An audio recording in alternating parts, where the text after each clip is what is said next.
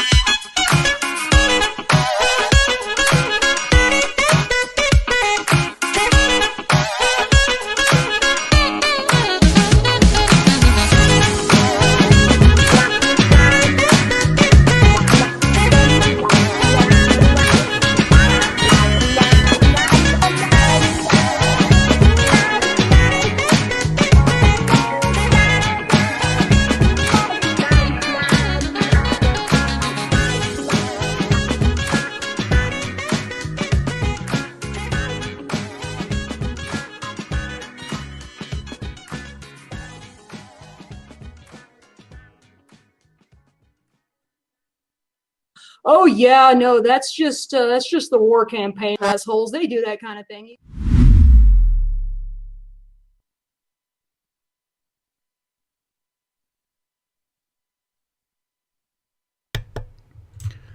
I said, hail the chat, hail brethren, good morning. Good morning, that's right. Good morning and welcome to another day of fun and games with the Government of Canada and all of its representatives. Today, I think we're going to have, it is almost confirmed for sure, we're going to have Ottawa Mayor Jim Watson, so that's going to be interesting. We are just waiting for this to begin, and we're going to be looking a little bit at Mr. Doug Ford this morning. Let me just let that run here in the background so we can hear them when they are getting ready to start streaming and they start to file in and take their seats. In fact, I've got a fellow that I know. He's actually, I think, a Fox correspondent, believe it or not. And his name is Vinny. He's an old school journalist, and he's been sitting in there every day over there at downtown Ottawa, and he's telling me come by. And I'd love to come by, except you cannot video from. They made it illegal, or you're breaking something. Right. Yeah. No streaming from inside the courtroom. Don't ask me what that's about, but you're not allowed to do that for whatever reason. So let me just see if the chat's working over here. Okay, I had paused for a second on my computer. That's good. Got it working. So there you go. So that's it. He's telling me come by, but he's telling me it's empty. Believe it or not, it's actually empty down there. He says there's a lot of empty seats. So if you want to go down there, then you can go down there and witness it yourself.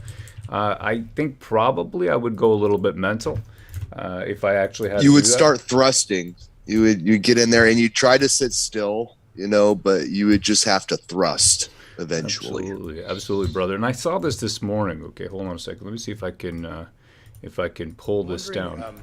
Okay, here we go. Yeah, I can. Okay, watch this. This is Doug Ford talking yesterday. He did a press conference. I'm going to pull up the original source, and then I'm going to pull up the actual. So this is a clip over here from the New Blue Party. All right, right over here. But I want to show you the actual source so you know what I'm talking about. Let's see what we got in the chat. We got Ewatch 2. He says, "Hail from Orleans, Ottawa." That's where I live. That's right. He's a neighbor of mine. So let me see here if I can pull this up.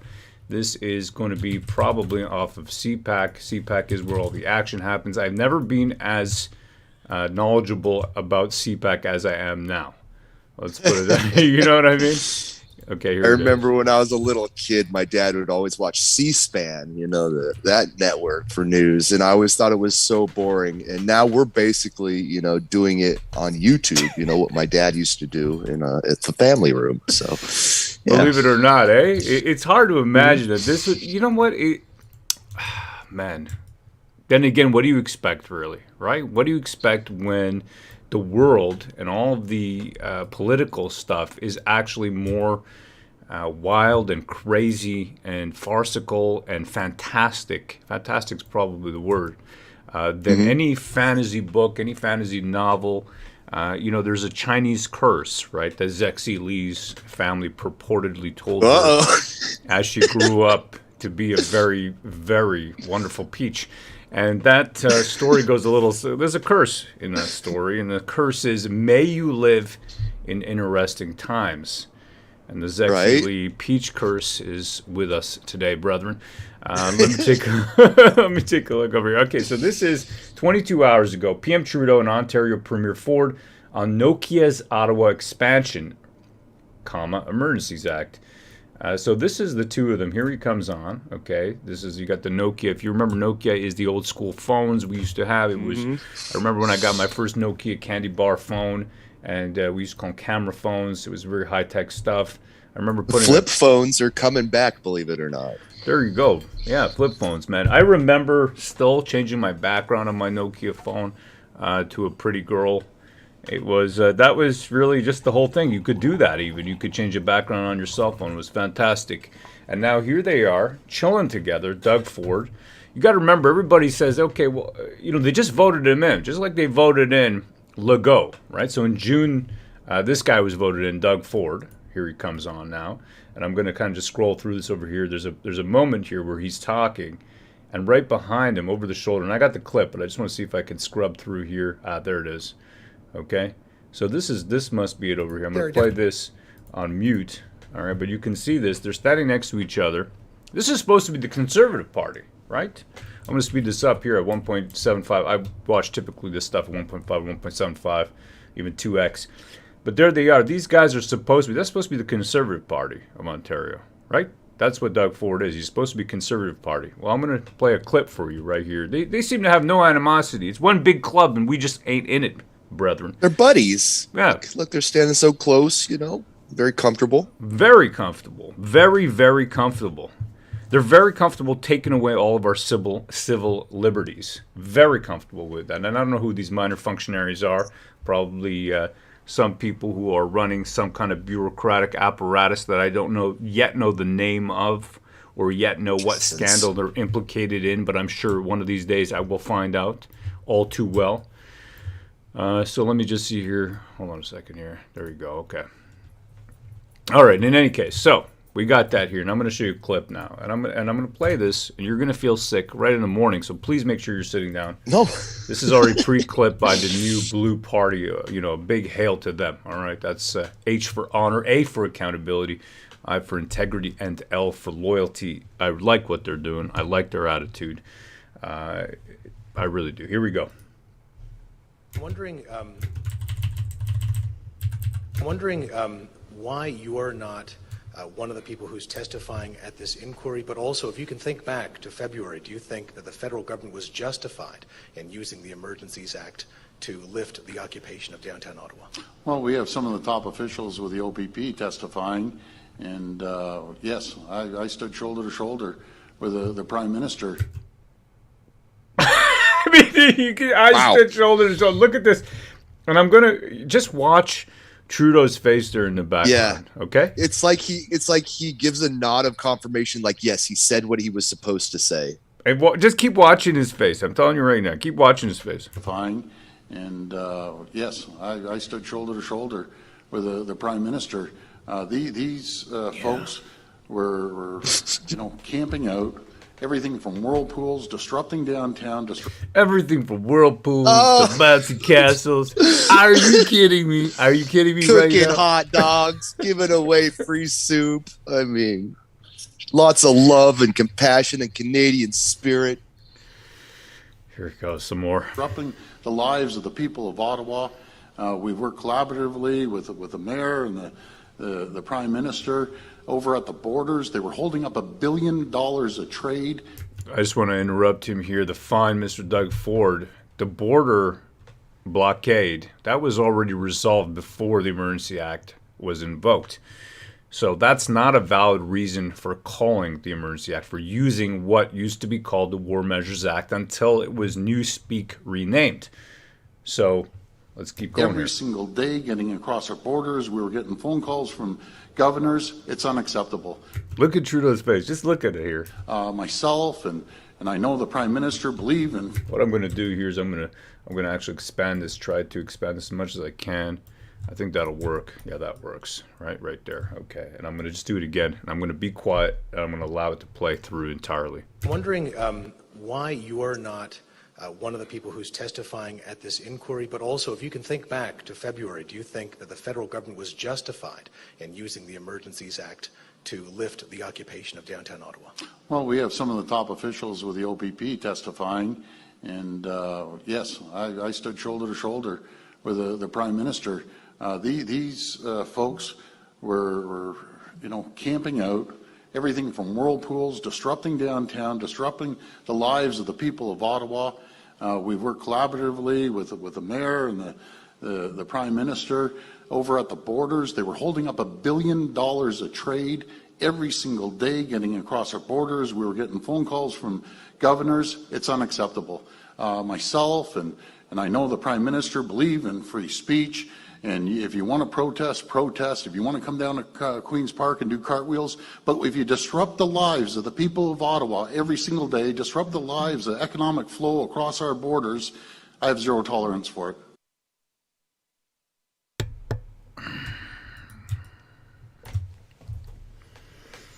At least he likes cartwheels. Unbelievable. Truly unbelievable. This, to me, shows every single level of government working together to obstruct justice, to disallow the people to have a voice, to put the thumb down on the population and hold them in place. That pyramid, these few at the top, us, the many, the workers at the bottom, those who are striving to build their own businesses, who want to own land, who want to own their own home. How is it possible that in Canada today it is harder to own a 3,000 square foot home than it is to own that same home in other places, developing countries, places where there's less land? I know areas in the States, they got a huge, big economy, and it's easier to buy a home than it is right here. We have so much land. You're telling me it is that hard? And every single year the houses get smaller. I'm seeing over here in Orleans, Ottawa, where I live, the new buildings, tiny little boxes. They want me to get used to not eating meat. Why the push? Why the push for crickets? Why the push for every level of government collaborating? That's what they are. They're collaborators against the people. That's what I see here, frankly. They're in on it together. If this isn't evidence enough, he has zero tolerance for the people speaking their mind when we've had enough against their governmental overreach.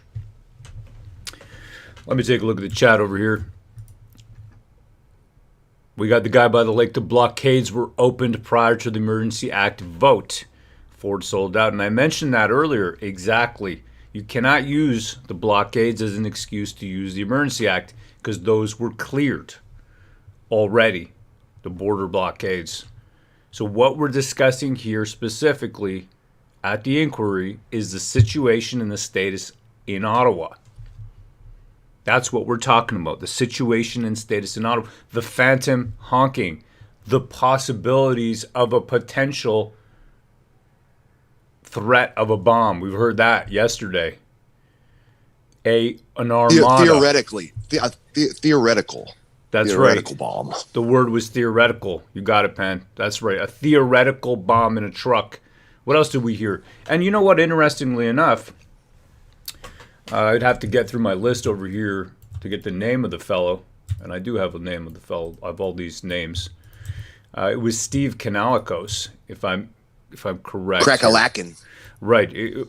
I might be incorrect there, but definitely there was a fellow who mentioned this, saying, clarifying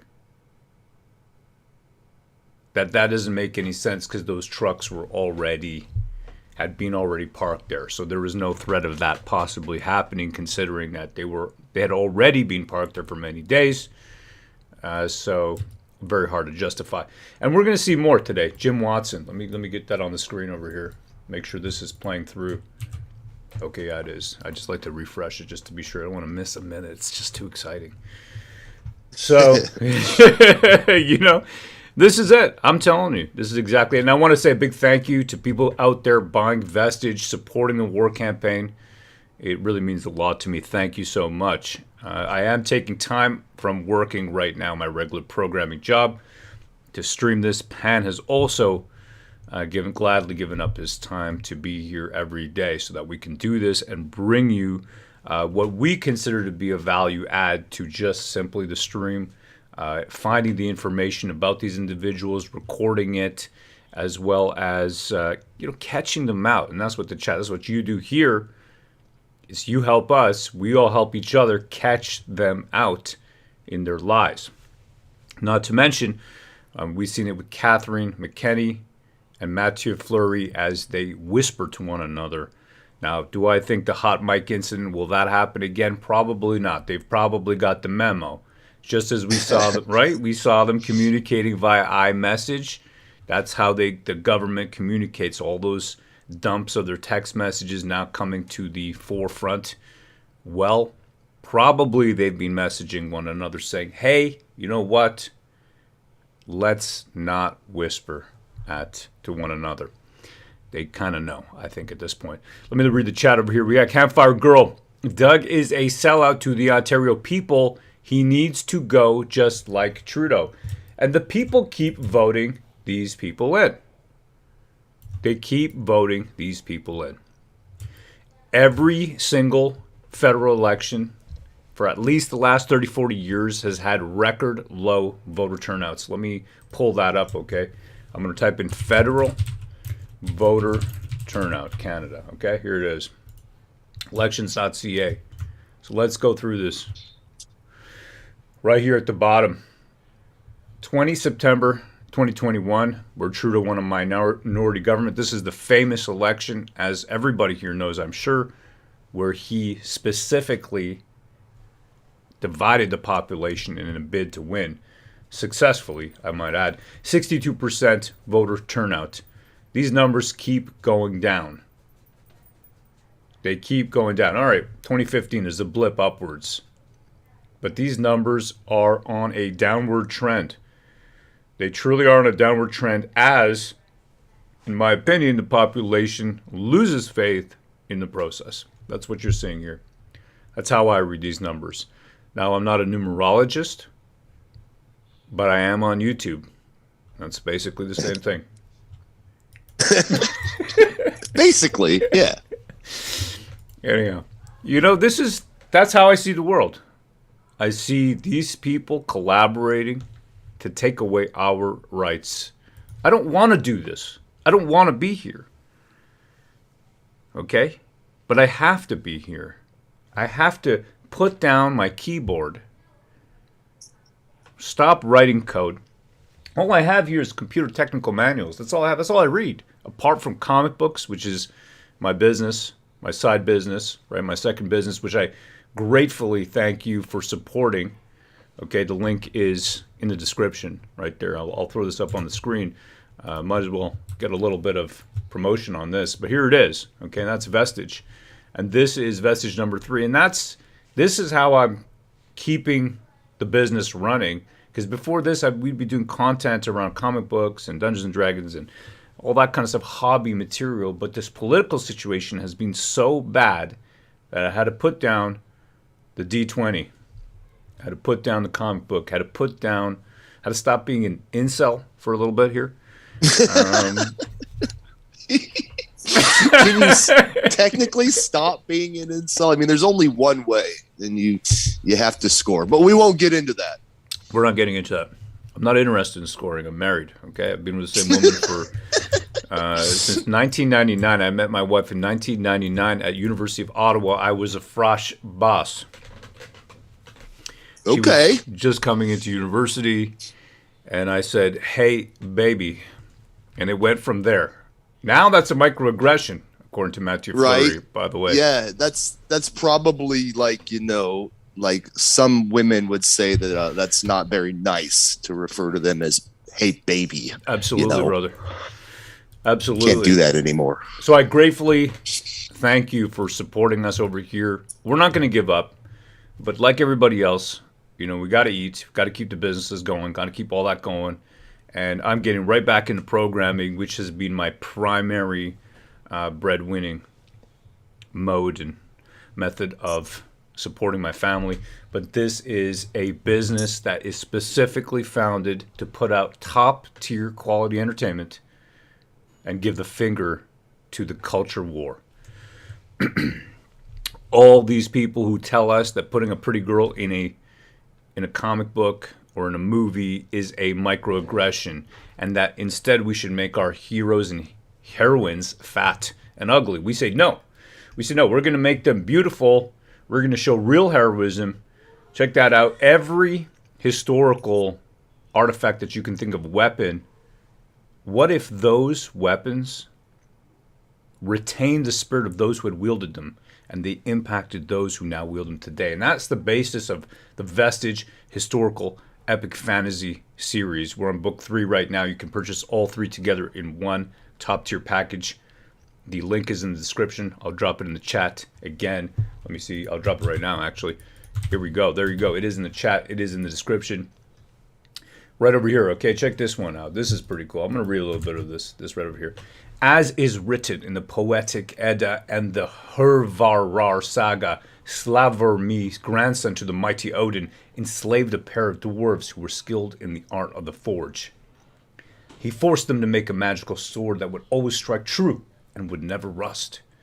The dwarves made the sword, but also placed a curse upon the weapon. Every time the sword is drawn, it must take a life, causing an irrational rage to build within the mind of its wielder. Prophecy foretold that this sword would be the cause of the 3 great evils. And this is the mentality, this is the story. It's all about these weapons. No other weapon has shed as much blood as the cursed sword Turfing. It's incredible. The writer is a historical expert as well as an expert storyteller. And it is the story of Charles Gamel, who works on the docks. Thinks he's an ordinary life. And he's thrust into greatness. He meets a mystical. He drinks ale. He gambles, as Charles Gamel, and occasionally chases women. However, a chance encounter with a beautiful siren will soon change his life forever, plunging him headlong into a visceral nightmare and upending his reality. Beneath the veil of his shattered worldview lies a fantastic realm filled with magic and intrigue, but also great peril. Look at this beauty. Oh, ooh la la. Please, stop. Looking good. Yeah, man, this is it. This is Vestige. That's it. Check that out. Really appreciate it. And you know what? We'll look at that again some more later on. All right. We are about 3 minutes away from... There you go. People seem to be filing in. Let me put this on the side there. Yeah, I really appreciate your support. That's... Like I said, we had to put down all that, the culture war stuff, and hit this politics. It's just too important. It's too important right now. I want to go back. You know what I mean? I want to go back to the D20. That's what I Maybe wanna one do. day Yeah. we can go back to just doing our old parody show where we just rip on pop culture and make fun of cucks and just have a laugh. It's kind of like, locker room type humor, just the boys getting together. But, it got serious up there in Canada, and then, regular old news media isn't going to show you the truth. So Here's we a kind of feel like we need to fill that gap. Check this one out right here. These guys are still going. I got them in the background. Just want to make sure we don't miss anything. But yeah, this is it. Take a look at that right there. Look at that. Yeah, That's man. pretty cool looking. Yeah, this is action fantasy. Okay, let me see over here. Oh, we got a guy in a mask. Ooh la la. The zombies are filing in. The zombies are hungry. They're hungry, brethren. All right, let me see here. We've got. Oh man. Oh man. Ow. Here we go. No, this is really sick. Uh-oh, what is it? Oh. What is it? Do I even want to know? I don't want to know, do I? It is really sick. Hurry, hold on. I'll put it up on the screen. Hold on. You're gonna sicken everybody. Hold on a second here. That's cut off, isn't it? Hold on. I can see it. What's up, kid? What's the matter? Morning. How you doing, baby? All right? Yeah. Right on, man. I'm busy. Just I don't know. Your dad is crazy at this point. The world has made We're him. interneting right now. The world has made your father literally lose his mind, son. You all right? Can I use your tablet to draw? Yeah, absolutely. Just look at this. Ow! Ow! Ow! Ow! Ow! It's always great to be here with friends, particularly you, Premier Ford. Oh, how nice. You sound like What a you nice just lost message. Your nut. Say again? You sound like you just lost your nut. Get out of here, you little pug. You did though. Oh, wow. Man, these kids today, you can't take them anywhere. That's Netflix. You know that? That's Netflix right here. This kid's learning from Blame Netflix, man. You watch too much Netflix, kid. I don't even watch Netflix anymore. All right, keep it quiet. I'm busy. Okay. All right, good. I'm gonna up the volume of these guys today because I did a Order play. à l'autre. Oh, here we go. Uh-oh, here we go. The Public Order Emergency Commission is now in session. La commission sur l'état d'urgence est maintenant ouverte. Bonjour, good morning. Okay, today I think we start off, unless there's any preliminary business, I think we start off with the Mayor of Ottawa. Is that correct, Ms. Rodriguez? Okay, go ahead.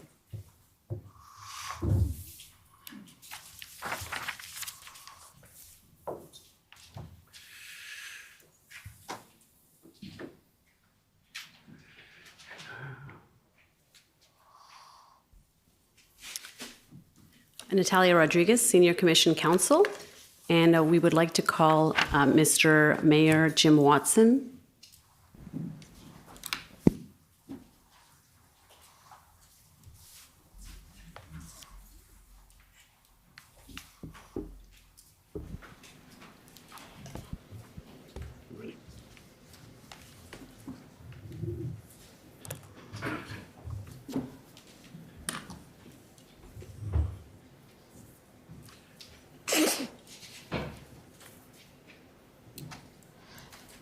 Mr. Mayor Watson, will you swear on a religious document or do you wish to affirm?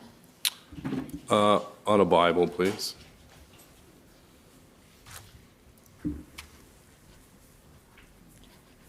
Please take the Bible in your right hand.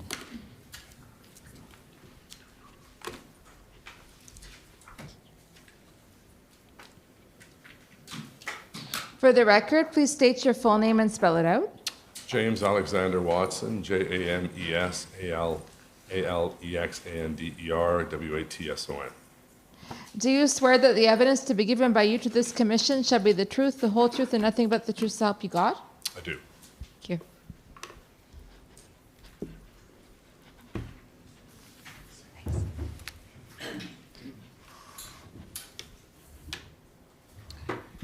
Go ahead. Thank you. Good morning, Mayor Watson. How are you? I'm good, thank you. Thank you Good. for the invitation. Nice to see you again. And you had an interview with Commission Counsel on August 18, 2022, and on September 7th, 2022, correct? That's correct. And you've had a chance to review the interview summary that was generated from those interviews? I did? Do you have any corrections at this time to make to that interview summary? No. Okay, thank you. So I'm just going to pull it up. WTS 6018. And so that's your witness summary there. That's correct. Okay, so we will enter that into evidence today. Thank you.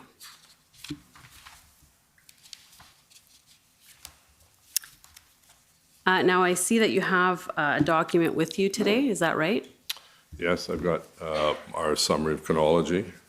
Okay, and does it have any notations on it? It does, yes. Okay, so I would ask that you can have the summary of the timeline, and I believe the timeline you're referring to is, yes, so we're going to take that one, Okay. and you can have the timeline of events as, yeah, and that is the institutional report of the City of Ottawa with respect to the timeline of events, correct? Yes. Okay, and you've indicated that, are there any notations on that one? Not this one, no. Okay, thank you. And can you tell us why you're having that with you today for your testimony? Just to be clear on the dates, and the sequence of events that took place earlier this year. Okay, so it's a way to remember the dates. Correct. Okay. Now, my understanding is that you were not involved in the day-to-day planning and preparation for the convoy's arrival in Ottawa. Is that right? That's correct. And that was left mainly to the city manager, Steve Kanellakis, and others within the city. Is that right? Yes. Okay. And I understand that you had a briefing with former Chief Slowly and Mr. Kanellakis on the 26th to talk about what to expect in terms of the convoy's arrival. So this is now before the arrival of the convoy. Is that right? That's right, yes. And can you tell us what the chief told you in terms of what to expect? Well, the information was not particularly clear. No one had a real sense of how many vehicles were coming, whether they were going to stay a long period of time, what their actual plan was. There was a sense on the chief indicated that the group was somewhat disorganized and did not speak with one voice. And in terms of scope, scale, number of vehicles, number of protesters, can you give us a sense for what you were told? That they were coming from 3 different locations, the West, the East, and Central Canada, to convene on or near Ottawa, and that they were upset with the mask mandates, which were primarily, as you know, a provincial matter, but they were upset with the federal government as well. And did he give a sense for how long you could expect them to be in Ottawa? My recollection was that they would be here for 1 or 2 days. That was the norm. You know, a lot of people protest in our city, and our police do a very good job of controlling and managing the situation. And to the best of my knowledge, we never had a protest in the 25 years I've been in public service that lasted more than a couple of days, and then they gathered their signs and placards and went back home. So it was 1 or 2 days was the sense that you got from the chief in terms of how long the convoy would be in Ottawa? Yeah, there was a bit of a moving agenda for the organizers of the convoy, because at one point they had, I believe, Mr. Bernier wanting to speak, and then he wasn't able to come on the Fridays or the Saturday, and then it was pushed back a day. So there seemed to be some challenges that they were having as to who was going to speak and when they were going to speak, and that prolonged it. My view at the time was that it would probably last a couple of days. My understanding was most of these truckers were independent, and if they weren't on the road doing business and pickups, they were losing money, so that they would in fact go home on Saturday or Sunday, and obviously that did not happen. Right, and the chief didn't give you any indication that it would be anything other than the weekend? No, we didn't have any indication. We had a memo or an email from Steve Ball, the Hotel Association, indicating that one of the organizers had come and inquired about a long-term booking of 30-plus days at a number of hotels. They wanted, I think, 9,000 to 10,000 hotel rooms. And did that concern you at all? Well,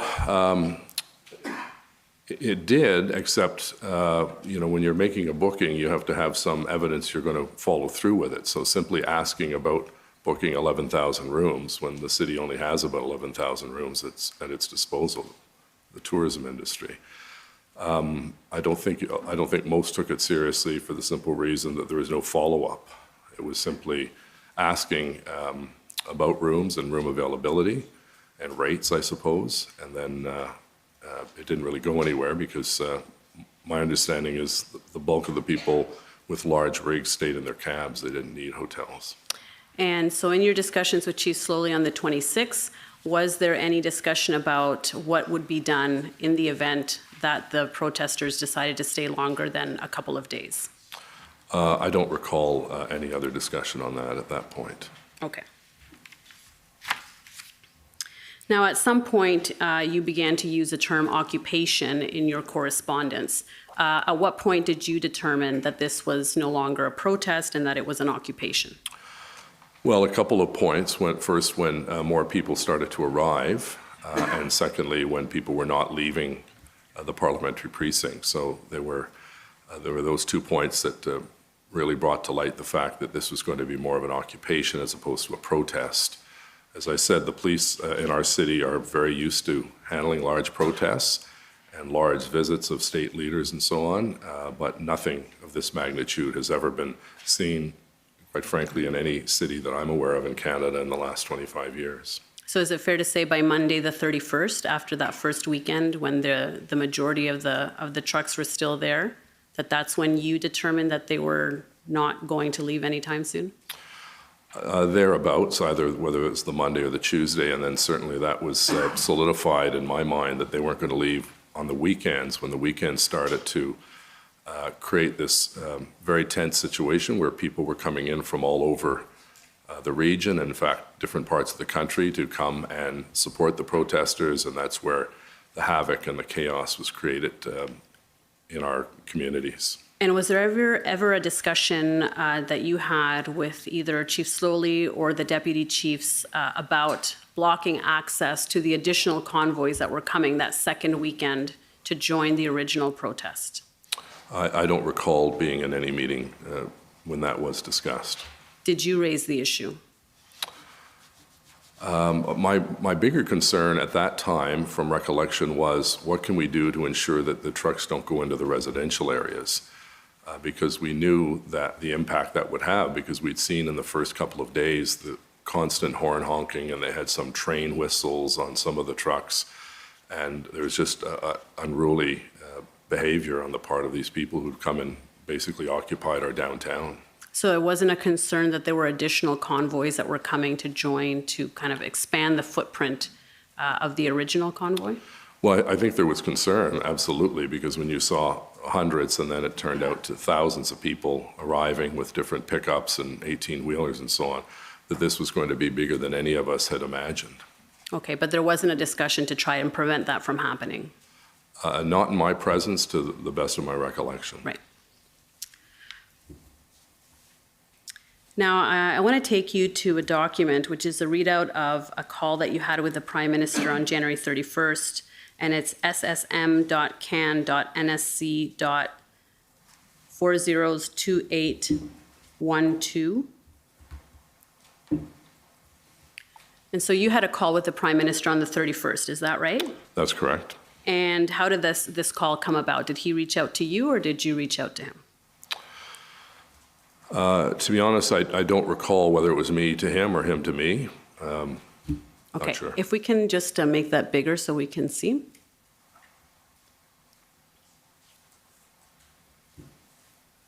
Okay, so you say hi. And as we know, these are summaries of the call. It's not a transcript, but it gives you a sense for what's being said.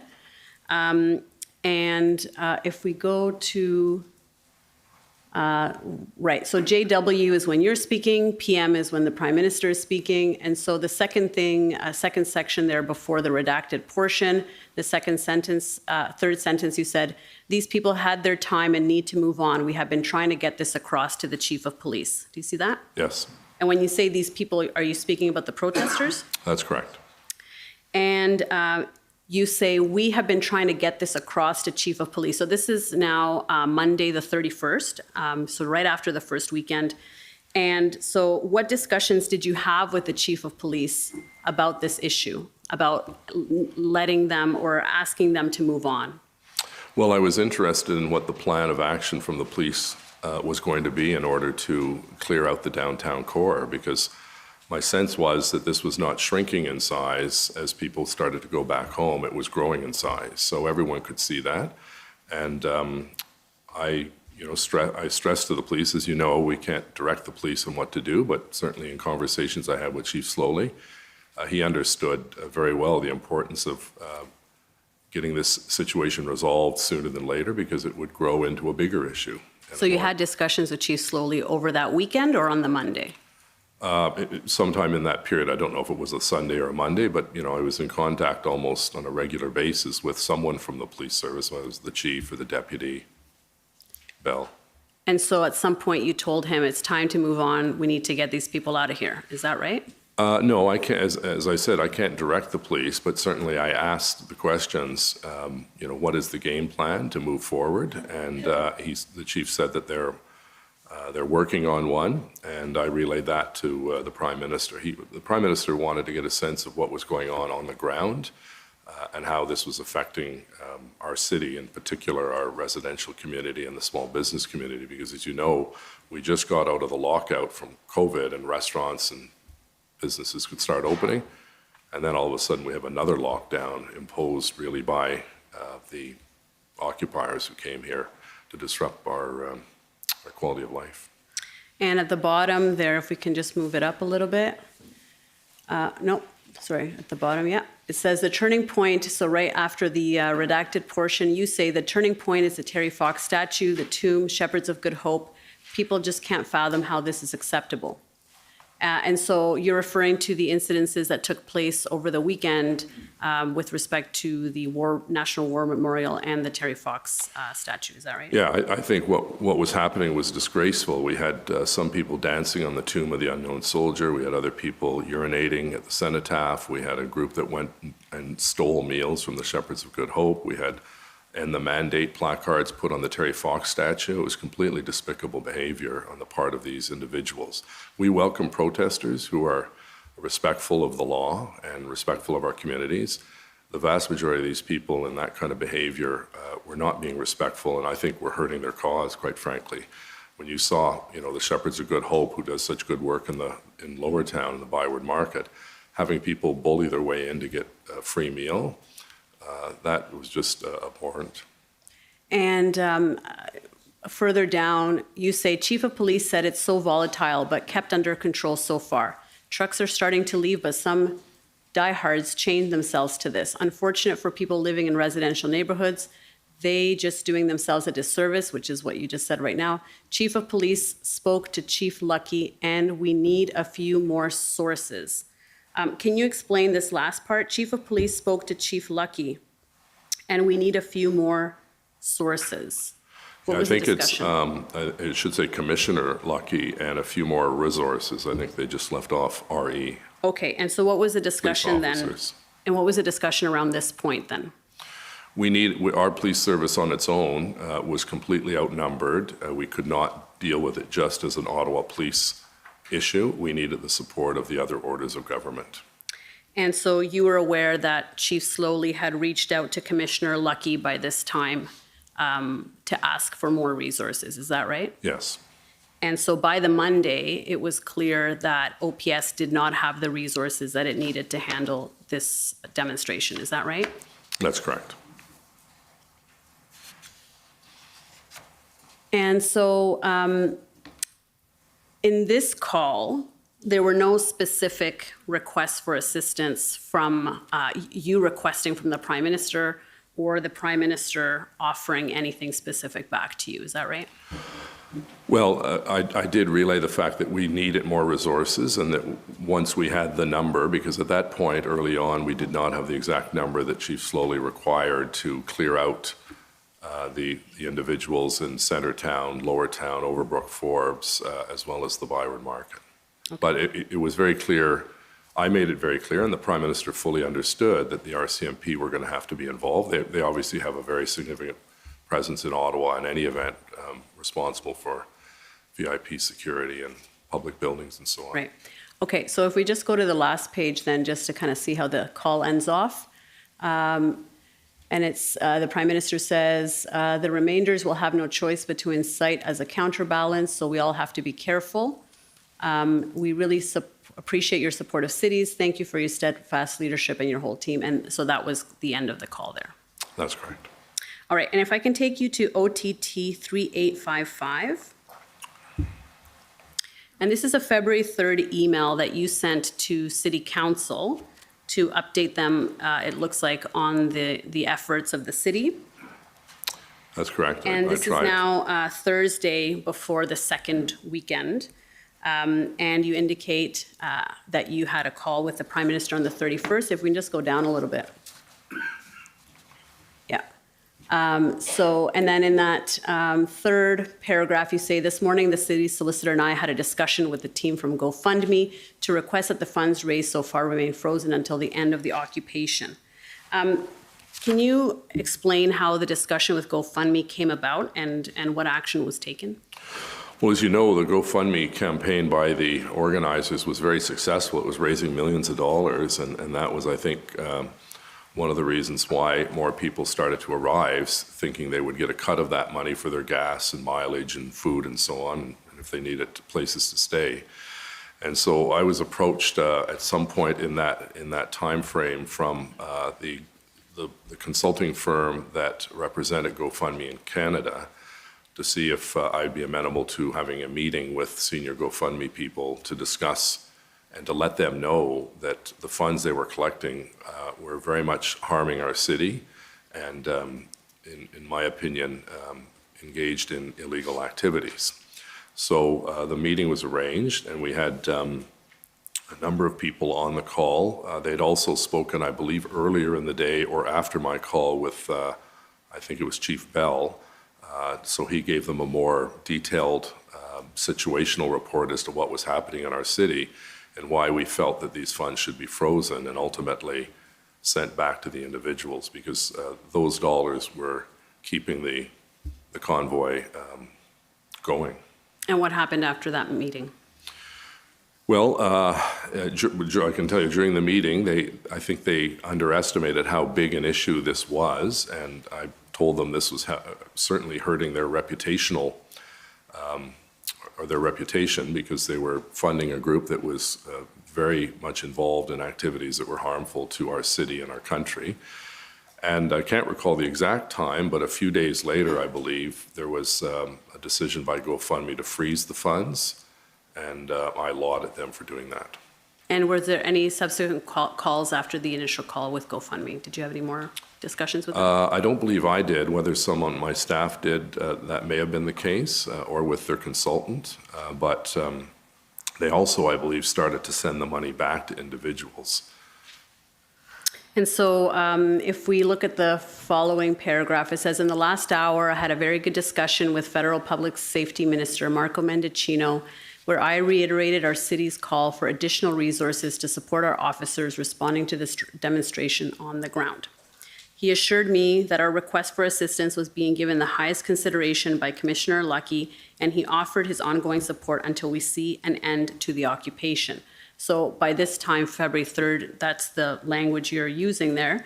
And when you say you reiterated the city's call for additional resources, when did you make the original call for resources? Because this is February 3rd, and you're referring to reiterating the call for resources. Are you referring to the 31st call with the Prime Minister, or was there another call for resources between the 31st and February 3rd?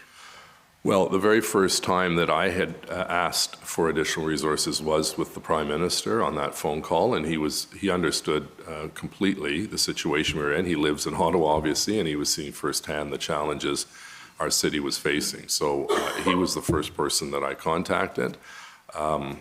This call with Marco Mendocino, or Minister Mendocino, I may have had another phone call with him, I can't recall, but certainly he was very, very well aware that we needed additional resources. He asked how many. I said that's being worked on by our Chief of Police. And I also indicated that we were going to reach out to the OPP as well, and that Chief Slowly, who had very good contacts with municipal leaders, would reach out to municipal police forces as well. And I certainly called a number of my mayor colleagues across the country, bringing them up to speed on what was happening, and said that you may be getting a call from your chief of police, and we hope that you can help us during this difficult time. And the municipal police forces were very, very responsive, and we appreciate their support at our time of need. So in terms of a specific request for resources, this February 3rd call with Minister Mendocino would have been the first time that you asked for resources from, other than the January 31st call, which was not as specific. This would have been the request that you made for additional RCMP officers. Yeah, I don't want to mislead you. I may have had another call beforehand, but I can't recall, and I don't have notes to that effect, but we may have had another call. But certainly this call and this memo that I sent to colleagues on City Council was to deal with the immediate and the short term and the long term. And if you just scroll down, one of the other parallel discussions or scroll up rather, parallel discussions I was having was with the Provincial Minister of Finance, as well as the Treasury Board President, Mona Fortier, and Peter Bethan-Falvey, because we knew that a number of businesses were going to be severely impacted, and we needed to receive not only officers to bring the situation under control, but in the midterm, we needed financial support to help those businesses that were suffering. And were there, at this time, by February 3rd, provincial discussions with the provinces beyond the assistance to the businesses that you've discussed? Any other requests for assistance other than that? Well, at some point, I know Chief Slowly would have been in touch with his counterpart at the OPP. Sorry, I mean with respect to your discussions or your requests. I may have had at one point, I had a discussion with Minister Lisa MacLeod and indicated to her we needed support, and she was very appreciative of the situation, and she said she would relay that back to her colleague, the Solicitor General. And what kind of support were you looking for in that discussion? Boots on the ground. OPP officers? OPP and RCMP, but okay. To the province, of course, OPP, yes. Okay, and do you know when that call with Lisa MacLeod took place? I don't recall. It was sometime in that general area of when the memo went out. Okay, and so her response was, "We'll take it. I'll take it back." Yeah, she was very helpful because she too lived in Ottawa and she was seeing firsthand. I think one of the challenges that we face with this is that people who live away from where this terrible situation was taking place didn't really have a full, not everyone, but some didn't have a full appreciation for how horrific this situation was. We have about 18,000 people that live in these areas. This is not just Parliament Hill. This is Centertown. This is the Byward Market. It's Lower Town, Vanier, Overbrook Forbes. It was having an impact on a wider part of the city. And I think, people started to realize this was turning into a very volatile situation when we started seeing fireworks going off and hot tubs brought in and the behavior I told you about, those 4 or 5 incidents. And, the public who were living here understood fully that this was a horrific situation, and the sooner it got resolved, the better it was for everyone. Yeah. And at the bottom as well, if we see the end of the letter there, a number of colleagues have suggested to me, and I have agreed, that a special council meeting be called to discuss the impact of the truck convoy demonstration on our residents and businesses. The clerk will be issuing a notice of special meeting before the weekend for the meeting to be held on Monday, February 7. And eventually a special meeting was convened for the 7th. Why was that not convened sooner than the 7th? It seems that by the 7th, you're almost 10 days into this situation.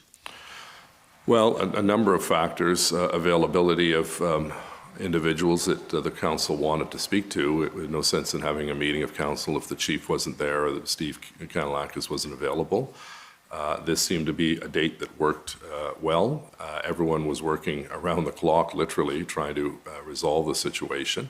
And one of my objectives was to try to minimize the number of opportunities that we dragged the police chief and his senior command in because they had work to do back at their operations center. And so this was a date that appeared to work for almost everyone, and that was the date the clerk circulated the notice about. And let's speak now about the declaration of the state of emergency on February 6th. And I'm going to take you to OTT 4231.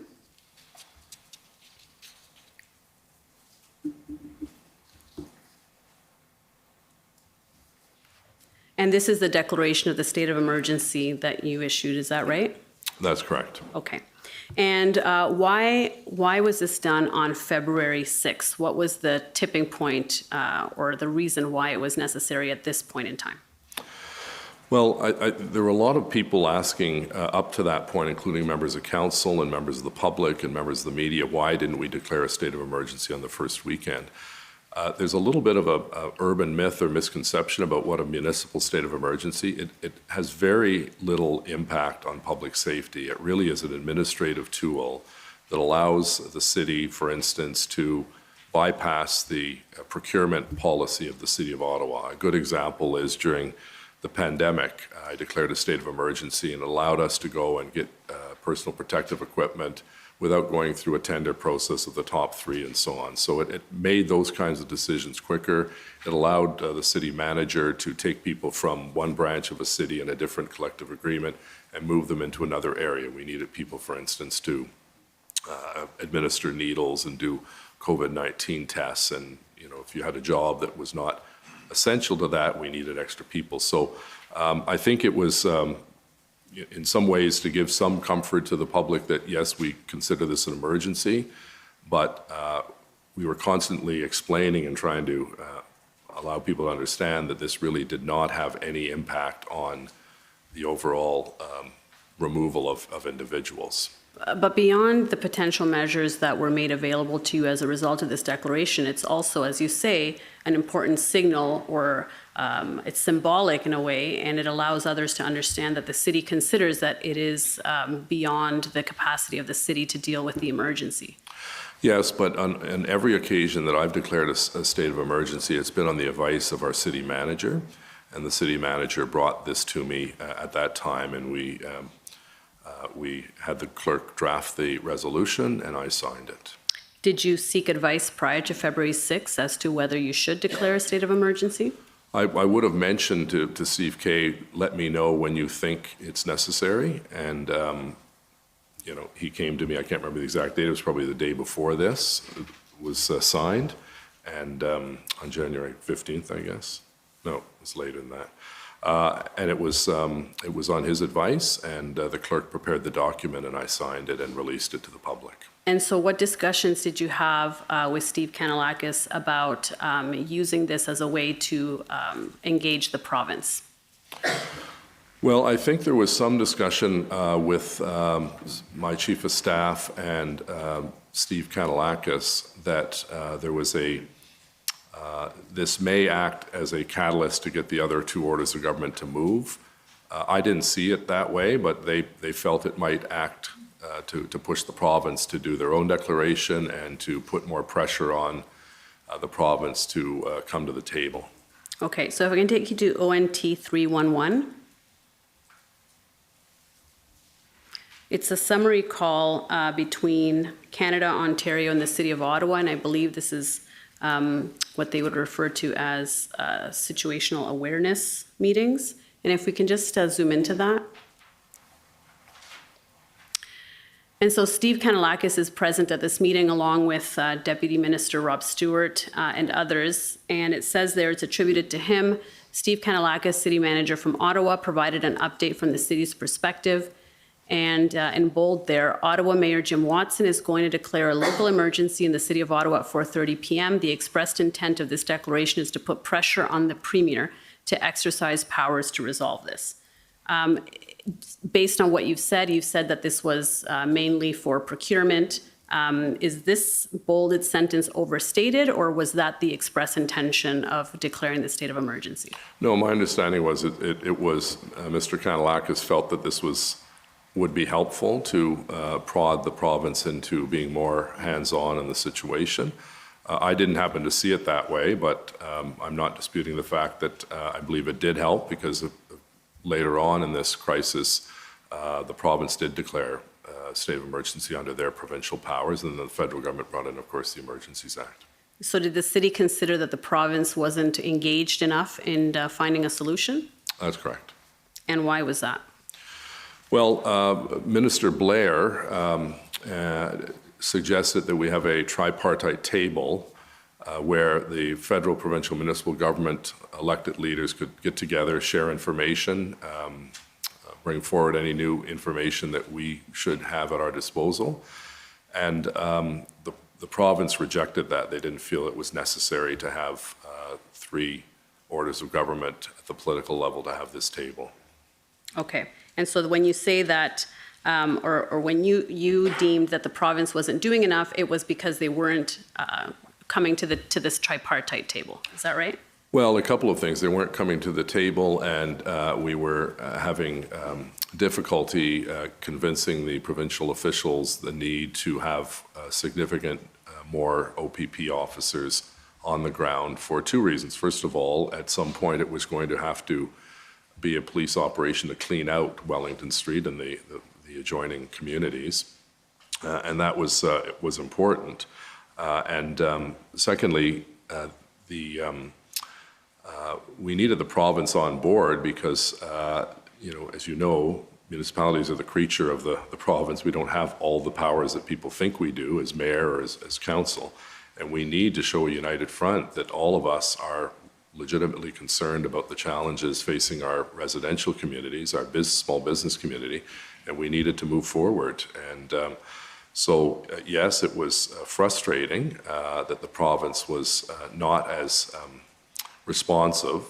I can say, though, in fairness, once they did get engaged, they were very good partners. The OPP was very helpful, but it was getting to that stage. And as I mentioned, I believe in our interview, the Solicitor General seemed, at the provincial level, seemed to believe that there were 1,500 OPP officers on the ground, which was not true at all. And I checked with our police officials. I said, how many OPP today? And they said 50 to 55.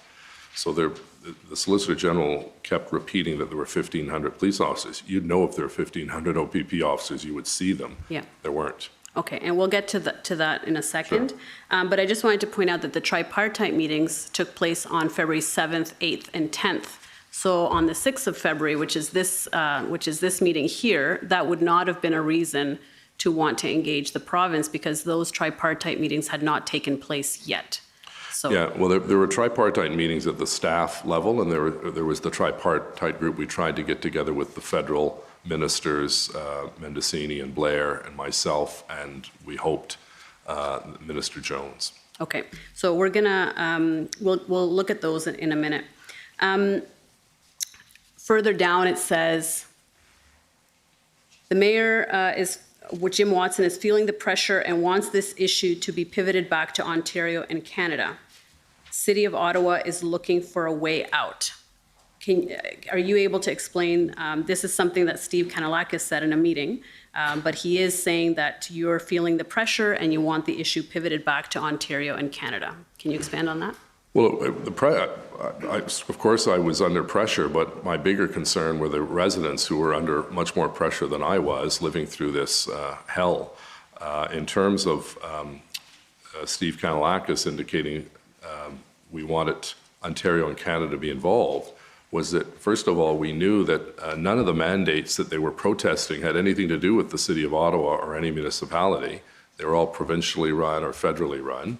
Secondly, we did not have the resources. We didn't have enough police officers to continue doing all of the rest of the work of patrolling Ottawa streets. And as you know, we're 2,600 square kilometers, so you couldn't take every officer away from Canada and Orleans and Vanier and so on and put them in the downtown core. So pivot to Ottawa, or pivot back to Ontario and Canada, was to say, please come to the table. We need your help. Okay. And if I can take you to OTT 18172. What date is that? This is a February 6th email from, it looks like OPS to you and to Chair Deans. So it's from James Armbruster. I believe he's with the OPP. No, or the OPS, sorry. No, he was my EA. Oh, okay. I'm sorry. And that's to you and to some other people in your office. Sorry, I'm reading, it says to James Armbruster from me on what I'm seeing. I'm looking at the one above. But in any event, if we go down, yeah, you're looking at the one underneath it. Right. Yeah, sorry. And if we go down to the original one, okay, okay, perfect. So if we go up to see the two, so this one is from the Ottawa Police Service, John Steinbach's. Right. And it's to you and to Diane Deans, Serge from your office, and other people there from the OPS, et cetera. Right. And it says, Chair Deans and Mayor Watson, please find below the list of Ottawa Police Service asks to the federal, provincial, and municipal levels of government that was requested yesterday by the board. These asks are designed to assist with the management and safe conclusion of the demonstration. Right, and what date is that? This is February 6th. So it's the day that you declared the state of emergency. Right. And then it says the chief is requesting a meeting as soon as possible to discuss. We're available this evening. And if we go down to see what the list of asks is, there's some things there for the city to do.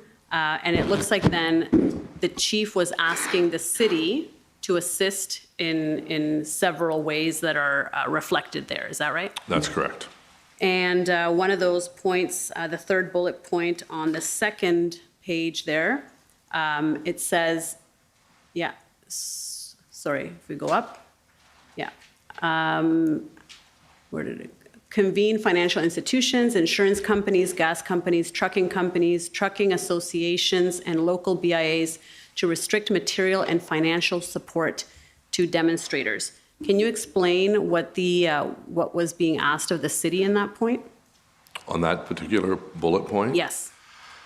That's something you'd have to ask Chief Slowly because it was his request, but my understanding was that they wanted to try to see if they could stop, for instance, gas stations from filling up jerry cans because we knew that was the transportation method by members of the convoy to keep their rigs running in the cold weather. So, we also had, I know over the course of this period, I was invited to, I think, 5 or so meetings with different business groups, including BIAs, and it never came up at those meetings that I was at that we were asking their merchants to stop selling supplies and so on. So that's something that the chief asked for. I'm not entirely sure what benefit it would be, but I relied on his good judgment. And was that done? Did the city take any steps towards those things? I don't believe so because our number one preoccupation was to end the occupation and bring the streets back under control of the city of Ottawa. So you can only do so much. There are only so many balls in the air that you can juggle in order to get these issues resolved. But I don't believe, certainly I was not involved in contacting any financial institutions, for instance, aside from the GoFundMe discussion we had. Right, and in terms of insurance companies, was that part of the discussion that was being had with the province to be able to restrict the commercial licenses and insurance of the participants?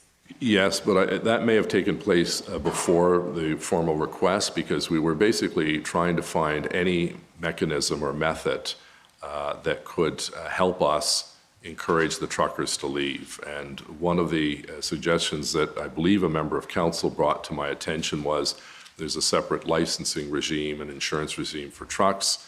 Could those organizations through MTO, Ministry of Transportation of Ontario, actually use those tools to basically force the trucks to get out or there'd be consequences to their actions of illegally blocking our streets.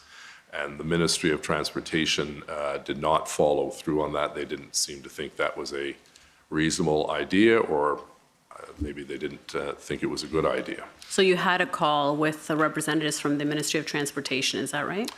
It wouldn't have been me, it would have been some member of staff, but not me personally. Oh, no. okay, so you were not on those calls, but it was reported back to you that they didn't think it was a good idea.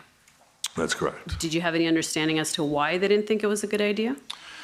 Well, there was, they seemed to think that it would, they couldn't do what we were asking them to do. So there seemed to be a bit of a contradiction in terms of what we thought was available under provincial law and what they were telling us was not available. And I think at one point someone said it wouldn't make any difference. This was a group that was digging in and having a paper exchange of rules and laws and bylaws was not going to move this group at all. Okay. And then the final point that's on the top of that page, there are daily emergency operations center meetings to coordinate whole of city response, including daily public briefings led and coordinated by the city so that the police can focus on operations. I don't believe this was ever done. Are you able to confirm that? Did the city have daily briefings? Not public briefings. There are a number of press conferences that were held by both myself and Chair Deans and Chief Slowly and City Manager. So we did make ourselves available, if not on a daily basis, when new information arrived. We weren't going to have a press conference for the sake of having a press conference if there's no new information, but there certainly were a series I remember seeing, and I think we talked about in an interview, a series of memos that went out over the course of the event, updating members of council and the public. Right. But this well is daily public briefings, so I imagine that's for the public. Yeah, well, I guess the public briefing would have been the press conferences that were carried on the city's social media networks. And then under advocacy, it says mayor to play advocacy role with other jurisdictions on below asks. So there it talks about the 1,800 officers, which you did advocate for in your letter of February 7th, co-authored by Chair Deans. Correct. And it also says on the third bullet point, professional mediation and negotiation capacity. Can you explain what this was about? What were they asking for there? Well, again, I'm at a bit of a disadvantage because these are not my requests. These are the requests that were sent to Chair Deans and I in an effort to write to the Prime Minister and the Minister of Public Safety, as well as the Premier and the Solicitor General, to seek the 1,800 additional staffing and enforcement. We were pushing the police because one of the challenges we had was up until this letter came, or this memo came from the chief, we did not have an exact number that was being requested of the two other orders of government. So this was something that Chair Deans and I pushed for because we needed that number to go back to our federal and provincial counterparts to say, all right, you asked for a number, here it is, and here's how it's divided. So on the issue of mediation, again, I can only suggest it may have been they wanted to have some capacity to go and try to mediate the safe removal of all of the trucks, but that would be something the chief would have to ask. Right, so the chief asking you then to engage a professional mediator for that purpose, to try and de-escalate the situation with the protesters? Yeah, again, I'm not sure the intent or why it was, I think it's under advocacy, but my understanding was that these were requests for our staff. The one request that was for myself to play was really bullet number 1 to get those 1,800 resources. And then if I can take you to OTT 20707. And what date is that? This is on February 7th. It's the next day after that email from the OPS with the requests.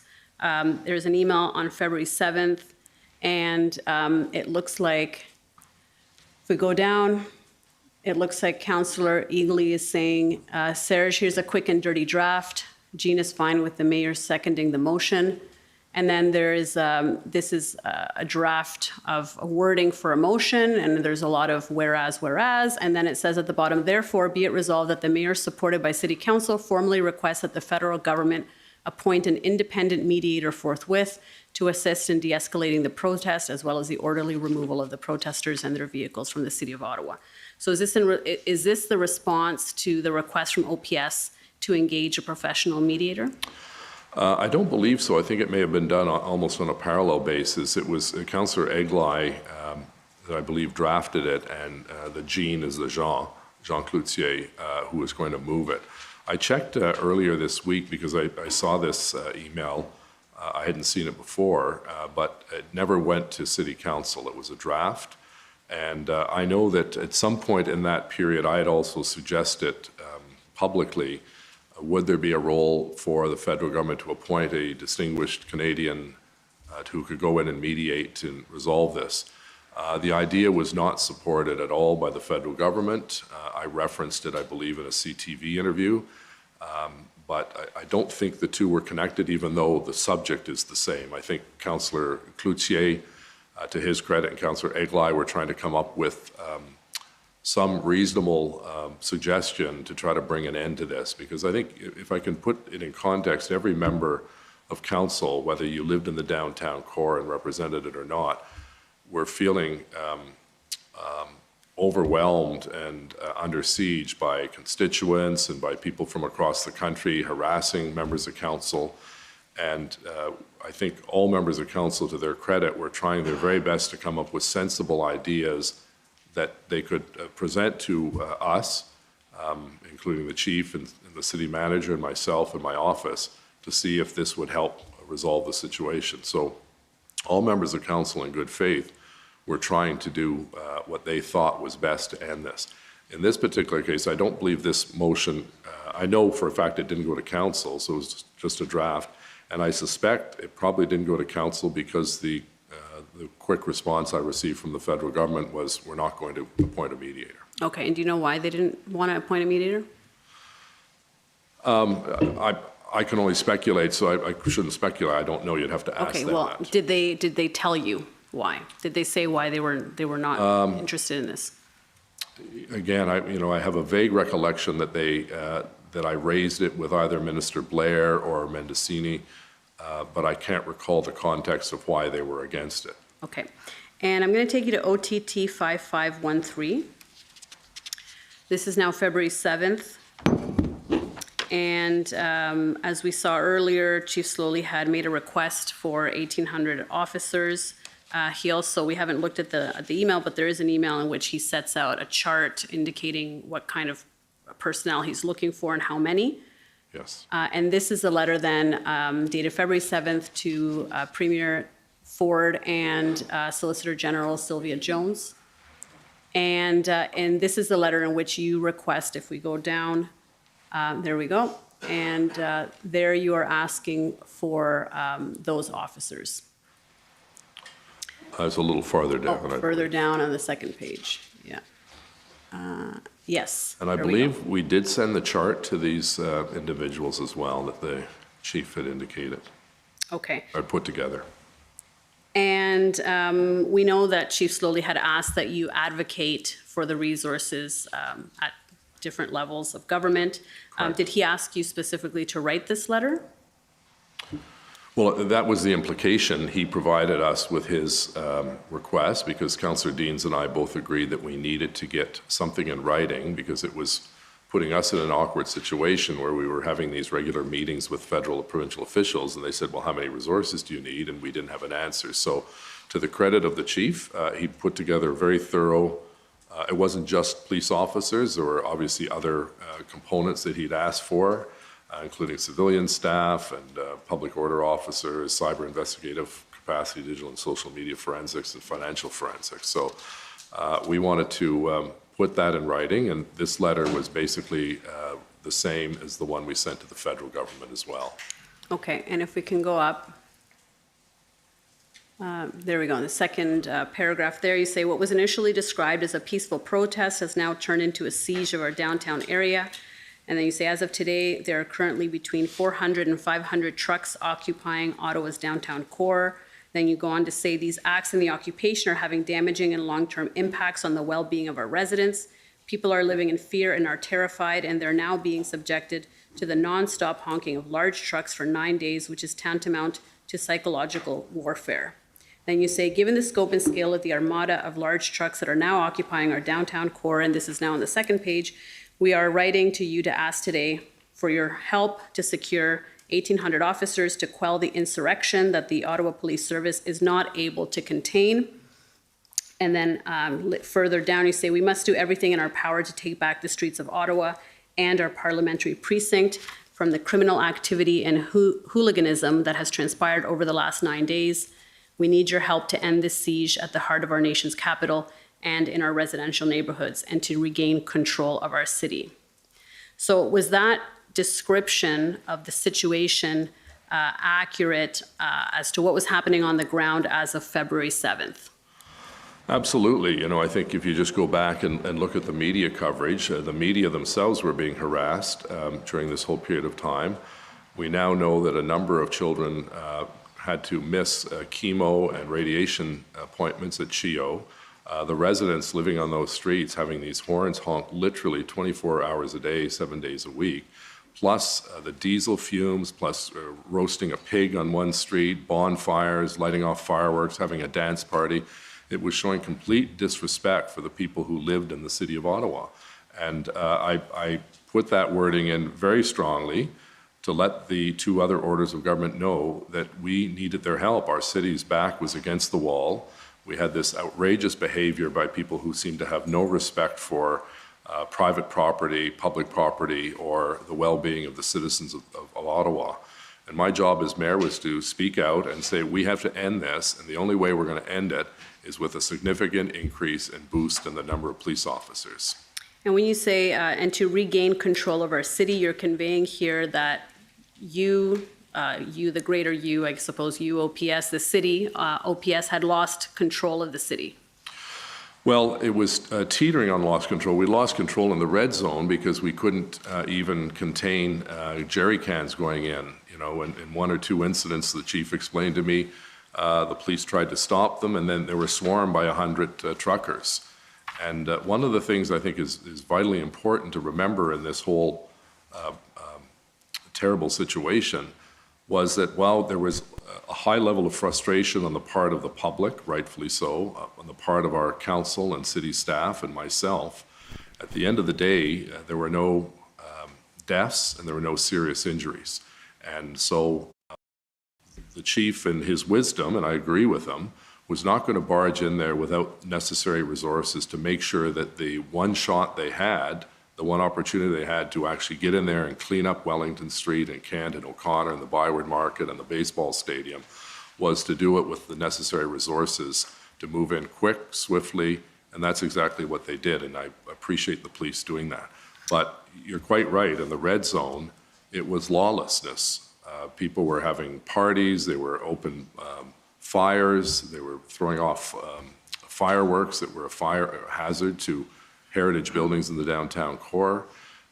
They were harassing people in restaurants, tearing off their masks. These are not sort of made up stories. These are all documented during the convoy occupation. And so, yes, we're not swallowing our pride by saying we could do it all on our own. We needed help, and we needed the help of the other two orders of government. So if I can take you now to OTT 6057.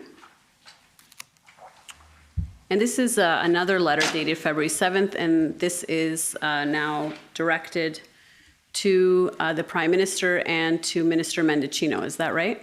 Yes. And it's essentially the same letter. That's correct. Okay. And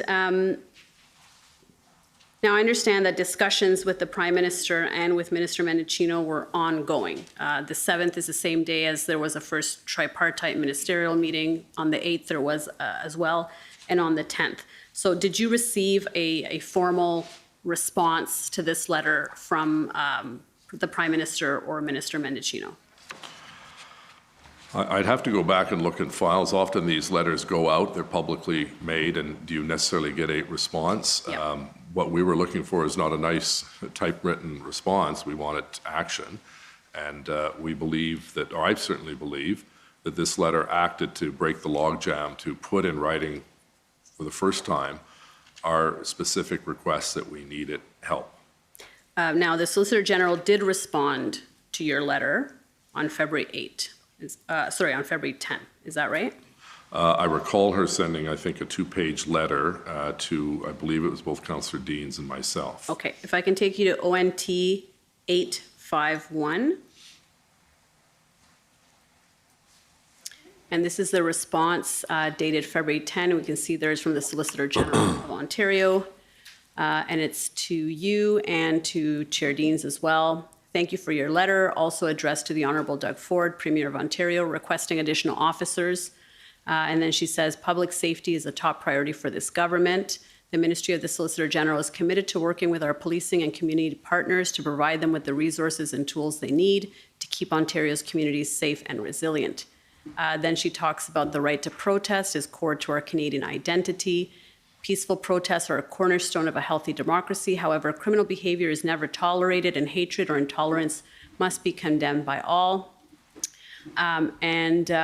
She says, this last paragraph at the bottom, we have been encouraging all those participating in the Ottawa protest to govern their actions in a way to ensure they are peaceful and respectful to the community and to those charged with keeping the peace.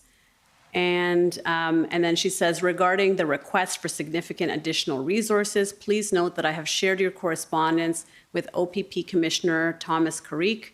Commissioner Thomas Carrick and RCMP Commissioner Brenda Lucky will continue to liaise with Chief Peter Slowly, Ottawa Police Service, to determine how policing partners can provide support based on available policing resources and the operational plan proposed by the Ottawa Police Service. What's your reaction to this letter? Did this satisfy what you were looking for in the letter that you sent on February 7th?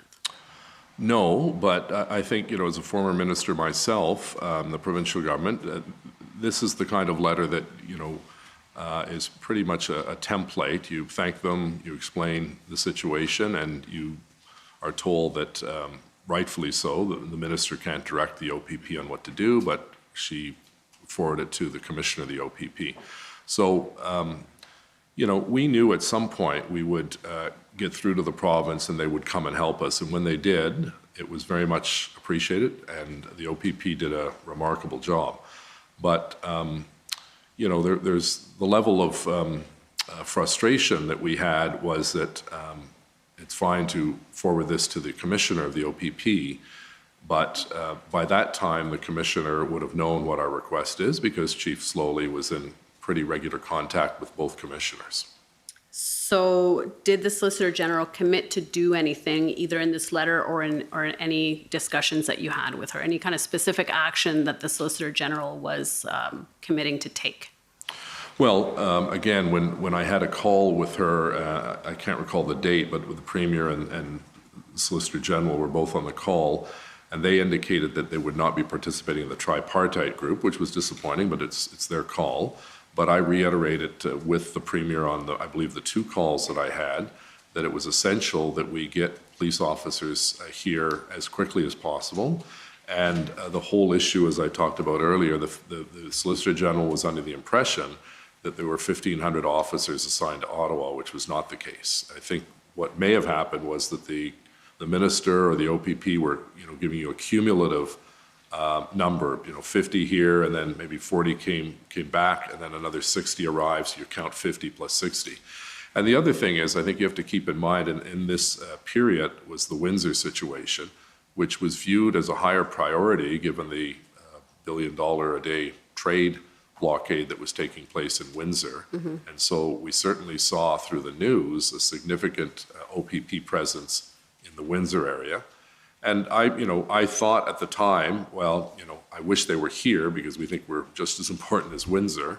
But I thought, well, at the very least, they did a very good job in Windsor. And once that's wrapped up, they'll be sending those officers to Ottawa. Okay, so you expected that the Windsor issue, and by that we mean the blockade at the Ambassador Bridge, would be resolved before Ottawa became a priority to become resolved. Is that right? Yes, and that's in fact what happened. Okay, and if I can take you to ONT 858. Now, this is a letter that was not sent to you. It's the next day after the response from the Solicitor General, the kind of template letter as you described it. And this is now February 11th, and this is directed to Commissioner Karik.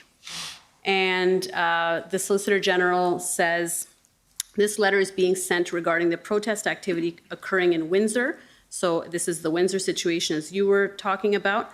Right. The Government of Ontario is proposing that a meeting occur within an agreeable time period between a select group of protest leadership and representatives of the province to allow their issues to be heard.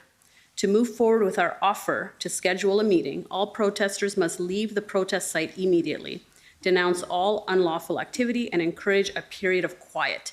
This means no unlawful, unpeaceful, unsafe protest activity can occur between the time of acceptance of this offer until the meeting takes place. Please share this with the protest leadership and note that immediate agreement is required.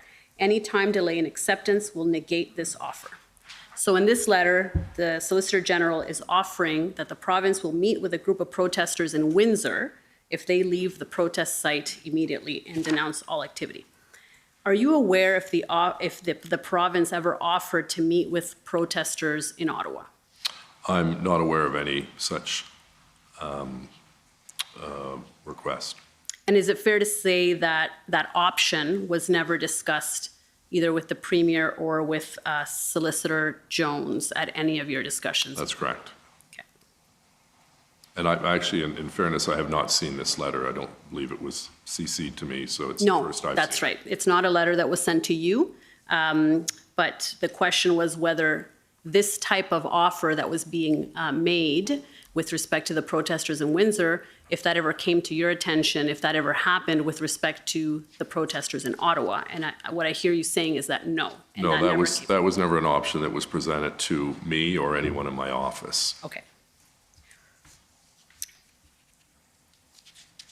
If I can take you now to, I'm going to take you to the first tripartite meeting that occurred on February 7th, and it is pb.nsc.can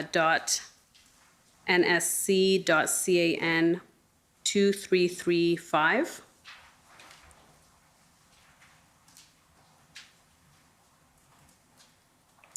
And if we go down to the bottom of that page, yeah, right there. Okay, so this is, my understanding is that this is a readout of the first of the 3 tripartite ministerial meetings that took place with you, Minister Blair, Minister Mendicino. I believe Mr. Kanellakis attended as well, and at times Deputy Minister Rob Stewart was in attendance as well. Yes, it was all done virtually. Yes. And BB there is Bill Blair, and in the second line he says, spoke to PM last night, felt it was important to convene table. All of them have already been working well with city officials. And so it looks like there, the Prime Minister felt that it was important to convene this tripartite table with everybody at the table so that issues could be discussed. And if we look at MM is Minister Mendicino, and in the third line he says, we have confirmed 250 Mounties have been deputized. He says, we have been timely and responsive in putting our response together. Minister Jones will want to have a discussion with what they can contribute. So I understand that he's saying here that they have made 250 RCMP officers available. Is that your reading of that too? Yes. Okay. And if we go to the next page, you say, in the first line, you say 150 already pre-assigned. And are you talking about RCMP officers here? That's correct. You say not on Wellington Street or Kent.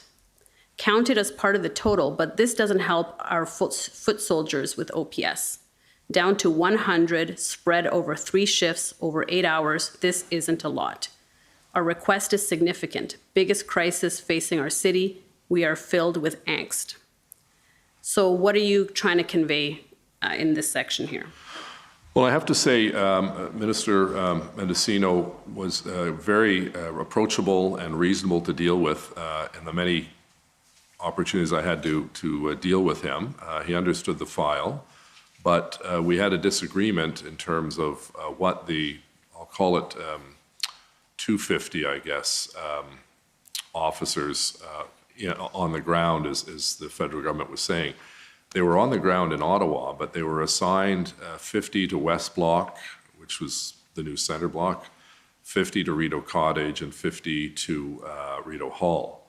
So out of the 250 or 257, you remove 150 right away because those individuals stationed at West Block, Rideau College, and Rideau Hall were not helping in Centertown or the residential area of Centertown or the Byward Market or Overbrook Forbes.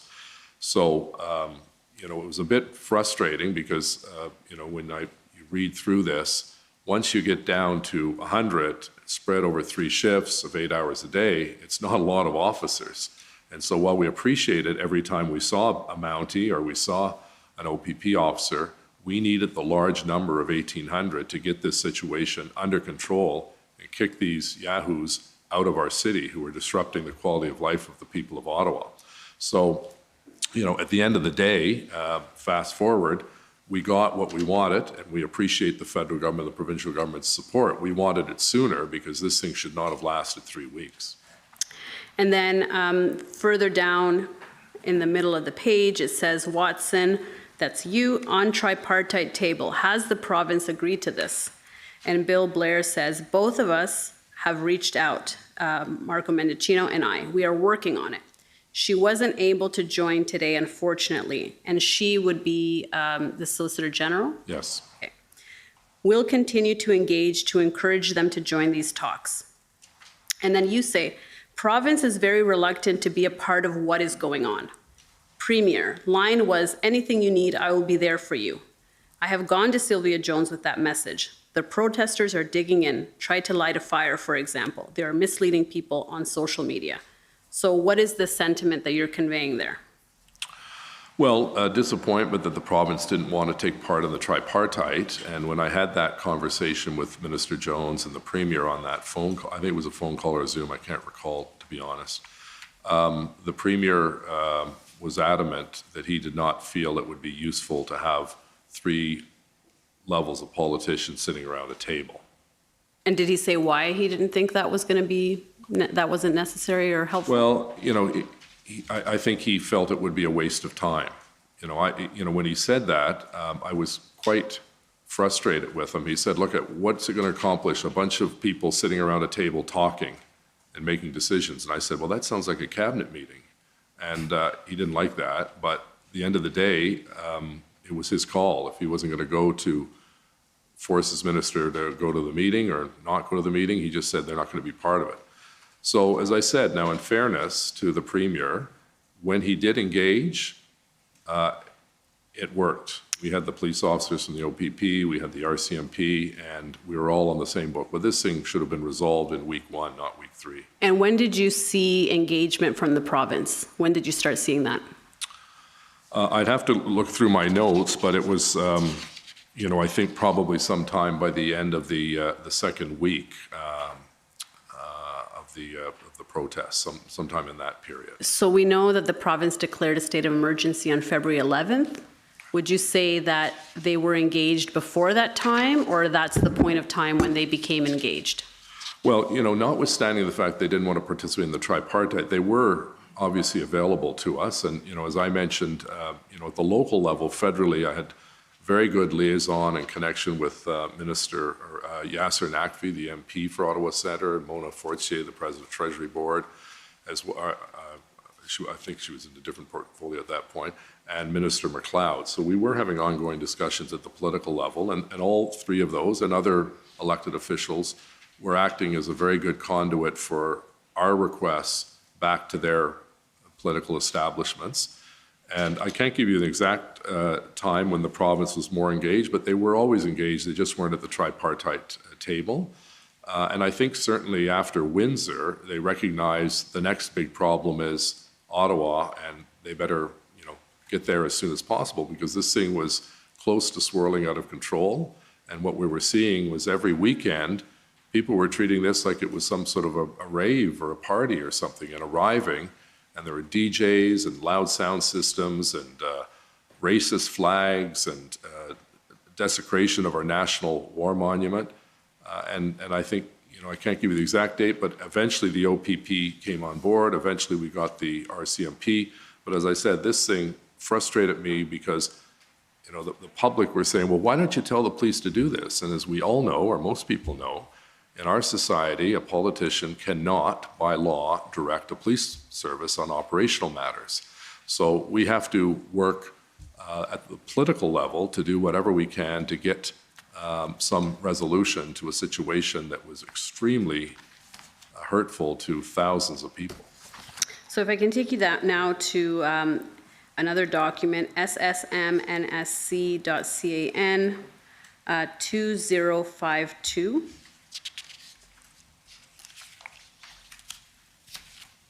And I believe this is a readout of the second tripartite meeting. And it looks like the participants on the first page are Minister Mendicino, Minister Blair, you, if we go down a little bit, yeah. And it looks like Chief Slowly was in attendance. Do you recall him attending one of the tripartite meetings? Yes. Okay. So then on the first page, you say, why no Solgen in attendance? I suppose that's Minister Jones. Sorry, Solicitor General. okay, I see that, yep. Yep, and then Minister Mendicino says no word back. So at this point, you had expected that Ontario would have been at this table. Is that right? Yes, I don't know the sequence of dates as to whether, because I did have that conversation with the Premier where he rejected the idea. But I know that the federal ministers were also trying to get the Solicitor General to engage on the tripartite table, which she declined. Well, this may assist because then you say, I'm speaking to Premier tomorrow. Okay. So you probably spoke to him then on February 9th. Well, I had at least 2 calls with the Premier, so you're probably correct in the sequence of events. Okay, and then you say, we'll ask that his minister be at the table. And if we go to where it says Blair, on Ontario involvement, I know Marco's been having good conversations with Ontario. They are worried about being visible and then being asked about what the province is doing. Do you know what was the discussion around that point? They are worried about being visible. Can you expand on what the discussion was there? I really don't recollect what the reference to visible or invisible was. Okay, so do you know what Ontario's concern is? It says they are concerned about being visible and being asked about what the province is doing. You can't shed any light. I can only speculate. Okay. So I don't really know what Sure. was going through their mind at that point. They certainly knew that they were more than welcome to the table, and they had our letter from Councillor Deans and I with the specific request and the breakdown Right. of the officers needed. And then the chief gives a breakdown of what's been going on, the breakdown of the resources, what they've been doing. And then on page 3,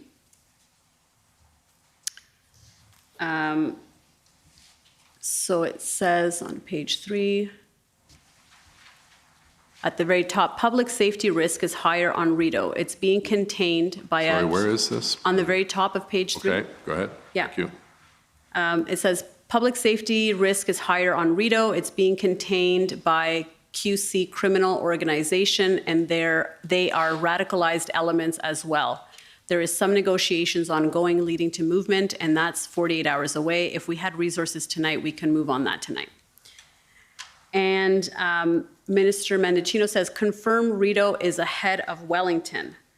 So my understanding that this is in terms of clearing areas, that Rideau and Sussex would be ahead of Wellington in terms of an area to clear because of the criminal activity that's being described here. Is that your understanding as well? Yes, and my understanding, because I was briefed on this, was that the chief indicated there were the criminal elements, I believe, were involved with the biker gang community in Quebec, and they were blockading the corner of where Rideau, Wellington, Sussex, and Colonel By connect, and it was also had shut down, as you know, the Rideau Centre which was a major economic generator, as well as a lot of small restaurants and shops along Rideau Street and the Byward Market. Right, and then slowly says, yes, it's blocking a hospital route, et cetera, high risk to public safety. When we have resources, reliability, we will be able to move. So here he's indicating that that area is blocking a hospital route and therefore a priority for clearing it out. Is that your understanding as well? Well, and also it's a major transit hub for both STO and OC Transpo as well. Right. And a lot of small businesses in that area. And then further down slowly says, for every action we do, there is a counter reaction that can exceed our resources. We saw that in Coventry. Our public request for more than 1,800 more people resulted in the activity in Windsor, plus a national call for protesters to drive to Ottawa so they can outnumber even increased police presence. So do you recall what Slowly was saying here about the public request for 1,800 officers? Did he see that as a concern that that request was publicly made? Well, I think what we were trying to do was to keep that number confidential because we didn't want to show our hand and the police's hand as to how many resources were coming in. But I don't know when the 1,800 came out. It may have come out at a police services board or a question from a member of council. You know, you couldn't keep it suppressed forever. But, you know, I certainly was not concerned with protesters coming all the way from Windsor. What my preoccupation was to get the police officers that had quelled the situation in Windsor to get to Ottawa as quickly as possible. And I think his point is it was a bit of a game of whack-a-mole. When they'd sort of resolve one situation, another thing would flare up. A good example of that was the shack that was being built near the canal and the NAC in Confederation Park, this permanent structure where it was a food distribution point and it was very, very unsafe. There was propane, open fires, gasoline, all stored in this area. And our fire chief and fire service said this is a tinderbox that could explode. So, you know, we had the request from the NCC because it was their property to move in. They eventually did move in, tore all of that down, but then people started to come back again. So it was one of these great frustrations that people had. Where you got one thing resolved, then you moved on. He just didn't have the resources to keep enough police services there to ensure that a flare-up wouldn't happen again. So it all boiled down to we needed more boots on the ground. And so then Bill Blair says, have you looked at traffic laws, et cetera? So he seems to be suggesting to use existing laws to deal with this. Well, you know, the police have the responsibility for the Highway Traffic Act, you're correct, and, you know, police can issue tickets for bylaws, parking and so on, but we had, you know, I think the figures are in the documentation, there were thousands of tickets that were issued, hundreds of people that were charged and arrested, but we couldn't, for instance, send unarmed bylaw officers into a very volatile situation to hand out parking tickets. If police were being swarmed, you know, certainly you can expect even worse treatment of individuals who are not given the proper training to deal with a confrontation of that nature. I would not want to send a friend or foe into that red zone or into the area where the Quebec and at the bottom, oh, sorry, yes. Yeah, I just would, you know, I wouldn't in good conscience want to force bylaw officers who are not geared to dealing with angry unruly mobs into a situation where their safety could be in danger. Right, and Chief Slowly alludes to this at the bottom. He says it's a challenging situation to enforce. Just yesterday, 100 people surrounded 30 officers when they apprehended an individual with a gas can and were almost overcome. We need extra public order. Bylaws aren't my control. So he's essentially saying existing bylaws, existing resources is not helpful to end the situation. Yes. Okay. And then you say, show me the Mounties. We need to come out of the meeting with a down payment on resources. What will you commit to? And then Minister Mendicino says there is a 5 p.m. RCMP call with the city, I believe. We need to have the province present on these calls. OPP will play a critical role. And then you say, it's hard for me to blast the province when I don't have a commitment from the feds. So explain that comment there. Well, you know, there was a level, we were a bit like the meat and the sandwich. We were trying to get both orders of government to provide their national and provincial police services to the city of Ottawa in the numbers that the chief and his command team required to get this issue resolved. And we knew, if you go back and look at the sequence of events from week 1 to week 2 to week 3, we started to see a lot more action in week 2 than we did in week 1. And what was important, I think, from my perspective, was we all had a skin in the game in the sense that we had a police force, the OPP is the provincial police force, and the Mounties are the federal police force. And we needed all to be working and following the same script, because the last thing we needed was a bunch of distractions where, they don't agree and they're fighting and squabbling. At the end of the whole process, when the police finally did move in and they had the 1,800, I believe it went up to 1,900, it was, in my opinion, and I'm not a policing expert, but a very good case study on how to resolve a situation relatively quickly. They moved in, I believe, on the Friday.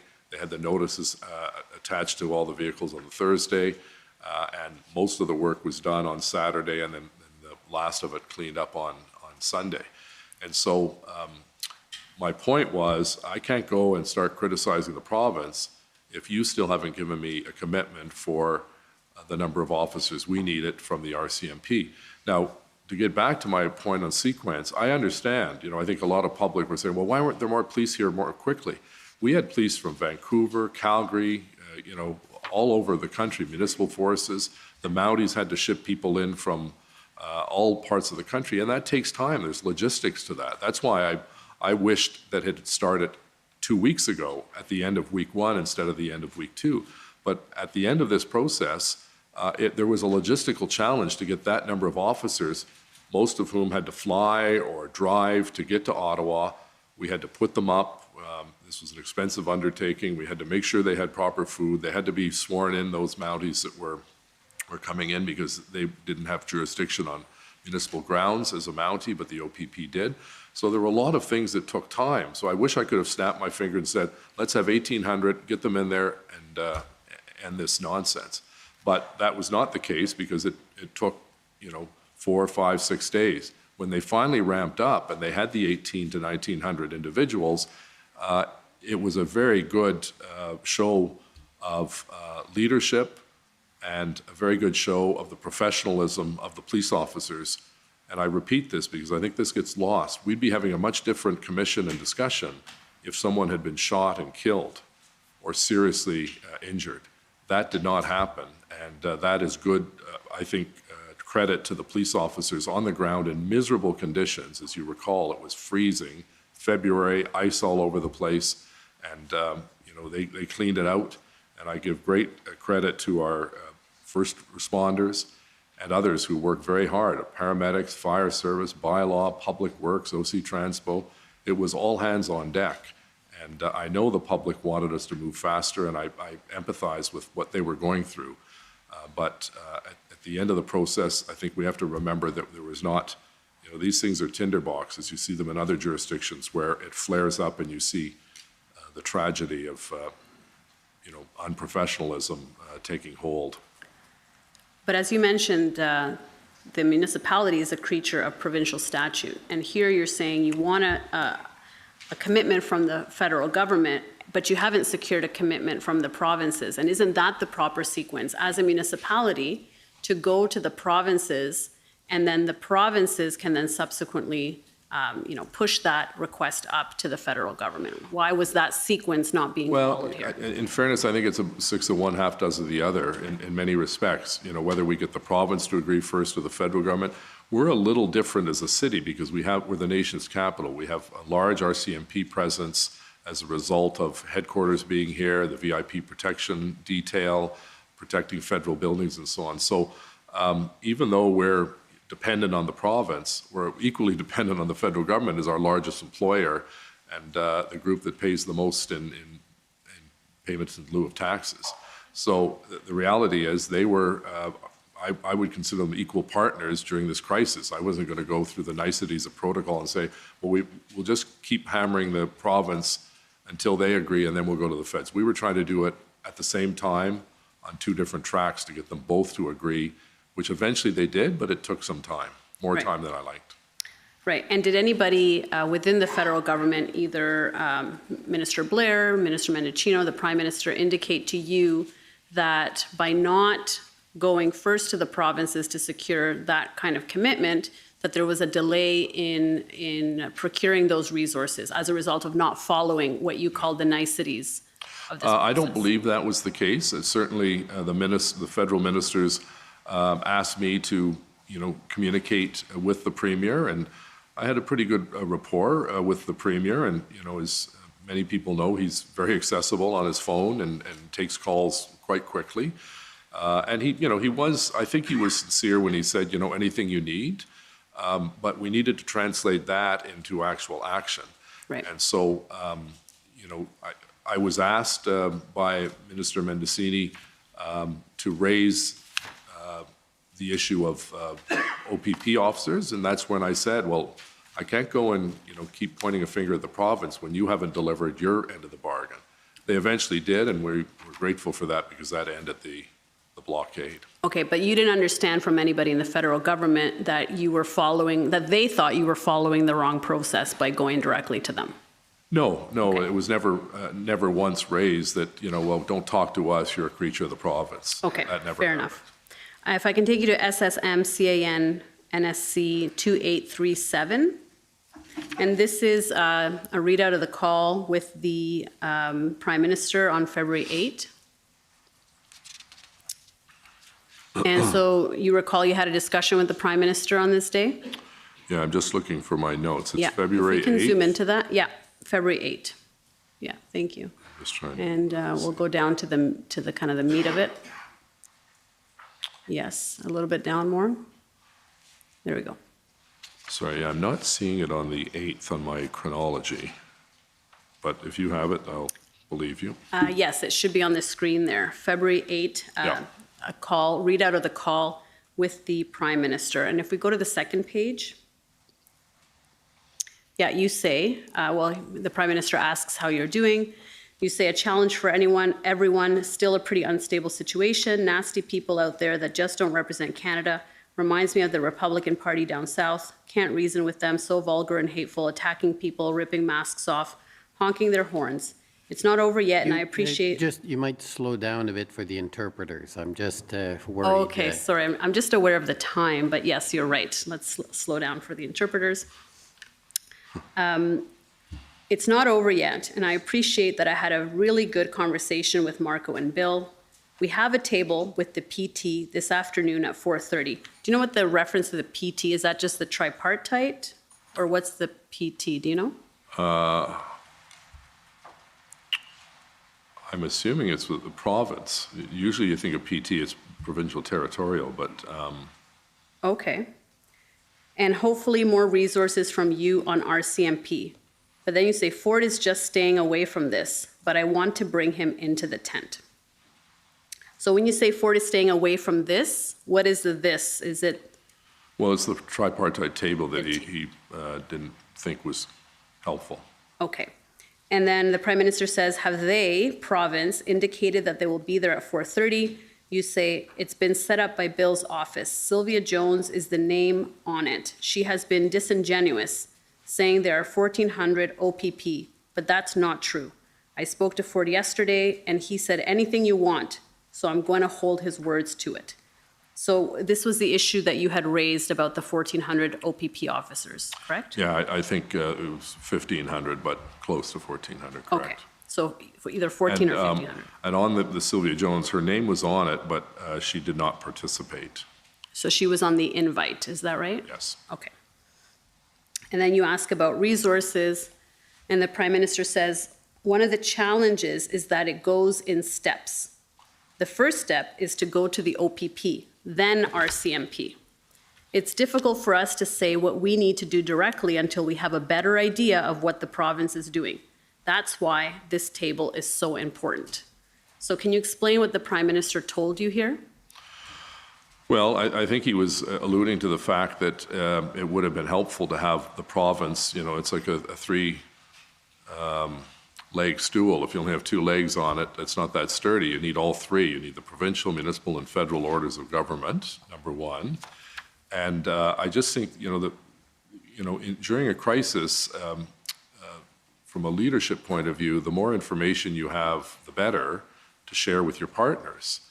We're not in opposition to one another, but we need all three to be singing from the same hymn book, as they say.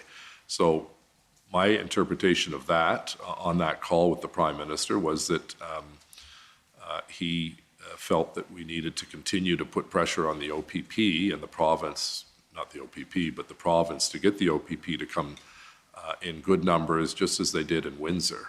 You know, I think Windsor was wrapped up relatively quickly, and then there was the situation in a small town in Alberta where there was a fairly large RCMP presence. We needed both of those police services on board in order to move in. The police from Ottawa could not do it on their own, and having 50 OPP and another 50 or 100 RCMP was not going to cut it. We needed the 1,800 total. And so when he says this goes in steps, the first step is to go to the OPP, then RCMP. Did you understand him to be saying that the proper order of operations was not being followed? No, I wouldn't interpret that. I think normally, in the normal course of events, for instance, the declaration of a state of emergency or requesting the military, there is that process where you have the municipality ask the provincial government, who asks the Minister of National Defence. We did that, for instance, during the flooding, I believe, in 2017 and 2019, where the military were very helpful to come in and help. But from my perspective, this was completely different. This was not a regular, situation. This was a very unique situation. And I challenge anyone to come up with any time in our recent history in the last two generations where this kind of an occupation took place for a prolonged period of time. So I think he was referencing probably the normal course of events is that we would normally go through the OPP and up the chain of command. But we had requests in based on the letters Councillor Deans and I sent to both orders of government, and it was very clear that we needed both of them to respond as quickly as possible with action and not words. So Minister Mendicino and Deputy Minister Stewart, as we saw yesterday, they were both very active in reaching out and offering their assistance and asking what the city needed. On the provincial side, what was Di Tommaso or Laurie LeBlanc or Sylvia Jones, were they also reaching out proactively to see how they could help?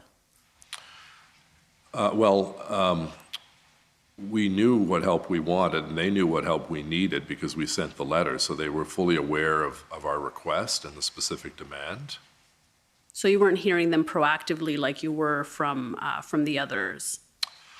No. Again, I think, I only had, I believe, 2 or 3 calls with the Premier, and I think only one of those was with Minister Jones. So I don't recall, in fairness, I don't know why they would be asking us what we need when, in fact, we told them what we needed in that letter to the Premier and to the Minister. Right.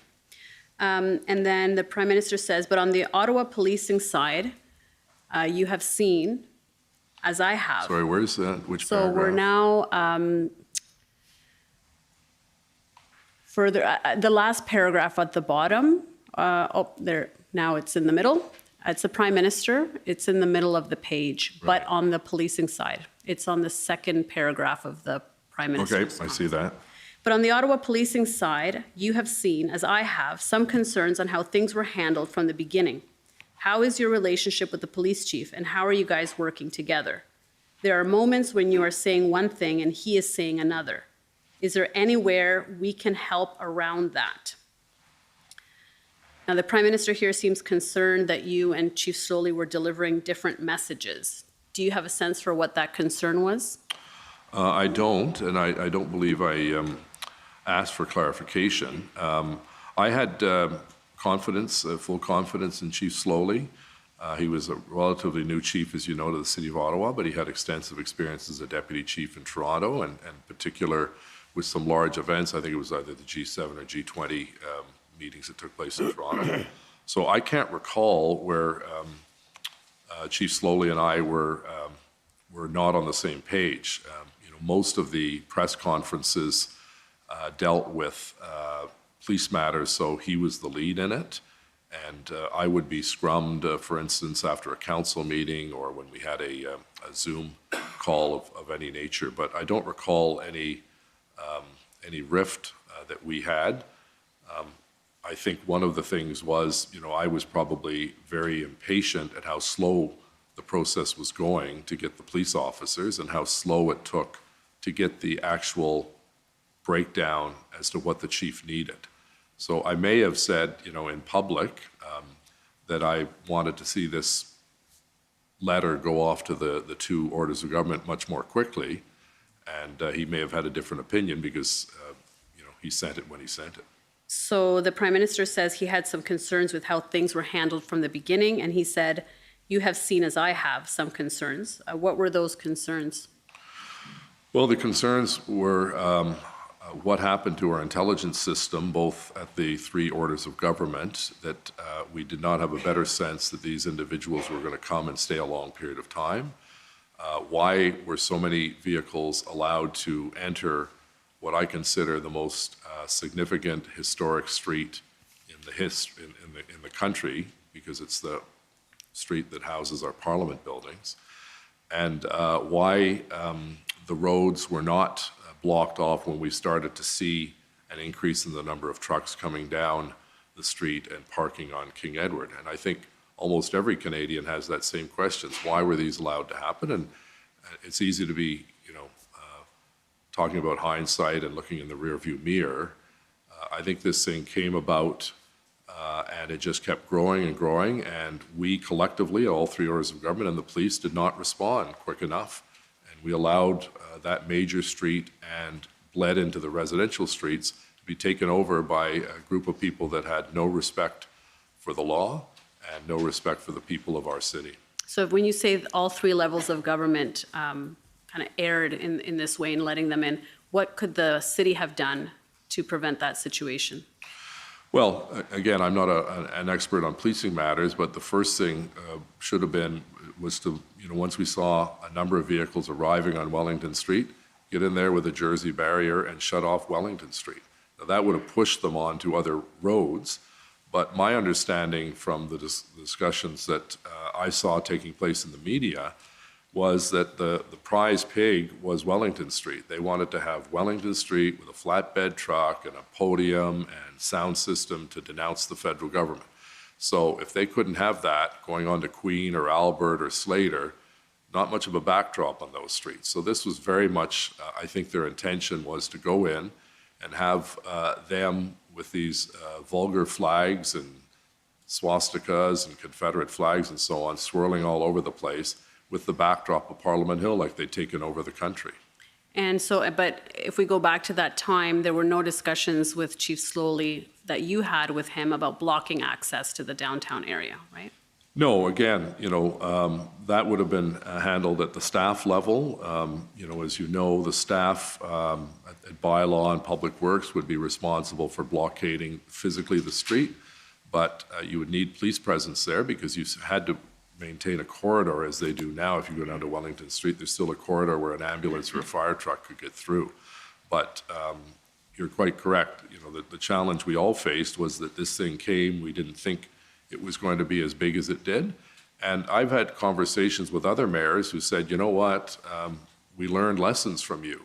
Toronto, I think, handled the situation, and the mayor told me, Mayor Tory, that, we were the guinea pig of these protests, and it allowed them to get their act together at the start of the issue because they saw what the pattern of activity the truckers were doing here in Ottawa. And as a result, they were able to secure tow trucks quickly, and they were able to close off access points to Queen's Park, and the same thing happened in Quebec City. So, these mayors, learned lessons from us, and if it had happened in another jurisdiction, I think we would have acted differently and quickly to secure Wellington Street as quickly as possible.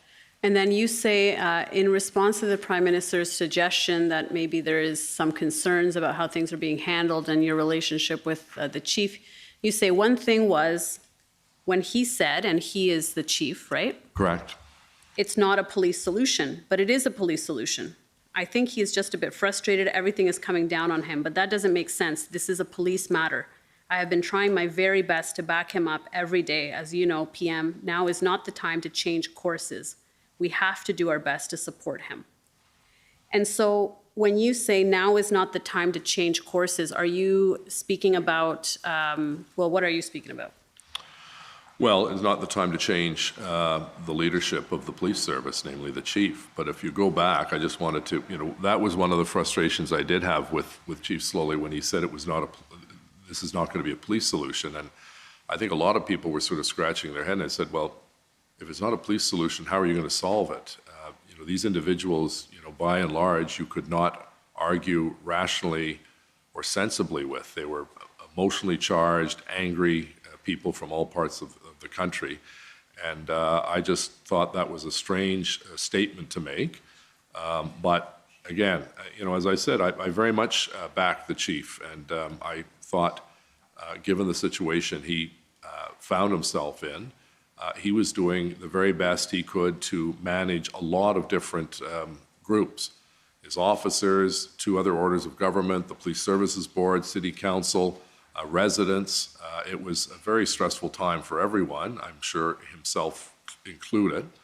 But I don't know at that point if there was some discussion about whether to remove the chief or not. I certainly don't recall it later on, yes, because obviously he did, in fact, leave the police service. I can't recall how many, I think it was on the He left on the 15th. 15th, correct. So on that point, did you ever have any discussions with anybody, either within the provincial government or the federal government, about Chief Slowly's leadership and whether or not there should be a change in course?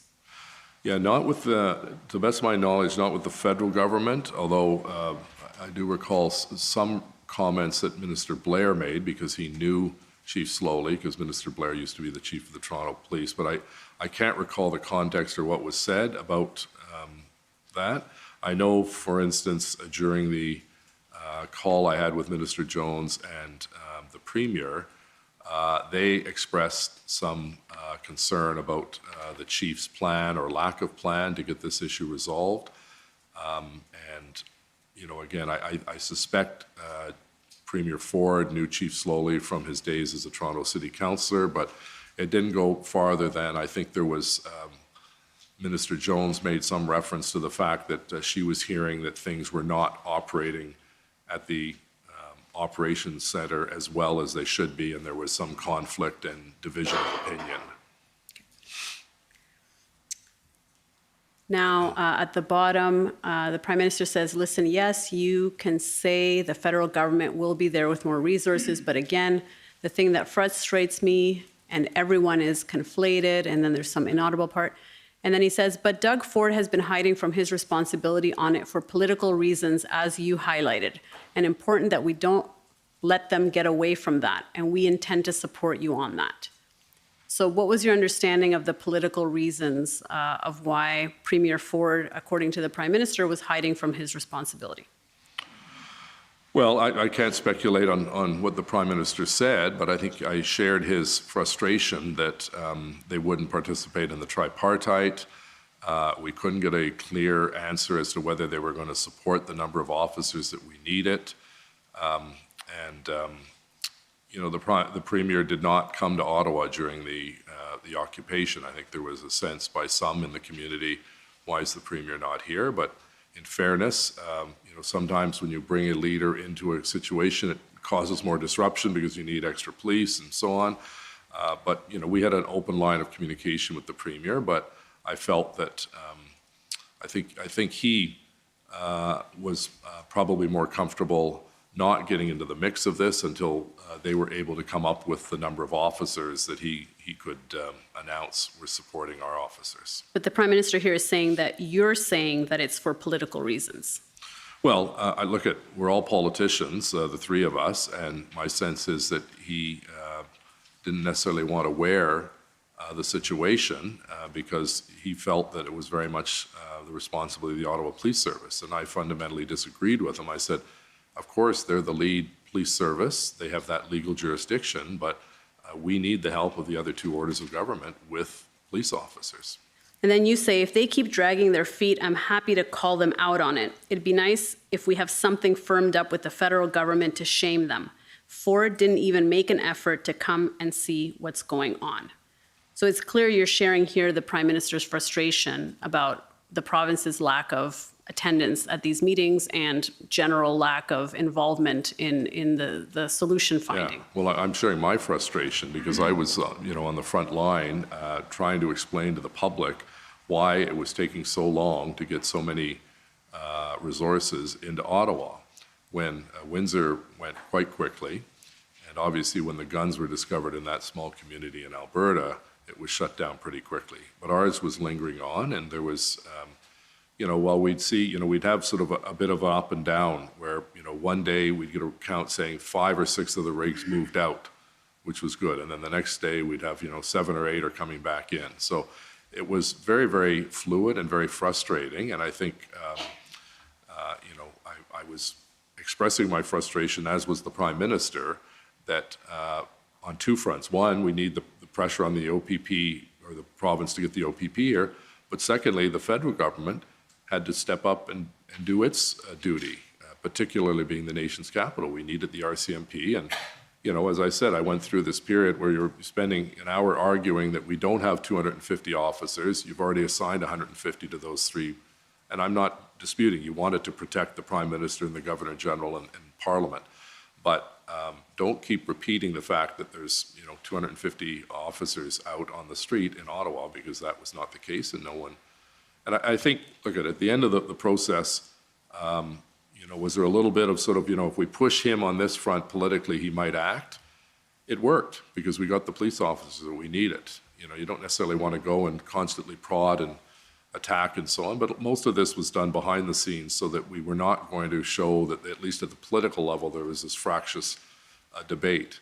We could have a post-mortem and deal with that after, but the immediate urgency was to give some peace of mind and comfort to those people who were living through hell in Centretown and the market and Overbrook Forbes by the.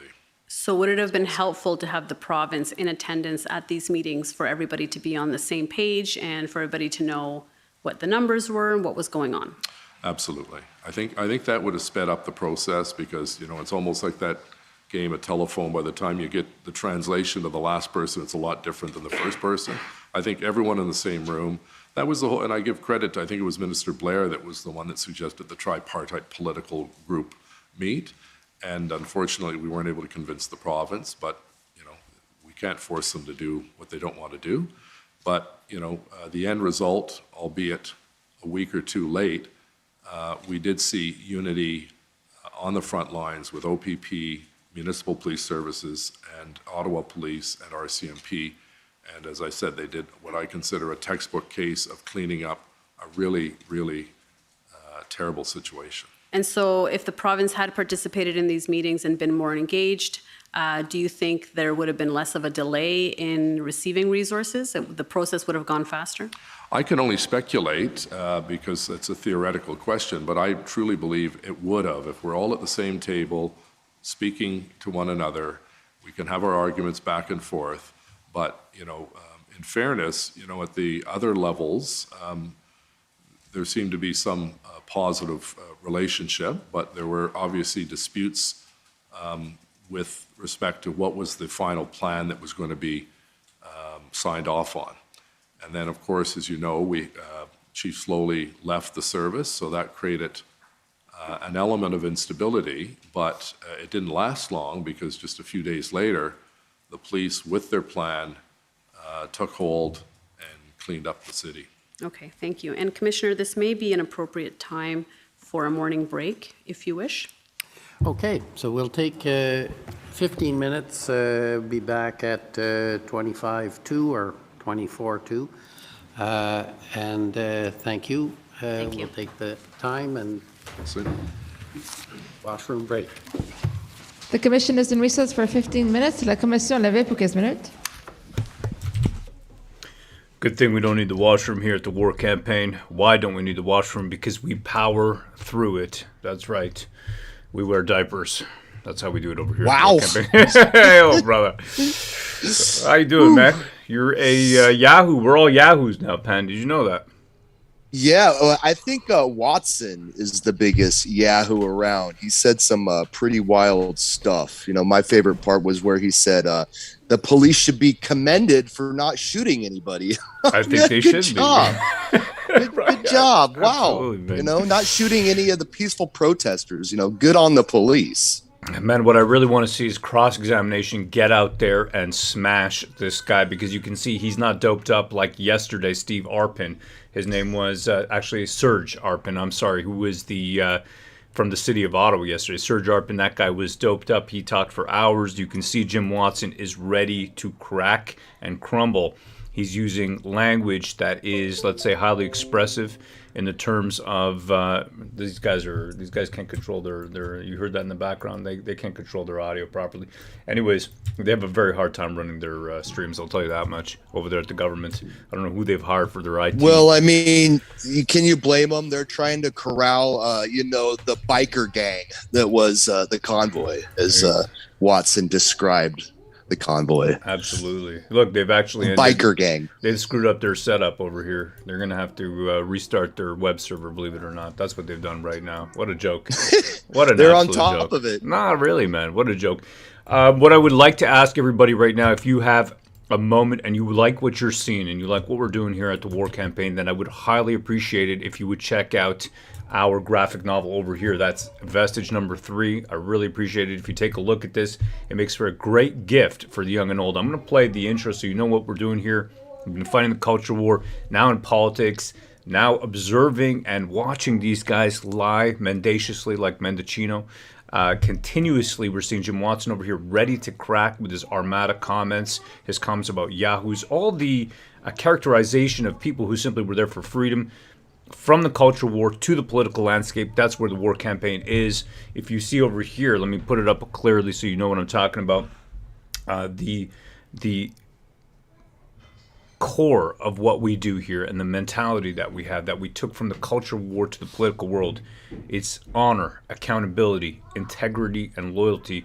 Those are hardcore beliefs and true virtues that we want to see a resurgence in, because today we're seeing just lies. And there was a great comment from Bozena, right, a Polish lady, and she said, this reminds me of the 80s. Lies, lies, lies from the government and redactions. So there it is, and we're seeing the culture become degraded, and now here we are today with an absolute degraded political system. I'd like you, if you can, and it will help us tremendously, because we're going to be taking the time from, at least from myself, from working regularly, and this is my business, so that will really, truly help me, and it's really an excellent win for everybody, because you get a great product, and you keep us doing what we're doing over here. So I'm going to drop the link into the chat, and I'm going to play the Vestige promo video. If you'd be so kind as to take a look, I would highly, highly appreciate it. Here we go. Let me take a look. All right.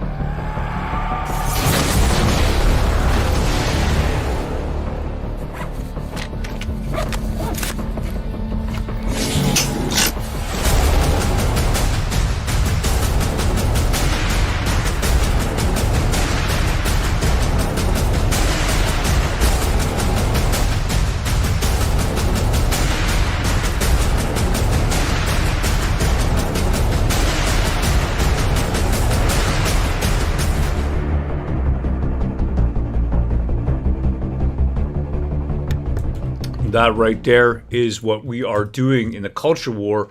Vestige number 3. I'm going to scroll through some of this over here. The culture has become degraded, and now so has the political system. You've seen in Oakville those very large peaches and cream. Oh my God. Right.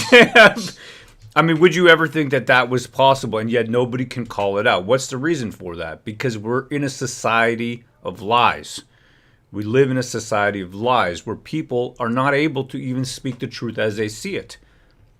Okay? Neighbors snitching on other neighbors. I got a call over here. I was walking my dog and 3 cruisers pulled up. This is about, what, 2 weeks ago? Something like that, Pen, when I told you. I can't remember now. Right. You know, neighbors snitching on other people. I have 2 doors down, okay, a thespian lady. And she specifically has taken issue to the playing of my, I'm a big fan of Viking music, okay? And I play that at night, and I throw the Frisbee for my dog, and I'm having a good time. You can see here some of this historical stuff, inspiring Vestige, right? And, you know, I have this, we have the siege mentality. I would actually say that the people have been under siege. It's not that the Ottawa city has been under siege.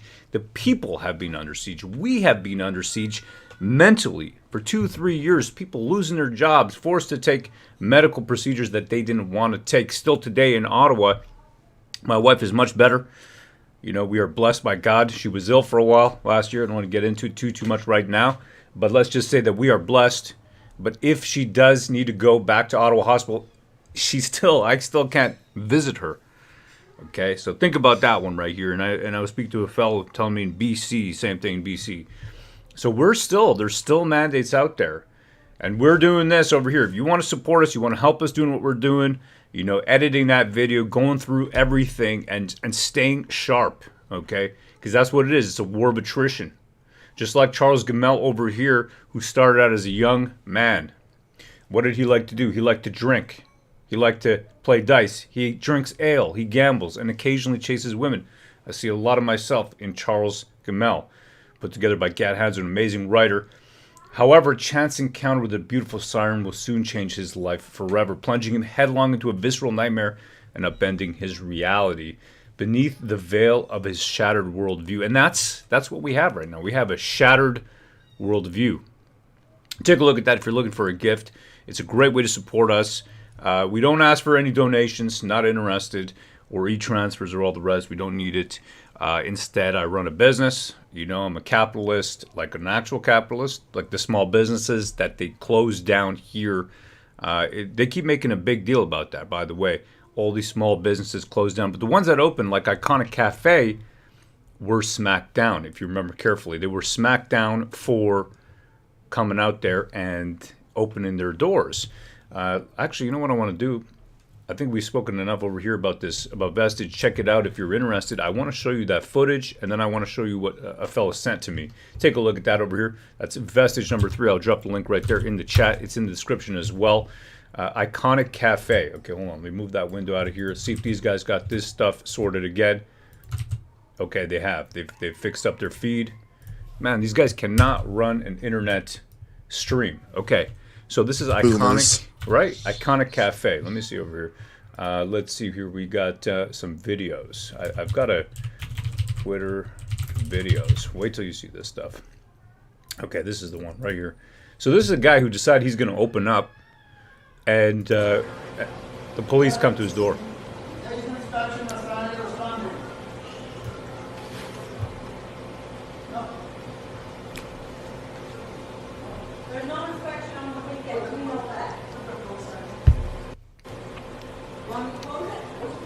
And they're there, and there's footage. This lady right over here. Okay, share this out, you guys. Get it out everywhere.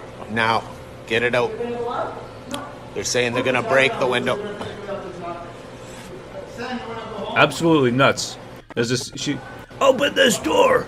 Open this door. You cannot open your business. You can't run your small business, bro. I'm never going back after being fired as chief technical officer for Get It Local at 130 Slater in Ottawa, you know, where I was in charge of writing mobile applications for food delivery for local Ottawa businesses. It was quite a neat strategy, but effectively firing me, calling me supremacist, misogynist, the whole, you know, homophobe, whatever, all that in a firing letter. Why? Because I decided to go down the Freedom Convoy, and I said to them, look, our team, you know, we're not disclosing medical information. And I had this beautiful lady, okay, that I had hired. And she was from Kazakhstan. And she said to me, she's like, I'm not giving up my medical information. She's from Kazakhstan because she didn't want to take this stuff. Okay? Now, neither did I, and I didn't. Neither did she, and she didn't. And I said to her, I go, listen to me. I'm not going to use her name. It's a beautiful name. And I said to her, I go, look, you don't need to do this. As long as you're working with me, I have my great big angel wings, and you're under them. All right. And that's what it is. And I'm not going back to working like this at a place that can take away my livelihood. And that's why I'm going to run my business, 2 businesses, Software Consulting, which is a new company that I have made called Code Gladius, software consulting, mobile tech, all the rest like that. And the second one is my comic book business, and that's how you can support it. I've dropped a link right there. Check out Vestige. Really appreciate it. I know that U.S. dollars is, because we're shipping from the U.S. I had it all printed over there. I don't want to print in China. So I want to print in U.S. or Canada. Vestige number 1 was printed in Canada. Vestige number 2, at least one of the runs of Vestige number 1 was printed in Canada, and the other run was printed in the States. And now Vestige 2 and 3 in the States. In Arizona, I have a great connection with the people over there. They run charities over there as well for youth and for actually kids who are terminally ill. So really cool stuff. That's how we do it. I don't want to print anything in China at all. I want everything printed at least in the U.S. or Canada. That's it. I want it just locally at home, and I want to do business like it was supposed to be done. You know what I mean? I remember growing up. I mean, Pan, that's it. I mean, you come from a logging family. You know what I'm talking about. The fact that the government wants to encroach even on the land that you own. Yeah, I mean, then they will, the government always wants more. They create these new laws, and it's hard to get them repealed. They're never going to give up the power that they have. They're always looking for more. I think that's a theme throughout the world. It is today. It really is. And you see all these events that have happened, and you could just see here the characterization. I want to play something here, okay? This is from Jean Chrétien. A fellow from the chat has sent this to me not too long ago. Let me dig this up over here. This is Jean Chrétien, okay? This is Jean Chrétien on the stand. And he said to me through the chat and in the email, if I can just get this over here, he said very specifically, he goes, Ro, we must always be careful what we wish for. Remember this fiasco the last time a PM testified. Lol. Jean Chrétien's infamous golf balls. Chopin, he'll laugh. Trudeau testifies. Don't be surprised if he starts reading off poutine recipes. Lol. Love the coverage, brother. All right, let's pull this out. Here it is. All right, come back to these golf balls then that are in the photograph. You said you got golf balls from others. Yep. Who did you get them from, Mr. Chrétien? Oh, And do you have some examples? yes.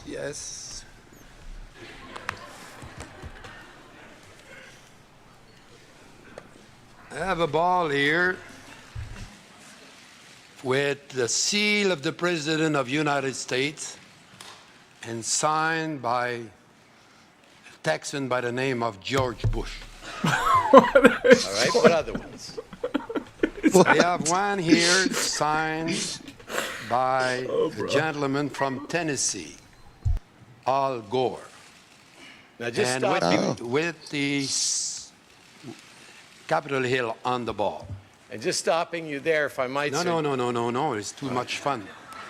Let him pull out his balls. I have one here that was given to me. These balls here were given to me. Very nice presentation, Mr. President, by a small town guy from Hope, Arkansas. Look at the nice box. His name, his seal, the ball, nice box. In the ball, you open, and there is a ball on, sign again, by the small town guy of Hope, Tennessee, signed Bill Clinton, and the seal. What seal? The seal of the presidency of the United States. If I have one from another guy from Texas, from small town Crawford, Texas, George W. Bush, with the seal of the presidency and his name signed. Here I have What is one happening? What's happening, Pan? from a small town I don't guy, know. I guess, Oh, he's got like from these signed Manila. balls. Philippine, President Ramos, plus the flag of his country.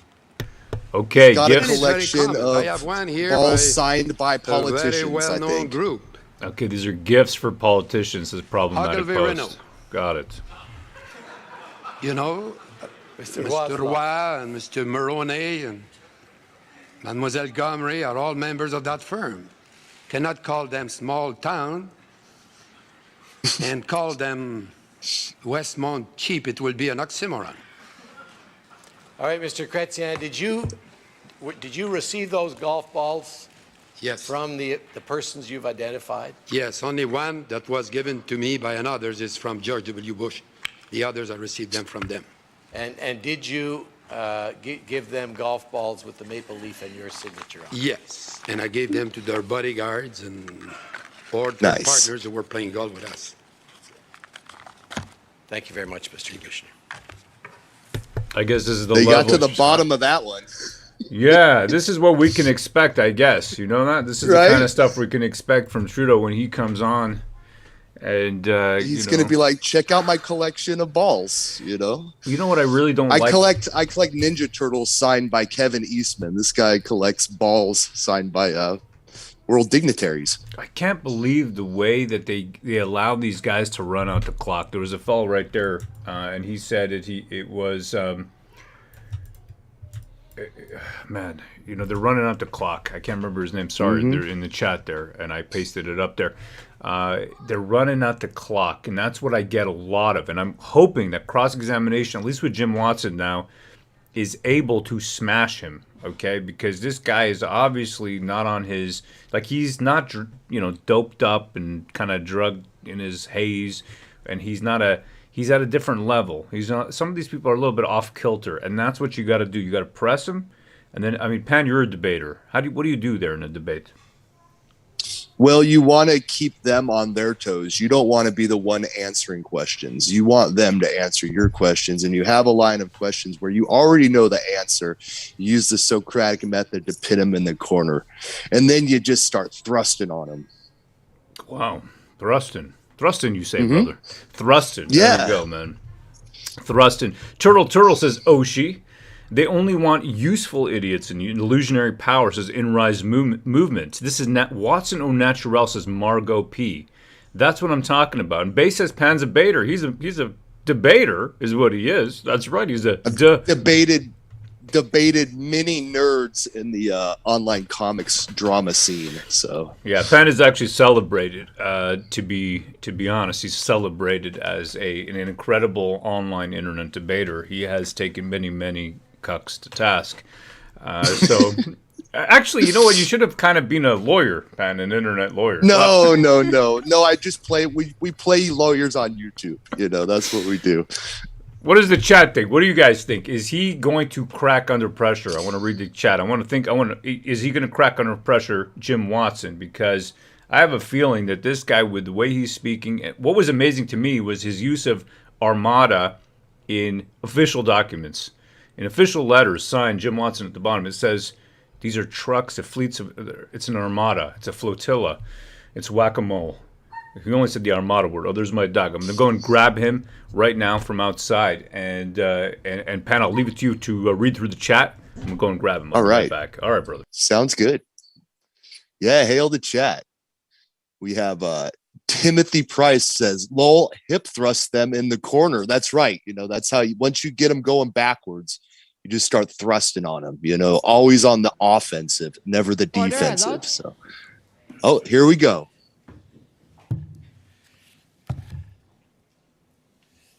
The commission is reconvened. La commission reprend.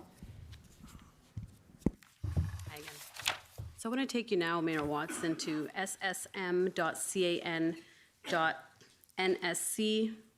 2676. And this is the readout of the third and last tripartite ministerial meeting dated February 10. And it looks to be with Minister Blair, yourself, Minister Mendicino, Mr. Kanellakis, and Deputy Minister Stewart. And on the first page, Minister Mendicino talks about discussions with Commissioner Lucky of the RCMP to provide an additional 275 RCMP officers. And then he says, this will be operationalized in conjunction with the OPP. Need to have a sense of the plan. It's in the middle of that big paragraph. Do you see that? This will be operationalized, there it is, yes, in conjunction with the OPP. Need to have a sense of the plan. And then on, so my understanding, and we'll see a little bit later, is that this is in relation to Chief Slowly's plan to use the resources that will be made available. Is that your understanding as well? I believe so, yes. Okay, so if we go to the second page, just under the redacted portion, keep going, yeah, there RS. So that is Deputy Minister Rob Stewart says, we are engaging the province on all of these areas, which are the ones above that are blanked out, as well as the evolution of the plan. From what I understand, the plan of the chief has not yet been completely fleshed out. That may reflect the speed with which the RCMP can deploy resources. So what did you understand about the state of the plan from the OPS's perspective, the OPS plan, at this stage, which is now the 10th of February? Well, my understanding was that it was still being worked on, and there was still debate amongst different agencies as to what was going to be the final plan. But in terms of the specifics, as I'm not a member of the Police Services Board, I would have no information or knowledge about what was going on behind the scenes. Right, but here in this meeting, they're not talking about specifics of a plan, but they're talking about we need to have a plan in order to deploy the resources. So was the discussion that the fact that the plan had not been completely fleshed out, that would affect or that could delay the RCMP resources?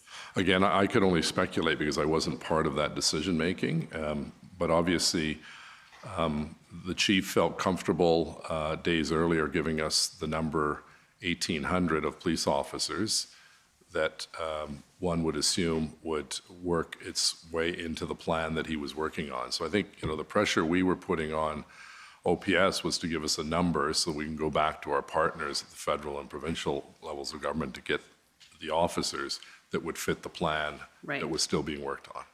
Right, and so your federal partners here are telling you that the plan is not completely fleshed out, right? Yes, and they would have received that, I suppose, from the RCMP that are at that command center. As you know, politicians are not part of putting a plan together to deal with an operational matter. Sure. So I'd have to rely on their comments to get that information. And were you hearing this from others as well, that there was issues with the chief's, with the readiness of the plan? Well, at one point, I received, I had a conversation with Steve Kanalakis that indicated that there was some dispute and argument about what the final plan was going to look like, but that was really the extent of it. My understanding was that these were not insurmountable issues and that they were close to signing off on the plan that would incorporate the 1,800 officers to get this whole terrible situation resolved. Right, and so your chief of staff yesterday testified that he was informed by Chief of Staff Mike Jones that by February 10 there was no agreement on an integrated plan, and he indicated yesterday that you were aware of this as well. And that it would have been communicated back to OPS, the fact that there were concerns about the readiness of the plan. Did you communicate that back to Ottawa Police Service or to Chief Slowly? I don't know if I did or not, whether that would have come from Steve Kanalakis or Serge Arpan, but I don't recall me raising the issue with them. Anytime I had any conversation about the plan, he would indicate to me that they're closing in on finalizing it. And while not giving me the specific date when the action would start, it was alluded to on a number of occasions that they would start the process to clean out the whole area in days, not weeks. Sure, but here Minister Mendicino and Deputy Minister Stewart are indicating that not having a plan can affect the deployment of the RCMP officers. Did you convey that back to Chief Slowly to let him know that this was the readiness of the plan was delaying? No, again, that would have been done at the staff level, not at the political level. So Steve Kanalakis or Serge Arpan. But the reality is that we have to separate our roles. Even though I'm sitting in on this group, it's not making operational decisions. We were relying on the OPS to work with their partners to come up with a plan that was achievable and attainable in a relatively short period of time with the resources that we'd secured. Okay, and on page 4,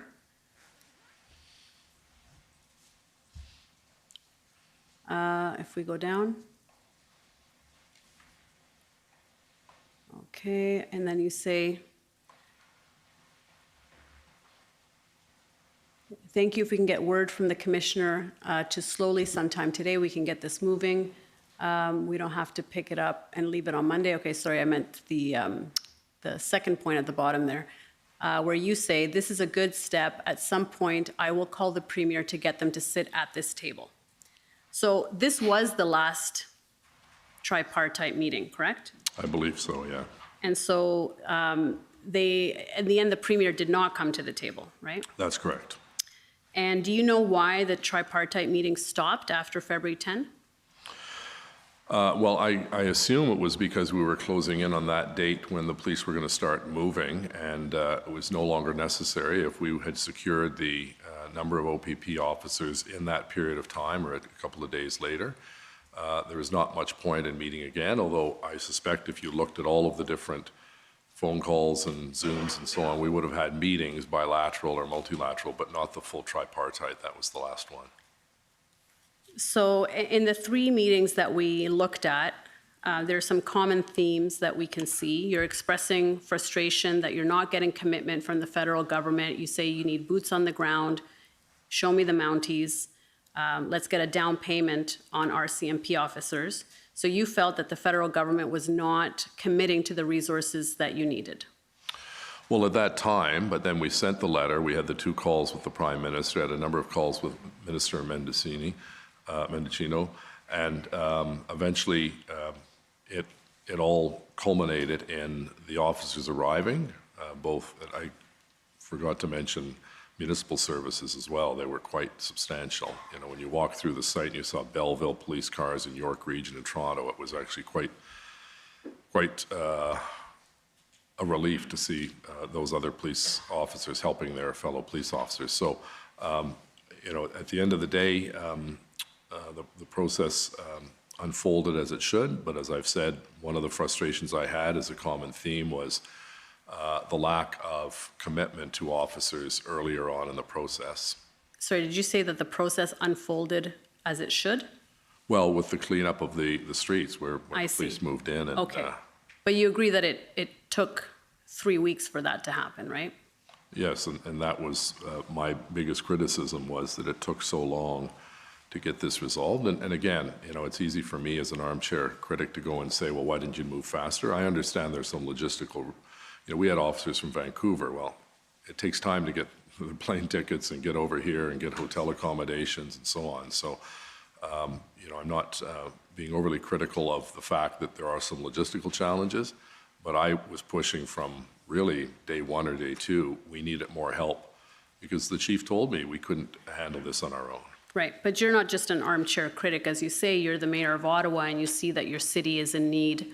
And so you have a duty, really, to raise those issues and to push all levels of government to do whatever they can to get this resolved quickly, right? Yeah, and that was why I took on the role of ensuring that we had the political lines of communication open, why we established the tripartite committee, and why we sent the letter from my office and from Councillor Deans, and why we continued to have dialogue with local elected officials, members of council, and our political counterparts at the federal and provincial government. But ultimately, there was a significant delay in getting those resources, although they ultimately did come, clearly. Yes. But there was a significant delay in both RCMP officers and OPP officers. Is that right? And other municipal officers. And other municipal officers. And so essentially what we're seeing in these 3 meetings is that you're not getting what you need from any level of government.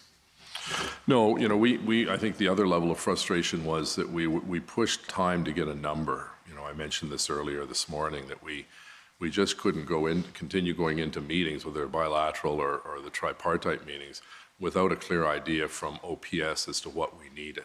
We finally did get that, and that acted as a bit of a mechanism to unclog the decision-making, but it just took too long.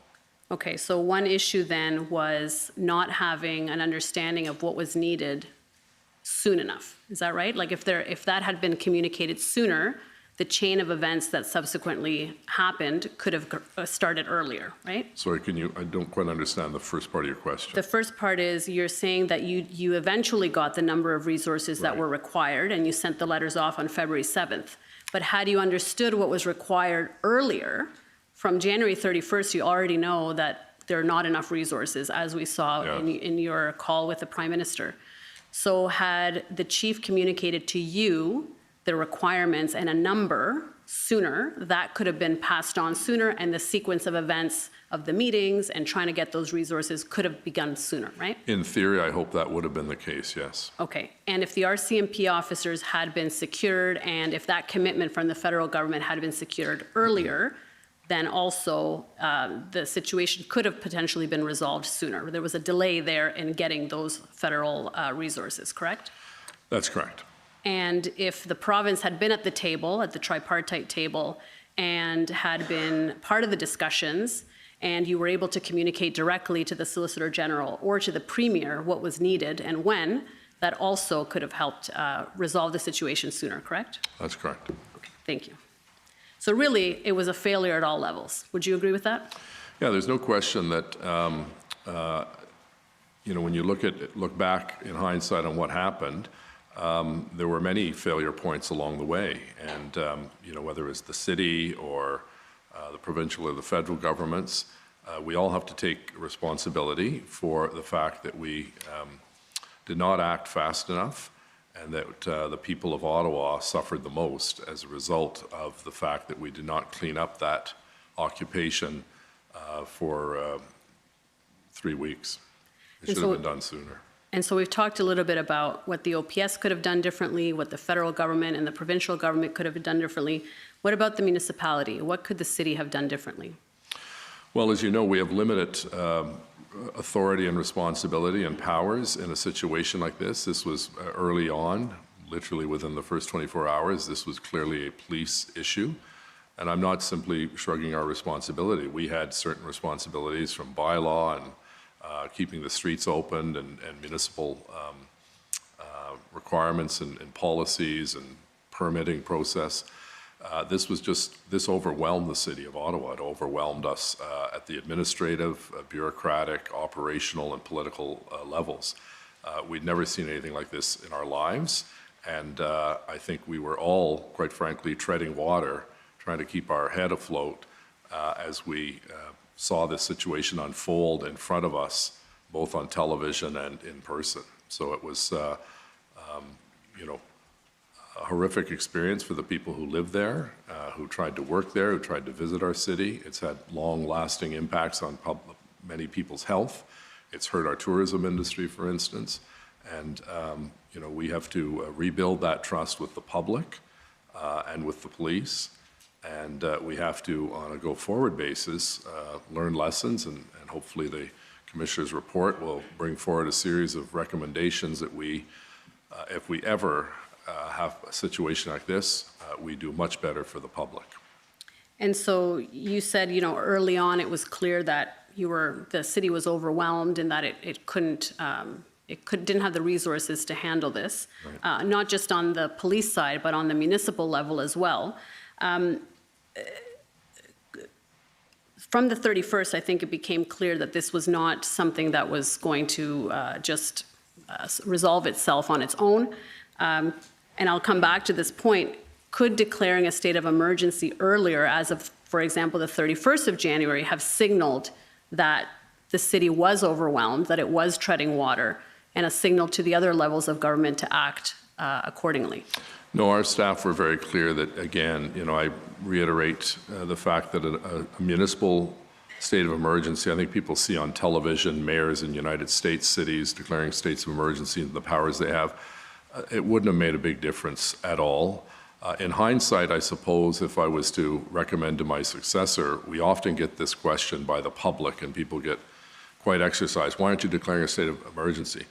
In hindsight, maybe we just declare it so it brings that peace of mind to the public that we know it's an emergency. We didn't need a document to know that this was an extraordinary, dangerous, serious situation that was going to have negative impacts on our residents and, quite frankly, the country. And the frustration was that the reason why we wanted the RCMP there was the protesters were protesting federal legislation right across from Parliament Hill and the Prime Minister's office. We needed provincial support, as they did in Windsor, because there was an economic imperative that our city not be shut down for 3 or 4 or 5 weeks. And so aside from maybe signaling that need for assistance earlier with the state of emergency, what else could the city have done differently, and what else will the city do differently next time? Well, we're going through the debate as to what to do with Wellington Street, for instance. I think we're going to have there's a motion passed, many motions passed by my colleagues on council, and one of the motions passed clearly indicated that we have to do something to protect the parliamentary precinct, both in terms of who should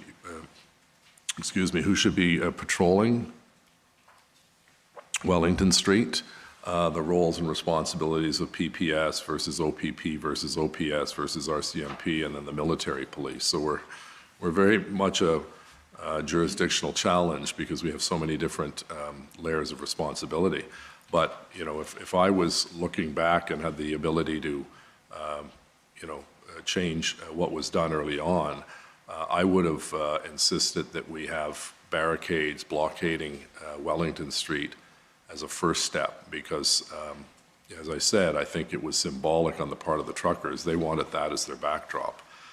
And, forcing them to come in on Slater or Albert or another parallel street to Wellington did not have the same effect or impact. Right. So now we're going through a dialogue with First Nations, with community groups, with all of the different policing organizations to determine what are we going to do with Wellington Street. Because, we were concerned a few weeks after the convoy, there was the motorcycle rally that was somewhat disruptive but much better contained with Chief Bell, Acting Chief Bell, and concern about July 1st. There was some protest, but it didn't amount to much. And what's going to happen next February and January and March? Are they going to come back and try to repeat the behavior that we saw this January and February? So we have to be better prepared to protect those national symbols such as Parliament Hill.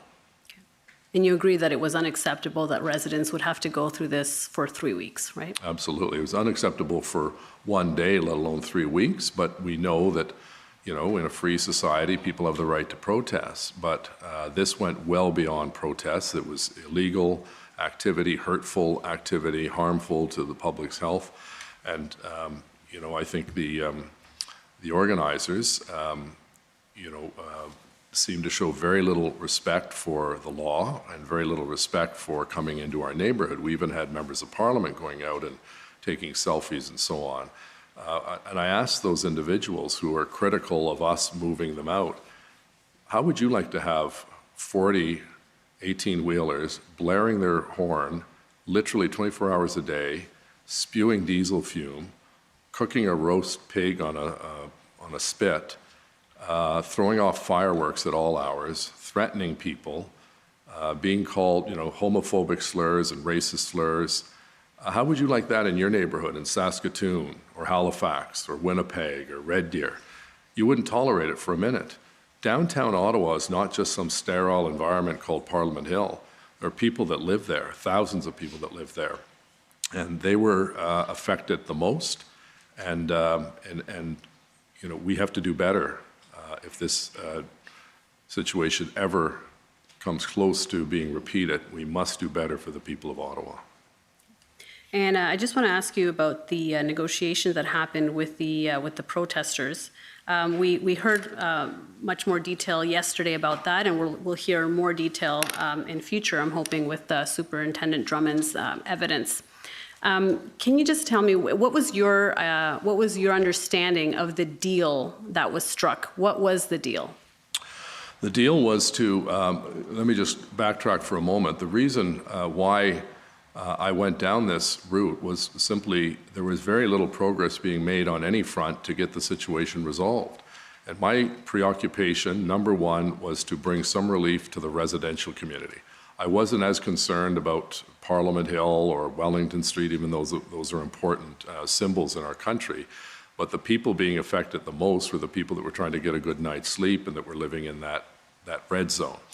And so I was approached, as you know, by Mr. French, who said he had contacts with trucking companies and some of those that were involved.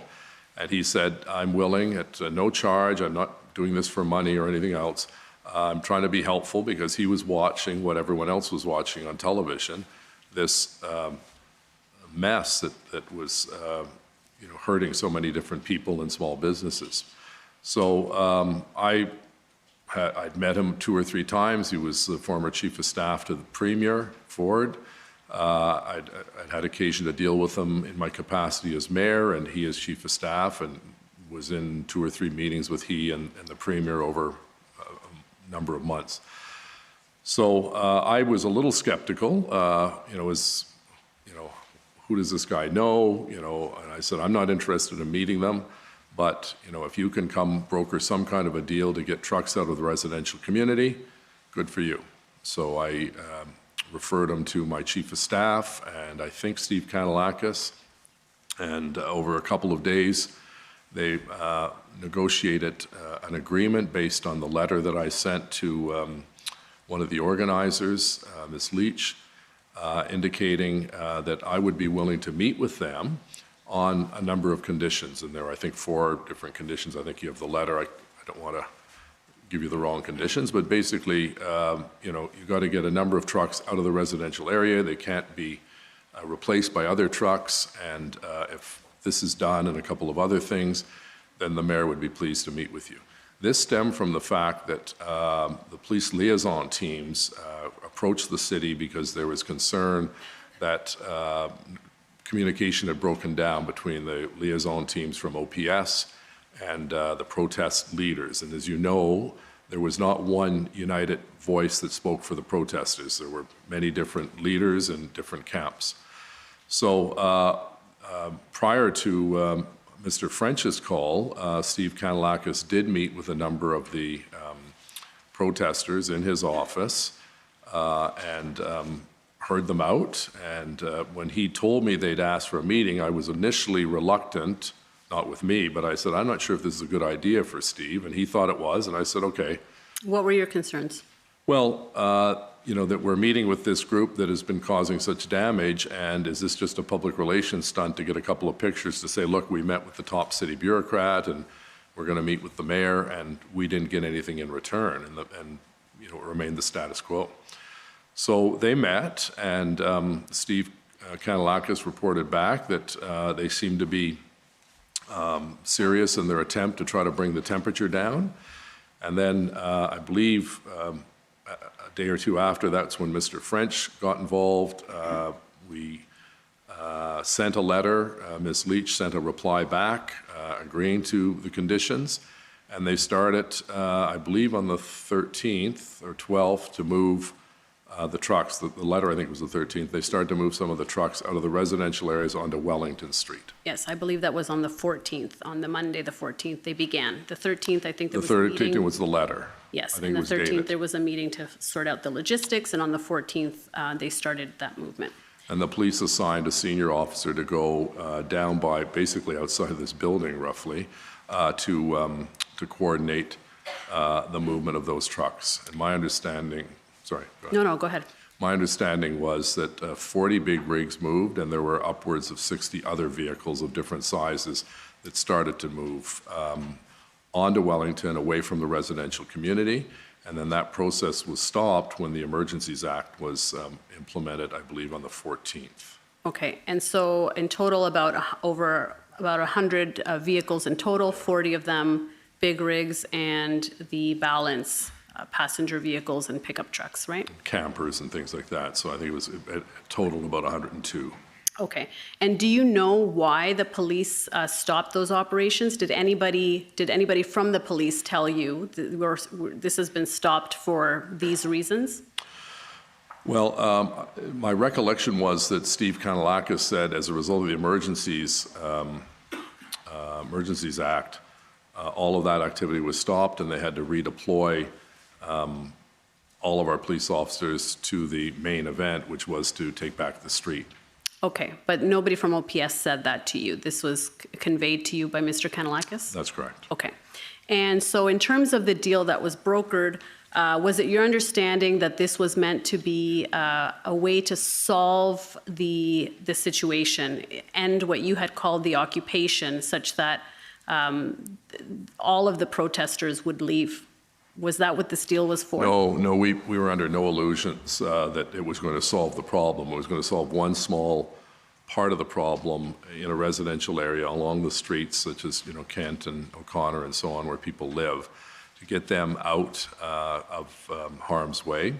So, and that was made very clear, with my conversations with Serge, who had discussions with Mr. French, that this was not going to stop the rest of the activity that we were fighting against. And was the deal then that once they relocated to Wellington, was there any kind of assurances as to how long they could stay there then? Was the city giving them permission to occupy Wellington Street?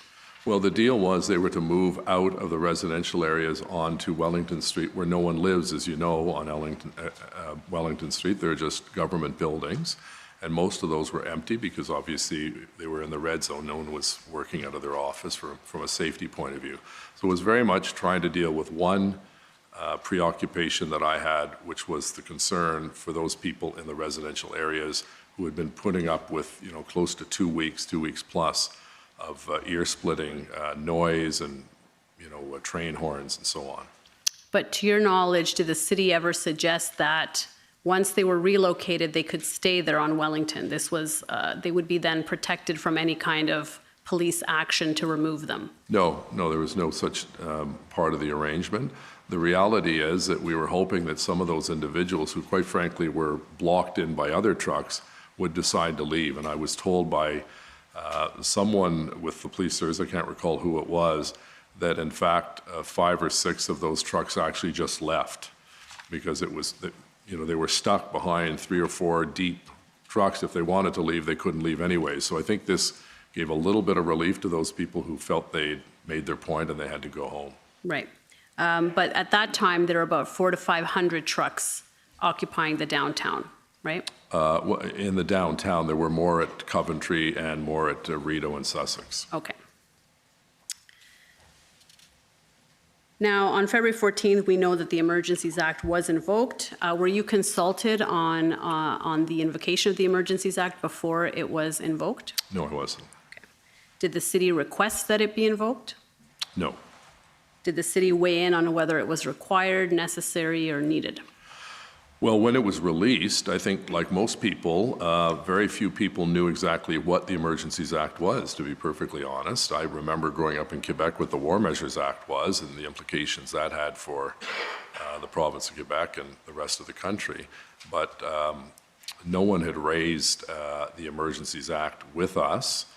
But when it was invoked and I was briefed on what its powers were, I thought this is a very positive step to getting this situation resolved once and for all because of the provisions in the Act. So I very much supported it, and I was, as you may recall, the current chair of the Police Service Board, H.A.I.L, and I sent a letter to the Prime Minister thanking him for invoking the Act because it actually acted as the catalyst for us to move forward and get that whole situation in the downtown core resolved once and for all and give people their street and their homes back.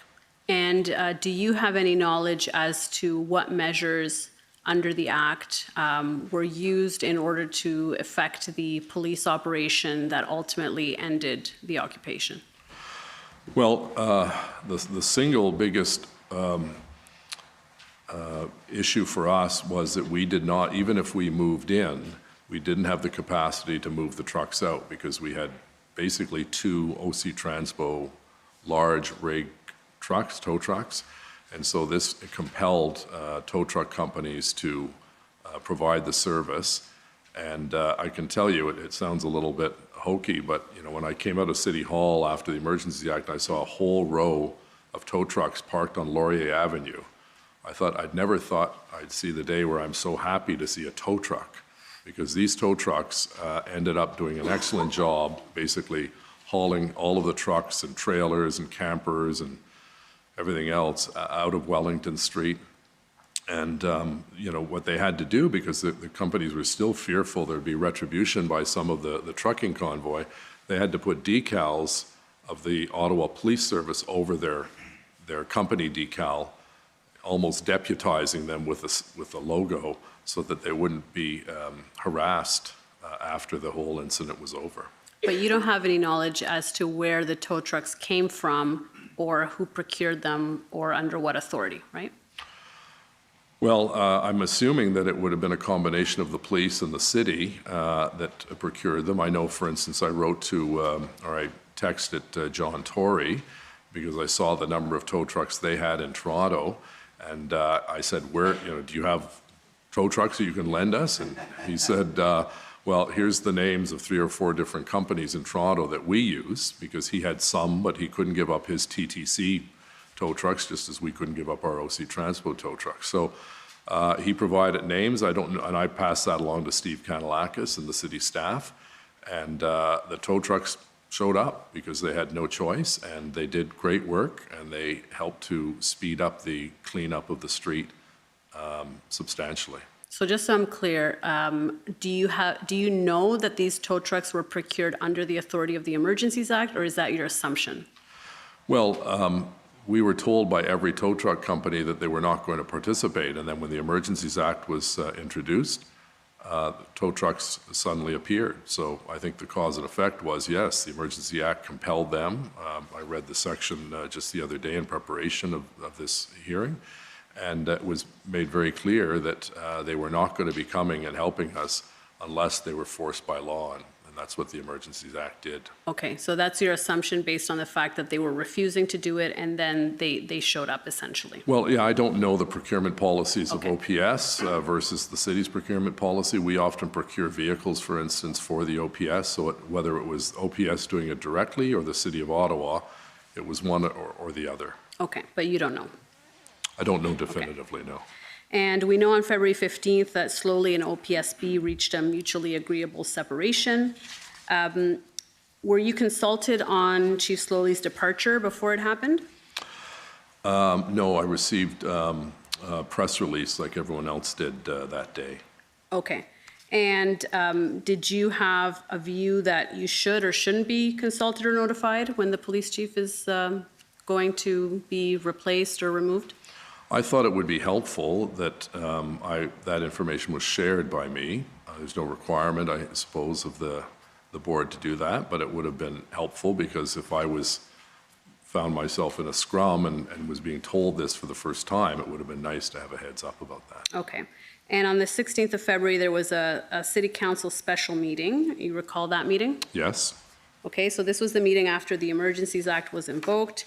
And this is the meeting in which Chair Deans was removed as chair and as a member of the board. And so my understanding is you had communications with Chair Deans between Chief Slowly's resignation and before the council meeting. Yes. Can you describe those discussions?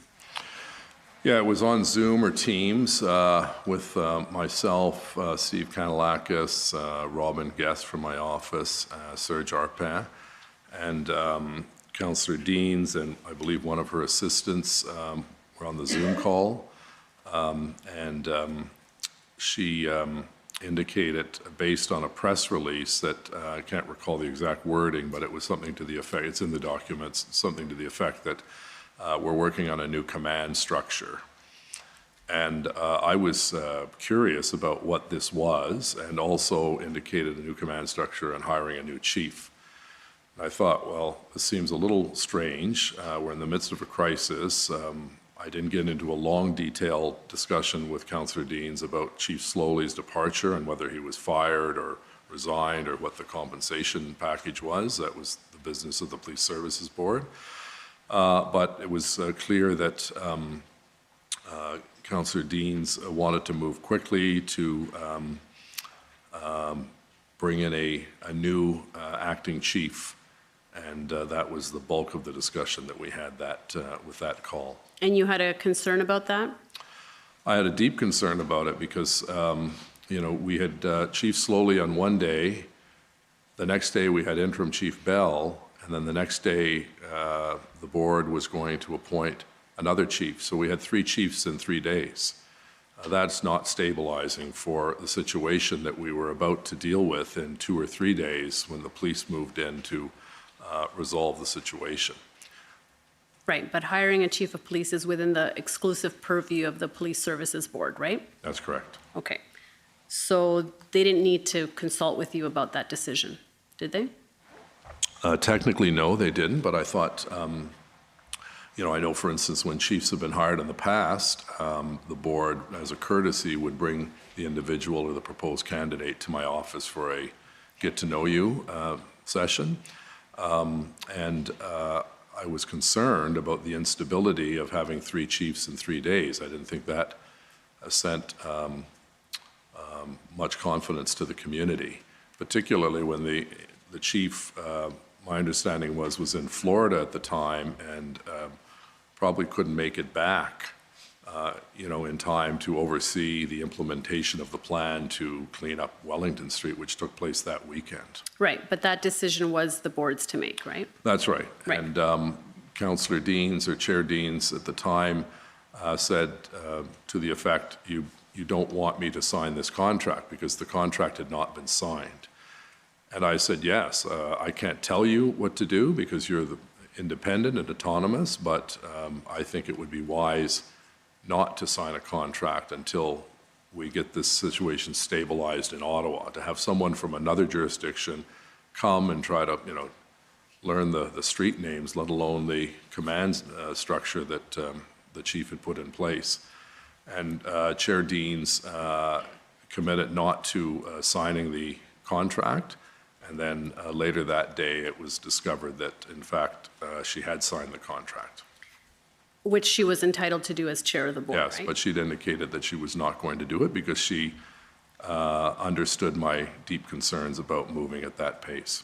And did you consider that discussion with her about asking her not to sign the contract, or telling her that you wished her not to sign the contract, compromise the independence of the board in any way? No, I didn't think it did. It was ultimately her choice, and she said she wouldn't sign the contract, so I took her at her word. Okay. And very briefly, I will take you to OTT 29762. And that date is? This is the in-camera council meeting minutes of February 16. Okay. And at page 6 of that,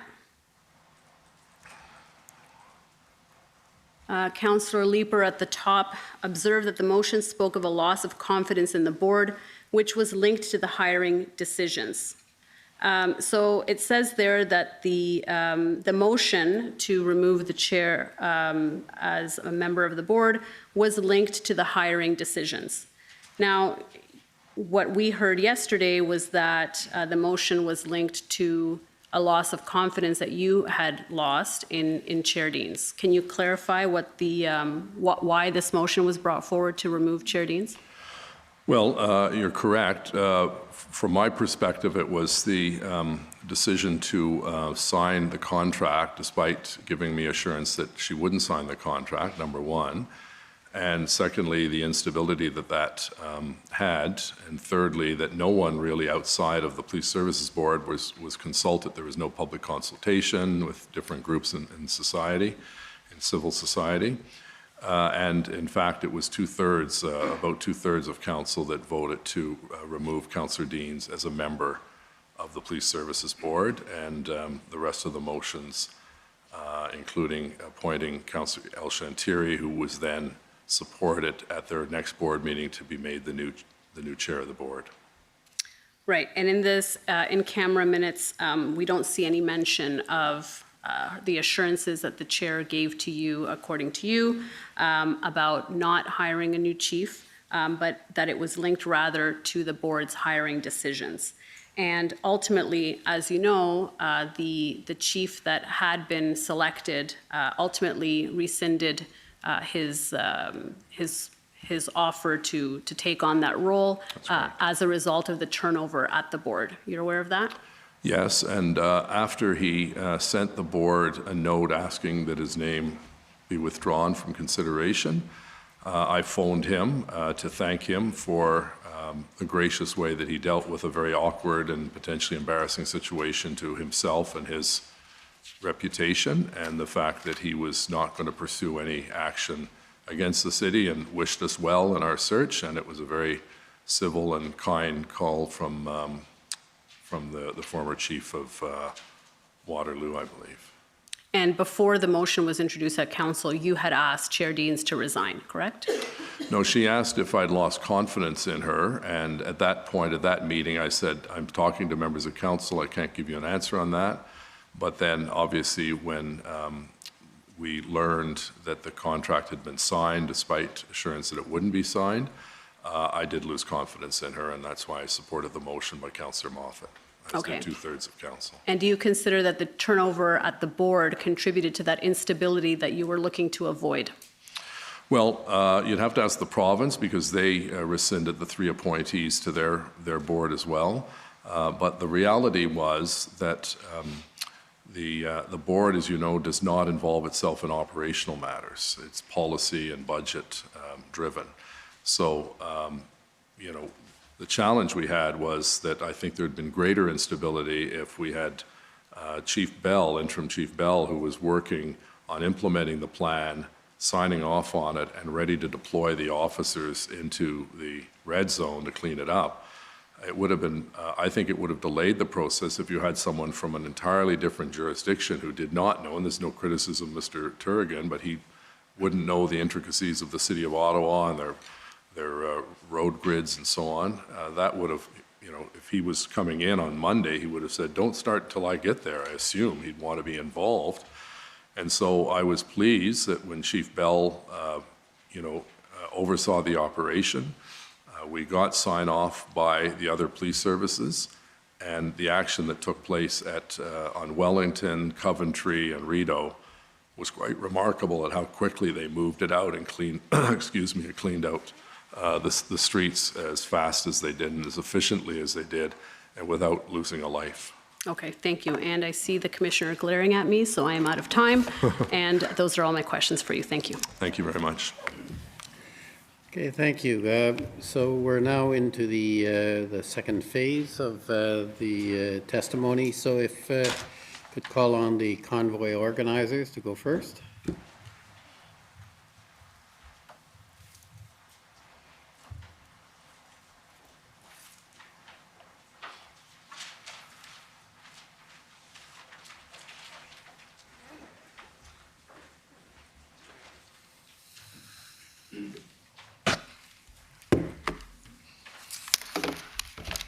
Good morning, Mayor Watson. Morning. My name is Brendan Miller. I am counsel for Afternoon. Freedom Corp, which is an organization that represents the protesters that were in your city in January and February 2022. Just going to get set up here.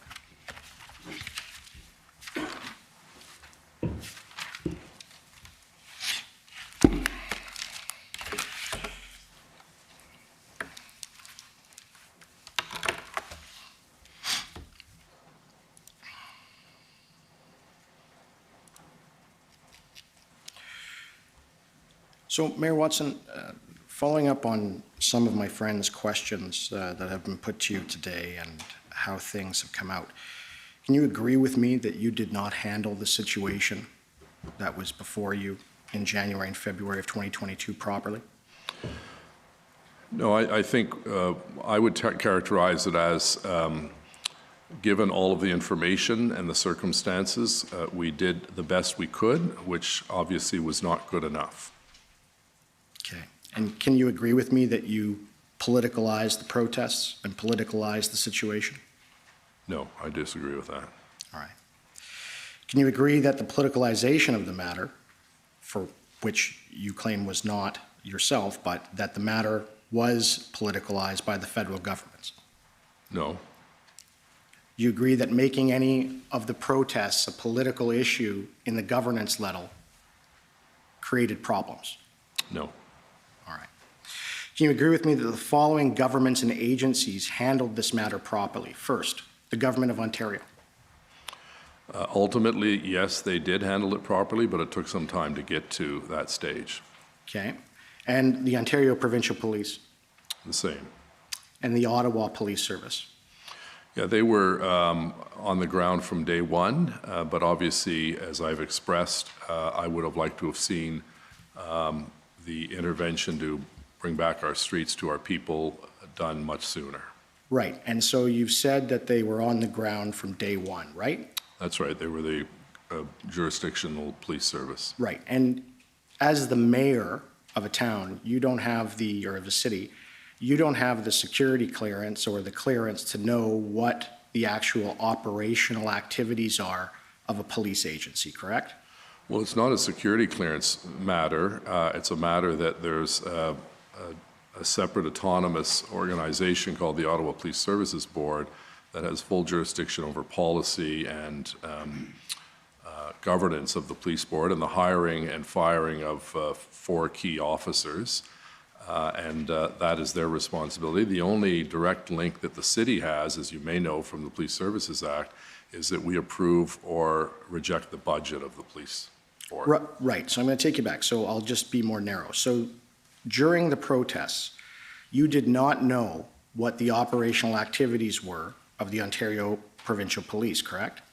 I wouldn't know what their operational activities were, but they were coming under the jurisdiction and responsibility of the Ottawa Police Service. But again, I was never made aware of the operational plan, nor was I given the specific time that it was going to be launched, because it would be outside my jurisdiction. You could put 2 and 2 together and you started to see more police arrive. You knew it was happening imminently, but I didn't have the specific date, nor should I. Right. And so you see, you saw certain uniformed officers arrive, right? From the Ontario Provincial Police. Well, I don't know if all of them were in their uniform. There were lots that were plainclothes, I suppose, but I saw a lot of OPP officers in Ottawa when we finally got to that 1,800 number, that's for sure. You didn't know how many officers really the Ontario Provincial Police had here from January 26th until the invocation of the Emergencies Act, did you? Well, our chief said that on average we had about 50 to 55 police officers from OPP at different stages on a daily basis. All right. But nowhere near the 1,500 that the Solicitor General referred to on one day. And so just in summary, you had, with respect to their operational plans and what they were doing and everything that the police were up to, you did not know what they were doing, either the Ontario Provincial Police or the Ottawa Police Service, right? They didn't tell you because they couldn't.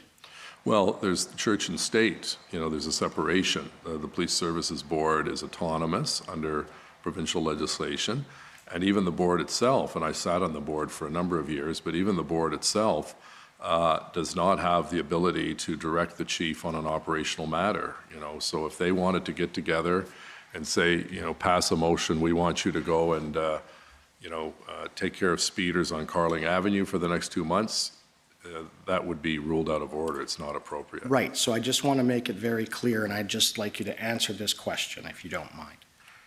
The Ontario Provincial Police and the Ottawa Police Service did not and could not update you on their actual operational plans, correct? Not on the operational plans, but obviously we received information in terms of their discussions with other police services in terms of securing those resources in the nation's capital. Now, you used to be the communication director for the Speaker of the House and Federal Parliament, is that correct? That's correct. And you then became a member of Provincial Parliament? No, I became a member of City Council. And then a member of Provincial Parliament after that? No, then mayor. Then mayor, and then a member of Provincial Parliament after that? No, then president of the Canadian Tourism Commission. Well, congratulations, but at some juncture, you became a member of Provincial Parliament, correct? You got it now. All right. Thank you very much. And when you became that member of Provincial Parliament, it was with the Liberal Party of Ontario at the time, is that correct? Correct. And you then became the Minister of Municipal Affairs and Housing from October 30th, 2007? Yes. And you held that office until January 12th, 2010? Correct. And the Minister of Municipal Affairs, that's the ministry that oversees the City of Ottawa and all of our municipalities under the Municipalities Act, right? Well, the minister is responsible for the acts. I'm not the overseer of municipalities, but they are my I suppose, client, if you could put it that way, that any municipal issue I was responsible for in cabinet. Right, but you're very familiar, of course, then, because you held that office with the Municipal Act, correct? I am, yes. Right, and you'd also be familiar with that as the mayor of a city. Yes. All right. And the current Minister of Municipal Affairs, and at the time of the protest, was Mr. Steve Clark, correct? Correct.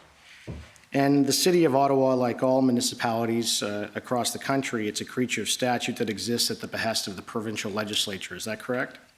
Yes, constitutionally. Yes, and you agree that if Provincial Parliament of Ontario wanted to, they could set out how they want Ottawa to be governed and can basically do what they wish in that regard, right? Pretty much. Yeah. And you can agree with me that the City of Ottawa is treated the same by the Government of Ontario as any other municipality in Ontario, aren't they? It depends on the issue. There are some times where we feel that we're underserved in terms of provincial grants and contributions, and other times we feel we're treated fairly. Okay. I've not seen in any of the many records in this proceedings that have been produced that at any time whatsoever that you contacted Minister Clark. I don't know if I had a call with Steve or not. I certainly had discussions with his colleague, Minister MacLeod, on a number of occasions, and she was very helpful in relaying information. But really, the matter we were dealing with fell completely outside the jurisdiction of the Minister of Municipal Affairs and Housing. It was very much the Solicitor General who was the lead minister, and that was amplified by the fact that the Premier brought her on the calls. Okay, so the issue that you were facing was a resource issue, was it not? Resource of people, yes, police officers. Right. And as the former Minister of Municipal Affairs, you know then that under Section 302 of the Municipal Act, that the minister may, upon such terms and conditions as it considers available or advisable, make grants and loans and provide other financial assistance to a municipality, right? You're aware of that? Yes. And at no time did you ever ask for any form of financial assistance from Minister Clark, did you? No, I did with the Premier.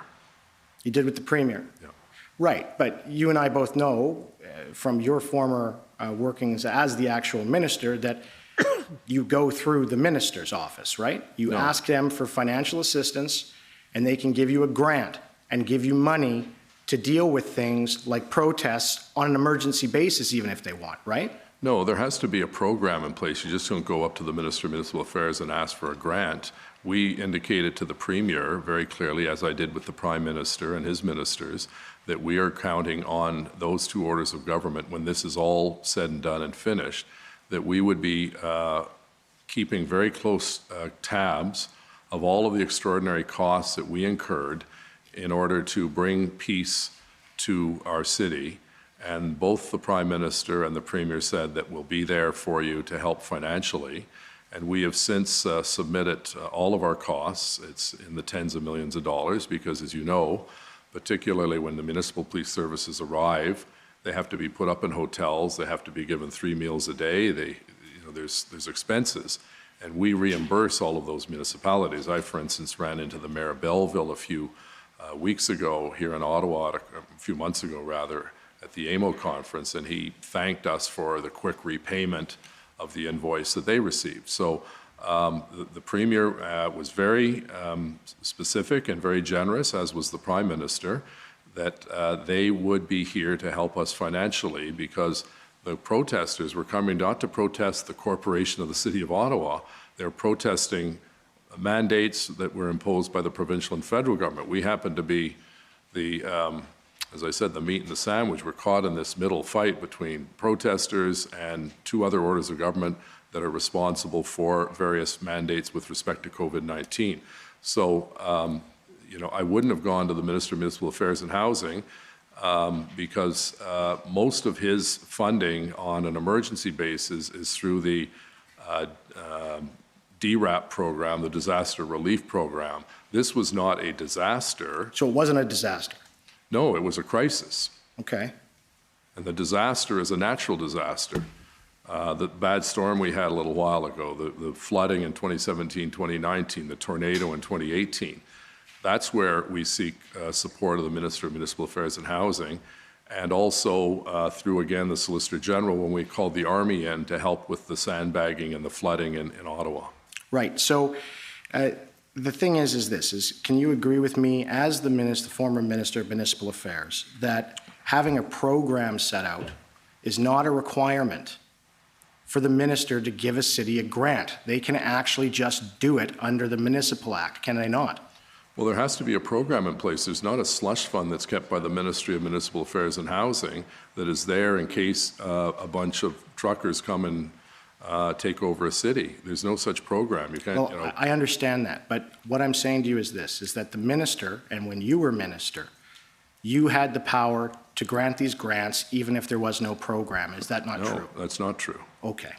And secondly, I'm not sure why we would be going to the Minister of Municipal Affairs and Housing for a grant.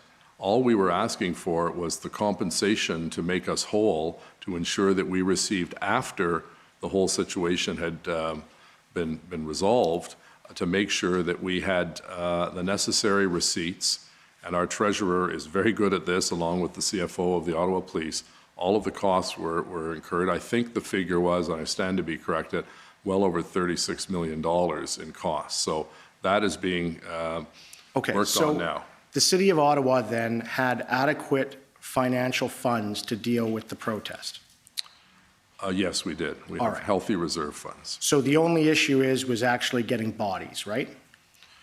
Well, getting bodies, yes, but also having the Emergencies Act so that we could get tow trucks and we could have a plan in place that once the police moved in, we could actually move those trucks that refused to move and tow them to a central location. I just got something you said. You said you wanted the Emergencies Act.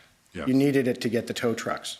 Well, we needed something to get the tow trucks because we were not successful. So when the Emergencies Act was introduced, and it was made clear specifically one line that towing was one of the requirements that people could not say no to, that was a big win for us in the City of Ottawa. And I take it, Mr. Mayor, that you have, of course, a relationship with probably numerous members of Parliament from your position as mayor in Ottawa, right? Correct, yes. Right. Did anybody tell you before the Emergencies Act was invoked that it was coming? No. All right. So you didn't know if you were going to get these powers or what have you were going to be ordered with respect to towing vehicles? No, when the act was introduced and my staff basically printed off a copy of the act and highlighted those sections that we could use. The one that caught my attention, the first, was the towing capacity to clean up the situation in Centertown and Byron Market. So you do know, and you've already mentioned that, of course, the Ottawa Police Service Board is independent of the police service, the Ottawa Police Service, and they have no ability to order operational sort of orders or bylaws, right? Yes, they don't pass bylaws, but... And as the former Minister of Municipal Affairs, you also know that, of course, the province of Ontario and the Premier and the ministers at the provincial level, they have no ability to order the OPP to do anything with respect to resources either. That's correct. Right. So you know these two things, right? And you knew them at the time. Yes. Right. And it would have been the commissioner of the OPP that would be making those decisions, right? Yes, he was in contact with Chief Slowly. Right. And at no time, and that's Mr. Thomas Carrerick, is that correct? That's correct. Right. And you agree with me that at no time while you were looking for these resources, did you contact the commissioner of the OPP to outline what you wanted, right? No, that would be inappropriate. That would be inappropriate. To contact an OPP officer. He's the commissioner of the OPP. What's the difference? You're okay with having contact with the Prime Minister of the country, but you're not okay having contact with the commissioner of the OPP to ask him for what you need. Because we have a system in place where we do not have politicians interacting directly with police officers or superintendents or commissioners. That would be highly inappropriate. That's why, as a politician, my counterpart is not the OPP commissioner, it's the Premier and the Minister responsible for the Solicitor General. So it would be highly inappropriate. During this whole period, I did not once speak to the Commissioner of the OPP or the Commissioner of the RCMP. Completely inappropriate. So, I dealt at the political level with members of parliament, members of provincial parliament, ministers, and the premier and the prime minister. That was my role in this period in our city's history. Okay, and did you have phone calls with the Minister of Justice and the Premier with respect to what you needed? Well, we had discussions with the Solicitor General and the Premier, and at the federal level, it was the Minister of Emergency Preparedness and Public Safety and the Prime Minister. Right. And so, again, just in your statement that you provided, I didn't see when the dates were that you had these conversations with the Premier. When were they? What were the dates? Well, I'll have to look them up. I don't recall what they are, but I believe it was in, it was 2 or 3 during the month of, I believe, February. February. So I stand to be corrected, but I don't know the specific dates. The Prime Minister's office did provide a quasi-transcript, so we have the specifics on that. But these calls that I had with the Premier were, one of them was basically he called me on my cell phone. We had a long discussion about the situation that was on the ground. And then the other was when the Minister of the Solicitor General joined us and we had a discussion about the need for OPP officers. okay. So, and I can tell you that the Prime Minister and the Premier were talking around that time too. And the Premier had told the Prime Minister, and I'm going to put it to you that he also told you, that he had no ability to order the OPP to provide you officers. It had to come from the Commissioner and the OPP themselves, right? Right. Right. And he told you that. I don't know if he told me that, but the Solicitor General sent a letter, as we saw earlier today, indicating that she had sent our request, the letter that Councillor Deans and I sent to the Premier and the Solicitor General. She had sent that to the Commissioner of the OPP, which is the proper route, not telling him what to do, indicating that this request has come in and to please take the appropriate action. Right. And the Premier told you that he wouldn't join the tripartite meetings because it was pointless. He felt it was a waste of time. Right. And it was. How do you know that? Because you were looking for officers and they couldn't order officers. No, that's, I don't think you fully understand the situation, that I can't pick up the phone and start barking orders at a commissioner of any police service, whether it's the OPP or the RCMP. There's a protocol in place, and that protocol is to have a politician to politician. And the RCMP and the minister said the same thing. He can't direct Commissioner Leckie, but he can certainly pass along our request. And she made the decision, and we thank her and the Commissioner because at the end of the day, they did provide the resources that ended up cleaning up this terrible situation our residents found themselves in. Right. And this protocol that you've been talking about and mentioned, is it in writing? Well, it's the law that politicians are not allowed to direct police services. It's very... I understand that, but there's nothing that I know of, at least, and if you could point me to it, that says that you were prevented from either calling Commissioner Leckie or calling the Commissioner of the OPP and saying, hey, we need some more resources. Can you do this? Again, I think that would be entirely inappropriate, you know, to give the powers of operational responsibilities to politicians is a I'm very not saying that, slippery sir. slope. I'm asking you if there's an actual policy that says you are not allowed to call and make a request to the police. Is there a policy in that regard? Well, our city solicitor advised that the route that we should be taking is the letter to the Premier and the Prime Minister and the two appropriate Okay, so it wasn't a protocol. It was what the city solicitor told you to do. Well, I'm assuming that he would have told me what to do based on the law of the land. And Okay. the policy is very, I'll ask very him clear. about that when he testifies. Sure. The other questions I have for you have to do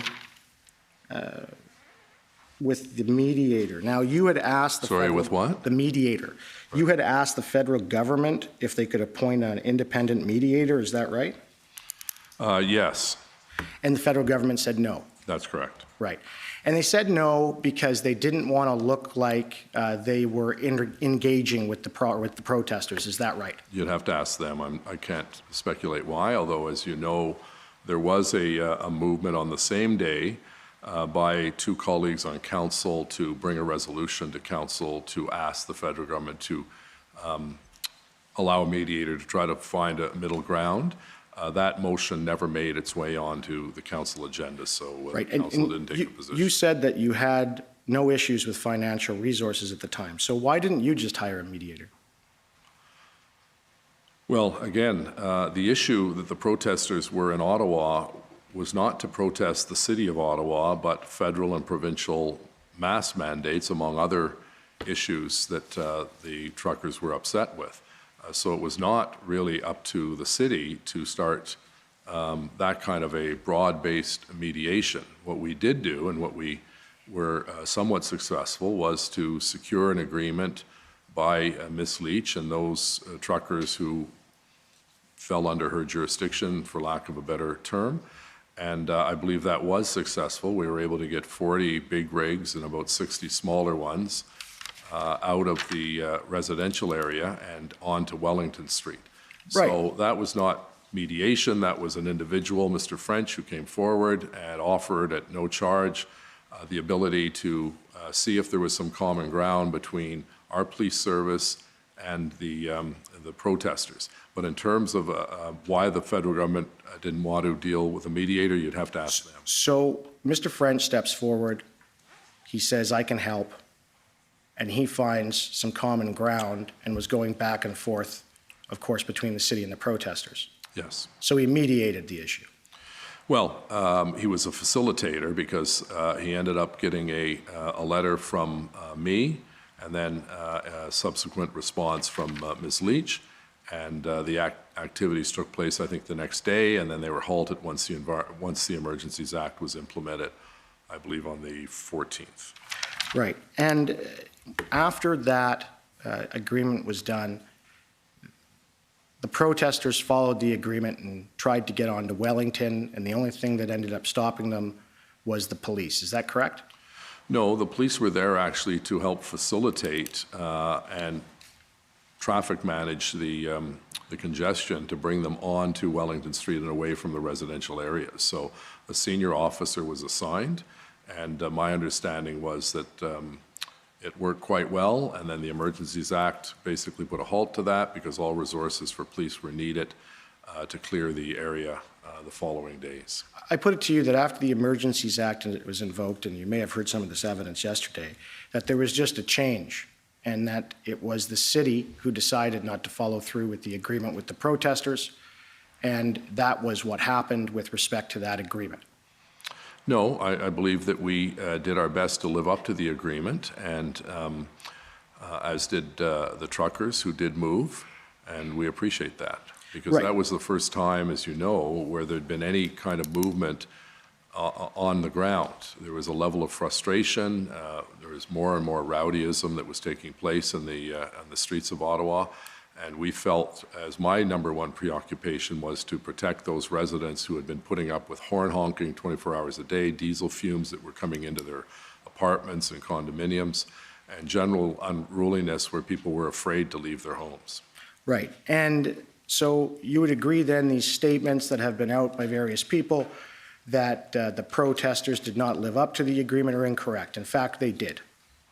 So I'm not sure who you're referring to. There's been numerous. It's okay. But you agree that the protesters lived up to their end of the bargain, right? On that particular issue, yes. Right. And you had earlier said in your evidence that, you know, you couldn't negotiate with these people rationally, but you did have that done in the end, didn't you? No, I didn't get involved in it because I did not believe that I should be personally involved, but Mr. French acted as a go-between between the city, OPS, and the group under Ms. Leach. And, you know, we're appreciative of Mr. French. He had really no skin in the game. He was not being paid for this. There was no business angle. I think he saw what was happening, and Right. it was his capital as well. And sorry, I don't he mean to took interrupt, action. but I just want to get my question answered. So they said, you said earlier you couldn't negotiate with them rationally, and you had no dealings with any negotiations with them except for the issue with Mr. French, right? I had one or two calls with Mr. French, and then it was handed over to Mr. Kanalakis and Mr. Arpa. Right. And so prior to that time, you had no attempt or nothing of involvement with respect to attempting to negotiate with the protesters, correct? That's correct. All right. So your statement earlier that you could not negotiate with these people rationally, you agree that the one time that you actually had any involvement whatsoever, you did, right? You had a rational negotiation that resulted in an agreement, correct? No, I didn't, because I wasn't involved until the final agreement came I understand. forward. Okay, thank you. Those are my questions. Thank you. Okay, thank you. The next up is Mr. Slowly, his counsel.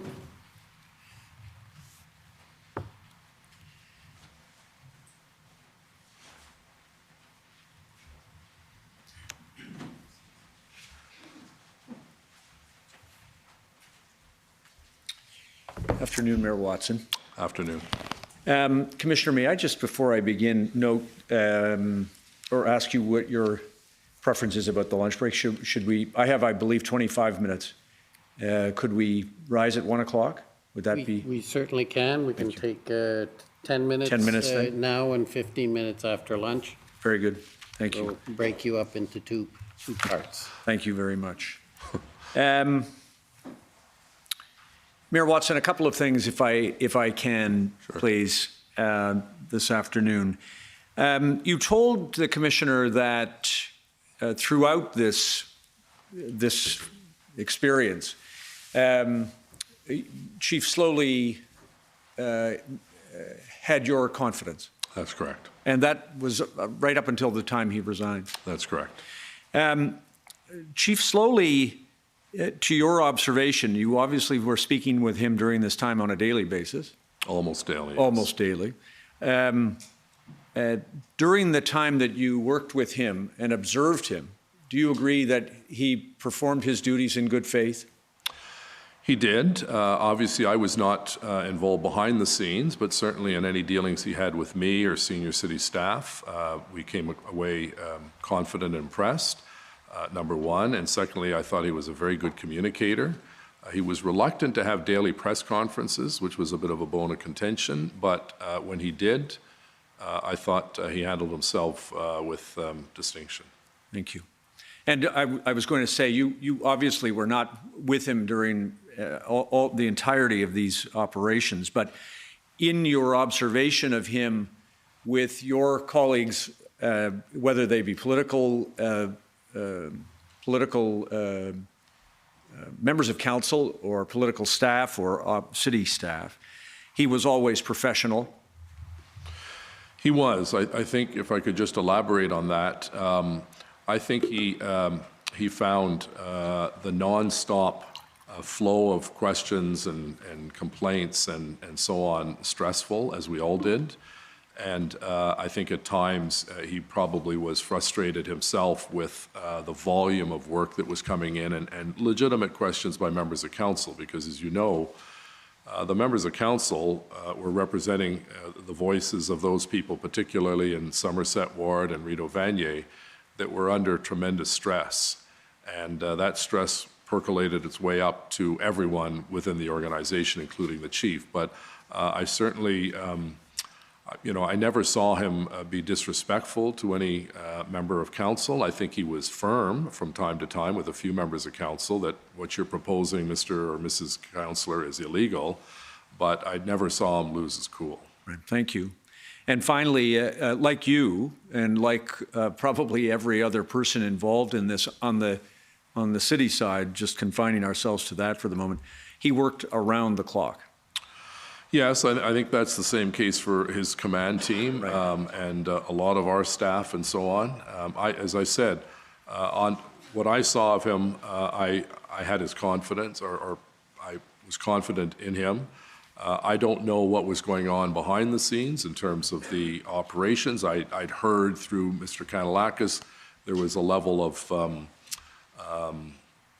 division within the various police forces.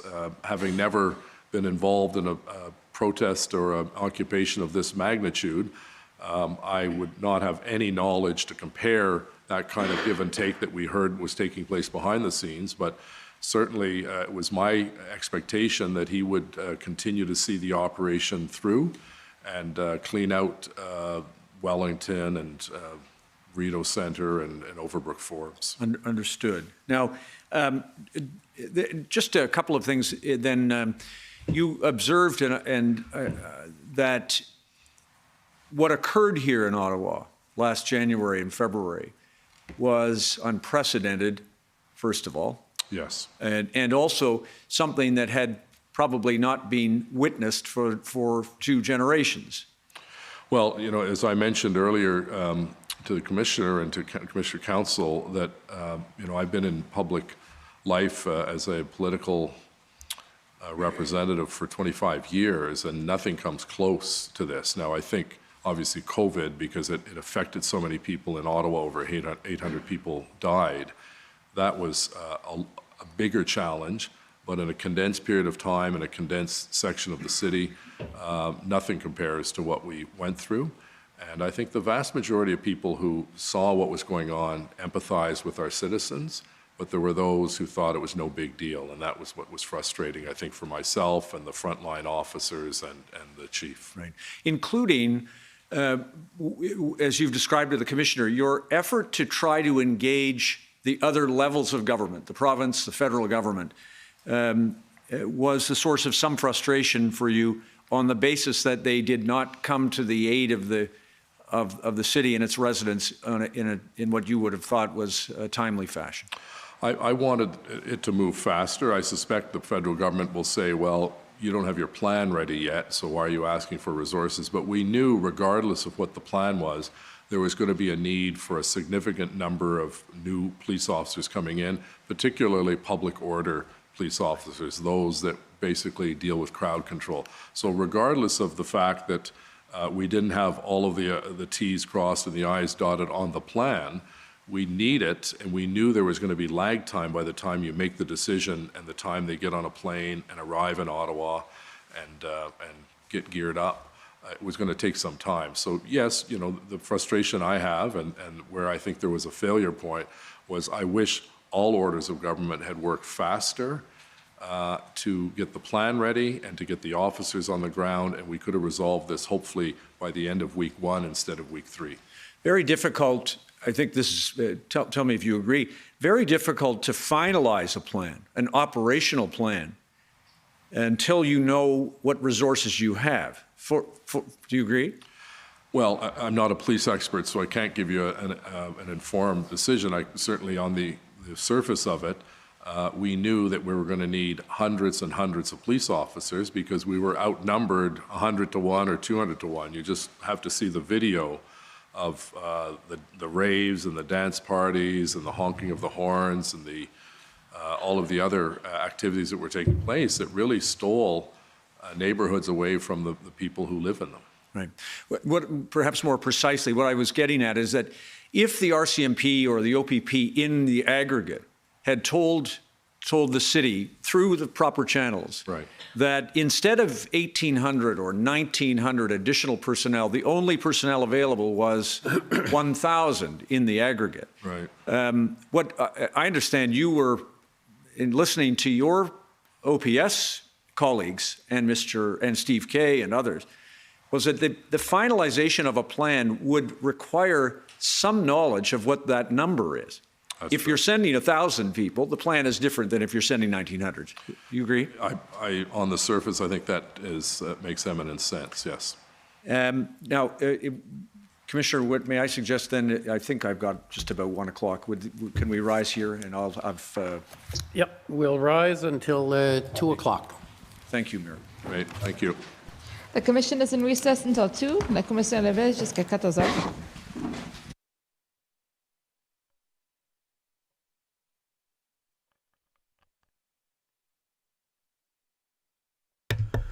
Well, they finally figured out how to mute their mic quickly. That was good. So that was, I like that. The Armada, the dance parties, the raves. What else, man? I mean, the numbers continue. The dancing, says Benoit. Let me see over here. We got all bureaucratic deflection. Cannot wait to testify, says BJD Online. BJD Online. I think is this Benjamin Dictor? I don't know. Is he going to testify? Is that the guy in the chat? Who knows? Maybe. Cool. If you want to come online, let's have a chat, man. Let me see over here. We got Darcy Klein. Boom. Tisk, boom, boom. Yeah, that's it. That's it. Finally, Trudy says something honest, says Anonymous. When Biden invoked the EEA in the U.S. before any convoy ever showed, and well, they showed up anyway. We have a waffle on the stand, says Pure Night. True. Right? Absolutely, man. Let me see here. Yes, that's Ben Dichter says Future Now. Yeah, well, come on. Let's hear what you got to say, brother. We got a little bit of time here. Let me put my email in the chat if you want to jump in. I'll drop you the Zoom link. Oh, there you go. That's my email right there. And then I'd love to hear what you got to say. I mean, I don't know if you're able to say, or otherwise they will, terminate you, or what they're going to do to you these days. It's a crazy world out there. But yeah, well, if you want to come on to the Zoom call, come on in. Let me see what else we got here. Do a good job lying, and soon to be Senator Watson, says Sean Hunt. Bad Grandpa. 0169. John Tory likes stuffing 20s and drag queens G-strings. It's not supposed to make sense, says Sleeping Giant. Absolutely. That's right. Yeah, there you go. Straight from the PM, says Surfer. I didn't understand. What's he talking about there that he cannot discuss? Because who removed ex-chief of police Slowly? Who removed him then? If politicians... Didn't he resign? I thought he resigned. Well, he did, but he resigned. But there was discussion that they've already put up, screenshots and the rest, where they were discussing removing him. So that was... It looks like this is a mutual thing, but I don't know what happened there. Let me see what else is going on here. We got Sleeping Giant says BS is the operative word. Their disdain attitude of the defense of the act shows just how split our nation truly is, says Shannon Lang Charlebois. Yeah, absolutely. Mayor Twanson and Twattawa, says Slice Cube. Absolutely, man. Wow, absolutely crazy. RCMP are just bag boys who help criminals crossing into Canada, says Mark London. Yeah, just bag boys who help criminals crossing into London. That's what it seems like. You know, they just go down to Roxham Road and come on in. We got Alex Dietz.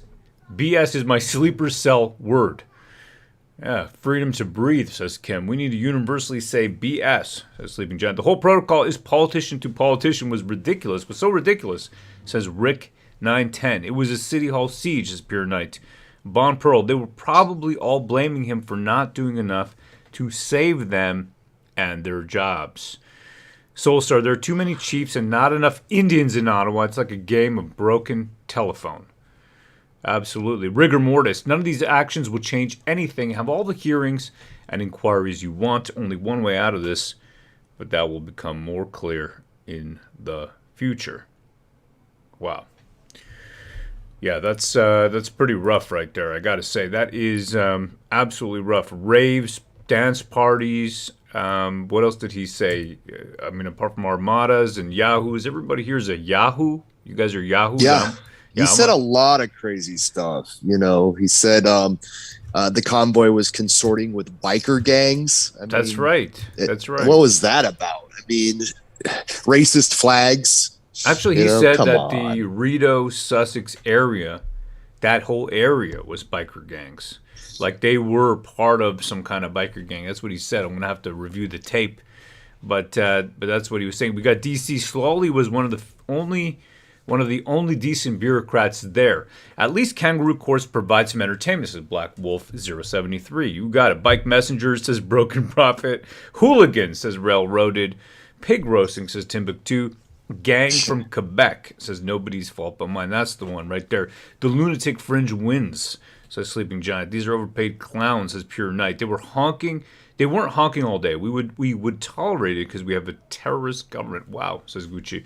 Biker gangs are the scariest white people, says Problematic Post. Thanks for the first segment, Rope, Pan, and Team, says Maria. Well, thank you for being here.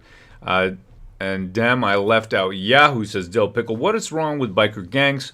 The bike run that went on Canada Day weekend is made up of vets. That's it. Biker gang in minus 25 Celsius, says Benoit. Exactly. You got it. I want to know, who's this Farfada? Anybody know who Farfada is? There's no point even to Google it straight because you're just going to get lies. That's what you're going to get. Farfignugan?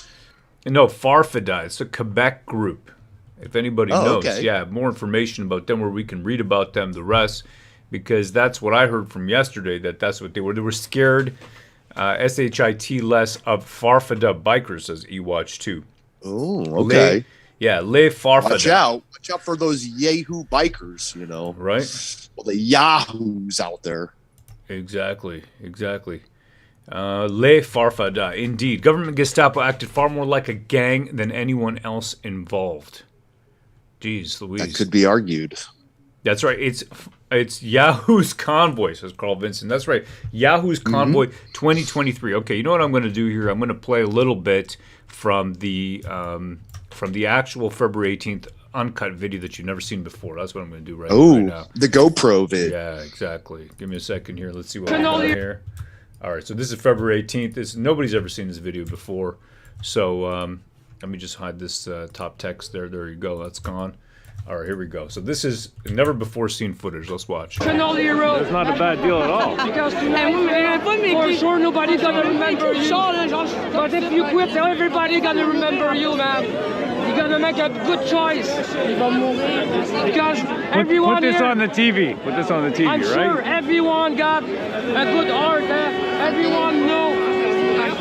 This is amazing. It's not a good choice. Est-ce que t'as vu quelque chose comme ça? J'ai jamais vu quelque chose comme ça au Canada.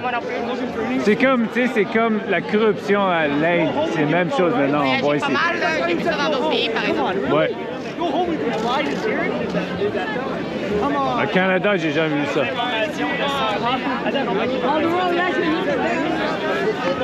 If there's one person who can talk to you people, is you. Talk to your people, please, man. One person at a time. Talk to your people. Because we cannot talk to you very much. It's hard. Sûreté du Québec, je me demande comment on va se regarder devant la glace ce soir après le shift. Hein. I got 5 children, man. I'm not here for me. I got to work for my family. I'm not here to Yo, Pan, can you hear me, bro? All right, let me see if I can jump back in there. Excuse me, sir. 8 hours to get back there. You get to flush the whole time.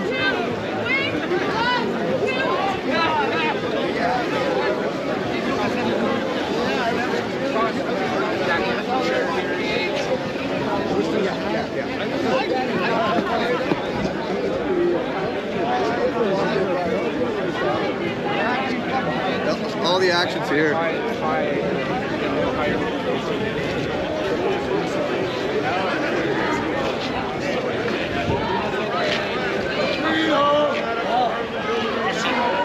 Read up! Read up! The ISIS flag's really starting to convince me. They're online supposed to. The police are walking Oh yeah, but once I get this far, they're gonna can't get the whole time. Oh, so we were both and then it's like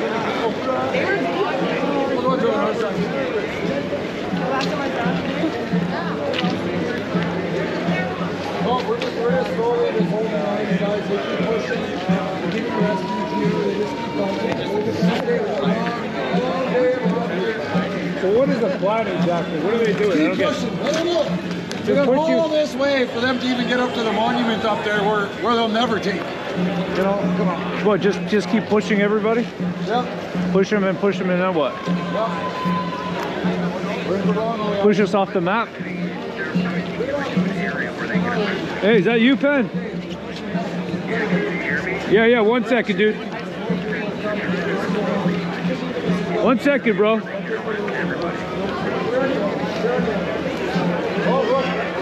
Hey, can you hear me now? Yo. You know, man.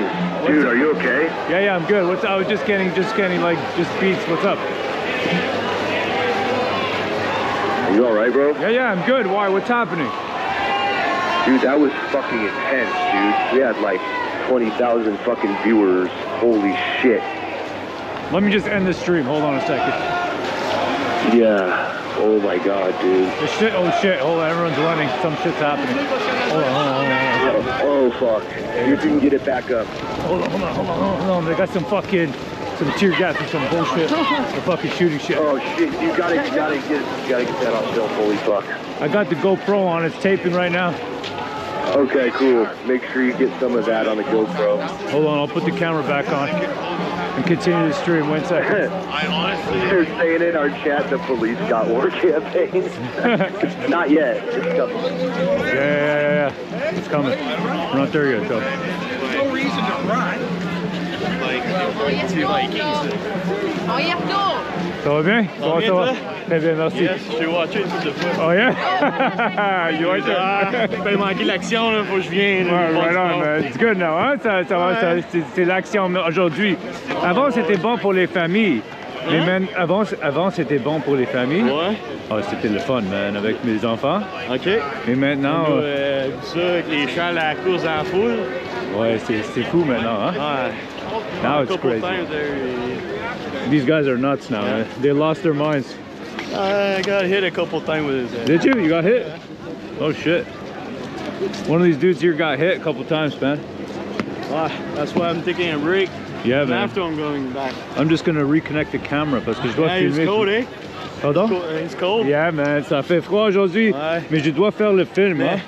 On a bien plus froid les autres journées. Yeah. Comme moins 40, t'étais ici. Ouais, c'est vrai, man. C'est vrai, man. Quand j'ai vu, c'est... Yeah, saw you a couple of times. Yeah, man. It was cold those days. Well, I'm glad you came, brother. Oh, quelle note d'action, eh? Tu viens d'où? À quelle partie? Moi, je viens de Gatineau. Gatineau, cool. Perfect, man. All right, man. There you go.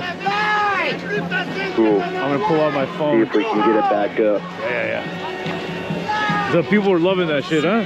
Yes, sir. Dude, that was the most intense shit I've ever seen on YouTube, dude. I was having a good time, bro. It's the mosh pit.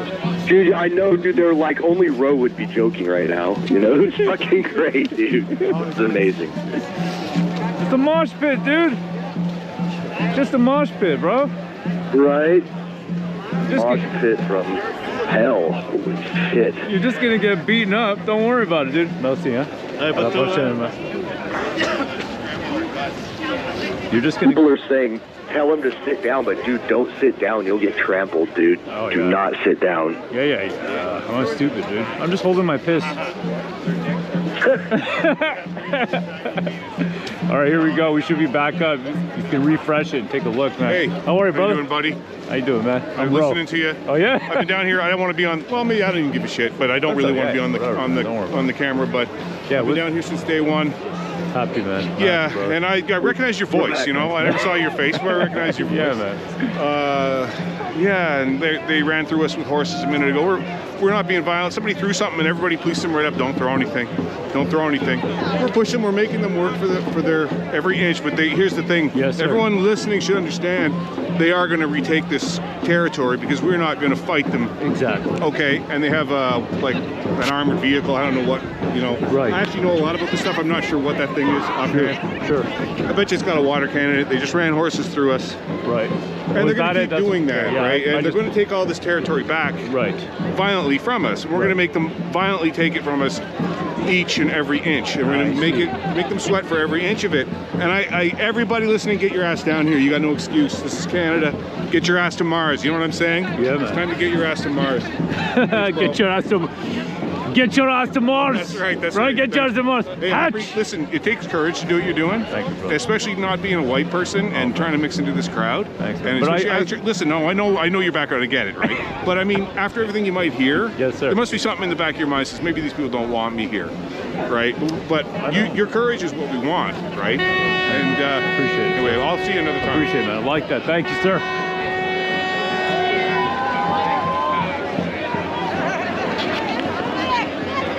All right, are we back, man? All right, man. We are back. Yep, we're back. All right, man. We are live, everybody. Thanks. Check it out, man. The horses are coming. We are live from Ottawa. The horses. This is awesome, man. Let me see if I can see this.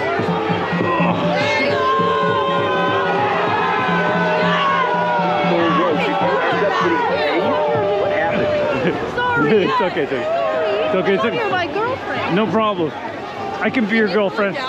Hey, did they pull them down? Let's see if I can climb up. Shit. Getting too fucking old for this shit. All right. There we go. They're doing these runs through, they're doing runs with the horses now. It's a new thing. It's where you basically trample people. It's fucking cool. Check it out. I love this shit. Freedom! I get freedom!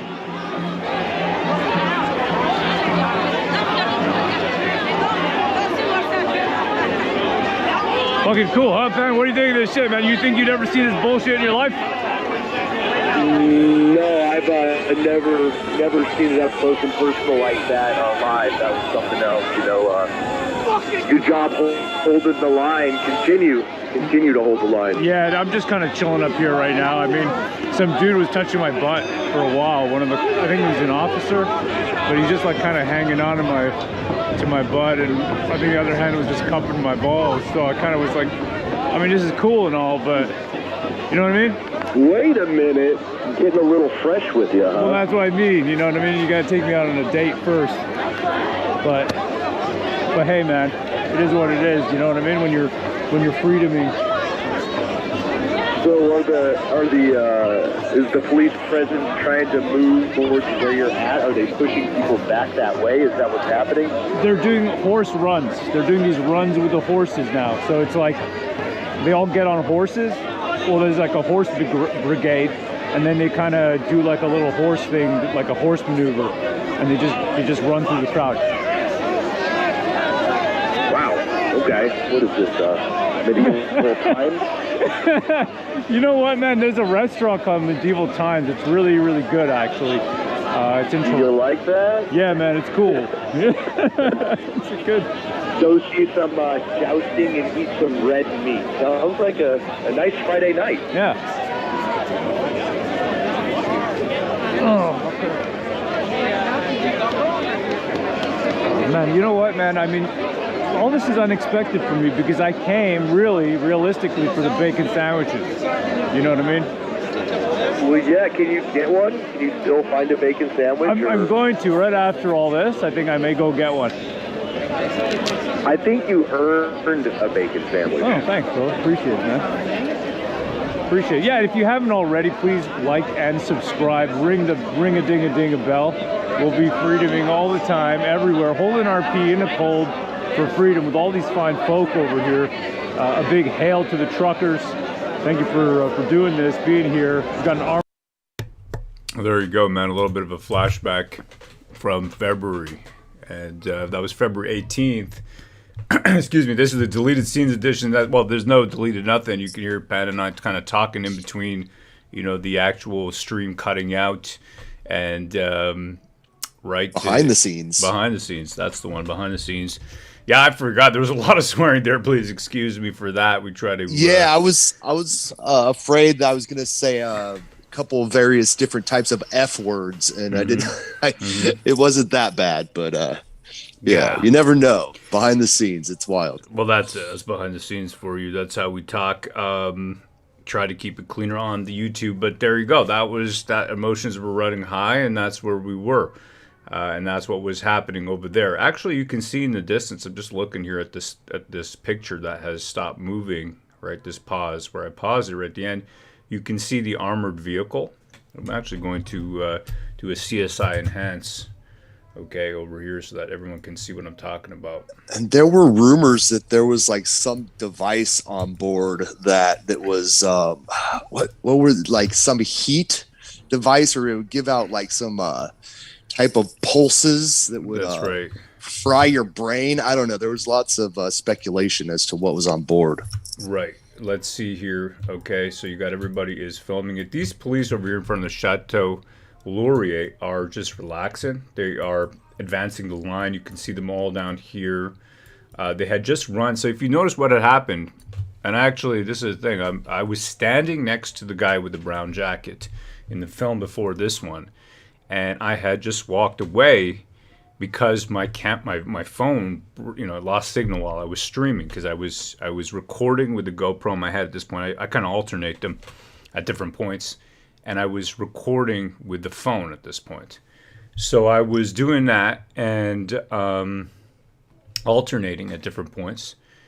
And there you go. I had just stepped away, and then they did that run through with the horses. So if you look at the previous video, maybe I'll play it, maybe we can see what's going on there. But it was something else. And you can see here, this is the device is mounted atop this vehicle, whatever device they have brought with them.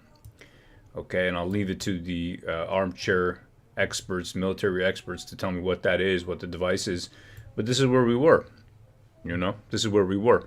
And this is what the response of the city was to a peaceful protest.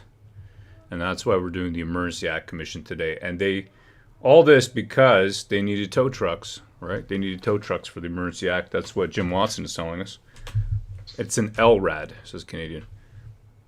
Right, yeah, that's what the speculation was. Yeah, exactly. So there you go. That's it. If you see the running somewhere over here where everyone's running, I had literally stepped away because this moment here. Got some fucking. This is where. Okay, cool. I'll just lower it here, but there you go. This running begins. And that run. You might even be able to see the event, the actual horse run through from the distance, I think. Yeah, it's just right before this part here. Let me zoom. Anyways, there's so much footage. I have so much footage. Not all of it's online, but I should put it all online. That's me in my sack, my clothes. Here's them running, really. I think it's right after this. Everybody's just running. There you go. That's the moment. This is it right here. Everyone's just running because the horses. And I just went for shelter because my hands are freezing and I can't feel my hands, but I need to reconnect my phone to the internet with the setup that I had. And I had just moved from the front lines. The video before this. Let me see. Anybody want to find out who this brown jacket guy is? Do you want to do that? Should we do that right now? Excuse me. Research. Yeah. And you know what? By the way, if you want to support us and what we're doing here at the War Campaign, then go to buyvestige.com. All right? That's our comic book, buyvestige.com. There it is, right there. I just dropped that link in, and that should take you directly to it. Let me see over here. We got, what's the video right before that? It should be 200. Where is this? This is this folder here. I got Open Path. Hold on a second here. I got so many videos and so much stuff. All right, here we go. So we got this over here. I don't want to show all my stuff, what I got on my computer. Because most of it, to be honest, is just pictures of myself shirtless. We have a problematic post in the chat says, it's a laser beam. Yeah, I mean, I wouldn't put it past them at this point. I would not be surprised. Okay, hold on a second here. This one should be the video. Let me order this. How do I order this? View, order, sort by. How long we got about here? Date modified. That should be the right ordering. Date modified. All right, hold on a second. So that was 2021. So this one should be the video before it then. All right, let's take a look here. This should be the video. Let me go through here. Let's see here. Yeah, this is the video right before. We have a angry atheist in the chat says, "Don't LRAD me, bro." Yeah, so here's the end. So this is the end. Okay, so you see, I make my way right to the front, and I think you see the guy with the brown jacket right here. Hold on a second here. Right, so I'm walking to the front. I'll just move it up. So there you go. I'm walking up right before should I get back in the mosh pit? Sure, why not? You weren't able to find a bacon sandwich? No, I wasn't. I guess I'll get back in the mosh pit. Okay, I'm gonna choose. Well, you couldn't find an actual bacon sandwich, but if you go into the mosh pit, you will be sandwiched between bacon. That's for sure. Yeah, I'm just trying to figure out which one I want to be beaten by. There's a pretty one down there. I think I'm gonna go and get beaten up by the pretty cop. Yeah, pick your officer that you want to get tased by. Yeah, exactly. Okay, I'm gonna choose these two ladies. Oh no, they're being pulled. Oh, it's a dude. I don't want to be beaten up by a dude. That's gay. I don't want to be beat up by a lady. You know what I mean? I know what you mean. I don't know if it's a video right before. I don't know if that's the right one, or I'm gonna have to go through this in my own time and really track down. That was classic footage. So when we were trying to determine which cop you wanted to be beaten by, and you picked the woman cop naturally, Right. female cop. Oh, man. It was between her and like the big fat stinky cop, and Oh yeah, these guys were great. Look at them, man. There's a dude crying. Let me see if I can find him. Yeah, here's a guy. Here's a dude crying. This guy.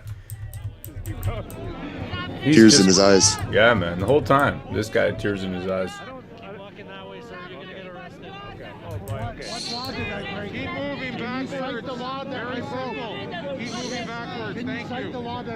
I'm telling you, this guy's crying, man. I got footage of this dude, tears running down his face.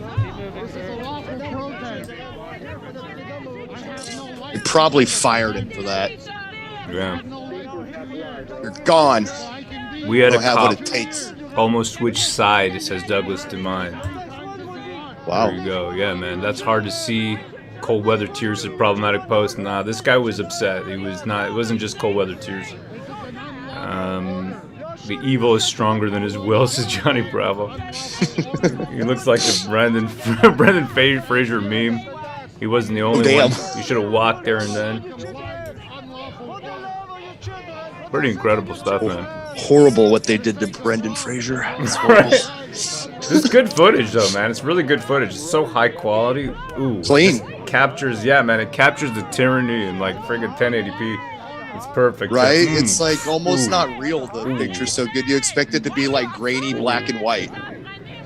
Perfection. Tyranny in 1080p. Beautiful.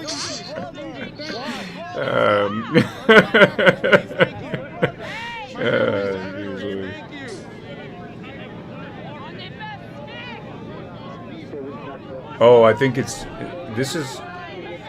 old guy right here. He was having a hard time. The guy in the blue jacket. I do not recognize your authority. You have no right. Oh man, that guy's York Regional Police, my cop, so sad, says Lisa. Where are we going, guys? This. Where are we going?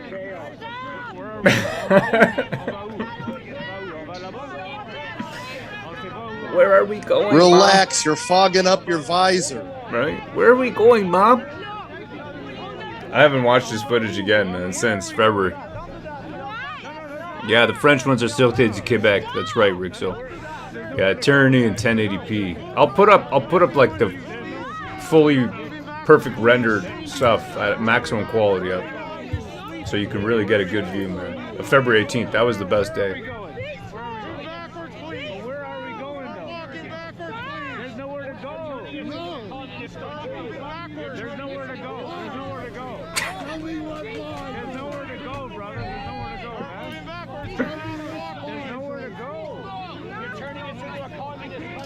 We're turning into a communist country.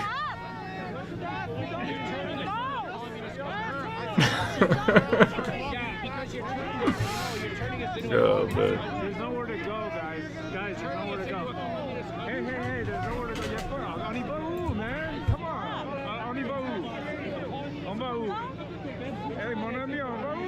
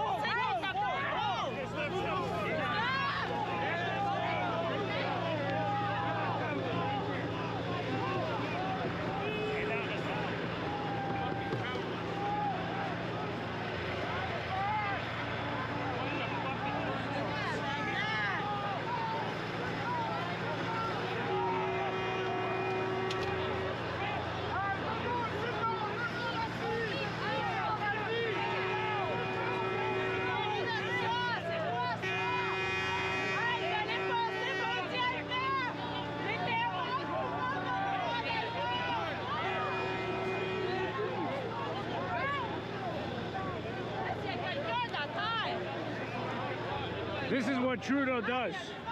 This is what Trudeau does, man. Tell all the police to push people. Unbelievable. We're standing in there. These guys are decent people and you're telling them to push us. And push us where? I'm pushing women. Pushing women, man, and old women. This is shameful, man. This is Canada and this is a bloody shame. It's a shame, man. I'm telling you now, this is an absolute shame. I've never seen this. Look at this before, man. Pushing peaceful people for what? Trudeau is an absolute shame, man, to the world. No war. Absolute shame, man. Absolute shame. Shame on you guys, man. This is not right, guys. Shame on you guys, man. Shame, guys. It's shameful, man. Shameful, man. Very shameful. Very, very shameful. Very shameful, man. I've never seen this.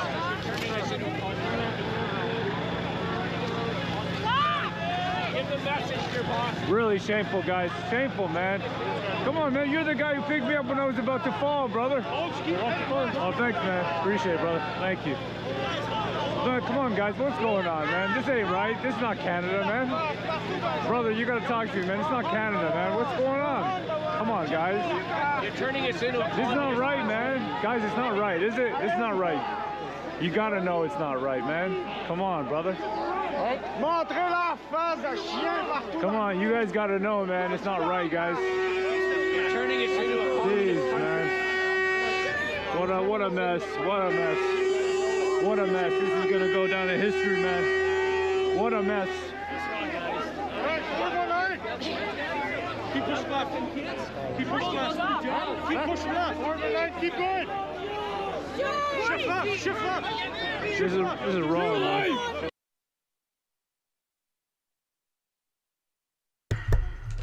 That's the reason that we're here today. That's the reason we're here today. Let me make sure this hasn't started already. No, I don't think so. No. But this is the reason we're here today. That's the reason that I can't go back to comic books computer code. Women, steak, whiskey. That's the reason. Oh, you're stuck here. You're stuck covering the hearings, you know, the dog and pony show that it is. But people need to see it. That's why when they make a mockery and they lie to your face, and you've seen this, and you've been there, and everybody here in the chat who is, you know, watching, witnessing either on the ground there or watching from their homes. There's other countries watching, other people in other countries watching. I mean, that's the reason that we're even here. That right there. That's the reason, man. Never thought that you'd see something like this. Yeah, that was tough watching, says Douglas. That's right. I haven't actually rewatched any of that footage. There's a lot of it, too. There's a whole day like that. I think there's a part of me, I think I take a leak. I try not to... Uh-oh. It's that yellow snow Zexy was talking about. Yeah. I think, man, whew. Yep, life-changing, says Kim. Micro Pig Roast is anonymous.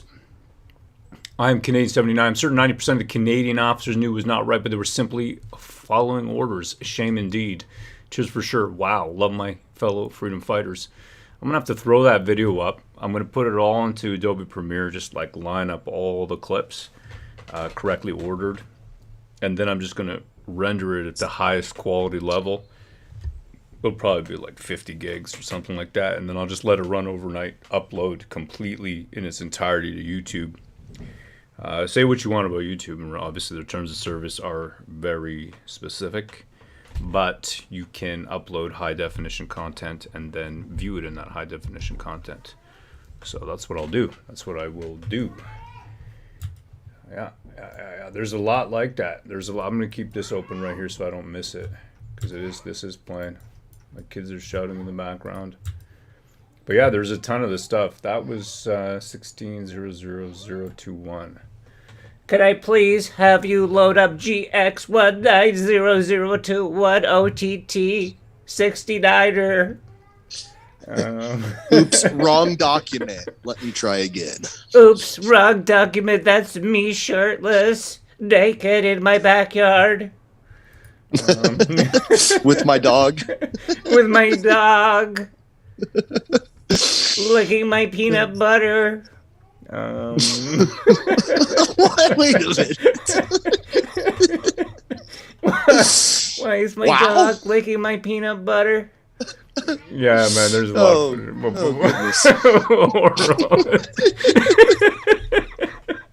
Don't click the dog licking your peanut butter.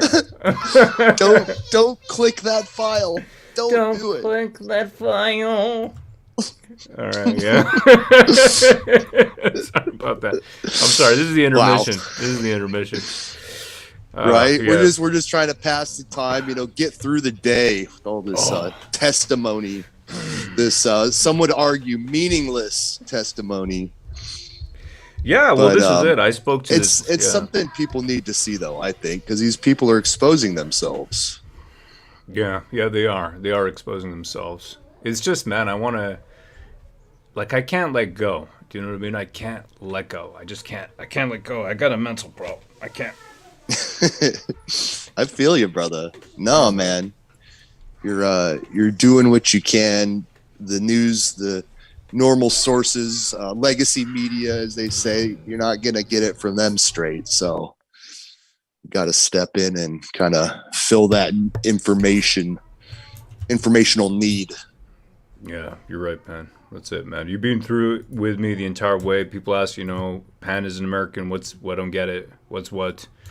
Pan has actually had court cases for freedom of speech.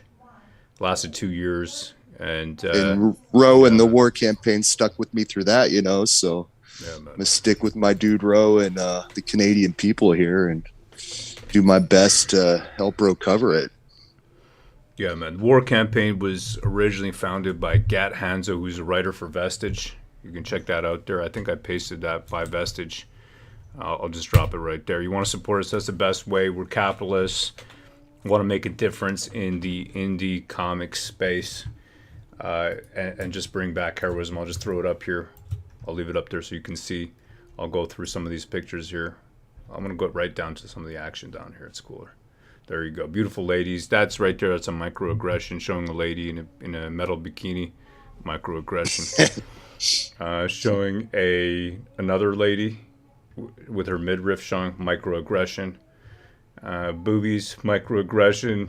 Chains around boobies, microaggression. Breaking chains with boobies, microaggression. Fantastic stuff, man. Well, this is it. It is complete. Number 3, we need your help to help us produce it. This is what we were doing. I'm a comic book. I like to joke around. You can tell Pan and I we're like a, right? We're like a comedy. We have a hard dude. time not laughing at stuff when we get together, really. Yeah, that's what we were doing, man. Having a laugh. Like, you think I want a political... Well, you should run for Ottawa councillor. Hello, Mom. I mean, what am I going to do? You tell me. I'm not here to do all that. I'm here. I want to have a normal life. I want these guys who are in political power to do all that so I can do what I do, which is annoy my wife with my voices, tell my kids to STFU, sit down, do your homework. That's what I want to do. Get back to making the program and making money. And living my life. We're not doing the YouTube. You can see we don't ask for super chats or all that. We paste everything up in the chat that's interesting, because that's not why we do YouTube. I don't want to go down that road. I'm not interested in being a professional YouTuber. That's just it. There we go. Let me show you. Yeah. When we got into it, we were just basically promoting comics for 2 nights a week, on YouTube. And we had a lot of artists and creators come on, and we'd, joke with them and promote their books. That's what we were doing before all this political stuff, just promoting books, some parody and commentary on culture and pop culture, but here we are now doing hard political stuff, and we appreciate you guys sticking with us. Oh my God, there's boobies on this cover. Oh, whoa, no. That's right. Yeah, it's comic books, man. That's what we do, comic books. See that right there? This is a cool one, Bullet Maker. So that's what we do. We make all this stuff. Pan is the first investor in our comic book venture. Thank you to Pan. Big hail, brother. Appreciate it, man. Hail, brother. Yeah, man. This is what we've been doing. We want to get back to normal. Normal for us is that kind of stuff. But these guys won't let us, right? They won't let us get back to normal. They won't let us just live free. They instead make it so that I got to worry about if my 15-year-old daughter, when I send her to university in 2-3 years, whatever that is, can go to school. That's what I got to think about, because she didn't take a certain medical procedure, and I'm not going to do it. I'm not going to go along to get along. So that's what I got to worry about, instead of looking at stuff like this and talking to Gat Hanzo, one of the founders of War Campaign with Pan and myself. And the three of us, we started doing all this about 4 years ago, I guess. No, about 4.5 years ago, something like that now. Time flies. And instead of us talking about fantasy and, things that interest us, if you go through the War Campaign channel, you'll see before all the political stuff, before around November 2021, it's all, comic books, Dungeons and Dragons, that kind of thing. We used to do parody live streams and jokes. And that's the reason also that we've been out there saying, hey, look, jokes should not be criminalized. They just shouldn't be. Pan standing up for meme freedom to meme, that kind of thing. Make a joke on the internet. Got other guys out there. Yeah, I mean, I went through a court case. You got other guys out there that are actually in jail, So those guys like Mackenzie, I feel for them. And I think what he said is stupid. I'm going to say it point blank. I think it's absolutely, I want to use words that I can't say here on YouTube, but I think it's crap, okay? It's joke that doesn't land, and it's stupid stuff to joke about and then to broadcast on the internet is moronic. Now, does that mean that he should be targeted by high-level politicians and dragged to jail? You tell me. Does that make any sense? I think it's no. It was clearly a joke. Whether people thought it was in good taste or if they liked the joke or not. I mean, it was clearly a joke. I think it's crap. I think it's stuff I'd never say, and it's totally friggin' moronic. But you shouldn't go to jail for it. That's my stance. Yeah, I feel for the guy. Yeah, of course, man. And there's so many dudes who've been. I mean, we've seen Tamara Leach be dragged to jail. You've seen Pat King. Same thing there, Pat King, right? I got all his videos. I downloaded all his videos. Let me show you a couple things here. So this is before what? Hold on a second. These kids, eh? It's going to be interesting when Pat King testifies and Miss Leach. Wow, that's what I'm waiting for. That's going to be some hard-hitting stuff. So what I did here, I'm a computer guy, right? So what I did here was, I knew these guys were going to take him offline, because that's what they do. That's their modus operandi. Their modus operandi, that's their method. Hold on a second. These kids are killing me.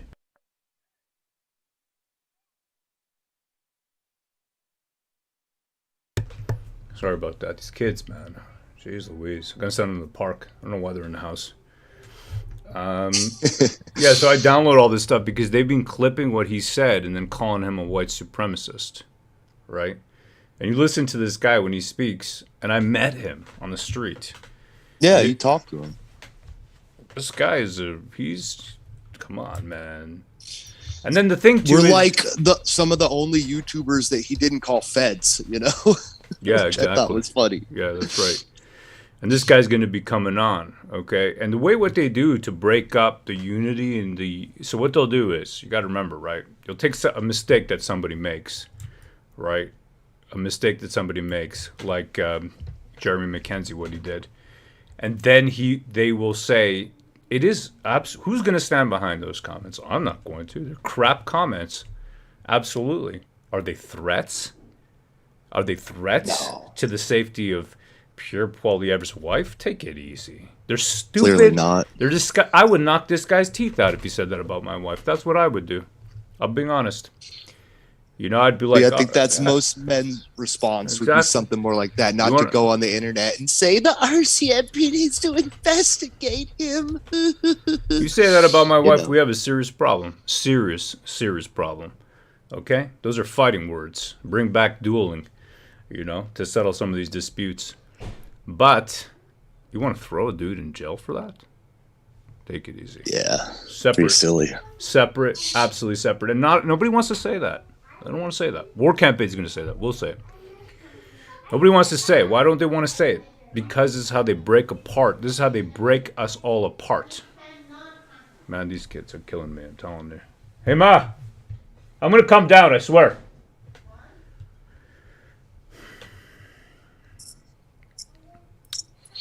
So anyways, Pat King, they've done the same thing with him over here. They've taken all these clips out of context. What's different with Pat King? Pat King didn't say anything, stupid like that. But he said other things, when you take a clip of him and it sounds moronic, right? But that's a clip job, in my opinion. That's much more of a... Well, even here with Jeremy McKenzie, it's probably a clip job, too, because there's a video before that where he's talking about... I don't know. I don't watch the show. I like the dude where we've had him on here, but I don't watch the show, man. I mean, I just don't have the time, And... But this is it, and I knew they were going to take this guy's stuff out of context right here, Pat King. And then what they were going to do was they're going to silence him. So that's what they did. 4 months he sat in jail, right? 4 months, and then they would remove him from the internet so that you couldn't even get the source material to disprove their lies. And we're used to this. Yeah, we've been fighting a culture war, like I keep saying over and over. So we know the game. We've already fought these NPC. Social justice warrior lying sacks of whatever. So we know exactly what they do. We know how they operate. And we know that you need evidence, hard, concrete evidence, and you need to retain all digital evidence at all times. So that's what we do. It's part of what we did in the comic book, indie comic movement when we were calling, major companies like Marvel and DC and pointing out what they were doing with these characters. We would retain the messages that those comic book professionals were saying, the kind of things they were saying and putting out on Twitter and videos and everything. So that later when we said X and Y and Z about them, X and Y and Z about them, then they would not be able to backtrack. And here it's to defend somebody because he's not able to defend himself. Pat King is not able to defend himself. That's what they've done. They've silenced everybody. They silenced Tamara Leach. Right, they silenced her. I don't know how BJ Dichter, they didn't go after him. I don't know how other fellows. I think it's Chris Barber. I met him once, just shook his hand. I don't know the dude. I don't know any of these people really. I don't know how they didn't get arrested. I know he went back home. I don't get involved with the personalities. You know what I mean? I like everybody. We like everybody, but we just do our own thing. That's the War Campaign way. We're not interested. I've already got my brethren, and I've got the goal. The goal is freedom. That's the goal. I don't care about everything else. I don't care about who likes who. Not interested. Not interested at all. All I want is freedom so that I can go back to comic books, to my business, to my businesses, my two businesses, writing computer code and doing comics, and not do this. And I love doing this because you're here with me, and we're doing this because we have to do this. I can't even stop. But they put us in that position. That's why we're here. And they took down this guy's social media completely. So they can spin any lie they want about him. They made him delete his stuff. Well, we got it. Oh, check it out. You know who this is. Let's watch this video. This is Aaron Howard. Hey there. So I'm Constable Aaron Howard. Coming to you from Ontario, Canada. I really wanted to give a shout out to all the truckers. I think what you guys are doing is incredible. You're fighting for our rights and freedoms. And right now it feels like we're a little bit at war and those rights and freedoms are at stake. So you guys are honestly true heroes. What you're doing is just incredible. I will be in Ottawa when you guys roll in. I'm going to be speaking on behalf of Police on Guard, and we are thrilled and honored to be able to be there. I can't wait to meet you guys. Hope to talk to a lot of you in person. Anyway, just wanted to give you guys a shout out and some support, and keep rolling, and we'll see you in Ottawa. Beautiful lady, really beautiful lady. What an amazing heart that woman has. And that's what they've done. They silenced everybody, every officer. We had, what was his name? Dan Knife. Pan, you know who I'm talking about. Kanipe, right? Kanipe, that's him, right? This guy actually, he came on, and he was a peace officer over there in Alberta. Really, really good dude, man. Really good dude. And again, lost his job. And, well, he left over there because they were asked. I think he left. I can't remember the details. But again, they've been removing everybody from any power of authority, position of authority, who has stood up in any way. You got, I think this fellow here, I don't know if it's the real him, because it's the internet, Benjamin Dichter Online, BJD. For FF's sake, I had all my accounts frozen, and I'm now driving a truck. Enough with the Fed BS. I'm not calling you Fed. I don't know anybody, and I don't know anything, okay? That's the bottom line. You want to talk to us, you're free to join in. I don't know anybody, and I'm not here for friends, okay? I've got my family, and that's all I'm concerned about. My family, my freedom, my brethren, and the Canadian patriots out there, and our patriots globally. That's all I care about. I just don't care. Sorry, brother. I'm not here to fight anybody. Do not care. Let's see what else we got over here. Yeah, it just goes on. Look at the amount of videos here. And they took little snippets of this guy. Just little snippets to create a story that he's a white supremacist. The guy's, at most, he's a dick. That's about it. Or he's an ass when he speaks. You know what I mean? I wouldn't even call him a dick. I just call him an ass. Like he's over the top. You could say the same about us. And you're not allowed to have your own opinion about immigration. If I said the stuff that this guy say, well, all right, you know what I mean? They'd be like, hey, Ro's just a dick. You know? But then if this dude says it, oh, no, he's a white supremacist. He wants to create an ethno-state. This guy never said that, and I met him. I can tell when somebody hates me for my skin color. I can tell when I meet a person. I'll play that video, actually. And I got nothing like that. Nothing like that. Yeah, no, he was straight with you and, you know, happy to talk, you know.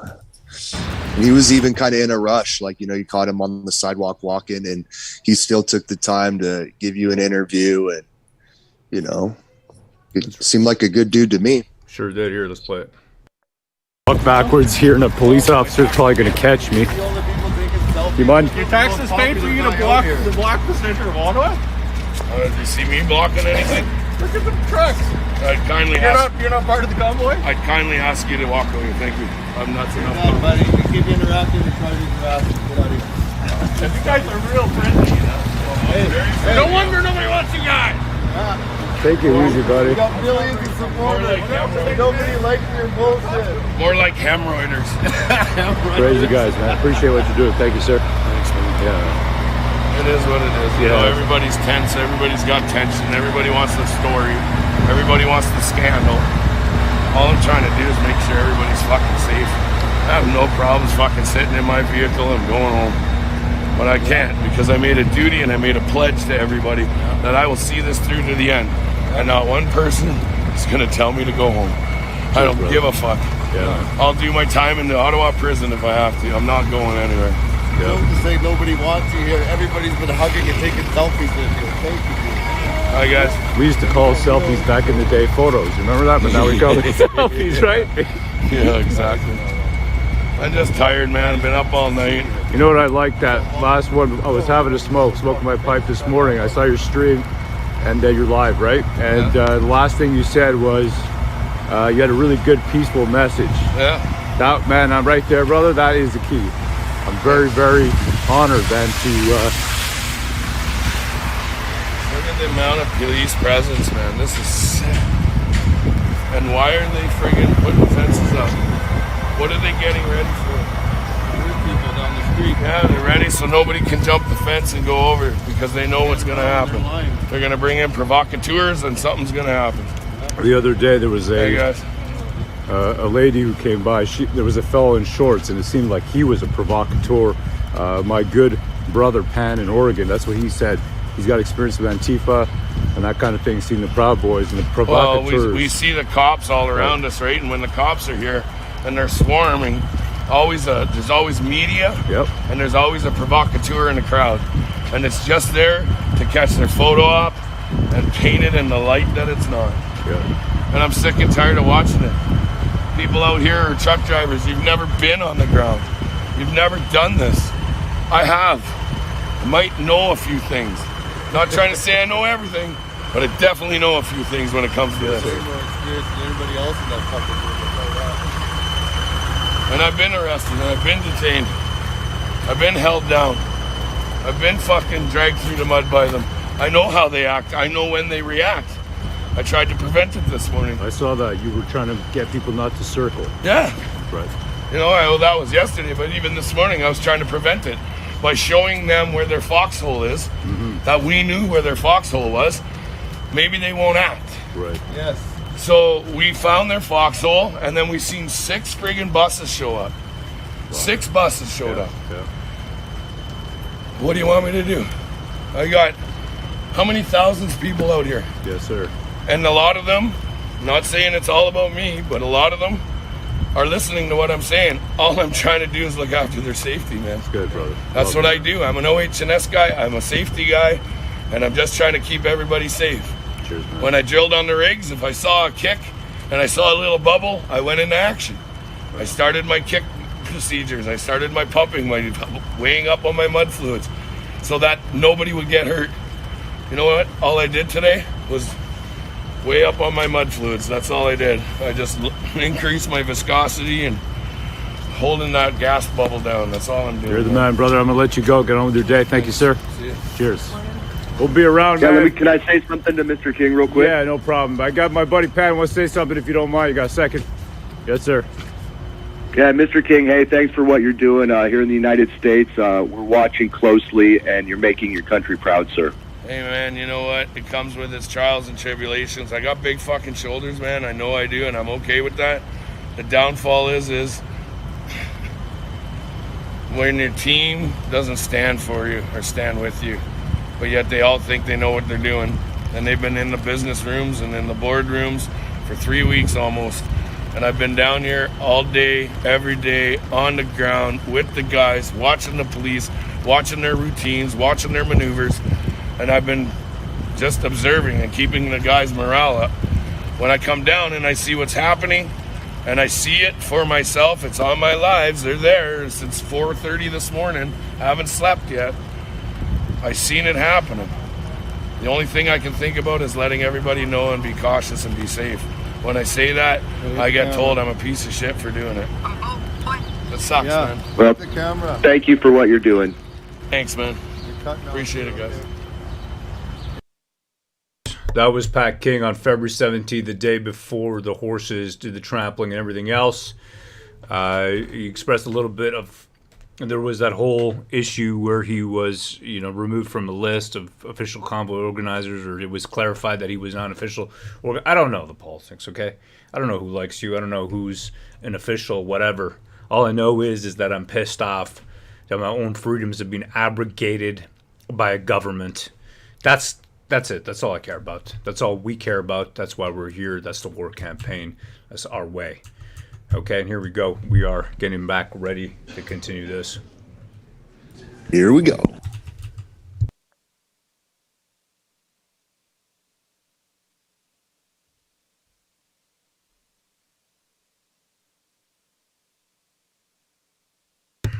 Still continuing. I think we've got another minute or two while they get ready, Pat. Let me see here. We got KZ. We'll just keep it open now because we know they're about to start. KZ, Gypsy Muse. I no longer have family or friends in the physical due to speaking truth. I only have internet family like Ro and Pen. Hail, brothers. Hail, sister.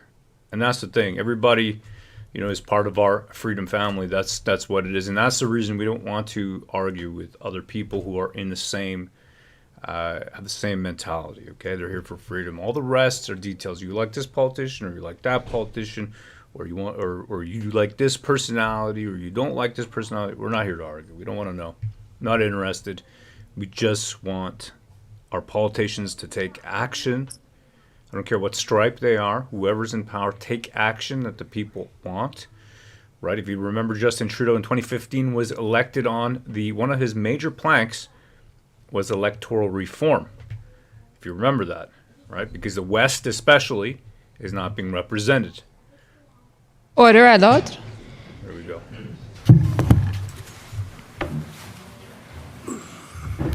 The commission is reconvened. La commission reprend. Good afternoon. Bon après-midi.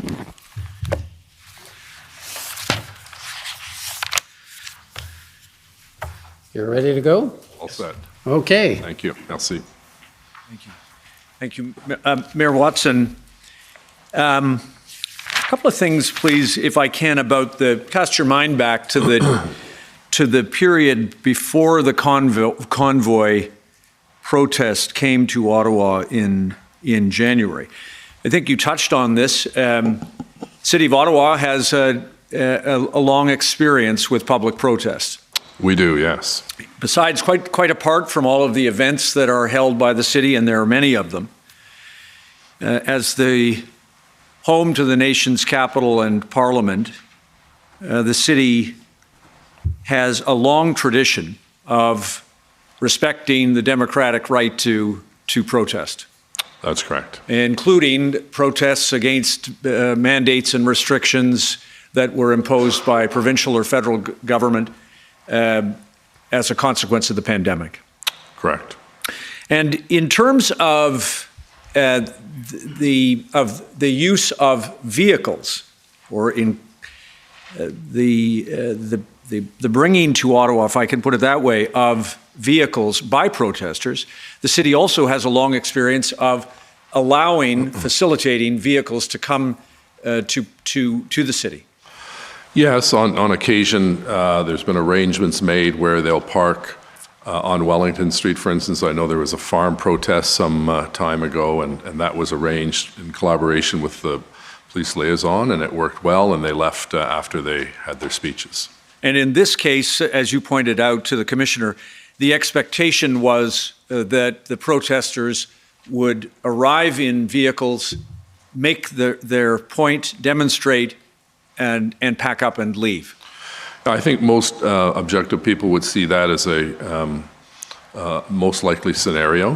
There is no thought that this thing was going to drag on for 3 weeks. When, the first time I saw some trucks on Wellington was the Thursday before the Friday, and I think there were 2 or 3 pickup trucks with some flags, and that was it. And then obviously we received a lot more vehicles on the Friday and the Saturday, and it jammed the street. There was no indication of which you were made aware that the protest was either expected to last as long as it did or to be conducted in the fashion that it was, correct? I had no information that it was going to go on for 3 weeks. I think we saw early on there was a little bit of disorganization in terms of timing of speakers, which pushed their agenda back. And I thought, worst case scenario, they'll be gone back home by Sunday. Right. And am I also right that from your perspective as the mayor of the city of Ottawa, there was no indication from your policing partners at the OPP or the RCMP that you should consider this protest to be any different than protests of a similar kind in the past? To the best of my knowledge, I don't recall receiving any briefing of that nature. That would have been through the police to the city manager, because obviously there are implications for city services, rerouting of buses, and parking regulations and so on. And had there been a plan to, or had there been information that suggested that the trucks should be intercepted and not permitted into the city, then obviously your city manager and the staff below him would have had to engage in a traffic plan and some operation to put the trucks somewhere other than residential neighborhoods around Parliament Hill. Yes, and as you know, the jurisdiction for the highways and entry onto and off highways is the provincial government through the OPP, not the OPS. Got it. 2 other quick things about this, please. Did you understand that Chief Slowly had engaged his command team and that Acting Deputy Chief Ferguson was responsible for the operations plan? That's correct. And the Deputy Chief Bell was responsible for intelligence? That's my understanding, yes. And did you also know that before the weekend protesters arrived, Chief Slowly or his delegates had already secured additional police resources from other municipal police forces under memorandums of understanding that exist?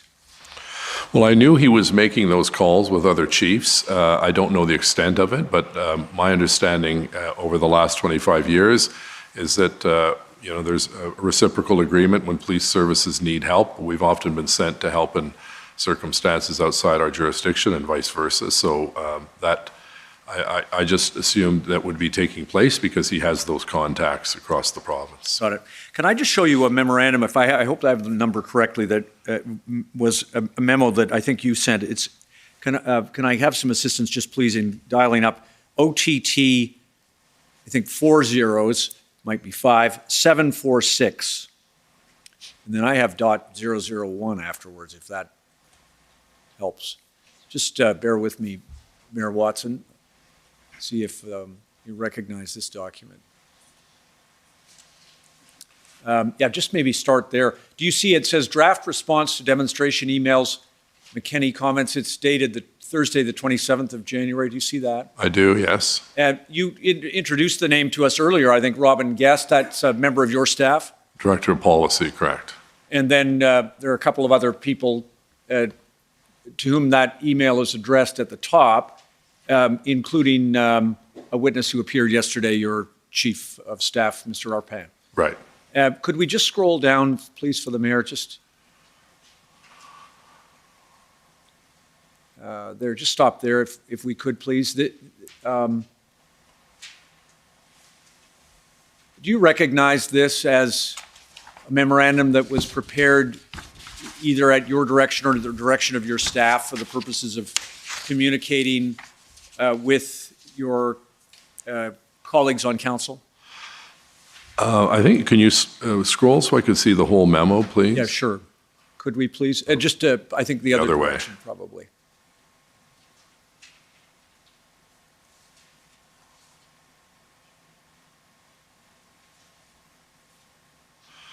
Yeah, this was a letter that was a draft for people writing me via email about the convoy, because the gentleman it was from, if you scroll up to the top again, Ben Poirier, he's our correspondence officer in the mayor's office, so he would have received a draft from probably Robin Guest in terms of this was the template that we would use initially when people started to write in with concerns about the convoy. Understood. And I won't go through all of it, but you described a reference to past practice, to the right to protest in our democracy, and the plans that were in place for a safe weekend.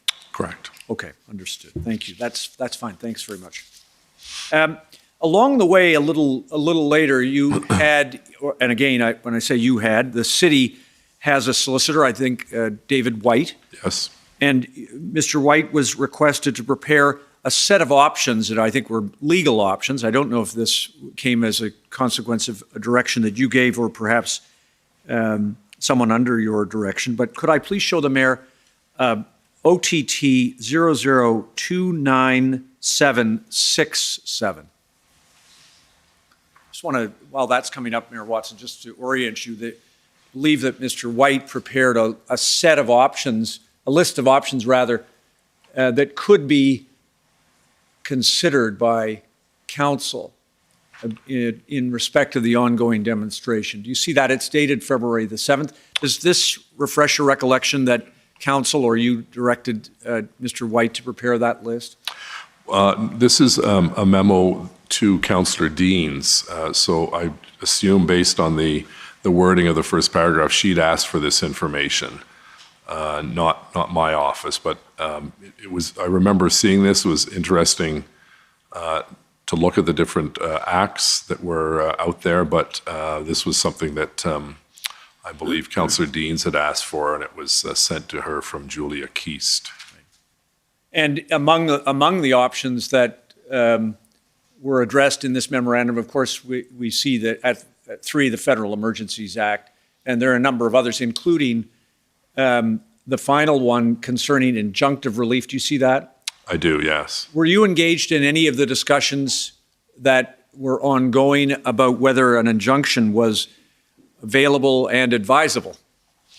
Well, I know that the Chief Slowly had asked, can't recall the exact date, but asked for staff, legal staff at the City of Ottawa to consider an injunction, I believe on the 30th of January. Stand to be corrected on that. And then there was the city asked legal staff to draft an injunction to enforce municipal bylaws on February 11th, and they got the injunction on the 14th. But unfortunately then, well, not unfortunately, but subsequently, the Emergencies Act overrode the injunction. Understood. And so that's fine. Thanks for the memorandum. We can take that down. As to the Emergencies Act, you've explained to the Commissioner your perspective about that. From your observation, the Emergencies Act played an important role in the peaceful resolution of these demonstrations. It very much did, yes. And the police services that were on the ground were provided additional powers, not just to deal with those who were occupying those spaces, but also to deal with anyone who might wish to come and participate in the future. Correct. Okay. Can I just ask you now, please, about resources? You explained that Chief Slowly was requested to provide a detailed list of the resources, particularized, the resources that the OPS required. Do you recall that? Yes. And am I right that he was asked to do that on February 5th at the police by Chair Deans and the Police Services Board? I believe that's correct. And then provided it the next day, February 6th? Yes, and we had to redraft the letter and decided that both Councillor Deans and I would sign the letter that was sent to the Premier, Minister Jones, Prime Minister Trudeau, and Minister Mendocino.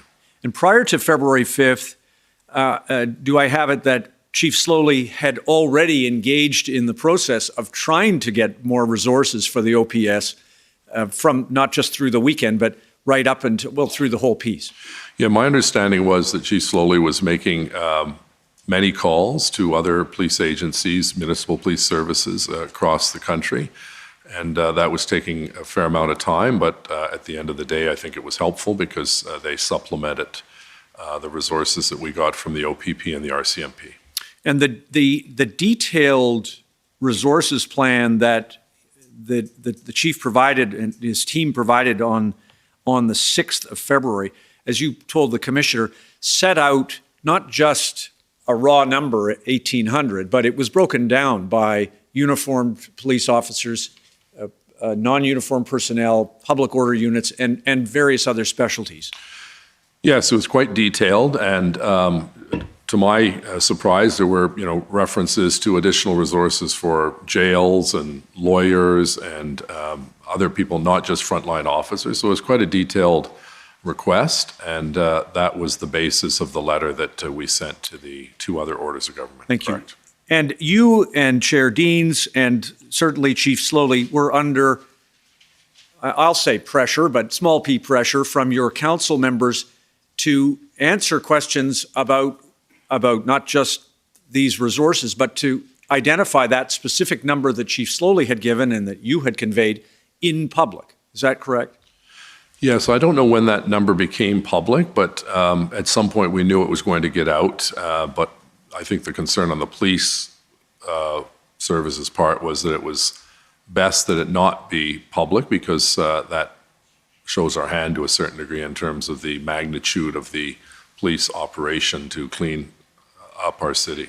Understood. And just you got to the question I was going to ask, just to confirm, it wasn't Chief Slowly's idea to publish that number. It was, as you pointed out, it was inevitable that it was going to come out once there was this caught in the middle status and political requirements. That's correct. Okay. Now, can I just ask you quickly about then a couple of other things about the news conference where Chief Slowly made the reference, I think it was February the 2nd, that among other things, there may not be a policing solution to this problem.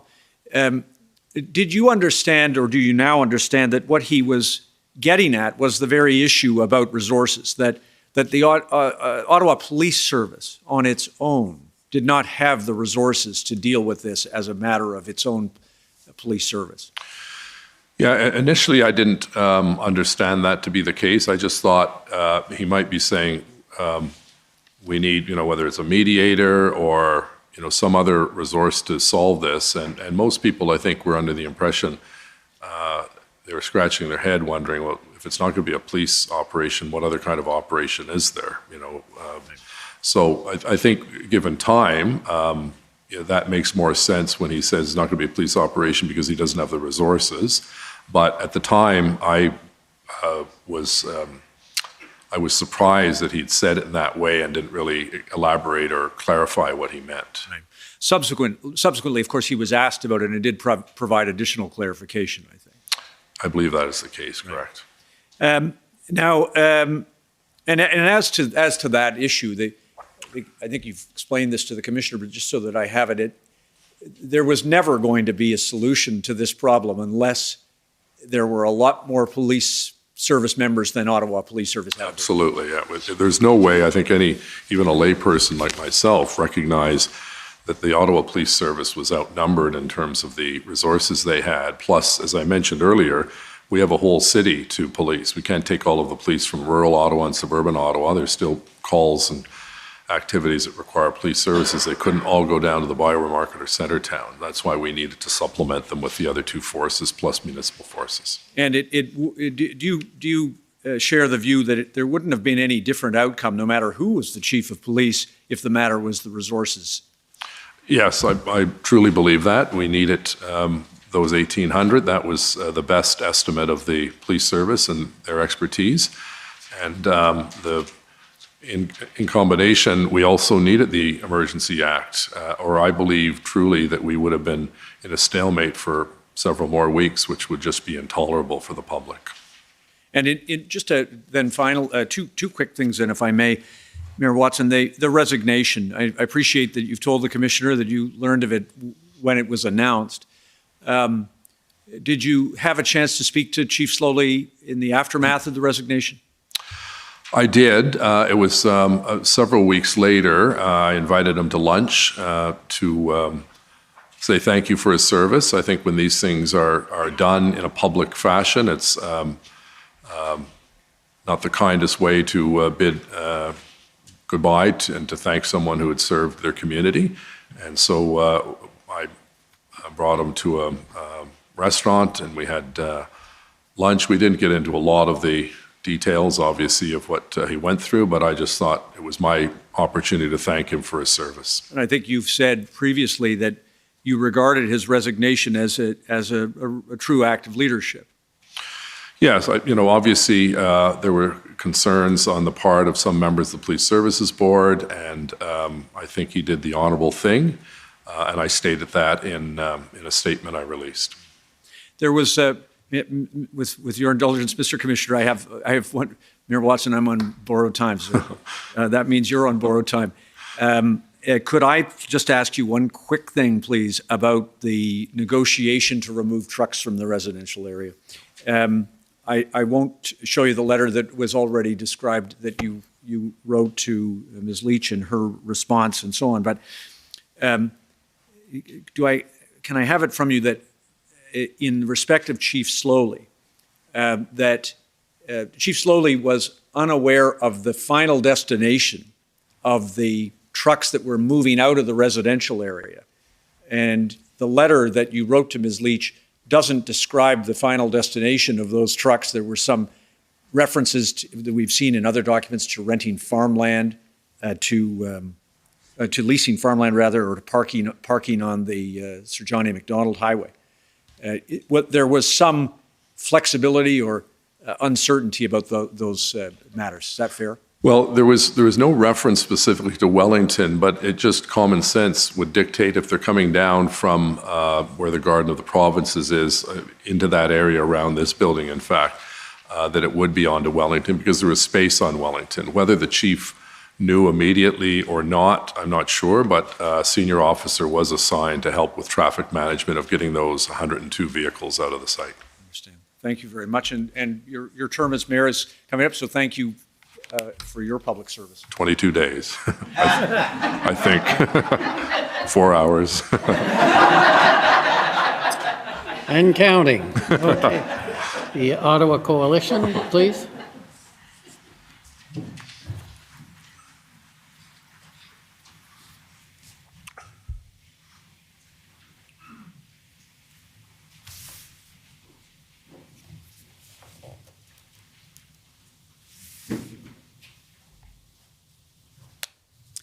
Thank you, Commissioner. My name is Paul Champ, Mayor Watson. I represent the Ottawa Coalition of Residents and Businesses. Just have a few questions for you, Mayor, following on your testimony. One question that you just answered to previous council, you'd indicated that there was no indication that this protest was going to last. But wasn't it true, Mayor Watson, that we were aware that by the time they arrived in Ottawa, even that first weekend, that they had raised several millions of dollars on GoFundMe to, keep providing them with fuel and food and other resources? We knew about that, correct?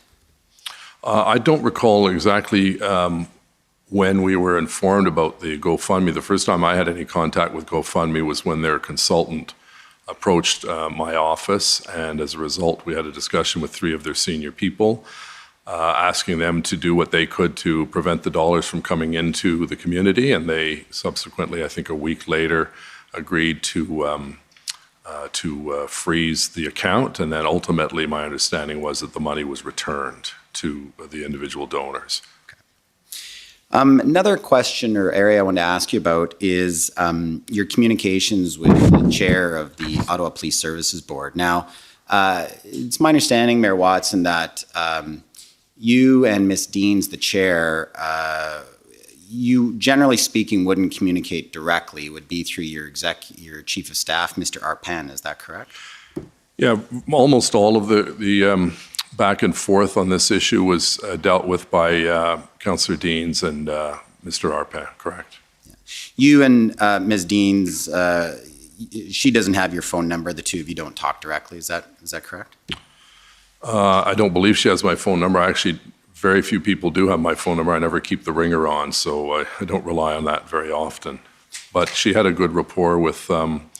Arpan, and he briefed me on any item, and we did have at least one Teams call or two during the course of the occupation.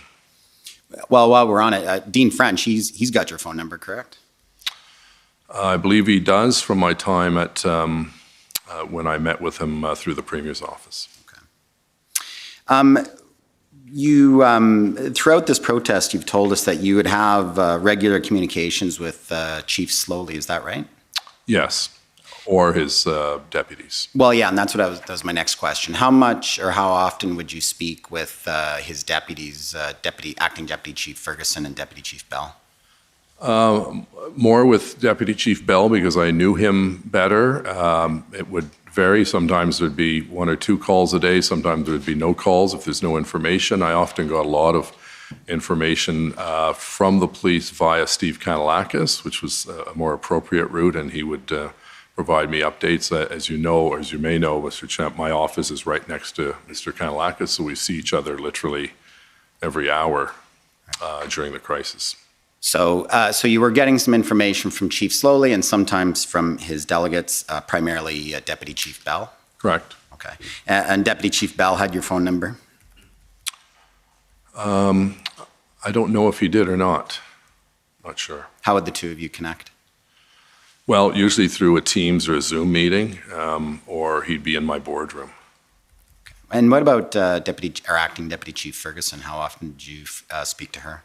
I don't recall I had any conversations with her. I think at some point she was, there was one point I think she was on leave, but I didn't really know her. I saw her at press conferences, for instance. When there was a press conference, she was often there with the chief and the other deputy. Right. Now, we heard your testimony, Mayor Watson, that you were hearing from both the federal level and the provincial level that there were some concerns about the Ottawa Police Service's operational plans to bring an end to the occupation, correct? That's correct, yes. And you'd heard a little bit that because of some dispute or disagreement about the OPS operational plans, this was causing some delay in the deployment of boots on the ground? No, I wouldn't equate that the lack of a plan with the request for boots on the ground. We needed both. We needed the plan, but we also knew that it was going to require a significant amount of time logistically to get these police officers from coast to coast to coast to arrive in Ottawa and get them set up and get them sworn in if they were RCMP or municipal police services from other jurisdictions in Canada. So the two had to go in tandem, and I think as the previous lawyer talked about, the reality is that we knew that we needed 1,800, and we had to be flexible enough to determine if we were only going to get 1,000, then the plan would have to change. So I think it was in flux, but there was no question from my briefings by Mr. Kanellakis that there was some argument in the command structure as to what the right plan was. At the end of the day, I believe they chose the right path because it solved the problem and it brought our residents back to some degree of peace and quiet. Yeah, no injuries or anything like that when the plan finally enrolled. I think I agree with you, Mayor Watson. Yeah, no deaths, no serious injuries, and given the fact the number of people that were involved and the anger level, I'm very grateful that the police did a very professional job. Yeah. And a very, and I was like most other, I think, Canadians, certainly Ottawans, glued to the television watching this take place as the officers were moving in from Rideau and Sussex, Coventry, as well as Wellington Street and the residential areas. I think everyone in downtown Ottawa is quite grateful to those police and their service. Yes. Now, with respect to some of the concerns or disagreements over the OPS plans that you were hearing, there's some disagreement in the command structure or something like that? Is that what you said you were hearing? No, my understanding was that the people who were responsible for the plan, which were the three police forces under the jurisdiction of the OPS and Chief Slowly, there were disagreements. I don't know what the magnitude of the disagreements were, and nor should I be meddling in the development of a plan. So this was information that was relayed to me from Steve Kanellakis. And as you pointed out, there was some concerns raised by both the Premier and the federal minister.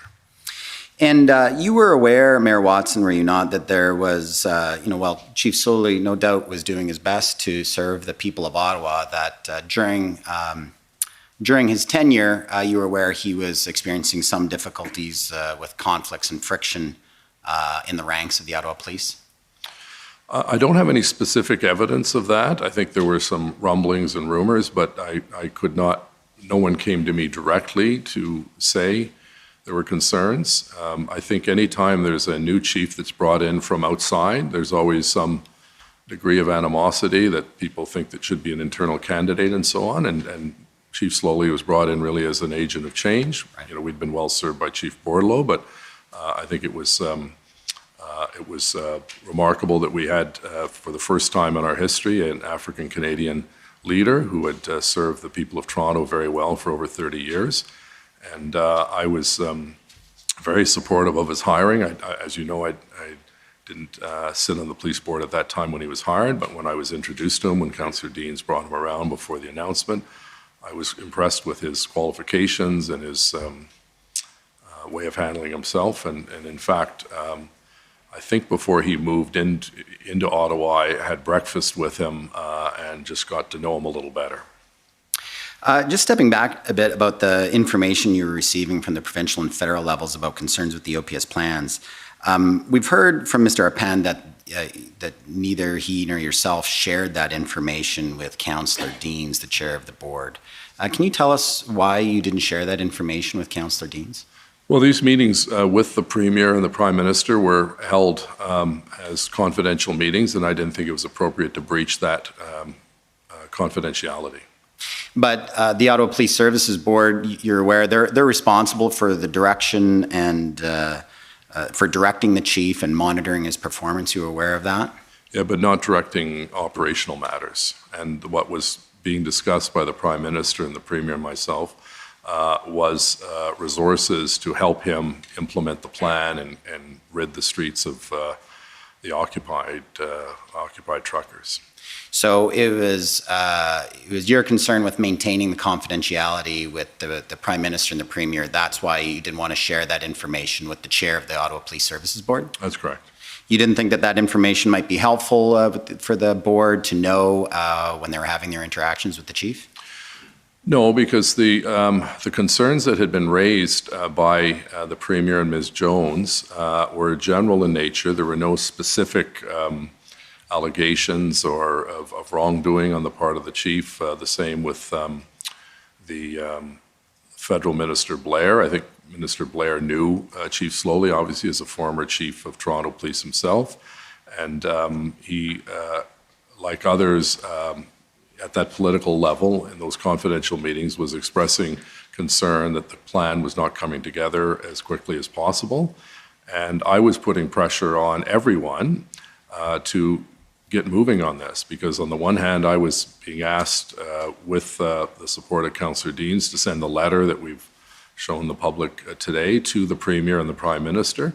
And my obsession really was to get the commitment by those two orders of government to get more police officers, because we knew full well with our contingent of OPS, we could not do the job that the public expected us to do, and that was to clean up what was a horrific experience for your clients and our citizens. Indeed.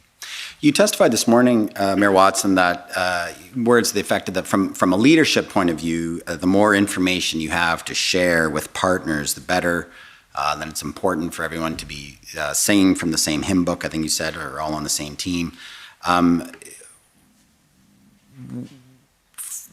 Following those comments, Mayor Watson, don't you think it would have been helpful for the board to know that you were hearing from different levels of government that there were concerns with the Ottawa police operational plans? No, again, those meetings were held in confidence, and I wanted to respect the confidentiality so that we could have these frank discussions. With respect to the specifics in those meetings, there was nothing really that sent off any kind of an alarm from my perspective that Chief Slowly was not capable and competent of putting together a plan and overseeing it. With respect to internal divisions, that's something you can ask Councillor Deans, as she is the chair, but I don't have any inside or outside knowledge of what was going on behind the scenes with that command team that were putting the plan together. I can speculate that obviously once Chief Slowly left the OPS, it was literally a matter of, I believe, 2 days and the police action started. So one has to assume that the plan that he put in place by and large was the plan, and there may have been some tweaking by the new interim Chief Bell. But I certainly give credit to Chief Slowly for bringing it to that stage, and Chief Bell deserves great credit for bringing it to the actual point where the police officers moved in swiftly, carefully, and succinctly to bring an end to what was a miserable experience for the residents and the small businesses of both Centertown, downtown, as well as the Byward Market, Vanier, Lower Town, and Overbrook Forbes, where the stadium, the baseball stadium, is located. Mm-hmm. I just want to ask you some questions about the negotiations with the convoy organizers. I believe you testified, Mayor Watson, that the first you heard about potential contact was on February the 8th, that Mr. Kanellakos approached you and indicated that a police liaison team had suggested that it might be helpful if there were some discussions between the mayor's level and the convoy organizers. Is that right? That's correct. And then after Mr. Kanellakos had some contact or had a meeting with some of them, he then reported back to you that the meetings had gone generally well. Is that right? Sorry, the meetings between? With the first meeting that Mr. Kanellakos had with the convoy organizers, their two counsel and Mr. Marazzi. Yeah, my understanding from Mr. Kanellakos was that it was a respectful, positive meeting. Right. And they would keep the lines of communications open. And then it was approximately 2 days later, on February 10th, that you had your first conversation with Mr. French. Is that right? I'm just checking the date here, and that's correct, yes. Okay. And then that led to negotiations roughly over about 2 days to come up with those two letters between yourself and Ms. Leach? That's correct.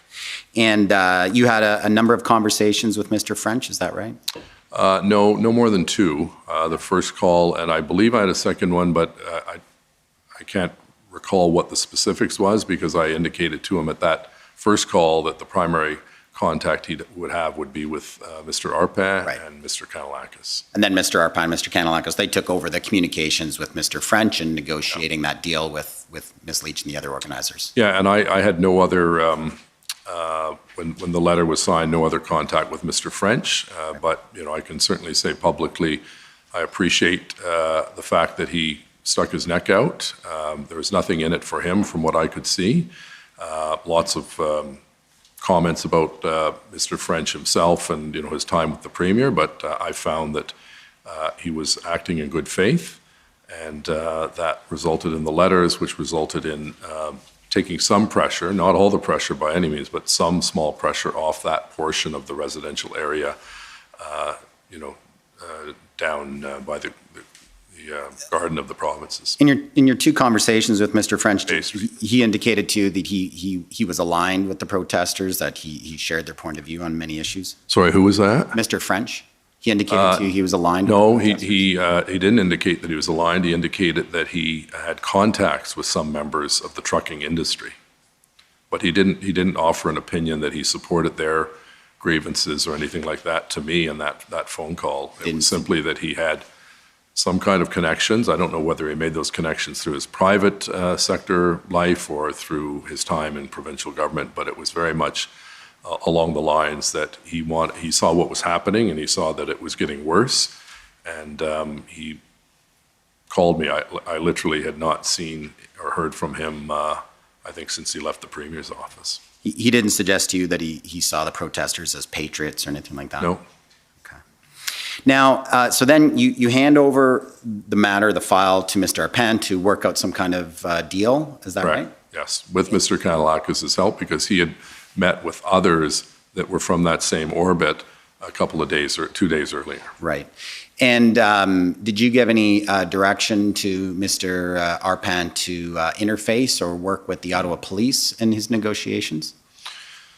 I didn't give any specific directions to him, but certainly the police were aware that we had this contact, because the police were the ones that asked Mr. Kanellakis to engage with representatives of the protest group, because as the liaison team mentioned, they no longer had any communication. Something went wrong where they stopped talking, and so this group went in to see Mr. Kanellakis, and then 2 days later we had the Dean French issue. So the police were involved, and both Chief Slowly and Deputy Chief Bell were aware that we had this call from Mr. French, and ultimately they signed off on it. I think Chief Slowly wanted to make one change to the letter, but unfortunately the letter had already gone out. And the police then, whether it was the chief or the deputy, then assigned a senior officer to go and help with the facilitation the following day to get the vehicles away from the residential area as much as possible. Right, so there's the initial contact on February the 8th through the PLT, or the police liaison team, but then the contact was with Mr. French is on the 10th, and then the letters are worked out on the 12th, I think finally exchanged on the 13th. That's correct. Between the 8th and the 12th, do you know when Chief Slowly and Deputy Chief Bell were informed that Mr. French was involved and you were working on negotiations? No, I don't recall the exact date. It was obviously sometime between those two dates, but I don't recall the specific date. I remember discussing it with Chief Bell, or Deputy Chief Bell at the time, in my boardroom, and he had no problem with it, and that was, again, sometime between the 8th and the 12th. I can't recall the exact time. I don't have a record of that. So Deputy Chief Bell was in your boardroom at City Hall and was talking about it with you? Well, he was there for one of our regular briefings, and we raised it with him at that time. And I don't know if he knew about it at that time, but certainly he didn't express any opposition. He felt that if it helped get some of the pressure off, one of the things he pointed out was that it shrunk the footprint of the protests, which helped the police in the long term contain the situation when they finally went in that weekend. Did Mr. Arpin have experience in hostage negotiations or anything like that? No. Do you know what background experience he had to negotiate a deal like this? Well, goodwill and common sense. You know, we were in a crisis and we needed all hands on deck, and he's been my chief of staff for 12 years. Excellent communicator, solid education, and bon francophone. And I had no hesitation in asking him to do this. He was, over 12 years, he was given a lot of different tasks, and I had full confidence that he could negotiate this. He was dealing with another former chief of staff, namely Mr. French, so they had, I suppose, some some connectivity. But at the end of the day, I think what ended up happening was that we were able to get an agreement. We were able to get 40 big rigs, 60 smaller rigs out of there, total 102, 101. And it did shrink the footprint, as Deputy Chief Bell said, and it also brought a little bit of relief for those people who lived in those corridors on Kent and so on, farther south down Bay Street. Mayor Watson, just want to ask you just a little bit about your relationship with other city councillors. You've told us that every councillor felt overwhelmed and under siege and was getting a barrage of emails from residents and so forth. But you'd agree with me, Mayor Watson, the city councillors for Somerset and Rideau Vanier would have really been experiencing it far more acutely than any other city councillor, correct? Yes. And although in fairness, absolutely, they were the worst hit, but it had a ripple effect on the whole city because obviously residents in Orleans work downtown and people downtown work in Canada and so on, but no question it was Somerset and Rideau Vanier. People in Orleans weren't having fireworks going off their windows and trucks outside their door. No, but also I think we have to include Councillor King's ward as well because the baseball stadium was there and that was turning into quite a circus as well with fires and so on. Sure. You viewed or saw what Councillor McKenney was doing during the demonstrations, that they were out in the streets every day and getting out to seeing what's happening to their residents. You saw that? I saw a number of tweets and video online, yes. Yeah, and you agree with me that was quite admirable of Councillor McKenney to be out there with their residents?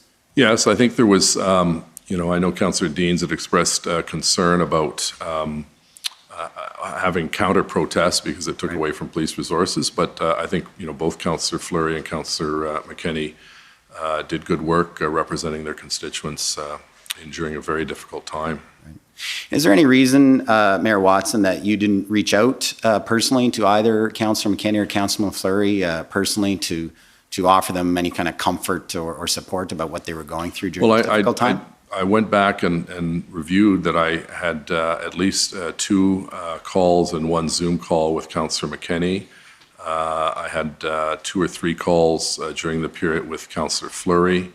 And then post the event, I invited both councillors to breakfast at a downtown restaurant to show our support for the downtown, along with Chief Bell to do our own postmortem on what went wrong and what went well.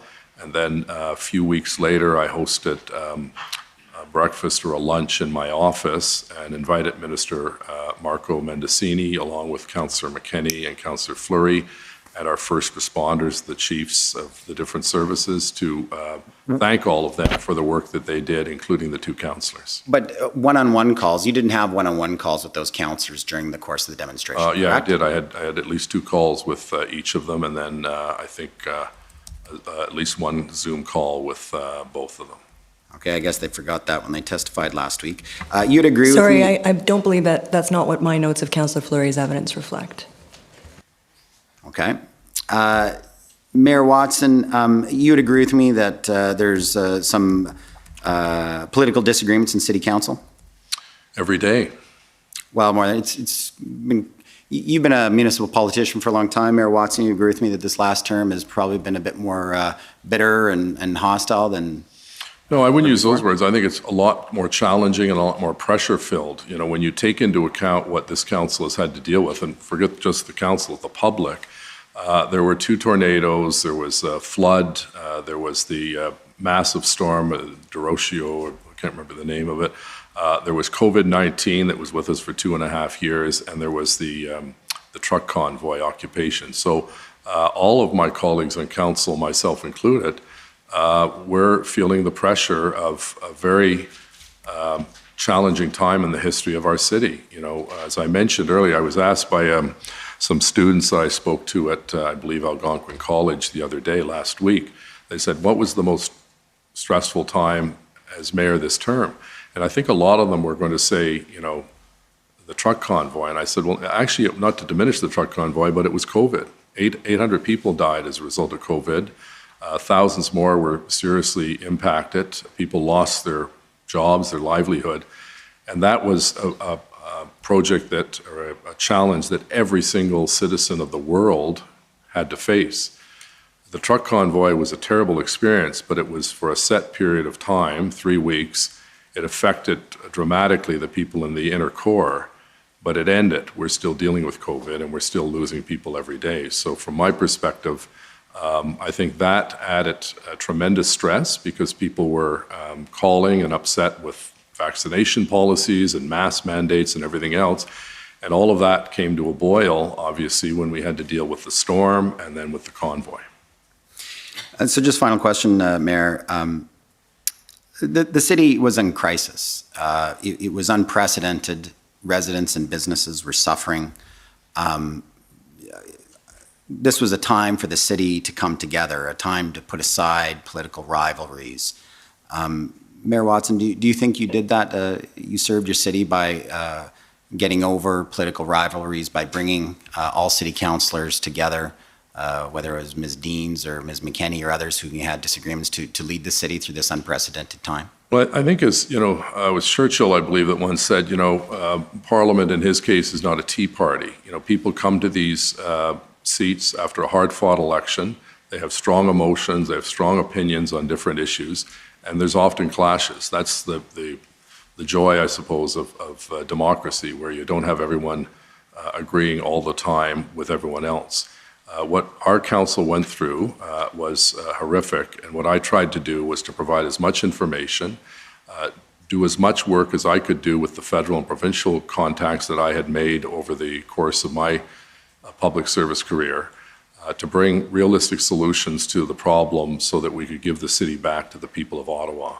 And ultimately, we did do that. It was not a error-free, problem-free situation, and even council voted that we apologize to the public, which we did because we let down an awful lot of people in Ottawa with a situation that we had never seen before, and there was no roadmap to guide us. And given the fact that no one lost their lives, no one was seriously injured, people were affected, but the police, I believe, should be commended. And secondly, I think the Prime Minister did the right thing by bringing in the Emergencies Act, because that solved our problem. It's easy to sit back and be a Monday morning quarterback, but the people who were suffering the most were the people of Ottawa, not the people of the West Coast or the East Coast. And so I thank those colleagues, all colleagues, particularly the two that were affected the most, Catherine McKenney and Mathieu Fleury, but all members of council were feeling the pressure because they were getting emails from around the world, with some pretty vulgar, foul language and lots of threats against individuals, myself included. I think that's all my time. Thank you very much, Mayor Watson. Thank you. Thank you. The next is the Ottawa Police Service.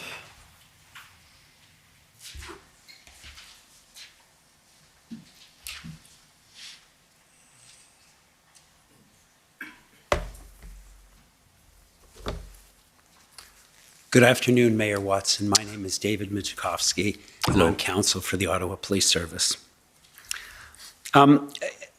Mayor Watson, I understand it's not an uncommon experience for the budget for the police to be a hotly debated matter by council. That's correct. That's an understatement, but correct.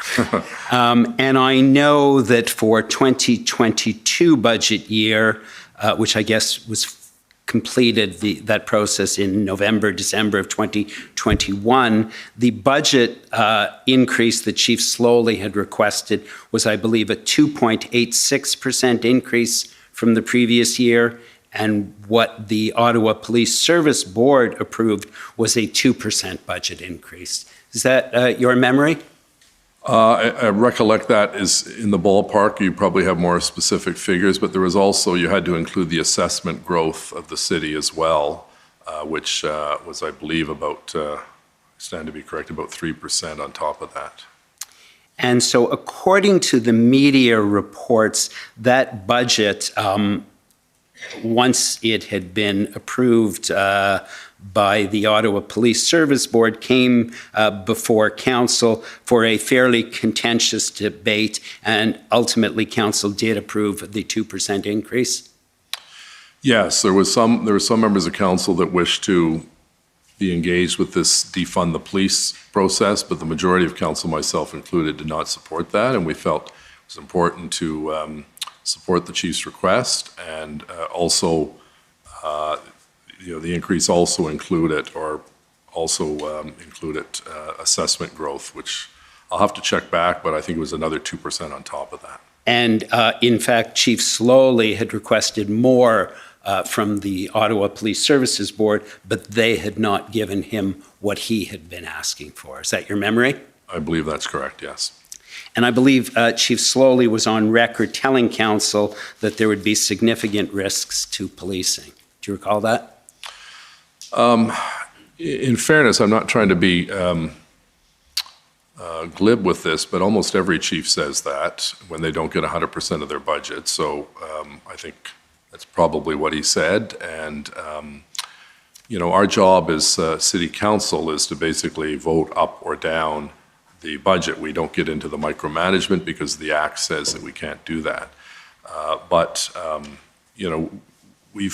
I've been proud of the fact that we've been able to provide annual increases to the police for a number of reasons, including the fact that our population is bigger. We have 2,600 kilometers of road to cover and patrol. It's a big task. And we felt, those of us who supported the police budget felt that it was an appropriate amount, and it was accepted. And several councillors at the time, in fact, voted against the 2% increase, saying it was too much, correct? I believe that is correct, yes. And ultimately, what it took to resolve the protest in Ottawa was a massive amount of resources.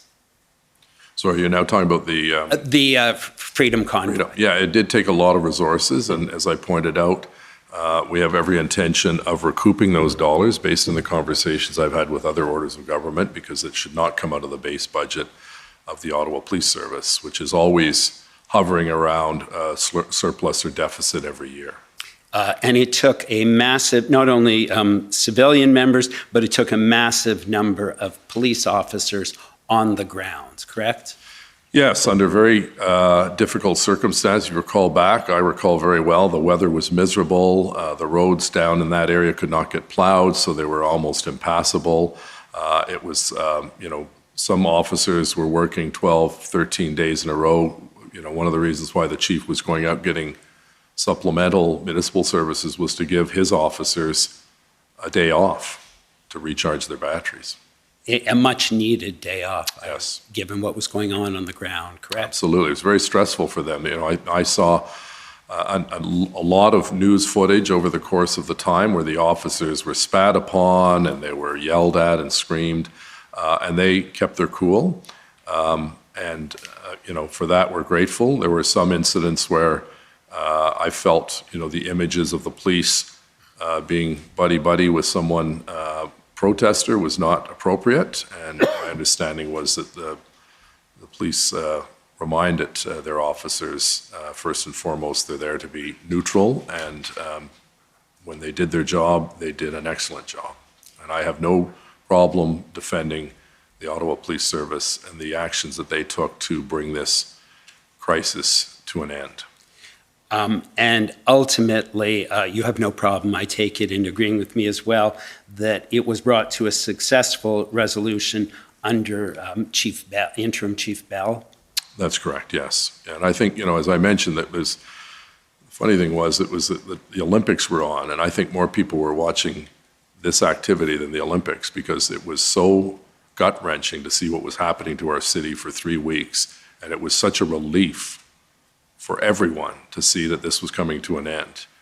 And it was wrapped up roughly in 3 weeks. There were, scattered groups here and there that lingered on. I remember walking up a couple of days after just to go to the Rideau Center, and, a number of people yelling at me, effing fag. And I knew these were still people that were from the protests. They had upside down Canada flags and so on. So police had to keep the presence in the neighborhood and in the downtown core because there were still people that wanted to do harm to our citizens as well as to our property, public and private. And really, this was unprecedented in terms of your career in politics. Is that fair? That's right. Nothing comes close to it. You know, I think back my first month in office, I was thrown into the ice storm.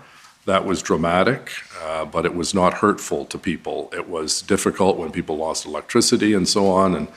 But this was something that affected thousands of people very personally, and was unacceptable behavior by fellow Canadians to come into someone else's neighborhood and act in that selfish a fashion. And in fact, you yourself, I believe, as well as Chief Slowly, received threats during the protest?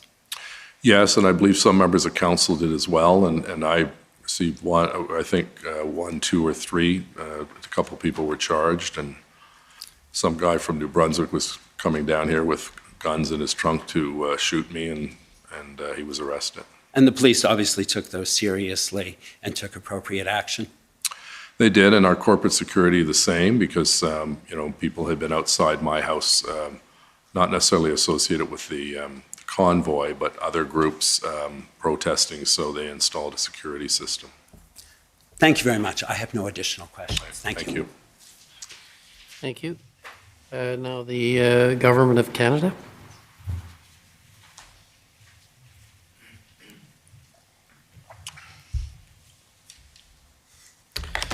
Thank you. Mayor Watson, my name is Brendan Vinny, and I'm one of the lawyers for the Government of Canada. Hello. I wanted to start by asking you about some of your concerns that were expressed in your conversation of February the 3rd with Ministers Blair and Mendocino. Do you recall that first conversation with that group? Let me just get my chronology here. Sure.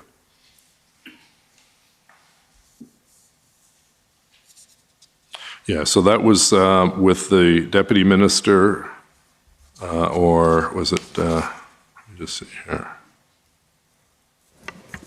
There's no indication in the City of Ottawa or the documents that have been produced to date that, and Council may have information, but we haven't seen any indication that Minister Blair was on that call. We don't object to my friend's question. He may very well have been, but if the Mayor is looking for it, that's probably why, Council. It's the February 3rd call, Mayor, and I'm sorry if I've misspoken. Yeah, you said February 2nd, I think. So February 3rd, yes, the Mayor and the tripartite meeting at 5:15. Is that the one you're referring to? I believe so. It isn't too material at any rate. My point really is that as early as the conversations you are having with federal partners on February the 3rd, you are already understandably growing extremely anxious to secure more resources for the City of Ottawa, right? That's correct, yes. And you were getting engagement certainly at the political level from the ministers initially and later from the Prime Minister, right? Sorry, can you repeat the question? You were getting engagement on these issues Yes. initially from those ministers and ultimately from the Prime Minister as well, right? Yes, no, we had no difficulty having calls returned by federal officials. It was quite a cooperative relationship. And at the political level, at any rate, you were getting the commitment to do what they could to assist you in getting boots on the ground, right? Well, in theory, yes, but before we could celebrate, we wanted to see the boots on the ground, so that took a longer period of time. But at the very beginning, they understood clearly, both Minister Blair and Minister Mendocino, they understood that we needed help, and they offered that assistance. We just wanted it faster. Yes, sure, and you certainly took them to be serious in their desire to get you that assistance to the best of their ability at the political level, right? That's correct, yes. And the purpose of getting those boots on the ground, and when we say boots on the ground, what we mean in those conversations is RCMP officers working on Ottawa streets, right? Absolutely, yes. The purpose of getting those officers working on the city's streets was to enforce the law, right? That's correct, and bring order to the downtown and the Byward Market and Coventry. And in your first call with the Prime Minister that my friend took you through earlier, You expressed some, I think, understandable frustration, given the situation you are in, with the difficulties and the pace of bureaucracy at times, right? Yeah, I outlined to the Prime Minister that while we had a very positive relationship, his ministers were doing good work. I have to say thank you to the local MPs, Mona Fortier and Yasser Naqvi in particular, because their two ridings were the two ridings most affected by the convoy. Minister Fortier, Ottawa Vanier, including obviously Vanier, the Market, Lower Town, Sandy Hill, and Member of Parliament Naqvi, Centretown, and the Glebe. So the Prime Minister was empathetic and sympathetic to the fact that we needed help sooner than later. And, I think when we finally did get the help, it was exactly what we asked for. And it worked because we saw the result the following days, the Friday, Saturday, and Sunday, where the whole operation was wrapped up quite successfully. In the press of events, though, you were feeling a great deal of urgency, and you weren't sure you were seeing enough urgency in terms of the implementation of these efforts. Is that fair? Yeah, the interesting thing is, of course, being the nation's capital, the Prime Minister lives here, the MPs are here for their house sittings and so on, and the senators are. So they were living and breathing what a lot of our residents were, although they had the luxury of leaving and not having to stay in the red zone. But there was, at the initial stages, there didn't seem to be the sense of urgency on the part of the provincial or federal government. But I think when the Prime Minister got engaged and then the ministers suggested the tripartite table, they set up a structure that we could actually start making decisions and start seeing results. So I think the more calls we had, quite frankly, the better it was, because I think they were tired of listening to me hound them for more resources more quickly. Sure. And at the same time, there's matters going on behind the scenes that that you may not be able to be aware of in detail, and that they may not be able to be aware of in all of the detail, because they are operational in nature, right? Yes, and both the Premier and the Prime Minister indicated that I should continue to work with respective ministers, which we did. And also our Chief Slowly at the time, obviously was working the phones to ensure that Commissioner Leckie knew exactly what he needed. We followed that up with the letter by Councillor Deans and myself to the Premier and the Prime Minister and their respective ministers. And we started to see some action. We saw slowly more RCMP officers coming in, more OPP. And then when the plan was finalized and ready to go, we had the necessary resources of the 1,800 in the city to bring an end to this terrible situation. You, I think very fairly earlier this morning, acknowledged that some of the delays are simply practical delays, particularly when you're dealing with the National Police First, the RCMP. For example, you told us that you understood these officers might in many cases need to travel some distance to get to Ottawa, right? Yes, and there was a little bit of confusion in terms of, at one point I was told that there was quite a backlog in getting RCMP Mounties sworn in as peace officers, I guess, for Ontario. That may have been a situation early on, but apparently they started to do in bulk and 2 sessions a day, so it sped up because Sure. My understanding is that they would not have authority on City of Ottawa property if they weren't sworn in. Sure, and I'll come to that in a moment. But just first on some of the practical, there's an element of that's just practical delay, right? Where you're looking at travel, the need to check into the hotel, the need to eat. These things take a bit of time depending upon where an officer is coming from, right? Yes, I think that's a legitimate issue. My point was, though, that if we'd started the process earlier, and we didn't have this lag time, we may have been able to go in on the second week instead of the third week. But sure, it's just common sense, right? If you start something earlier, you finish earlier, but the question is, right. What's done as matters unfold. So, and one of the things that would take a bit of time too, then once you're checked in, once you've had a meal, maybe gotten sleep and so forth, is to receive shifts and operational orders and be equipped to go out and start policing, right? That's right, because the vast majority of these officers, maybe not so much for the RCMP, who may have been stationed over the years in Ottawa, but most of those officers would not know where the police station was, for instance, for the Ottawa Police. So they had to go through some kind of an orientation to ensure that they knew what their instructions were, and lining up frequency on radios and all sorts of other things that professionals told me had to be done in order for the person to hit the ground running. Sure, and you need then to also ensure familiarity. You need to ensure, as you say, familiarity with the place that is being policed, and also that's part of the need to do things in a safe fashion, right? That's correct. And you need a sufficient number of officers with clear roles and responsibilities to proceed with a significant public order crisis in an environment like this, right? That's correct. And particularly in a place like Rideau in Sussex, for example, where you'd been told about a real concern about a more dangerous element having taken hold, correct? Yes. And that was also a top priority for the same reason in terms of the order of enforcement that you understood was likely to occur, right? So I don't quite understand your question. Rideau in Sussex was a priority for enforcement as the week of February 7th, Yes. for example, proceeded. My understanding is from the documentation that Chief Slowly felt that was a higher priority because of the criminal element within that group of trucks and bikers and so on. Yes. And that was taken care of, I believe, earlier than Wellington Street. But it was a relatively small group compared to the large number of trucks and people that were in the red zone. Sure, but because of that more dangerous element, at least as it was being reported to you, that's an area where you would need, again, to really assure officer and protester safety. That's correct. And also the protection of private and public property. As you know, the Rideau Centre had been closed for something like 2 weeks, losing a couple, 2.1, I believe, $1 million a day. So it was I stand to be corrected on that number, but it was a significant loss. And the restaurants across the way and the Chateau Laurier all were being impacted, where no one could even go near the Byward Market. So those businesses were suffering greatly, along with the people who live in that area. Okay, now just coming back, you indicated the issue of the officers needing to be sworn in.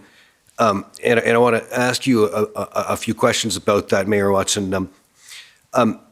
Let me go back, first of all, to just reconfirm. I mean, the purpose of having these resources in place was to enforce the laws here, right?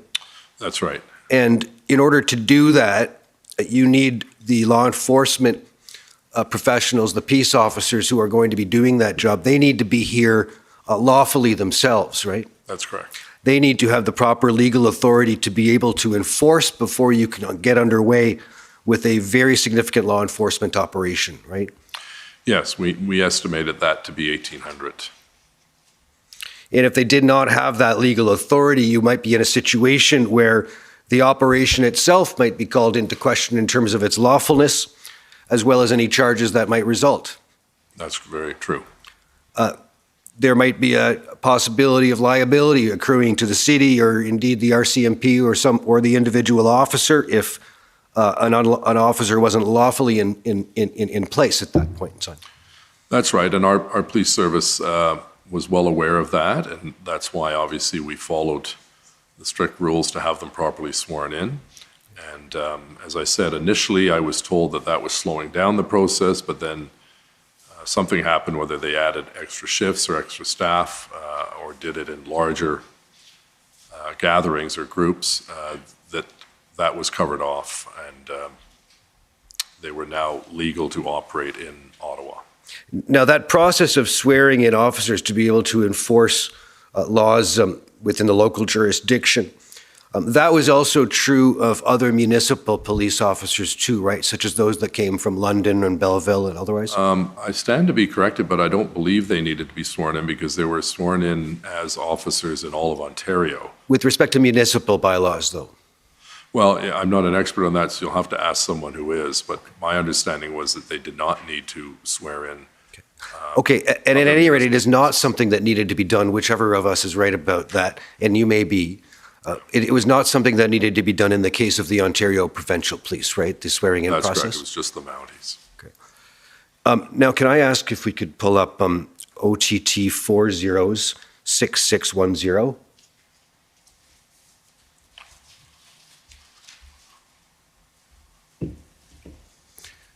You are, of course, at the Ottawa 7 Emergency Council meeting, Mayor? I was, yes, I was chairing it. And quite a number of motions were passed, unsurprisingly, with respect to actions the municipality should take in response to the convoy that had then been entrenched for just a little over a week. Yes, there were many, many motions. I'd like to just focus on a couple of them. The first is at page 10, begins at page 10. And this is a motion that your colleague, Councillor Dean's, excuse me, it's the motion at the bottom of the page. It's a motion that we asked your colleagues, Councillor McKenney and Councillor Fleury, about last week, but it is a motion, if you go over to the top of page 11, you'll see that it's carried. And what it asks is that the council formally petition the Government of Canada to assume responsibility for public safety and security within the precinct and to commit to an immediate and increased level of support to the Ottawa Police as the police force of jurisdiction, subject to the resolution of any jurisdictional discussions between the Ottawa Police Service and the RCMP, right? Yes. And that motion's carried, of course, unanimously, I take it? One dissent by Councillor Shirelli. Oh, excuse me, I missed that. It's right there in front of me. With the exception of Councillor Shirelli, that was passed. That's correct.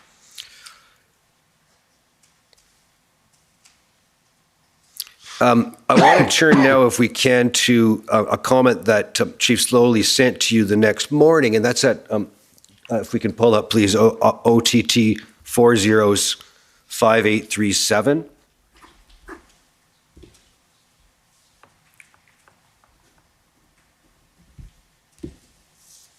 You see, this is an email from Chief Slowly to yourself and Chair Deans, Councillor Deans, copying a number of others from the Ottawa Police and the city manager, etc. Do you see that?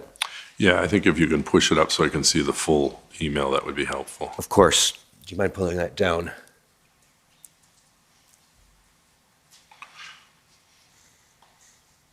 And we'll take a moment to look at that, Mayor, but my question is going to be, first of all, is this in reference to the motion we just looked at? Yes, it is.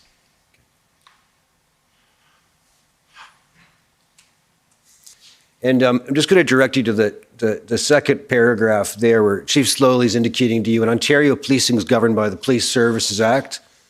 In accordance with Section 5 of that Act, the city has discharged its responsibility to provide police services by establishing its own police force, the Ottawa Police Service, right? Yes. And he indicates that, therefore, Ottawa is the sole police service of jurisdiction. But then he continues, says it's also important to note that the Police Services Act defines police force as either the OPP or a municipal police force. Do you see that? Yes. And that's consistent with your understanding of that's the reason why OPP, for example, need not be sworn in? That's correct. Okay. And when you compare the situation as you did this morning in Ottawa to the situations that were in place both in terms of enforcement efforts down the road, that were in place both in Windsor and in Coots, you saw that those operations were able to move more quickly than you perceived they were in Ottawa. Is that fair? Yes, granted the magnitude of protesters and occupiers was significantly larger in Ottawa than it was in Coots or in Windsor. So I think we had a much more difficult situation. If you just saw aerial shots or drone shots of the crowds around Parliament Hill and the Byward Market and the Cenotaph and so on, it was significantly larger than, I looked like, in Coots there might have been, 50 vehicles. Now, for a small town and a small crossing, that's a big deal. I'm not diminishing that, but certainly just in sheer volume. And I think if I could just comment on this, I think what Councillor McKenney's motion was trying to get at was that there was a level of frustration that Ottawa police were on Wellington Street trying to keep the peace and deal with issues of jerry cans coming and so on. And it then stretched our officers and didn't give them the ability to go in and patrol the residential neighborhoods, which was Councillor McKenney's Councillor McKenney's desire to represent her constituents and protect those constituents. And similar to Councillor Fleury, we had the tail end of the parliamentary precinct is in his riding by just the other side of the cenotaph. So, I think it was an attempt at the motion to ensure that we had some ability to have the Mounties come in and take jurisdiction on Wellington Street, and then it would free up those Ottawa police officers to go deeper into the community neighborhoods. So the chief came back and obviously pointed out that this was not legally possible to do. And then there was the other issue that we really haven't talked about. I think we talked about, one of the lawyers asked me about, was the issue of what do we do with Wellington Street on a go-forward basis in terms of access and so on. So that's one discussion, and this is another discussion. But it's clear that Chief Slowly was not consulted on this, or otherwise I think he would have told the mover of the motion that what they are proposing is not legal. Well, I think, and the point he's making, to your point, I think really is that there's both legal obstacles and there's practical obstacles to getting this to move forward as quickly as everyone wanted, right? Yeah, I think, there was the sense that, well, why don't we just take the Mounties and maybe PPS and put them on the street and then move everyone south? And I think, Chief Slowly was trying to be respectful and not embarrass the councillor, but I think he felt an obligation to inform them of the law. Surely. This is not a situation like it was in Coots, where the RCMP was already the police force of local jurisdiction and didn't have to worry about any of those legal obstacles. Yeah, and certainly I knew the desire to get greater presence in the Centertown residential communities, and as a result, I certainly raised it with Chief Slowly on at least 2 occasions that you needed to see a large presence.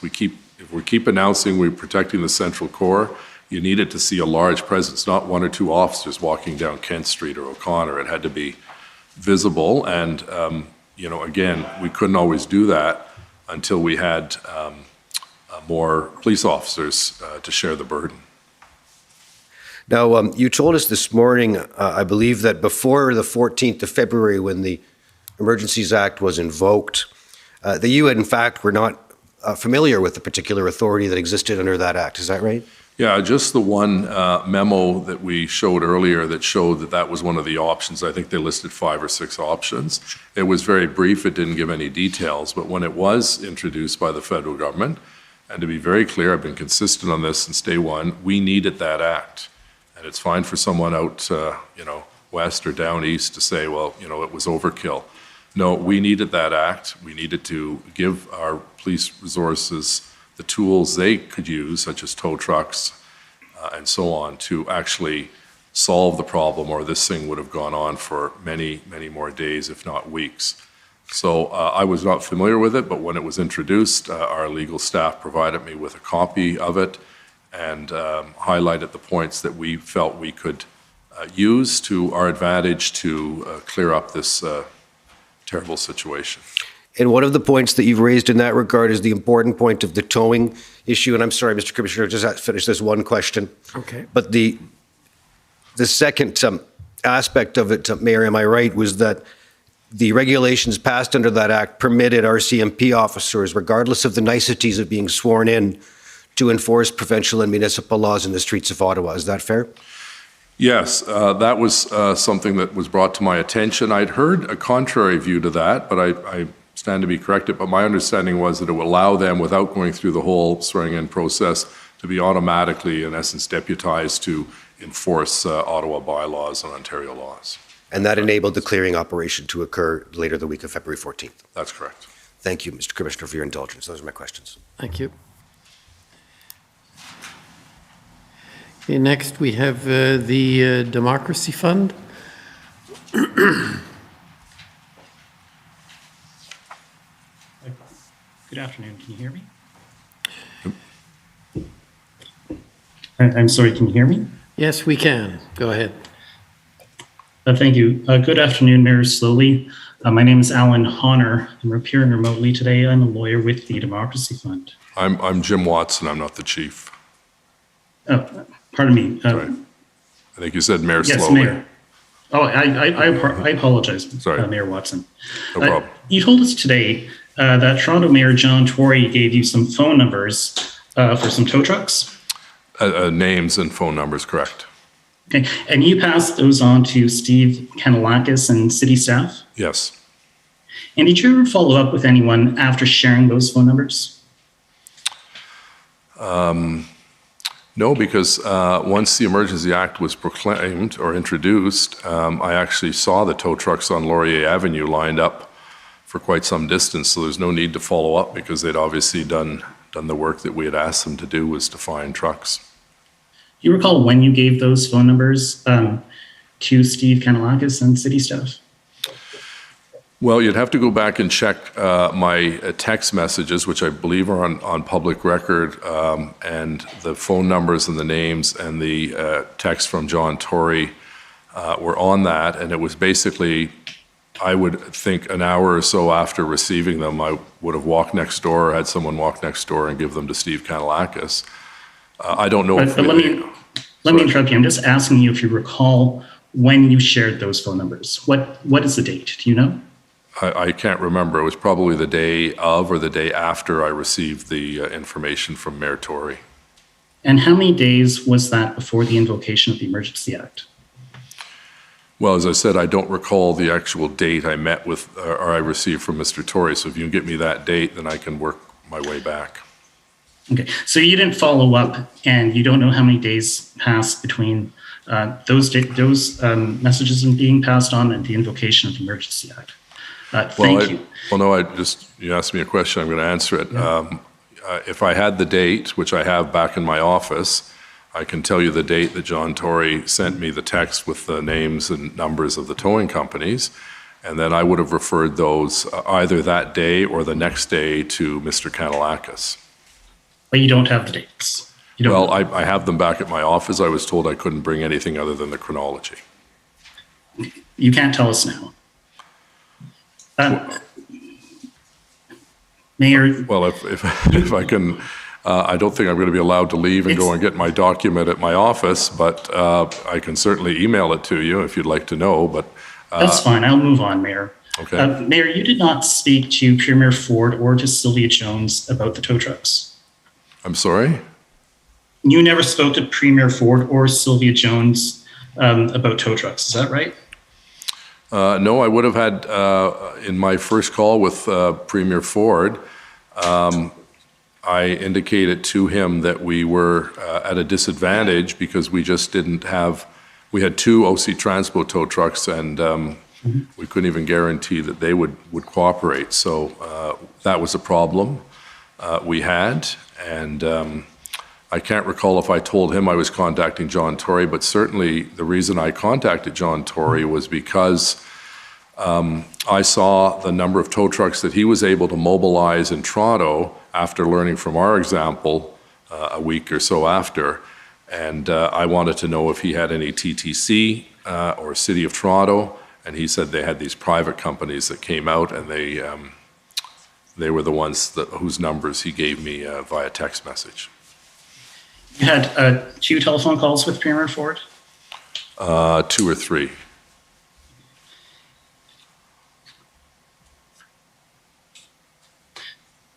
Mayor Watson, do you know, you would agree with me that one of the biggest issues for the city was the lack of ability to move the trucks? I'm sorry, I didn't hear the last part. One of the biggest issues for the city was the lack of the ability to move these trucks. That's correct. The trucks, either they had to be towed or they had to be moved by somebody with keys. Is that right? Well, they had, yeah, someone would have to drive them out, or they would have to be hooked up to a tow truck and lifted out, and that's what happened with those that refused to leave, and they were brought to a compound. Similar and to do what... you know if... Sorry. That's fine. Similar to... Go ahead. Similar to, if someone is parking in a no stopping zone, we have the ability with city tow trucks to tow them, but those are for cars, not 18-wheelers.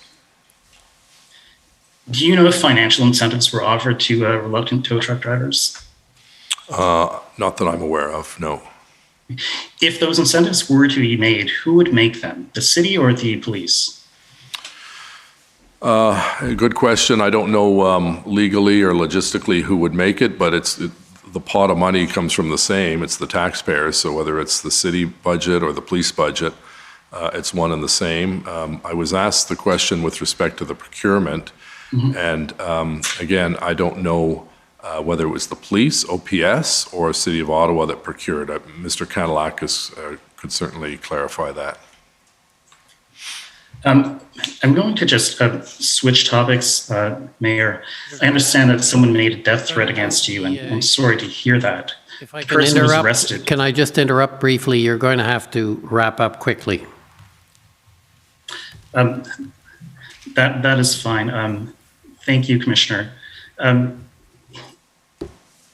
that case, Mayor Watson, let me just ask you, you told us earlier today, where evidence came out that these protesters, they were nasty, they were hateful, and they were vulgar. Is that right?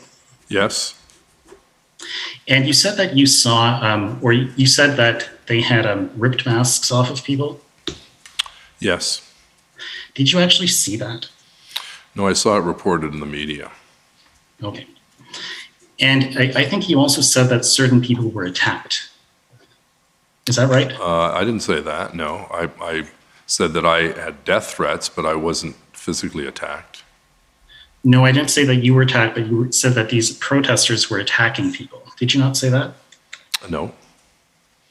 They were disrupting people's lives, that's for sure, and they refused on at least 3 occasions that I'm aware of that they refused to adhere to the provincial mandate of wearing a mask when going into a shop or a restaurant. So you're not aware of any incidents of physical violence from the protesters? Well, you'd have to ask the police. I know they arrested a couple hundred people and charged a couple hundred people. I don't know what the charges were, so I'm not privy to that information. According to your knowledge? You don't know of any? So I don't know any... Of any physical attacks? Not to my own personal knowledge, no. All right, thank you. Those are my questions. Okay, thank you. Next, call on the CCF. Thank you. Mayor Watson, can you hear me? I can now, yes. Good afternoon. My name is Sujit Chaudhry. I'm counsel for the CCF. We just have a few minutes, and I know it's been a long day for you, so I have a number of quick factual questions I hope you can answer. Sure. So did you ever request Prime Minister Trudeau to invoke the Emergencies Act? No, I didn't. Did you ever request Minister Mendocino to invoke the Emergencies Act? No. Did you request Minister Blair to invoke the Emergencies Act? No, I can save you. I didn't ask anyone to invoke the Emergencies Act because at the time I did not know what was contained in the Emergencies Act.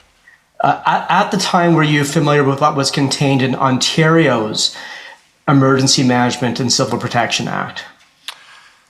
I was given a copy of it and I read it, but I can't recall the specifics of it at this point, but I was certainly shown it and was a copy of the documentation was sent to my office from the provincial government. Did you ever discuss the act? Pardon me, sir. Yeah, no, with the Premier? Yeah, or with the Solicitor General? No. So you never requested that the Premier declare an emergency under that act? No, my preoccupation with the Premier was getting resources, namely police resources and compensation for businesses and individuals that were affected negatively as a result of the occupation. Those were the 2 areas that I spent most of my time with the Premier, and to his credit, he delivered, along with the Prime Minister, funding for compensation for the small businesses in those zones that were adversely affected. So Mayor Watson, are you aware that under that law, once the Premier declares an emergency, the Premier can issue an order to regulate or prohibit travel or movement to, from, or within any specified area? Well, I'm at a disadvantage because I don't have a copy of it, but if you're telling me that's in the Act, I have no reason to not believe you. Or that the Premier can issue an order to evacuate individuals or remove personal property from any specified area? Again, I'm going to take you at your word that that is the case, but I don't have a copy of the act or the proclamation in front of me, but I did read it when it did come in several months ago. Okay, good. Mayor Watson, those conclude my questions. Commissioner, thank you very much. Thank you. Okay, thank you. I'd like to call on now the City of Ottawa. This appears to be the inherent risk in going last, but we have no questions. Okay. Thank you. Thank you.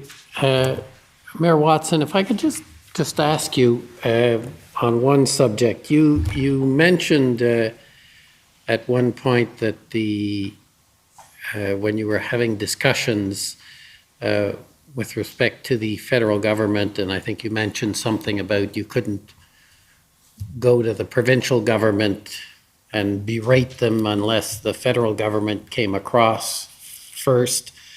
And you also said at one point the feds needed to do their duty, and that was with respect to policing. Right. How do you see the federal role? Do they have an equal obligation, in your view, for the policing with the province? They're equally responsible, or do you see it differently? I'm just trying to understand. Let's just say, because you were in the province before and you're now with the city. So trying to understand that relationship. I think that's a good point, Commissioner, in the sense that Ottawa, I'm not trying to be a braggart about Ottawa. I love the city I live in, but we are a little different than most other cities because we're the nation's capital, in addition to being a municipal entity under the Municipal Act of the Province of Ontario. And we have a large presence of government buildings and significant, important buildings, whether it's the Supreme Court or the Parliament buildings. And there is the mandate objectors were primarily focusing on, as I understand it, the federal mandate to cross borders and wear masks in planes and so on. And we were caught a little bit in the middle. So I was equally frustrated by both orders of government, and I ended up, as you saw during the number of meetings and Zoom calls and so on, of my constant prodding to get them to take this situation to a more urgent level. And so, well, if we were another city that didn't have the large federal government presence, everything from the National Cenotaph to the Tomb of the Unknown Soldier to the Ambassador Corps, I think your point would be, well, you're no different than a regular city under the Municipal Act. I think we have that special responsibility as the nation's capital to ensure that when people come here, they come here feeling safe and secure and proud of their nation's capital. And I just wanted to get across to both orders of government that we could not do this on our own. We were literally, our back was against the wall. It was a very frustrating experience, but, you know, and I've been critical of both orders of government, but I do have to say, if you'll allow me, I appreciate, yesterday I was with the Prime Minister and the Premier at an announcement, and the Premier was asked if he supported the Emergencies Act, and he said he stood shoulder to shoulder with the Prime Minister. There was that unanimity. Myself as mayor, the Premier, and the Prime Minister all were at wit's end as to how to end this peacefully without any harm to citizens or protesters. And the end result, notwithstanding a very miserable experience for people who lived here during that 3 weeks of hell, the police did an excellent job getting the situation resolved. But we now have to remain vigilant because this thing can pop up at any time. Yeah, I guess my question was, you said the feds need to do their duty, and my question is really, do you see the federal government and the province having equal responsibility for policing in this area? Do you see Yes. see that? Yes, for a number of reasons, but I think it was a joint responsibility because we needed all hands on deck, and we went farther than just the provincial police and the federal police. We went and reached out to municipal police forces across the country that brought resources into the city to help us as well. So the answer to your question is yes. Thank you, and thank you for the time you took to come here, and good luck on your last stage in a very distinguished career. Thank you very much, sir. So now, while Mayor Watson leaves, I believe we're going to be filing some documents. Sorry, before we do that. Sorry. Oh, I forgot. Mayor Watson, there is a possibility of re-examination. I'm sorry. It's not actual re-examination, but I have been asked to just reference the document that Mayor Watson has in front of him by doc ID, so that it can be clear for the record. And the document is the timeline of events submitted by the City of Ottawa in its institutional report, correct? That's correct. Okay, and the reference for that is OTT.IR.502, maybe 6 zeros, but 2 is the last number. So that's just for the record. Thank you. Would you like? Should I give this to someone? No, you can keep that. Thanks. Okay, thank you. Thank you. Mayor Watson. Thank you, sir. So now we're going to, just before we go to the next witness, we're going to file some documents, which is going to be a weekly event.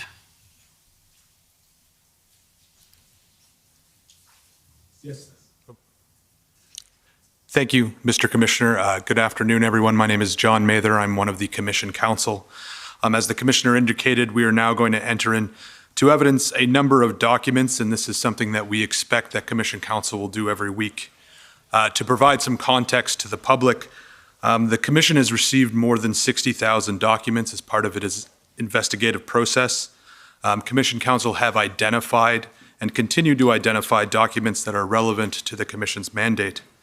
Many of these documents will be entered into evidence, as you've already seen, through the examination of witnesses. They may also be entered into evidence through reports that are filed by the Commission or by institutions that have an interest in the Commission's proceedings. Given the Commission's timelines, however, we are not able to introduce all the relevant and material documents in these manners. And some of these documents then will just be entered through this process. These are documents such as affidavits the Commission has received, meeting minutes, situational reports, other standard records and correspondence. On a weekly basis, Commission Counsel advise the parties about the documents that they intend to admit into evidence the next week.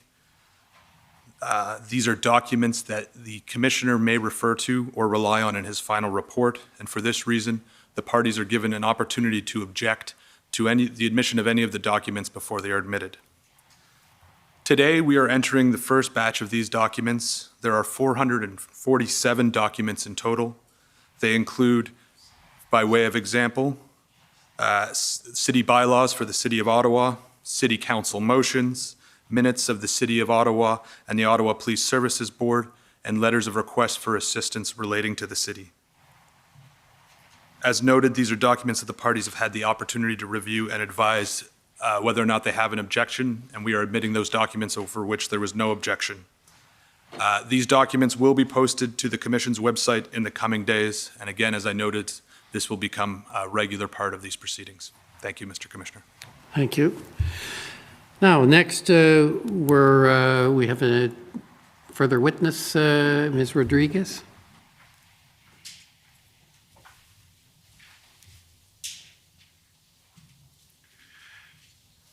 And perhaps what we can do is start that evidence and maybe take a break in, say, about somewhere around 4 o'clock, if that's agreeable. Yes, of course. For the record, Natalia Rodriguez, Senior Commission Counsel, and the Commission would like to call its next witness, Kim Ayut.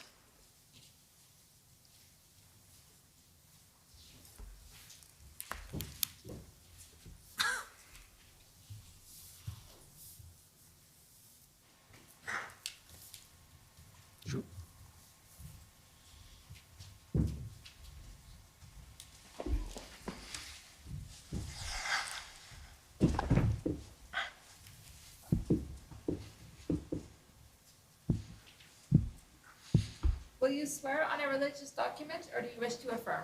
I prefer to swear on the Bible, please. Please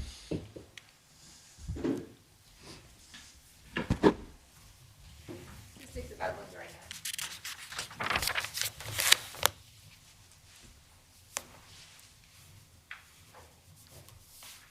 For the record, please state your full name and spell it out. Kim Ayotte, A-Y-O-T-T-E. First name Kim, K-I-M. Do you swear that the evidence to be given by you to this commission shall be the truth, the whole truth, and nothing but the truth, so help you God? I do.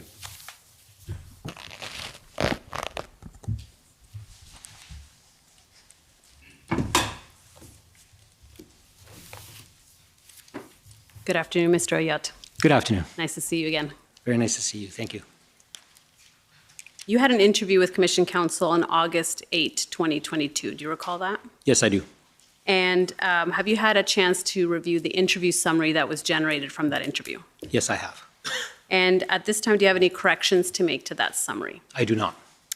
Okay, so we will now proceed to enter that into evidence. It's WTS 20. And I'm just going to pull it up. And this is your witness summary, correct? That is correct. Okay, excellent. Thank you. I want to cover a few short areas with you just to maybe clarify a few issues that have come up in the last few days. You were not originally intended to testify, and some issues have come up that we think you might be able to clarify for us. The first area is with respect to the issuance of permits. Can you confirm whether any permits were ever sought or issued for this protest? I'm not aware of any permits being sought, and I know that none were issued. Okay. Now, there was some suggestion, I believe, that that a permit was granted for some porta potties. Do you know anything about that? There were no permits granted for porta potties for the City of Ottawa. I personally authorized the use of some porta potties at the early stages of the protest. Okay, but that was not in response to a permit request, was it? That's correct. It was not in response to a permit request. Okay, and this was just your own incentive? That's correct. Okay, thank you. I want to talk a little bit about bylaw and fire services, and your role as you're the general manager of the Emergency and Protective Services, correct? Yes, that's correct. And so bylaw services reports into you, is that right? Yes, they do, through a director, Roger Chapman. Right, and is that the same for fire services? Yes, through the fire chief, Paul Hutt. Okay. And so I want to understand a little bit more the relationship between bylaw and fire on the one hand, and fire services, and OPS over the course of these events. And these events, obviously, we're talking about the convoy protest in Ottawa in January and February of this year. I want to take you, just to refresh your memory and provide some context, to OTT 2120. So 2120.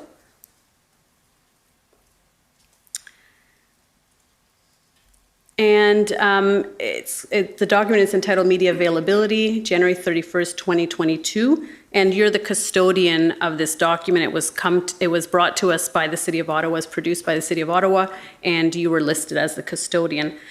Did you author this document?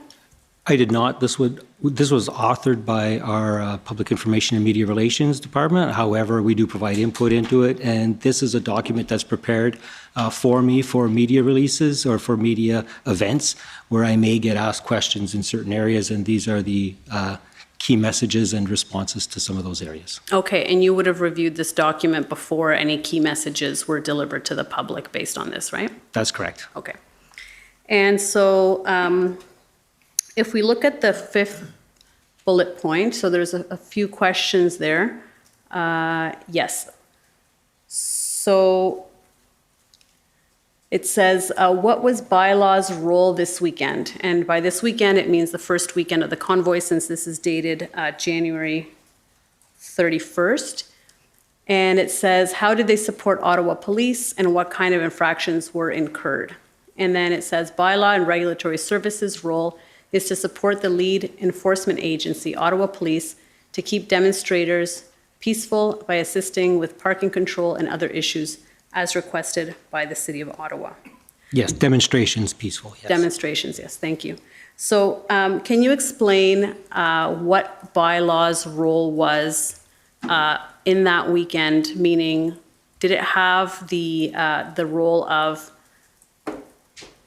enforcing as requested, or could it enforce on its own initiative? So in Ottawa, we work under an incident management system, which is a document also recognized by the province of Ontario with regards to any type of incident or any type of event that we participate in. Through that system, we identify incident commanders or agencies that have jurisdiction and agencies that play support roles. And in this particular case, as it was a protest or demonstration, it fell under the authority, the sole authority, quite frankly, of the Ottawa Police Service, and we were playing a support role. So we would assist or we would attend and do bylaw enforcement. However, we would always report to police with regards to what we were seeing and if there were any potential threats towards our officers with regards to, violence or anything of that nature. Then we would certainly back off and ask for police support to go in. So initially that was the mode of operation. We would report to police and we would allow bylaw officers to issue tickets. Our primary purpose was to maintain the emergency routes on the first weekend to ensure that emergency vehicles such as fire trucks and paramedic vehicles, etc., police vehicles, can actually make their way around the city, as all of those things were pre-planned prior to the demonstration to look at every risk in every building to identify how we would respond should there be an incident at any one particular building. Now, did you participate in the update that Chief Slowly gave, the briefing on January 26th with respect to what to expect when the convoy arrived? I believe the mayor was involved and Steve Kanalakis. Were you there as well? Yes, I was. Okay.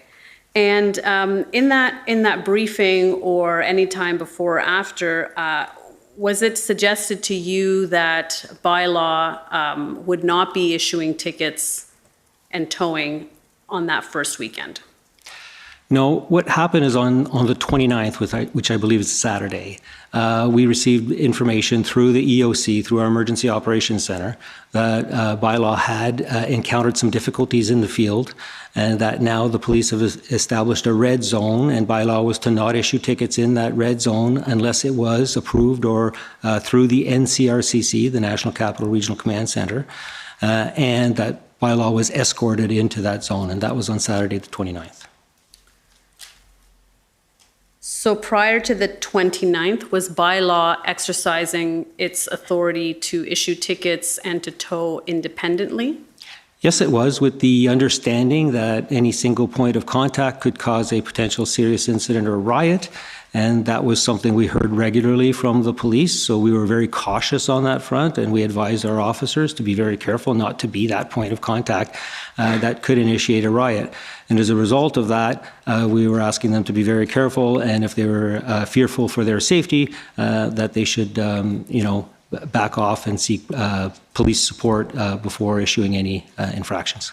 Okay, so on Friday the 27th, when they started to arrive, Saturday the 28th, bylaw was functioning as it would normally at any regular day, issuing tickets and enforcing as it normally would. Sorry, Council, just for clarity, Saturday is the 29th. I just don't want the witness to be confused. Oh, okay, thank you. Sorry, my apologies. I keep thinking that Saturday was the 20, okay, gotcha. Sorry, so Friday the 28th and Saturday the 29th. So up until that point on the Saturday, on the 28th, everything was bylaw was acting as it normally would, and on the 29th, something occurred for that to change. Yes. What we mean by bylaw acting as it normally would, again, is a support function to the police. It's tantamount to if we have a major house fire, fire is in charge and they're incident command, and then the police come up and they don't tell police what to do, but the police support the fire operation. Actually, a better example would be if there was a shooting and there was a victim inside of the house and our paramedic service was to respond. They wouldn't just run into the house after the victim without first clearing with police who are in charge of the incident because of the severity of it, clearing with them that it's safe for them to go in and do so and actually take care of the patient. So there are agencies that have jurisdiction based on the severity or the incident they're dealing with. And in this particular case, a protest was a police jurisdiction. So we would take, bylaw would not report to police, but they would certainly take their direction from police if required because the police were the agency having jurisdiction. Okay, so that was decided at the outset that that's the way it was going to work prior to the arrival of the convoy, right? That's how it always works for protests in the city of Ottawa. Okay. And so on Saturday, you're saying that something changed on Saturday, is that right? I received notification from the EOC through regular briefings, and we receive a lot of them, that yes, there was bylaw encountered some difficulties. I wasn't given all the specifics with regards to what had happened, but I was told that as a result of that, the stance has changed, and that a red zone has been established, which is probably concurrent with the red zone that was established for traffic management, et cetera, and that bylaw should not go into the red zone unless a directed or approved. I can't remember the exact words used, but there is documentation on this, and supported by protection of the Ottawa Police. Okay, and when you say the red zone, what did you understand that zone to be? So the red zone would fluctuate throughout the protest based on the amount of vehicles coming in. So originally the red zone was, primarily the downtown core, and then it expanded to include Rideau and Sussex because of the activity there. It also included Coventry eventually, and then it expanded up south of Wellington based on the vehicle locations. So again, where the protesters were generally where the red zone would expand and contract based on police activity. And so it was fluid, quite fluid. And so what was bylaw's role outside of the red zone? Bylaw's role outside of the red zone was to continue to enforce city bylaws, recognizing that if they encountered any vehicles with protest paraphernalia or any type of suggestion that vehicles were involved in the protest, which happened in certain hotspots throughout the city, whether it was the Vanier Church or Bronson Avenue, that if it was related to the protest, it still required some sort of police either support or notification that you're going in and enforcing your laws. And when you're saying that there was an integration then with NCRCC, does that mean that calls to bylaw to 311 were being redirected to NCRCC? Yeah, it depends on the call, because some of them were, whether it was anti-masking, pandemic type calls, or whether it was, parking calls or noise was a big one, obviously, illegal fires, et cetera. So in the hot zone following the 29th, yes, those calls would go to Ottawa Police to triage and the NCRCC if they were to be acted on. And so I just want to clarify in your witness statement, just to make sure I make sure that is, in line with what you're saying now. In your witness statement, and we can pull it up if that's helpful to you, but it says OPS directed the city on January 29 to instruct bylaw officers not to ticket or tow vehicles anywhere in the red zone without police approval. Is that essentially what you're saying about what happened on January 29th? Yes, that's a paraphrasing of what I had been advised of through the EOC. Okay, so this was told to you through the EOC. Beth That's Gooding correct. would have been the one to inform you of that? That's correct. Okay. And so that stance from January 29th about the red zone and that bylaw was not to ticket and tow without police approval, that didn't change throughout the protest, did it? Well, in the enforcement stance changed, and I believe it was in approximately February 4th, where police wanted to take a more aggressive enforcement posture, and they established a special team where bylaw and police would work together and just go out and start ticketing in full force. And so that was called a quick response team, I believe is what it was called at the time. Right, but the stance that bylaw could not ticket or tow without police approval, that was maintained throughout the entire protest. In the red zone, yes. In the red zone. And as you said, outside of the red zone, if there was some sort of indication that the vehicle in question was related to the protest, then the police would make the decision as to whether or not to ticket or tow. Is that right? That's correct. And if I didn't say so earlier, it was primarily as a result of officer safety. Our officers are not trained to the level that police officers are not equipped with the same type of tools that police officers are equipped. They are trained to deal with conflict, but mostly verbal. So, I mean, we're very concerned about what we didn't know.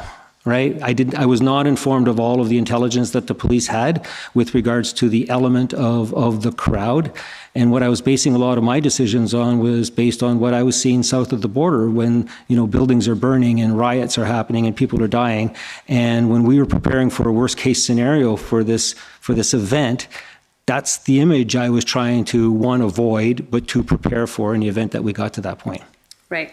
And Mr. Kanalakis testified yesterday that sometime in the second week, there was an integration between OPS and bylaw to ensure bylaw safety. Do you have a sense for when that was? Do you know?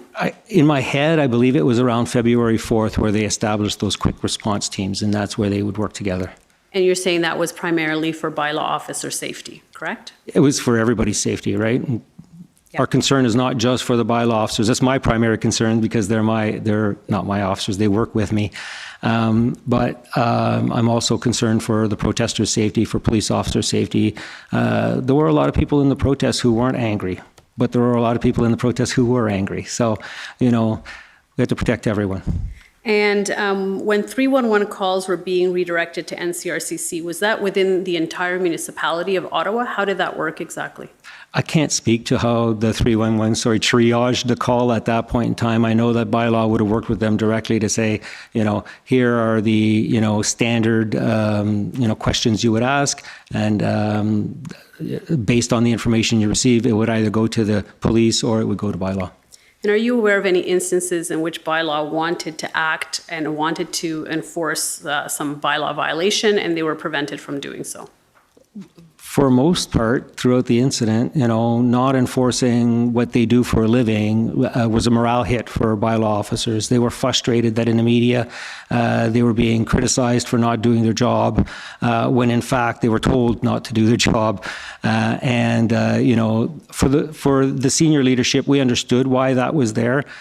We tried to relay that to our bylaw officers, but yeah, there was a morale issue and a want to go out and do their job. And they certainly proved that in the follow-up protests that came to town, whether it was Rolling Thunder or even on Canada Day. They enforced a lot of their activities then. So if a vehicle did not appear to be related to the convoy, that vehicle could be ticketed or towed? There had to be some discretion. So if it was in a no stopping zone, it was towed no matter what, even if it was related to the convoy, because we needed to keep the emergency routes open.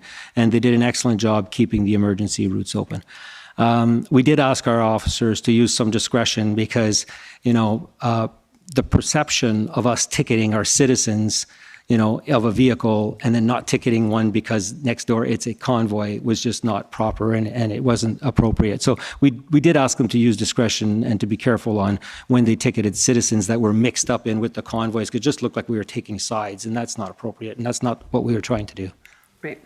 And quickly, it appears based on the evidence we've received so far that there were numerous fire code violations and other infractions that would involve fire services, such as open fires in barrels, stockpiles of fuel, illegal fireworks, etc.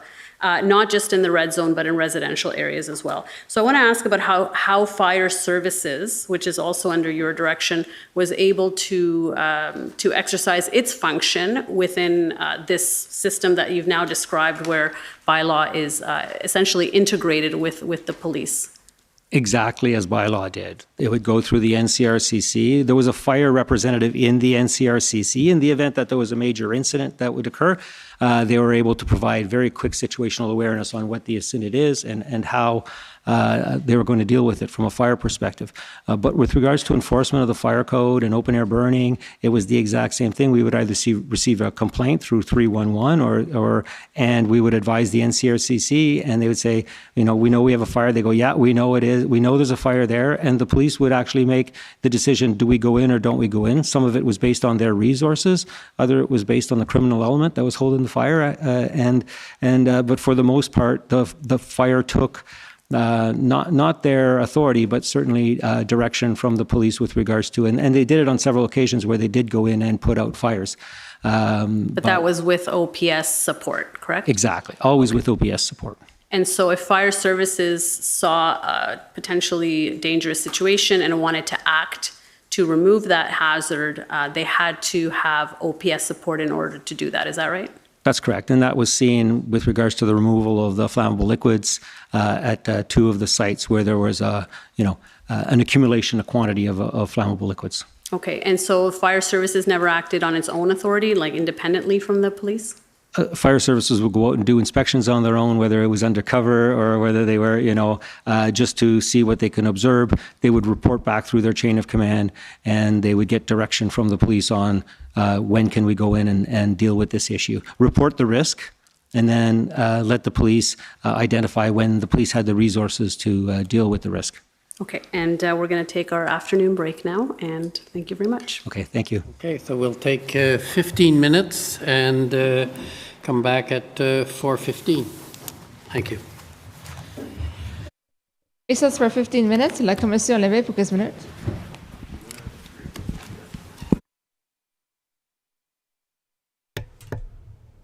Wow.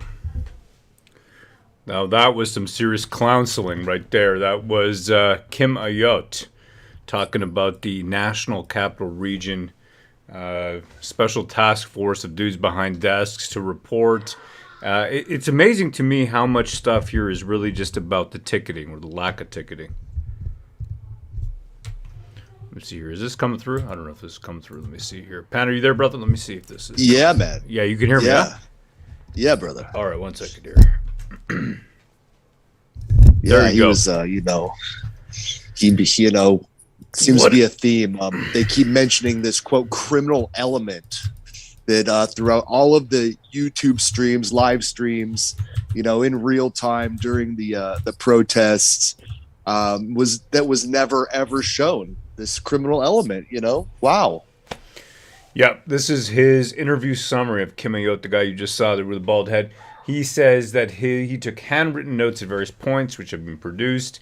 He has an experience as a fire investigator. He was interviewed by that lady there. I don't understand how they decide how much time these people have. They have literally an entire day to get their narrative across, and then there's about 3 to 5 minutes by these constitutional lawyers. It's maddening.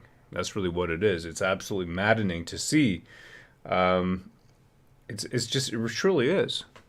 I don't understand how you're going to get to a point here where there's any kind of justice.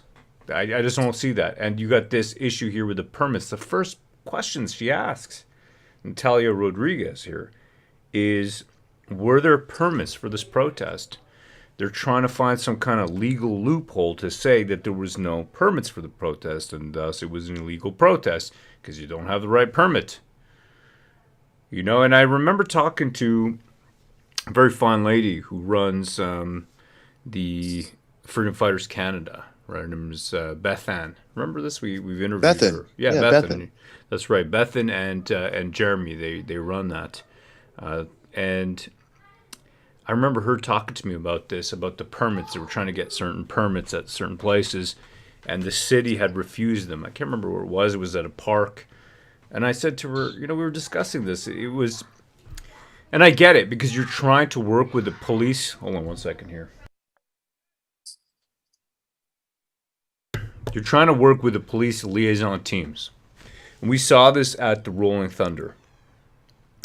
The police liaison teams are going to smile in your face, and then they're going to lead you into a trap, and that's exactly what happened. I'll show you what I'm talking about here. So that was a funky situation at Rolling Thunder.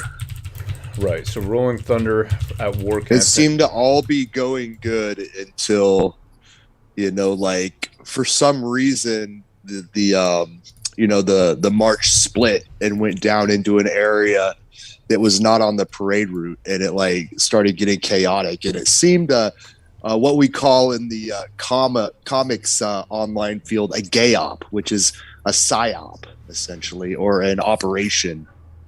Kathy, right? They set that trap up exactly, and we're talking about it here in this little stream that we did.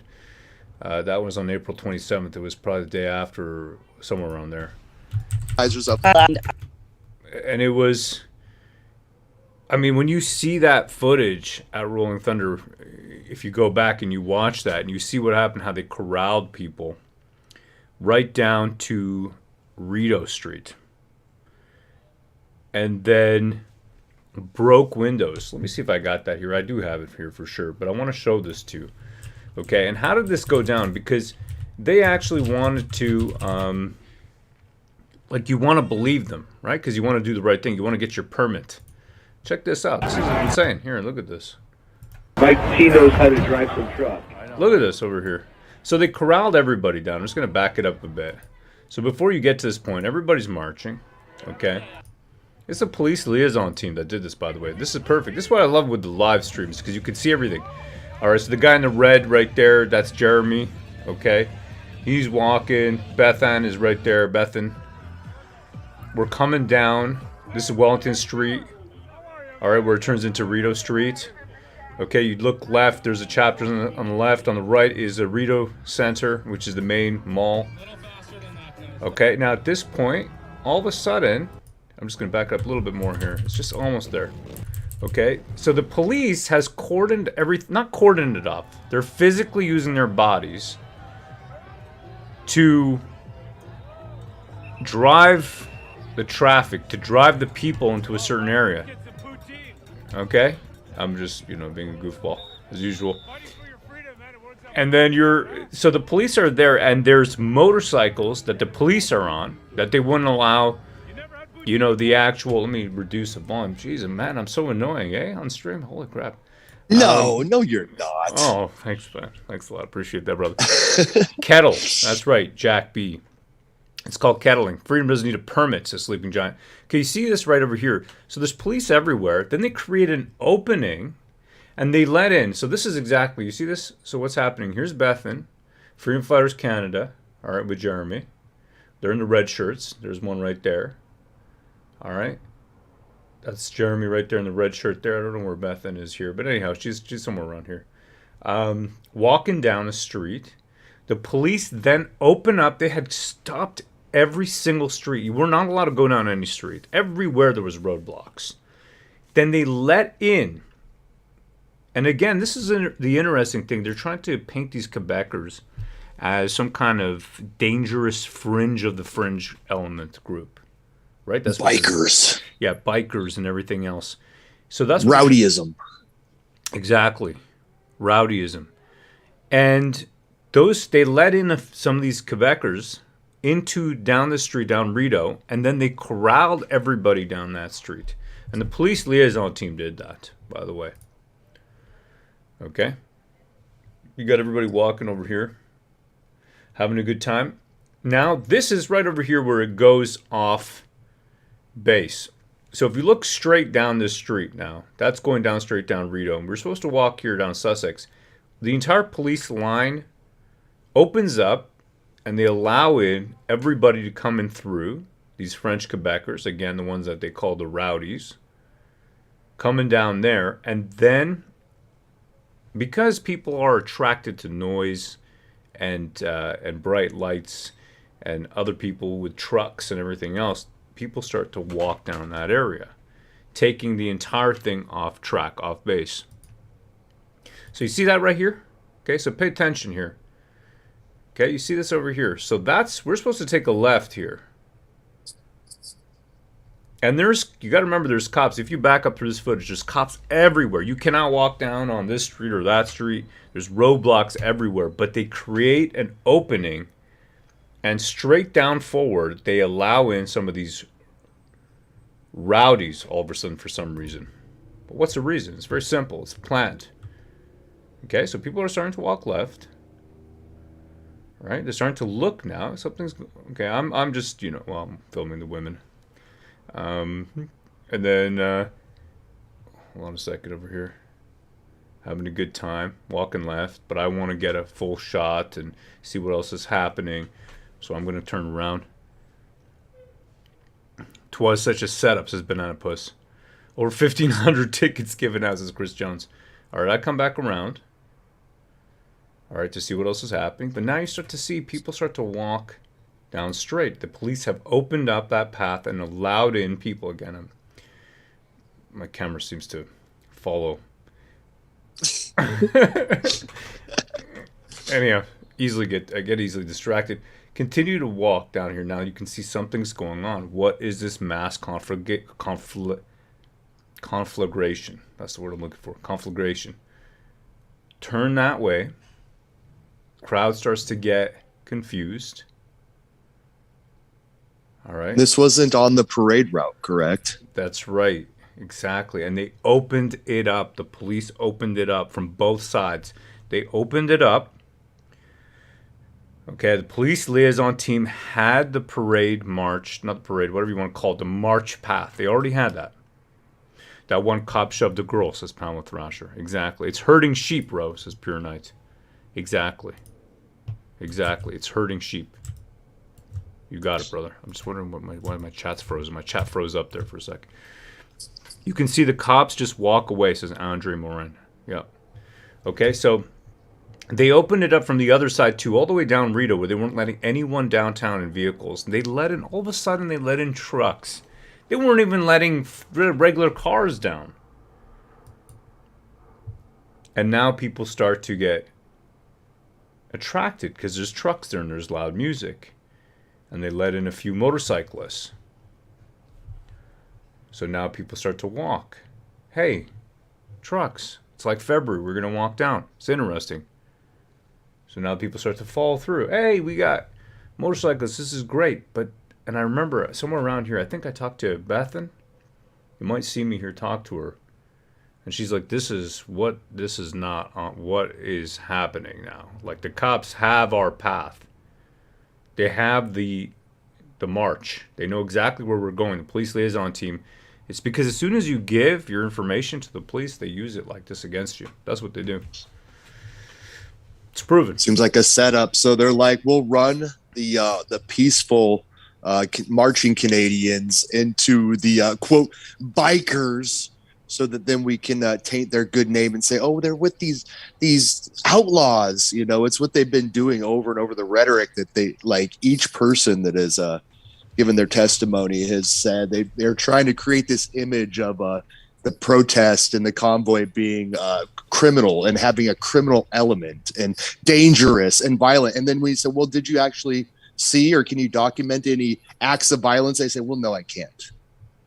Yeah, absolutely. No, I can't. No, I can't. I want to see if I talk to Bethan over here at some point. I'm pretty sure I do. And I'm like, hey, you know what's, and she's looking distraught. She's like, this is, because she's already got the heebie-jeebies at this point. She knows something's up. How did they open this up? Anyhow, I'll skip ahead. But, you know, the sun starts to set. Okay, how do you get trucks in all of a sudden? You can't even drive your car down Rito. What's happening? They let them in. That's what they did. They let them in. They let in the rowdies to create a narrative, create a story over here. That's what they did. And they weren't even rowdy. I mean, these dudes on the bikes are just chilling. Like, I mean, it's ridiculous. This the lies and just the narrative that they're trying to paint.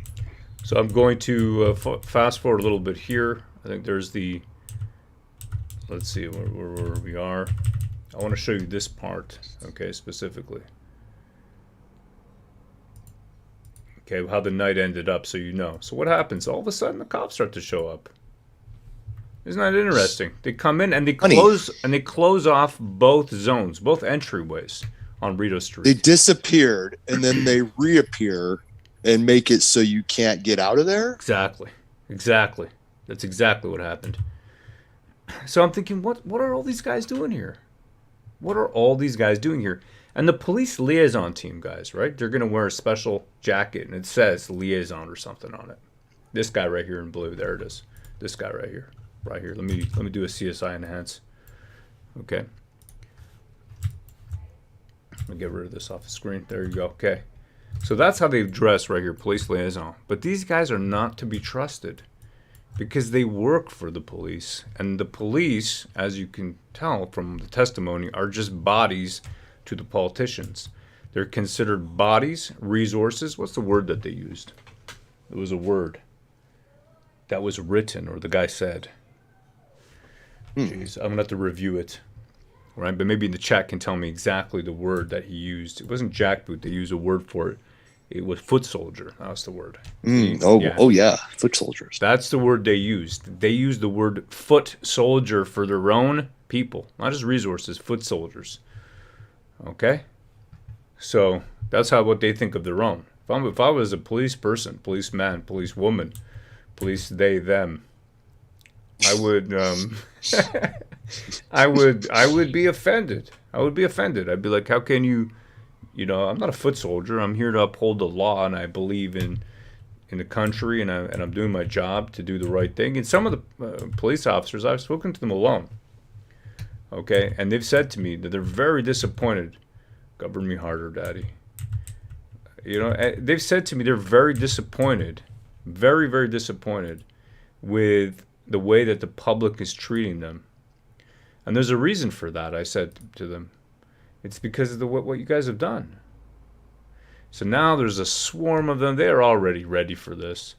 Okay, so now they're forcing some people to back up and back out. They've blocked off this area over here. Okay, if you go down that street, that's where Parliament is. And now they're going to start to break stuff. And you're going to see it. This guy thought this was Viva Fry, actually.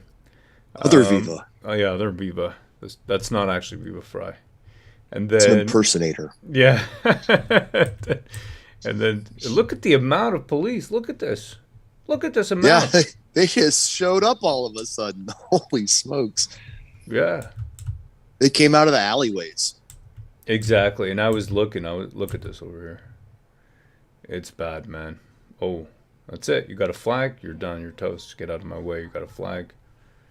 Mind you, this guy's pretty aggressively waving this flag or his protest, whatever he's doing. He's pushing his... Oh, no, that's Chinglish! That's Chinglish! Chinglish is agitating. Chinglish has got to be a Fed. Oh, he's got to be a Fed. I was wondering who is this guy agitating. It's friggin' Chinglish. It's just Chinglish. Chinglish is an agitator. He is most likely a Fed Raleigh. Okay? Mm-hmm. So, and the night continues on, and then they start to break things. Look at this handsome fellow. Right? How handsome is that? That's Michael. He's a very, very handsome fellow. Used to always show up to every protest wearing a suit. Okay, look at the amount of cops. Now the night is falling. And what do you do when the night falls? Well, you got the LRAD. Hold on, there it is. I think that's the LRAD. Correct me if I'm wrong. And then, we're going to break stuff. Right? We're going to break anybody in this zone. You're going to get your head busted. Look at this. Oh, yeah. Gonna smash out your windows a little bit. Let's break some protests. I hate you hippies. You're going down, hippies. What'd you say? Freedom hippies. Did you say freedom to me? Did you say freedom to me, MFer? Did you just say freedom to me? This is Canada. This is Justin Trudeau's Canada. He's got freedom paraphernalia. We need to go confiscate that contraband. You're done, bro. You're done. Don't you even try. Do you have a permit for that flag? You got a permit? You got a permit? Huh? Where's your permit at? Oh, that dude later ended up on the ground. Some young bucks. What else we got over here? And these... Oh, jeez Louise. Yeah, the night ended up bad. I saw this lady with her baby. They got their camper busted up. And then, I was saying... How are you going to get this baby out of here? It was not a good day. I was very upset after this day. This is it. This is where it's happened because they've been busting windows. There it is. You see that? They're breaking glass. I think it must have been right before this where I was taping them breaking the glass. But that's what they do. So police liaison team, you don't have your permit. So you want to inform them and tell them what you got? No, that was a SWAT troop carrier, Rose, is Pure Night. Okay. Put the flag down, Granny, says Starry Light. You're only allowed Ukrainian flags, says T. Curly. Yeah. Yep, so that's it. And you know what I found interesting? I don't know if anybody noticed, but when Jim Watson was testifying, Ottawa Mayor Jim Watson, he said July 1st. He didn't say Canada Day. He said, yeah, he goes, yeah, the biker Rolling Thunder thing was, that was a success for us, and so was July 1st. And I was wondering, why didn't he say Canada Day? Weird. Isn't that weird? Isn't that weird? Yeah. Yeah. This is the woman with the baby. It's Yeah, like you know. can't mention, or you can't have any mention of patriotism. No, you can't. It's really getting weird. It's getting weird. It's getting really weird now. July 1st. Yeah, we had a good success on July 1st. No, we had a success on Canada Day. We had a success on July 1st day. Friggin' weird. Yeah, anyhow. So that was Rolling Thunder. A setup, of course. Let's see what these guys are doing if they're back. Welcome back, Mr. Ayotte. Perfect timing. Thank you. If I can take you to OTT 9778. And before we do it, I have been asked if you can please slow down your answers a little bit. I am also guilty of this for the purposes of the translation, so I think we will both try to speak a little bit slower, if that's okay. Agreed. Great, thank you. Okay, and this is not the document I wanted. 9778. Yeah, okay. Well, it may be that I have it wrong here in my notes, but in any event, if we can actually go down, this is, I did want to take you to this one for something else, so we can go to this document, that's fine. So this, my understanding, is a letter that you wrote to Mr. Paradis, who is the Director of Real Property Services at Public Services and Procurement Canada. Is that right? That's correct. And what was the purpose of this letter? We were trying to get security around the cenotaph in that it had been desecrated. Several instances had occurred overnight, and we wanted it protected. And so I put the request in through the EOC to contact the federal government to see if they can provide security services and or a fence around it so that we can protect this very important site. At which time I received notice that, yes, they wanted it in writing, so I proceeded to put it in writing. Okay, so you contacted them first, and they said, put the request in writing, and that's what this is that right? That's correct. And did they provide that fencing, and did they put that fencing up? Yes, they did. Okay. And did this request come from OPS, meaning did OPS ask you to reach out to procure this fencing, or was that something the city did on its own accord? It came through me through the EOC, which has an OPS sergeant in the EOC. So I believe it came through the OPS in that they did not have the resources to secure and protect the site, and they were asking if the federal government could actually provide that security. Okay, so OPS through the EOC was asking the city to ask PSPC to provide this fencing. That's correct. Okay. So we can take that down now. I wanted to ask you about towing and towing capacity. My understanding is that, and I had a document ready for that, but it's the wrong one. In any event, that there were about 28 vehicles that were towed that first weekend. Does that sound about right to you? That sounds correct, yes. Okay. And my understanding is that most of this towing was directed at ensuring that the emergency lanes were cleared. Is that right? That is correct. Okay. And were any heavy trucks ever towed by the city? No. At any point? No. Okay. So any towing and any towing numbers refers to pickup trucks and passenger trucks, essentially, passenger vehicles. Is that right? That is correct. Okay. Now, we see later on, and I think you'll agree with me, that minimal towing happened subsequent to that first weekend. There was sometimes there would be no days where, sorry, there'd be days where there'd be no towing, and there'd be days where there'd be one or two vehicles towed. Does that sound about right? Correct. And so we heard that towing companies were not willing to participate in towing for various reasons, and that was the reason why towing wasn't more aggressively pursued. Is that right? Well, there are two issues there. One is towing of small vehicles. We are still accomplishing that, but we had to work within the red zone, and the emergency routes were staying clear. So I think the protesters got the message early on that we were going to have zero tolerance in the emergency routes for the protection of the citizens and themselves and the buildings of the City of Ottawa. But the secondly is the larger vehicle towing was the real challenge for obtaining those tow services. And so we reached out, the EOC again reached out looking for resources. We were getting it from all different directions. The police asked the EOC to see if they can make some contacts. The police were also making contact with various tow companies. They were asking if we had any contact with the province. So through the EOC, again, we were contacting the province to see if they had resources. The mayor suggested that, Mayor Tory in Toronto had contacts. We did receive those from the mayor. And again, we would inquire with regards to the availability of towing. And for the most part, it was no.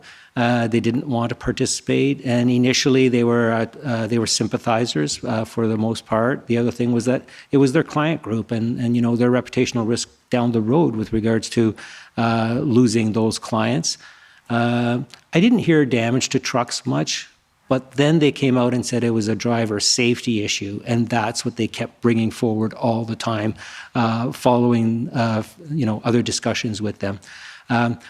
Any leads we had or any possibilities of towed were passed down to the EOC, the work was being done by the EOC to make these contacts. They were provided to the police, and police ultimately made the contacts and got the appropriate tows to end the protest.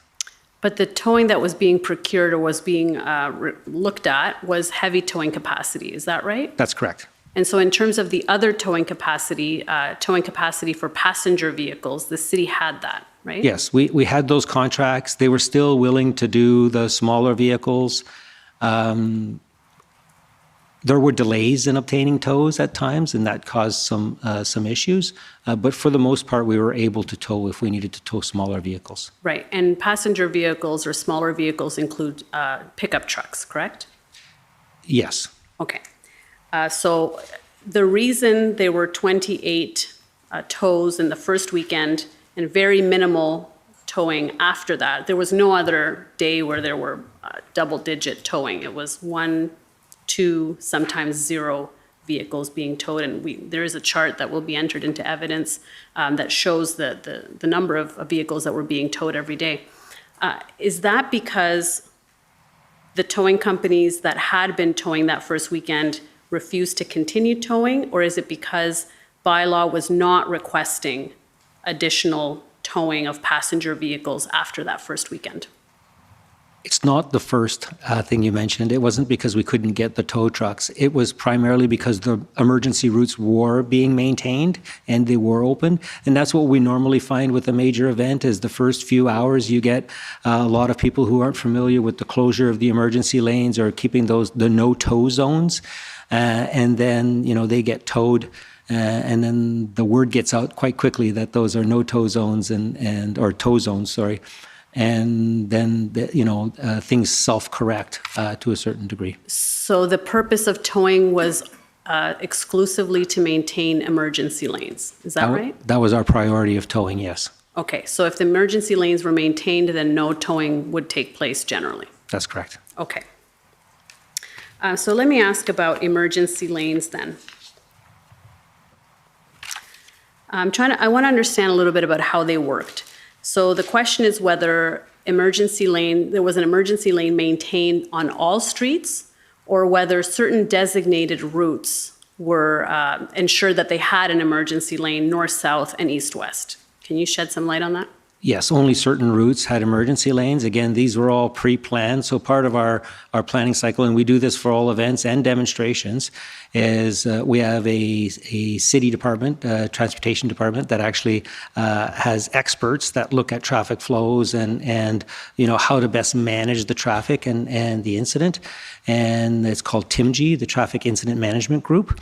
And they work closely with police to identify, how are we going to manage the incident that's being proposed or coming forward.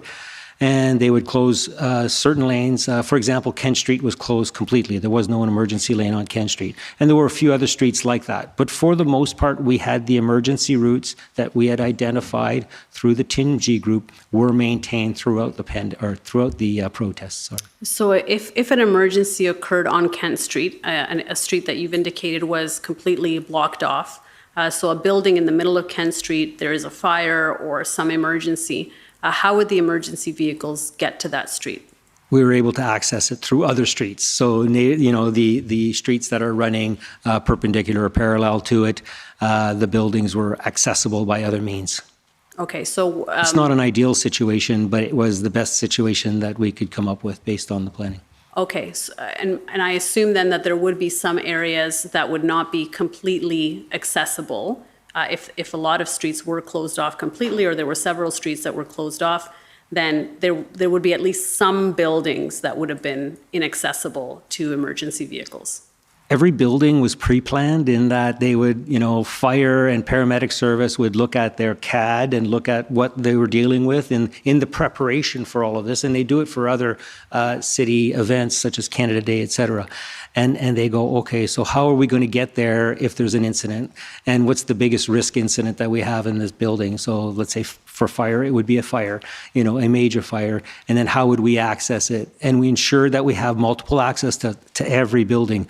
Even so, one street could be closed, but you might still have 3 other streets that actually, you know, encapsulate or surround that building. So those buildings were all, we were sure that we can attend all of those buildings. It wouldn't be an ideal response because sometimes you'd want to put your ladder truck, let's say, on Kent Street to actually bring the ladder or tower up to access certain floors, and that wouldn't be available. But there was always a plan to how do we actually assess and manage these types of situations when we're faced with them. So we were comfortable from an emergency service that we could access the buildings that we needed to access given any emergency. Okay, and when you said the CAD, they would look at their own CAD, what did you mean by that? Yeah, so fire services has a computer-aided dispatch system. So it's a... Sorry, can you repeat that? Computer-aided dispatch system. Yeah. So it identifies, you know, the streets, where the hydrants are, the buildings, the height of the buildings, you know, what the risk is for the building. So, you know, a hotel would have a much higher risk level than a government building that's unoccupied, you know, or a government building that's not occupied in the evenings or on the weekends. So based on the risk level, will dictate how many resources we actually have going to those calls. So it's not always just one fire truck going to an incident. In fact, sometimes people will say, oh my God, that must have been a big fire. There was like 6 trucks going to it. Yeah, it might have been a false alarm. The reality is those 6 trucks were required in the event that it was a real incident. They needed to set up. There are so many different tasks that need to take place in the initial minutes to be successful that those resources need to be there. Okay, and in this case, were there any delays from EMS or fire, ambulance to be able to access any points within the areas that were occupied with trucks? There were no substantial delays. We did get some complaints with regards to paramedics not being able to access, or a paramedic trying to get through a street and it was taking a little longer. But we investigated every one of those complaints to look at it with regards to our response standards to see whether or not they still fell within our response standards. And if they didn't, was it an acceptable risk? You know, was it reasonable? And we didn't have any high-level risks that we were concerned with regards to any response. Okay. Now, I just want to ask about the relocation of the trucks as part of the negotiation between the protest group and the City of Ottawa. I want to take you to OTT 30057.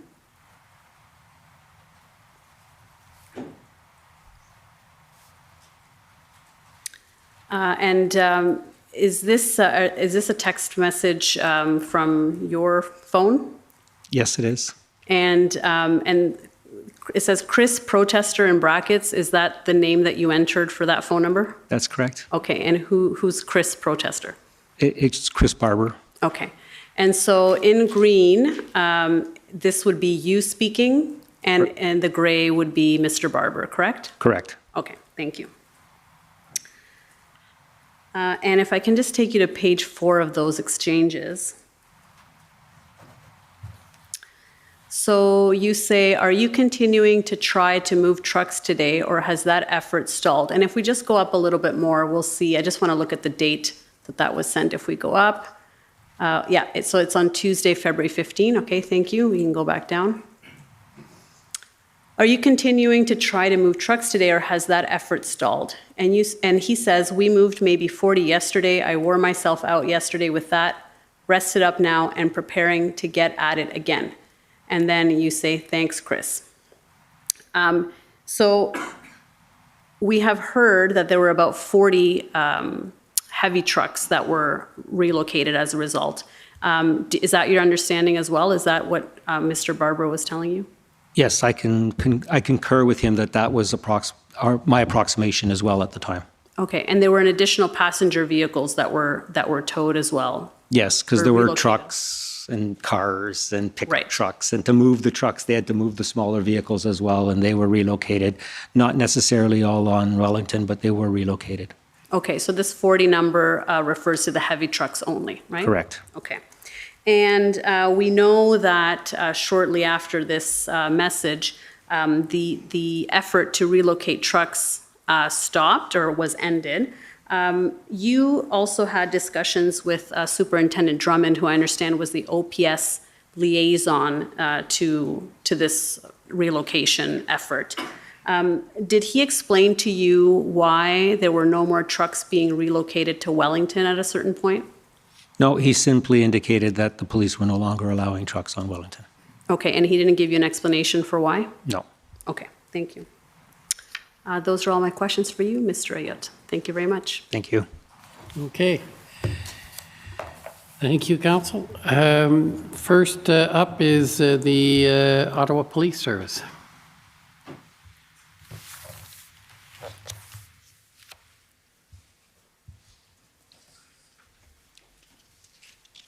Good morning, good afternoon, Mr. Ayot. It'll soon be good evening. Thank you. I am David Michikowski. I'm counsel for the Ottawa Police Service.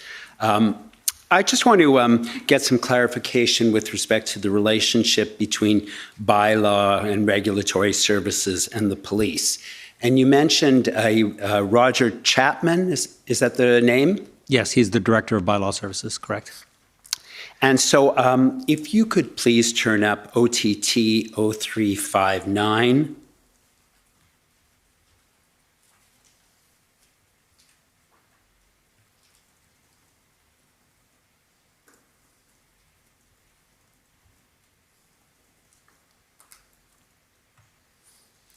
And if we scroll down to the bottom of the chain, there is a draft. Yeah, so if we just stop there, thank you very much, in which it indicates, or perhaps you could just go up a little bit more so we could just see, yeah, it's from Peggy Starrett to Ghislain Lamotte. And you'll see that what has been sent is I guess, a draft release to Ottawa business partners that has been drafted and is being sent to you ultimately for review, correct? I believe I'm in the review process, yeah, further up into the exchange. And so you'll see, if we look at the the sentence that begins, the OPS will always be available to respond to any issues of safety you may encounter by dialing 911. If you are experiencing issues relating to COVID-19 and masking, please call City Bylaw at 311 first. Correct? I see that's what they were suggesting. And so if you then could scroll up to the next email, just this is the date of Thursday the 27th, correct? So it's the day before the protesters started arriving. And so just above that, you'll see there's a response from a Michel Lalonde, I think, at 11:06 a.m. And so Mr. Lalonde says, bylaw has one area of concern. The OPS will be available to respond And sorry, so it's the same email, and he has highlighted the sentence that says, if you're experiencing issues relating to COVID-19 and masking, please call city bylaw at 311, correct? And then you'll see underneath, he writes his comment about, I guess he has concerns about that phrase. And he says, since this relates to a protest demonstration, COVID-19 complaints are to be directed to OPS for response. Responding to COVID-19 complaints during a protest demonstration is a safety issue for our officers by being subject to violence. We have made our position clear over the year that bylaw services does not respond to protest demonstrations, including the activities surrounding it. Can we change what is highlighted in yellow? And then if we scroll up above that, you'll see there's a request for a revised text. And then if you scroll up to the, continue scrolling up, please. And then you'll see that somebody named Tanya McCumber has said on January 27th, below is the email chain regarding the calls within the demonstration. Roger advised myself that Kim made the police aware yesterday at a meeting, and Roger will reiterate again tomorrow at the meeting with the police. And I take it you did reiterate that position? Yes, I reiterated the position that we would not be putting bylaw officers in dangerous situations that could affect their health or the safety of anyone around them. And that had been, I guess, the consistent position of bylaw for about a year prior to that, it sounds like. As I indicated earlier, yeah, it was the position for all protests and demonstrations. I want to say it's always been that way, but it's been that way for a long time, as far as I can remember it. You mentioned that there were occasions where bylaw went in with police in these QR teams. These are quick response teams, correct? Yes. And so they would issue tickets for parking, noise bylaw complaints, and that would be in the demonstration zone, correct? Correct. And in fact, there were several hundred tickets issued by those quick response teams for those type of complaints, were there not? Yes, that's correct. We can also see, if you could be good enough, please, to turn to 10463 OTT.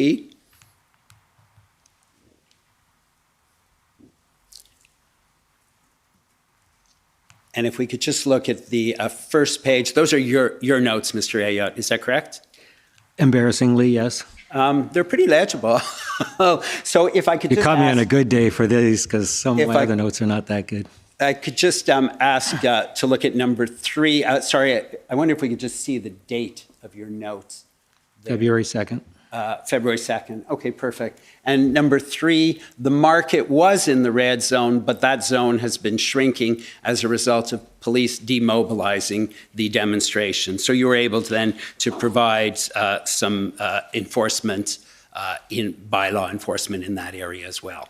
That's correct. Kind of like what I was explaining earlier, the red zone would contract and expand based on how the protesters, they would expand on the weekend and contract during the week because of the amount of additional people that would come in on the weekends.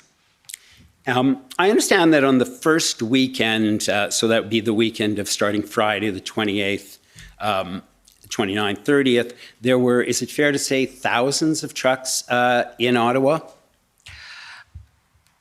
I think our estimation was, 500 to 1,000. Like it was difficult to tell because of all the small vehicles as well. If you included all of the small vehicles, yes, it would be over 1,000.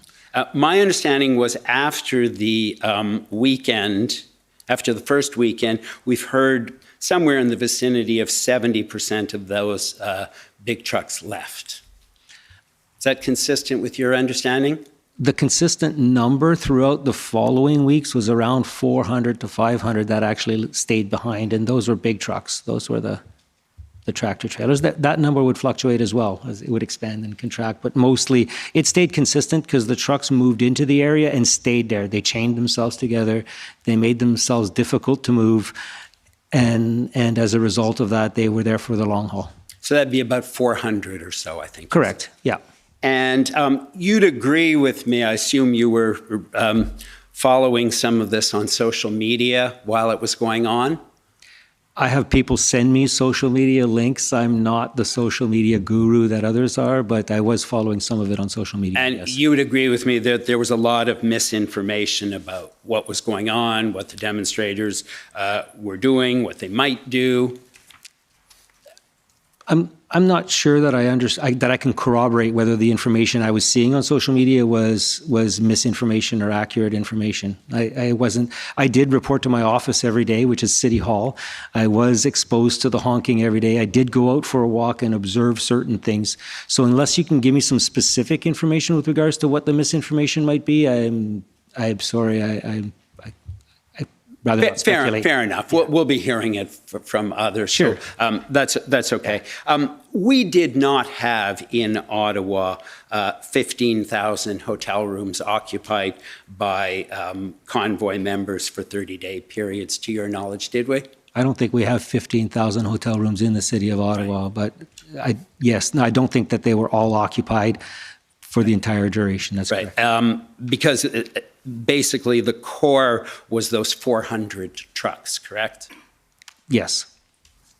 I wonder if you'd be good enough, please, to look at document OTT 10103.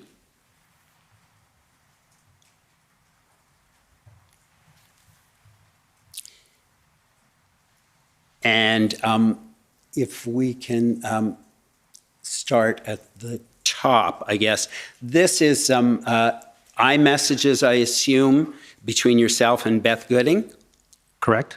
And Beth Gooding is the Director of Public Safety. Have I got that right? That's correct. And she was the incident commander of the EOC. And this is on February 15th. So that's the Tuesday.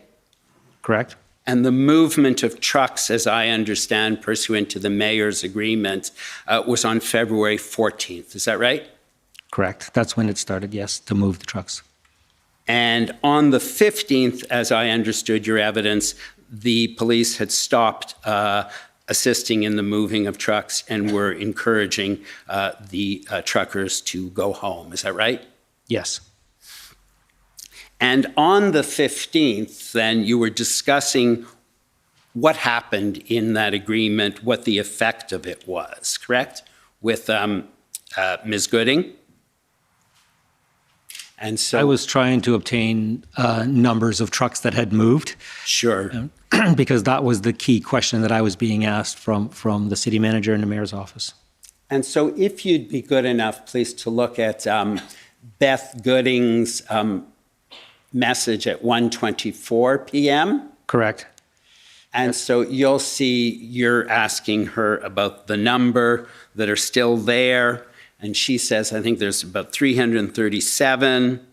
357, but that Chief Slowly had been saying 400, so that there's a delta of 43, correct? Yeah, so what I read from that is that the 400 was the original number, and now the police are saying there's 357, so what had moved is 43. Right, and then we see at 1:26, you tell her that what you're interested in the numbers is the big trucks and whether they move. That's what you want the information. That's correct. And so you tell her at 1:56, if you could please scroll down. You tell her that according to the protesters, I think they moved about 40 the previous day. Is that right? Yes. And she said that that basically aligns with what the NCRCC has said, correct? Correct. And at you continue then to discuss how many and how it's difficult to count them. And if you could please look at 4:19 p.m. You have to scroll down a bit.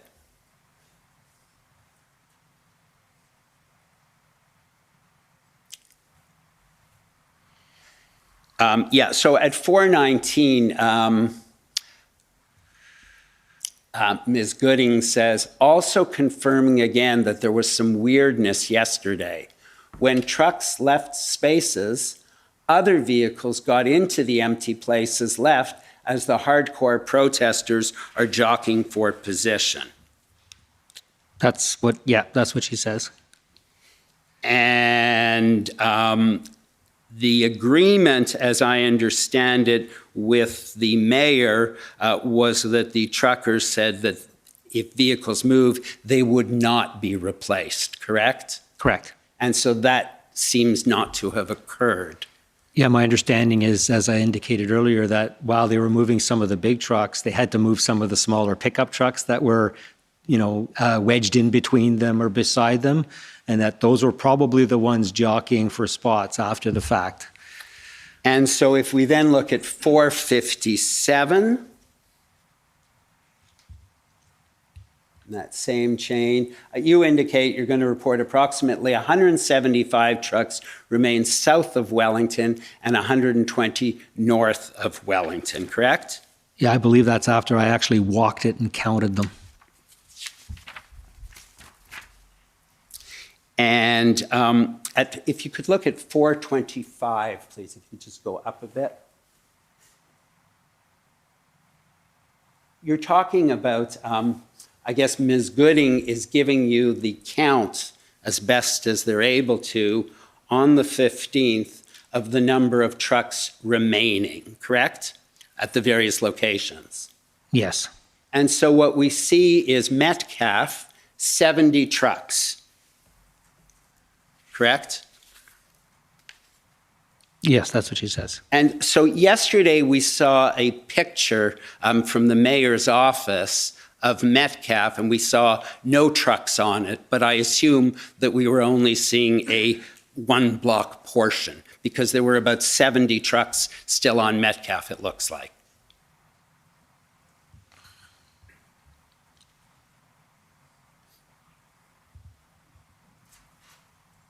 Is that what you're understanding from Ms. Gooding? Yeah, I don't know if these were the numbers that she was giving me before the movement or after. Like these, I'm asking her for the numbers, so I don't know if we can scroll up a bit so I can just get the context of the conversation before that. Sure.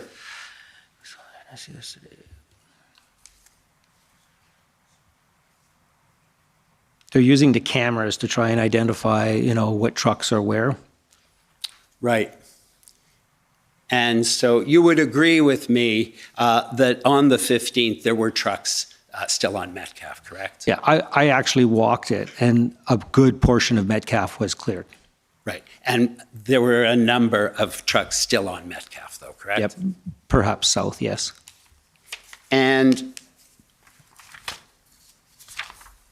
those are all my questions. Thank you very much, Mr. Ayat. Thank you. Okay, next I'd like to call on the convoy organizers.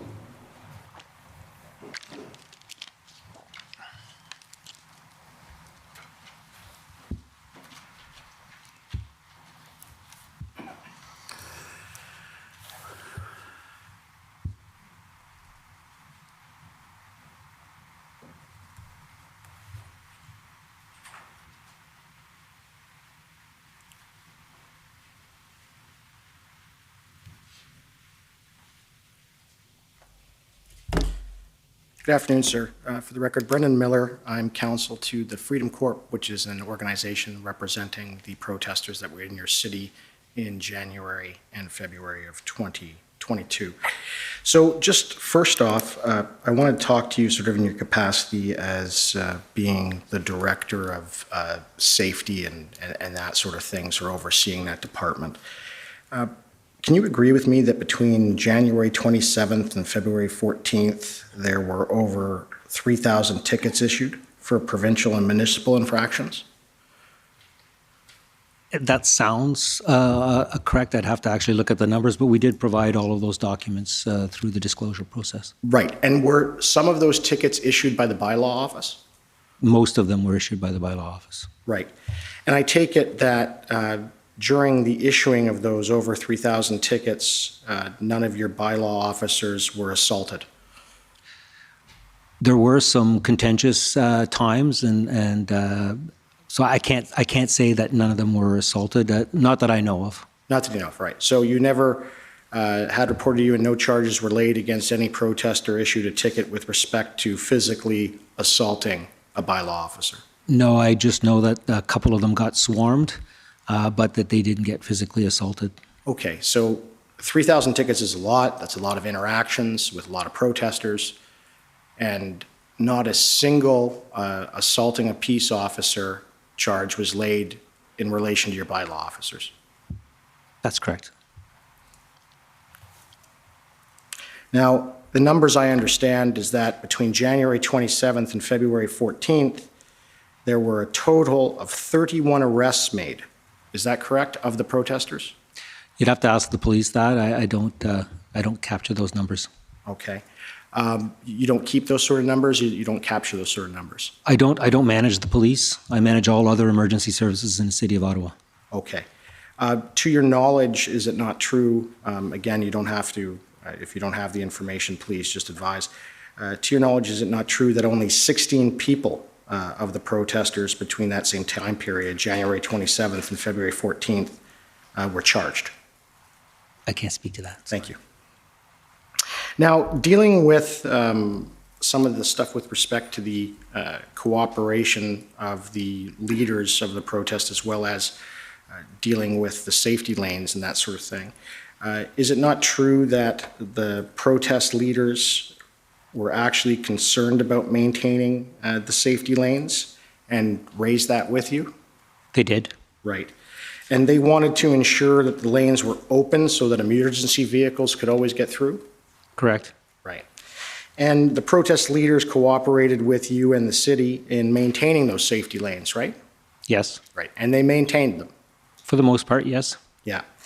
And when new trucks would even arrive, they even organized to talk with what they refer to as block captains. Did they relay that to you?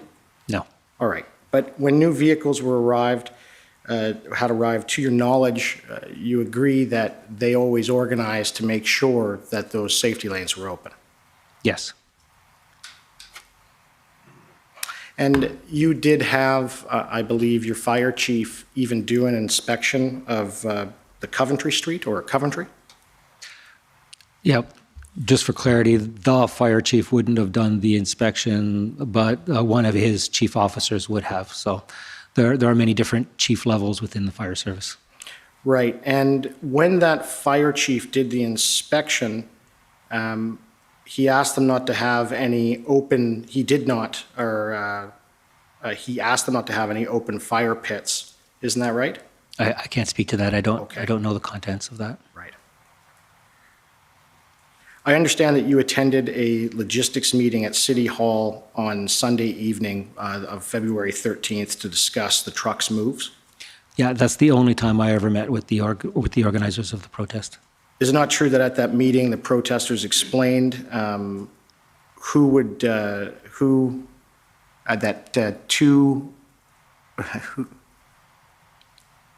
that two removed camps outside of the city had already been established outside of the city where they would go to?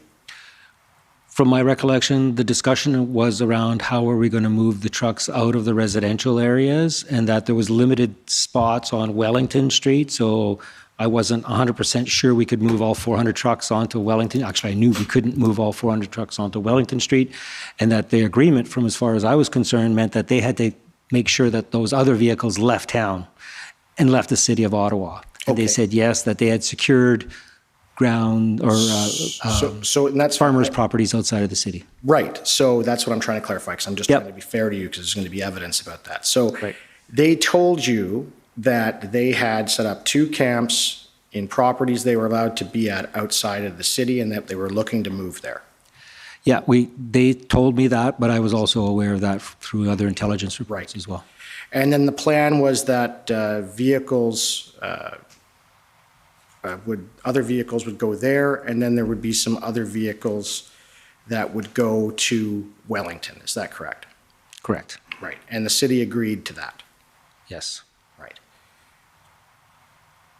Now, if the protesters were able to move the vehicles on Tuesday and Wednesday which is February 15th and 16th, as had been agreed, can you agree that the result would have been most, if not all, of the vehicles would have been cleared out of downtown except for Wellington? I can't agree with that only because I didn't see a lot of vehicles moved except for the ones we allowed onto Wellington. So there seemed to be some movement onto Wellington, but no movement out of the city as was agreed to. So if there would have been a good faith movement on both parts, then I could maybe agree to that, but I can't today. Right, but isn't it true, and the Commission's heard evidence, that the move on to Wellington eventually got blocked? It got stopped by police, yes. Right, so it got stopped by the police, so the deal didn't go through because of the police. Yes. Right. And so if the deal went through and it was followed, the only vehicles and trucks of the protesters would have been on Wellington. I am not confident that would have happened. Right. But there was no reneging on the deal on behalf of the protesters at the time, and that's the evidence the Commission's heard today or to date. Would you agree with that? Yes, but Thank you. But the delta was they didn't control all the people in that block. They said they wanted to control all of them, and they hoped that they would have all of their buy-in, but they didn't. They had difficulty moving the 40 to Wellington Street because people didn't want to move. Okay, but the difficulty in moving individuals to Wellington Street after the agreement was announced, I put to you, was only stopped because the police wouldn't let them on to Wellington, and because the police then also stopped them from leaving the streets they were parked on. Isn't that correct? No, I can't speak to that. You'll have to ask Staff Sergeant Drummond about that. Those are my questions. Thank you. Okay, thank you. Next, it's former Chief Slowly's counsel. Thank you, Commissioner. We have no questions for Mr. H.A.I.L. Okay, next would be the Democracy Fund, JCCF.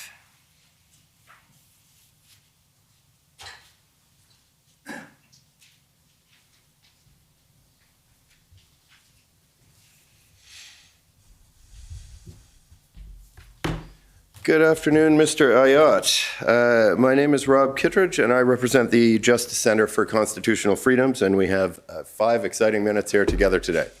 So I'm going to plow through a number of questions. Parking tickets serve as a deterrent to illegal parking, don't they?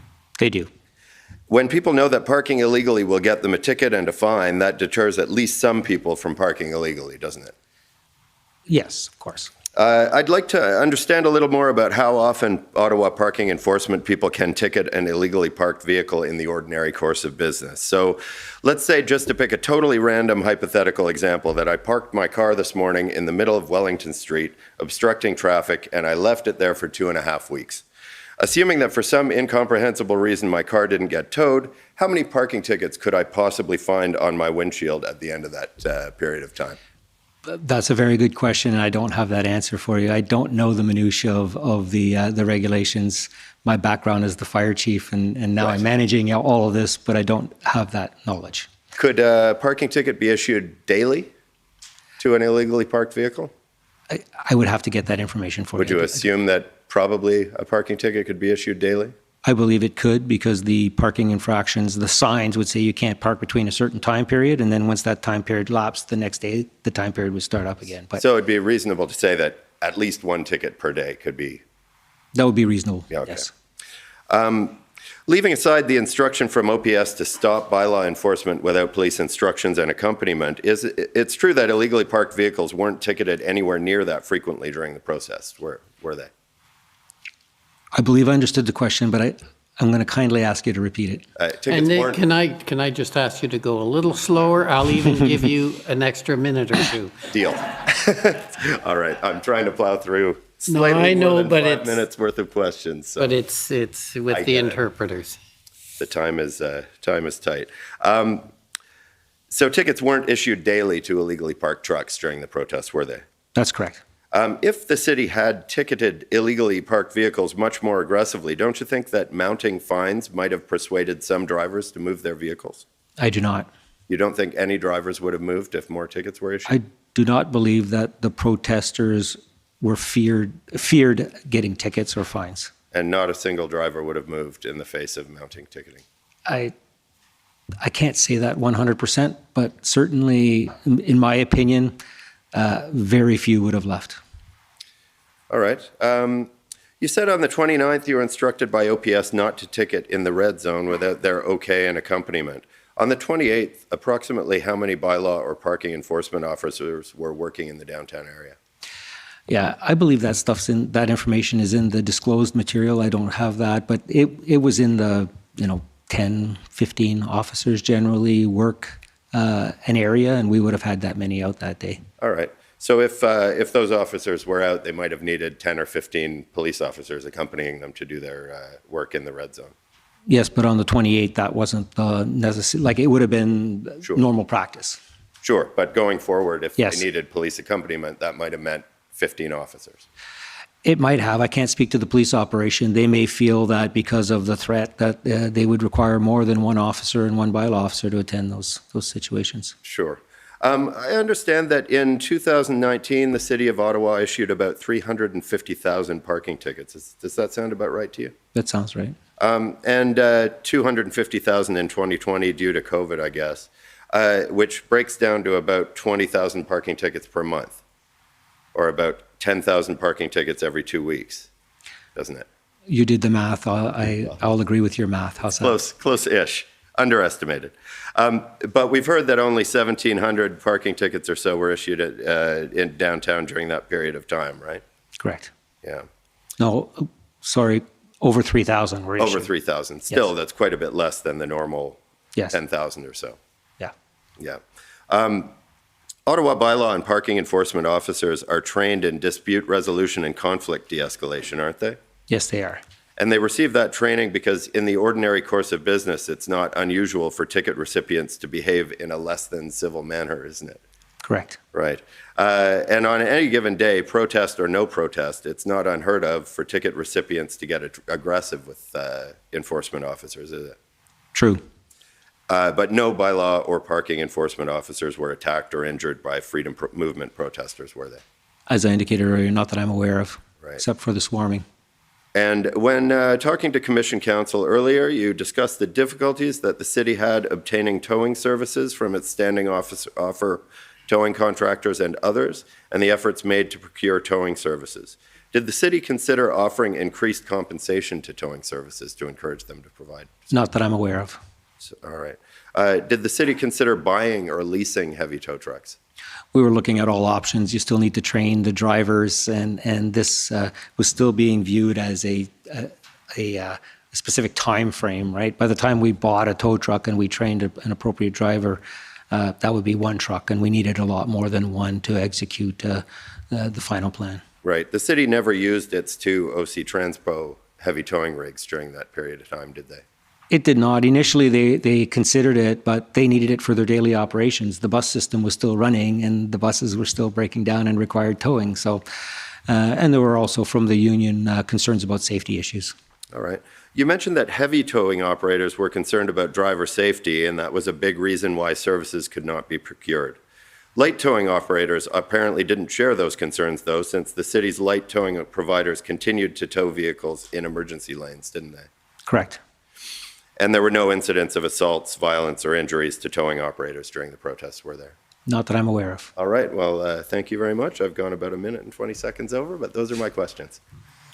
Okay, thank you. Next, it's the Government of Canada.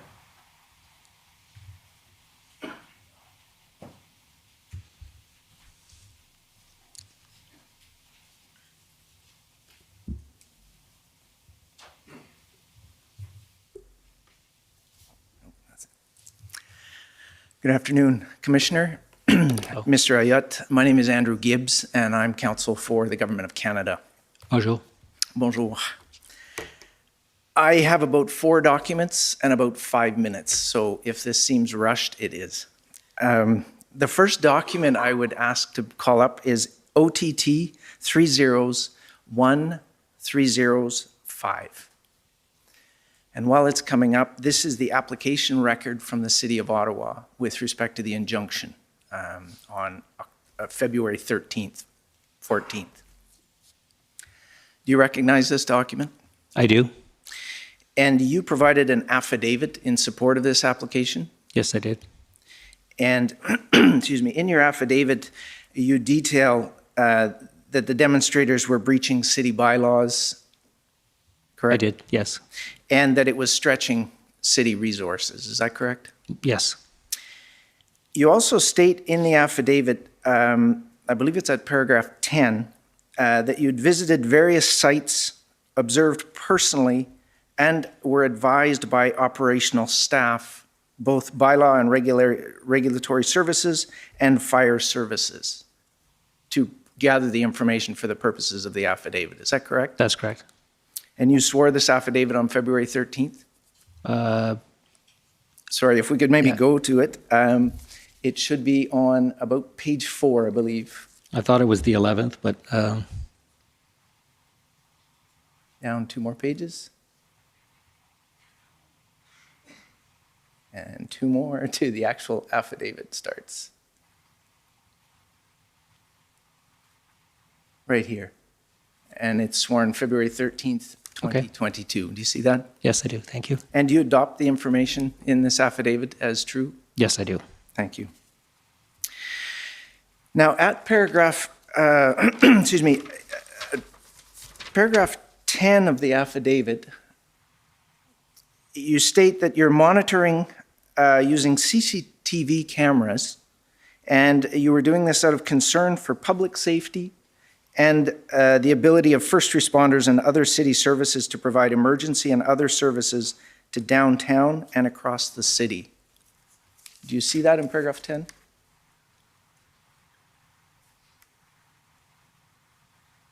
Yes. Yes. And so if we turn to, would you, based on the information that's in this affidavit, would you agree that the situation in downtown Ottawa at that time was fluid? Very fluid, yes. And volatile? Yes. And unpredictable? Correct. If you turn to page 37, please. This is a series of photographs of Exhibit A. Unfortunately, it's on its side. This is one of the photographs taken from the CCTV cameras, is that correct? Correct. And in the bottom left-hand corner, it states the location. Yes, Wellington, Metcalfe and Wellington. Metcalfe and Wellington, and the top left-hand corner, the date. Correct, February 5th. February 5th, and it's, I believe, 2 p.m.? Correct. What is the white bar that we see in the middle of the photograph? That's a boom, or it's a crane. That's a large crane. Is that an industrial crane? That's an industrial crane, yes. And are all those trucks in the background, is that the lineup of trucks on Wellington? That's correct. And did you know what was in those trucks? No. Now, if we go to page 2, I'll just move off of this document, but I would like to go to page 2, where the list of exhibits are included, and I would commend this to the commission, this entire affidavit with the exhibits. There are a series of photographs of fuel depots at Coventry Road, the RCGT Park. You'll see Exhibit D, photographs of fires and fuel stockpiles at Confederation Park. Exhibit E, the bylaw call logs and fire complaints dated February 4th to 12th, 2022. Exhibit F, CCTV images of fireworks on February 5th, 2022. And Exhibit G, and so forth, are the details with respect to call logs. Is that where the various complaints are registered for open fires? Correct. And parking violations? Yes. Thank you. So in the interest of time, I would now like to move to 3 quick documents. If we can bring up OTT 404061. You had mentioned earlier that your officers were directed not to ticket in the red zone. Is that correct? Yes, correct. And you'd mentioned that that really came into play on February 4th? No, the 29th of January. 29th of January? Okay. This email is from February 4th. Roger Chapman, he reports to you? Yes, he does. And he states specifically, if you look at the second paragraph, first and foremost, our top priority and responsibility is ensuring the safety of staff As you have no doubt gathered, this is a potentially volatile situation, and there is a significant difference between ticketing illegally parked vehicles and ticketing a person for a violation, where the latter presents a much greater risk of confrontation. Do you see that? Yes. And do you agree with those statements? Yes, I do. And in response to the questions you just received from my friend, Mr. Miller, with respect to the lack of tickets or the number of tickets and very little charges laid for assault, would you agree that where the directions to the officers were to ticket vehicles and not people, that is one possible explanation for that discrepancy? Correct. Thank you. Skipping right to the bottom, again, officer safety is our first priority, and therefore we will not be enforcing other bylaw violations in the demonstration zone at this time. Demonstration zone, that's the red zone? Correct. Thank you. Next document, OTT 406781, please. These are listed as updates. E0CCG update 15 from yourself. Correct. Do you recognize this document? Yes, I do. And would you agree that the purpose of this document was to provide accurate and timely information to your city colleagues? Yes, to my city leadership team. Your city leadership team, thank you. The date of this email is Friday, February 11th, 2022 at 7:53 p.m. Yes. And in the third paragraph, we see evidence of external influence persists. The Ottawa Hospital has received some disturbing calls, mostly from the United States, which have been reported to police. PIMR, what does that stand for? Public Information and Media Relations. Thank you. Has paused public comments on the City of Ottawa's corporate Facebook and Instagram accounts for the duration of the city's state of emergency due to an apparent coordinated effort to spam the city's feed with hateful or toxic comments, including racist comments or misinformation and rumors. Was that accurate information? Yes, it is. Thank you. Last, very quickly, document OTT 408754. This is the operational update 24 on February 22nd. Can we have that document, please? It's 8740.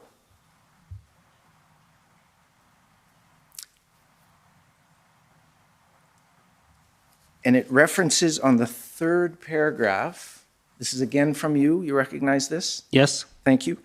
H.A.I.L received a false bomb threat yesterday evening. Can you remind the Commissioner what H.A.I.L stands for? It's the Children's Hospital here in Ottawa.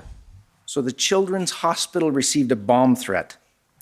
While false calls to 911 have been reduced, there are indications that outside interference persists. Is that correct? There was a bomb threat to the Children's Hospital on February 22nd? Yes, there was. Now, Mr. Ayotte, do you have any evidence that that bomb threat was connected to the convoy? No. But would you agree that that was part of the challenge in these events? Correct. We received a tremendous amount of increased 911 calls that were also false during this time, higher than normal amounts of 911 calls. So we suspected that it was related. And the mayor had testified earlier today to what he referred to as whack-a-mole. Is it not correct and fair to say that you couldn't tell what was coming next? I think for the most part, yeah, we didn't know where they were going to go. We were trying to be strategic, but it was a difficult time. Thank you very much. Those are my questions. Thank you. Okay, next is the coalition. We have no questions. Thank you, Commissioner. Okay, thank you. Next is the CCDL and CLA. Good afternoon, or almost good evening. Mr. Ayotte, my name is Colleen McEwen, and I'm counsel to the Criminal Lawyers Association and the Canadian Council for Criminal Defence Lawyers. These are two organizations comprised of criminal defence lawyers. Many of the questions I have for you have already been canvassed, so I've been trying to tailor them as we've gone along. If I could just pick up on some questioning you got earlier about sort of the number of tickets overall over the course of a year. My friend said perhaps it was 300,000 or 250,000, and you said You didn't have the numbers in front of you, but that was sort of about right. Is that right? Yes. And he gave you an estimate that could mean something like 20,000 tickets being issued monthly. Is that right? Yes. And my understanding, not having seen these figures myself, but this would be for across the whole city. That's correct. Is that right? Correct. But is it still your view then that the 3,000 tickets that were issued over the course of the demonstration in the demonstration zone or related to the demonstration, that this would be a sort of a smaller fraction of tickets that bylaw services would have had the capacity to issue? Yes, but there were a lot more infractions in that zone that could have been ticketed. Right. So there were many more infractions, and this is a smaller number than the tickets that might have been issued, but for the safety concerns you've already described. Correct. And I understand that that bylaw and regulatory services received an approval for an increase to the set fines for various bylaw infractions on February 8th. Does that sound right? Yes. And I know you've already adopted the contents of the affidavit you swore as part of the city's injunction application in the course of questioning by another council. So I'll just draw your attention that you said in that affidavit that you didn't think that these increased fines had any impact on the ongoing bylaw violations. Is that right? That's correct. And that was the affidavit you swore on February 14th. And I take it that your opinion didn't change after you swore the affidavit, that there wasn't some change after that fact. My opinion hasn't changed, and the affidavit was sworn on February 13th. Right. And yes, and after February 13th, there wasn't those changes from February 8th. You didn't change your opinion of whether they had an impact. No, my opinion remains the same. Okay. Thank you very much. Those are my questions. Thank you. Thank you. And now to City of Ottawa.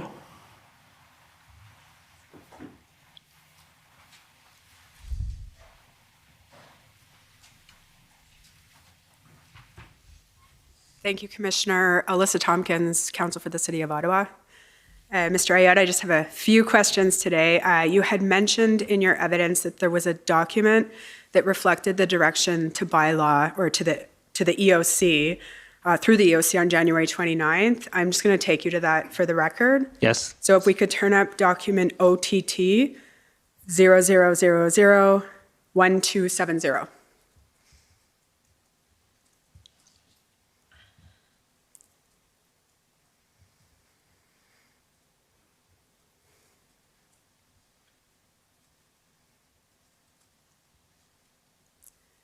And if we could just scroll next page, please. Okay. Under number 3, under section updates, there's a comment from a Jay Gravel. Who's Jay Gravel, do you know? Jay Gravel is one of our commanders in the incident management system. So he used to work for bylaw services, and now he works for roads. Okay, and it says here, BLRS, we're experiencing issues. A perimeter red zone has been established. If BLRS are required to enter that zone as directed by the NCRCC, they'll be provided police escort. And then we have a comment from Kay Cochran. Can you remind the Commissioner who is Kay Cochran? Kelly Cochran, she's part of our EOC staff. And she states, police advising BLRS to withdraw services if they are encountering concerns will provide escorts on an as-needed basis. Is this the direction to which you were referring earlier? Yes, correct. Okay, thank you. There was a couple incidents discussed last week in the evidence involving the Chateau Laurier and the Rideau Center. And I was just hoping you could provide the Commissioner with additional information on that. So starting with the Chateau Laurier, are you familiar with the concern that was raised? Yes, it was raised directly to me, and we had it investigated. Can you explain to the Commissioner what happened and what the city's follow-up was? Certainly. Basically, there was an alarm for a water leak or a sprinkler head that had been knocked off, and so it was an alarm call for the fire service. The fire service responded with 4 different trucks from different directions, from different fire stations, which is normal from a deployment of our resources perspective. We don't respond with just one truck. We respond with multiple, especially for a high-risk setting like a hotel. On arrival, one of the trucks, got close enough but didn't get very close, and that's what was observed by the hotel. And I thought, oh my God, if there's an emergency, they can't get in here. The reality is there was 3 other trucks responding. The responders were already in the hotel dealing with the incident. There was no delay in response. So this was a time where people were very aware of all kinds of different issues, and it was being raised through the BIAs and Hotel Association that these types of concerns needed to be addressed because of public safety, their liability insurance, etc. So while I understand their fear, the risk of this call was very low, and we had pre-planned that facility daily, and we've had conversations with the managers since. So really, from a risk perspective, it was a relatively low risk event, but it did highlight that, if there was a fire, we may not get all 4 trucks there immediately, and there would be some need for movement of the protest vehicles. So while it was an incident that was looked at, it wasn't deemed as high risk as it was being first explained to us. Thank you, Mr. Ayotte. And in relation to the Rideau Center incident, it might be helpful if we bring up the email correspondence. If someone could turn up document OTT 408284.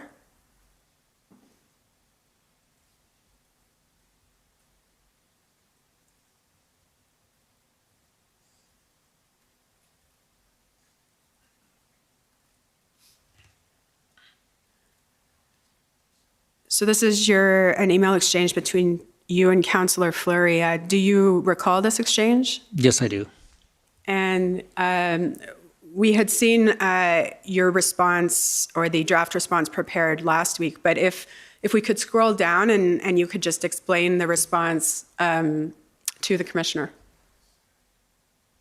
Yes, can you just go up a bit so I can see where that's from Jennifer Turlcoston. Okay, now you can go back down. So in this particular case, it's a private property, so they could request that by law come and remove illegal vehicles.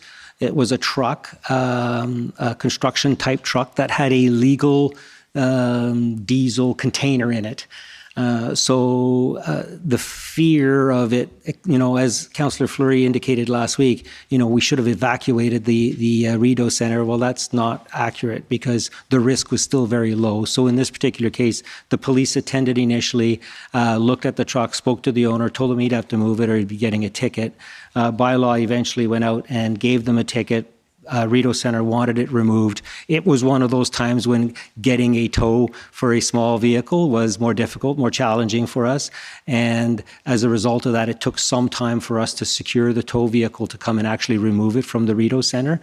And when it finally, when the tow truck was finally en route, the owner moved it himself. So the Rideau Center was frustrated that it took, a day and a half to actually deal with this issue. But again, when we're dealing with the whole protest, we're looking at risk, and we're looking at risk-based responses as well. So yes, there are, the councillor was concerned about the amount of layers with regards to us having to get the police involved and the police coming back, and then the police saying they can't escort by law because they don't have the resources. And I could understand that frustration, and I could understand the Rideau Center's frustration. They have valid concerns. From a risk perspective, this was also a very low risk incident. Thank you, Mr. Ayotte. The last thing I was hoping you could assist the Commissioner with is the movement of trucks subsequent to the mayor's deal. You mentioned during your evidence that you went for a walk and observed the movement. If you could just explain to the Commissioner what you observed on your walk on the various streets. Yeah, so yes, certainly. I went down to Wellington just to see, how much trucks had been moved, and I noticed that they hadn't just been moved, but they've been placed in a row where they can park a lot more of the trucks. And I think that they were doing that to try and get as many of the trucks on Wellington as possible. And so there was still quite a bit of room from, Wellington, from, let's say, Kent Street right down to SGM with regards to, the ability to park more trucks. Metcalfe was cleared for the most part. Again, there may have been a few stragglers here and there, south of Laurier. but Kent was still packed. So when Councillor McKinney was walking down Kent Street, she was right. There was no movement of any trucks on Kent Street. In fact, Kent didn't clear out until the police started their action to actually, with the public order teams, to move out. And then the trucks moved out quite quickly. But yeah, so my walk was to I try and identify, has any progress been made, and is there still room? And are the protesters actually moving out as well, or are they just trying to move everything to Wellington Street? And it was my perception, I guess, that I didn't see a lot of trucks leaving town. I just saw a lot trying to get on Wellington Street. And again, I can't speak for Officer Drummond and the reasons for stopping it, but I suspect that it might have something to do with that as well, and the negotiation and the ability of both sides to be able to, the give and take factor. So, Excellent. Those are my questions. Thank you very much, Mr. Ayotte. Thank you. Thank you, Mr. Ayotte. I just want to make sure I understood what you said about the fire issue with the Chateau Laurier. And you said they dispatched 4 fire trucks. Yes. That would be the appropriate number of trucks, or was that more trucks than what the appropriate response is? That is our deployment for an alarm call. Okay. So in this particular case, it was an alarm call, general alarm. So just so I understand, so that when you say it wasn't a high risk, it's because it was a broken fire plug, if you like, or sprinkler. Sprinkler.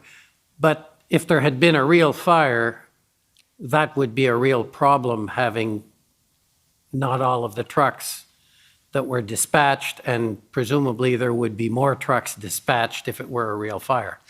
Correct. How it unfolds is depending on the information that the 911 or that the dispatch center, the Ottawa Fire Dispatch Center, receives.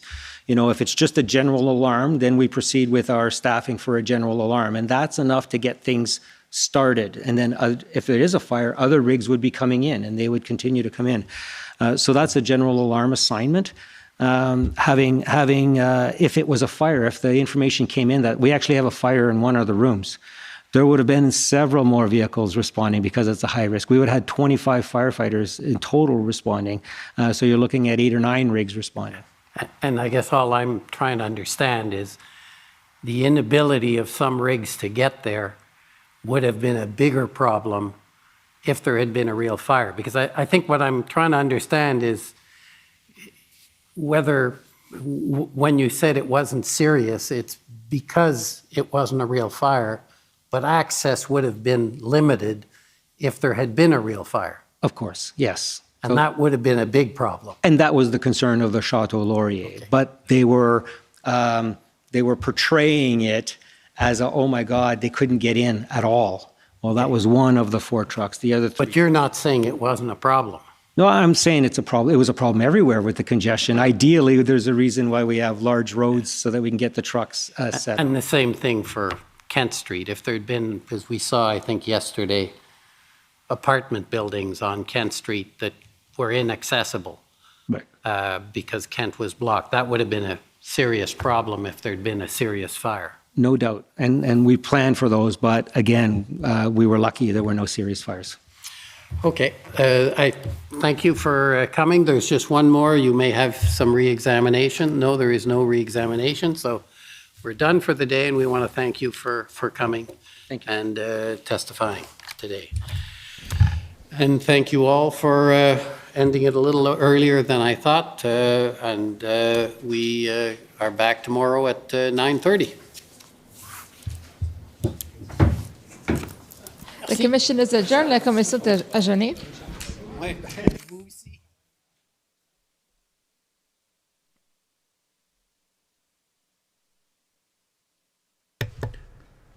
Are these guys even trying at this point? I don't know if they are. How come they're ending early? It's only 5:30. I was planning to go until 9 o'clock. Okay. Right? Wow. A little bit of a reprieve. Yeah, a little bit. Eh? If there was a fire, but I felt like there was a fire. What fire? But what if? What if there was a serious fire? Yeah. Yeah, we got Linda Baker. Thanks, Ro. Thanks, bro. Hard to sit there in this. When was the last serious fire, says John M. Back tomorrow for more BS, says Remote Viewer 57. That's right. But you know what? I like seeing it happen. I like seeing this. I like watching it. I like being a witness to what they're doing. Because it just shows me that zero faith in this commission, zero faith in this inquiry, zero faith in this government. And I don't see a single politician, probably only Maxime Bernier has been calling it out. I don't think there's anybody else who's a politician that you'd know. I know that, no, I don't see it anywhere. Let me see here. This needed a fire trucks has been at a post. If any of you've seen it anywhere, let me know so I can say it.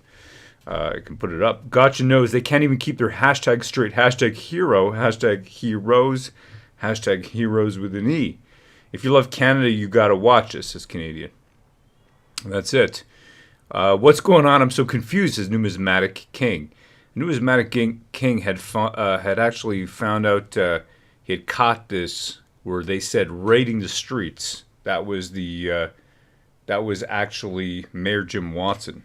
I think it was saying raiding the streets. That's why you got to rewatch all this. There's so much here. And I kind of feel like there's a tactic you use. It's snowing people with BS. You know what Pfizer used? They dumped out, 75,000 pages in Texas. You know what I'm talking about? It's just so much information to go through that how do you go through it all in a reasonable time frame? And then, of course, the people lose interest and they tune out, and then there's no justice. The inquiry is good and positive, and we will prevail, says Wick News 8100. Okay, well, I'm going to keep watching, so I can't let go. Gonna start smoking, says Anonymous, just to get through it, eh? Excuse me. No, I mean, for me, just reading the chat, and having a laugh at all this absurdity, that's, that'll help you get through it, I think, so a big hail to the chat. Hail the chat, absolutely. A big hail to the chat, man. I know that's how I'm getting through it, having a laugh. We got watch the movie They Live, and then you know what we're living through, says Dill Pickle. Is that Doug TenNapel in the house? Ed in Exile. He says, Doug TenNapel in the house. Is that you? Doug, if you're around, then I got a Zoom link for you, brother. Come on in. What's up, Doug? Yeah, hold on a second here. I'm going to drop you I got a Twitter now, Doug. It's at RK Paul.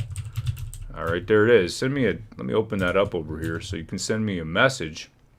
And then jump in here. I think that I'd love to hear your opinion about what you think. If you've been watching any of this, it would be really cool to hear what you think. Send me a DM. I know you're on the Twitter, or you got my email. Send me an email.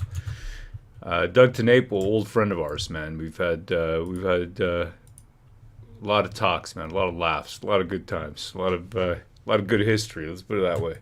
Let me see over here what we got going on.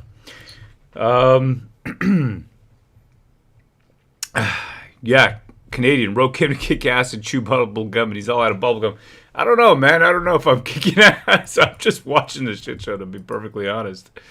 It's not so much there's any ass kicking. It's just watching the travesty that is this entire show. This entire show of how would you put it, Pan? This well, it's like we've said, it's just a dog and pony show, and like you said, they're just trying to snow you, just typical political BS.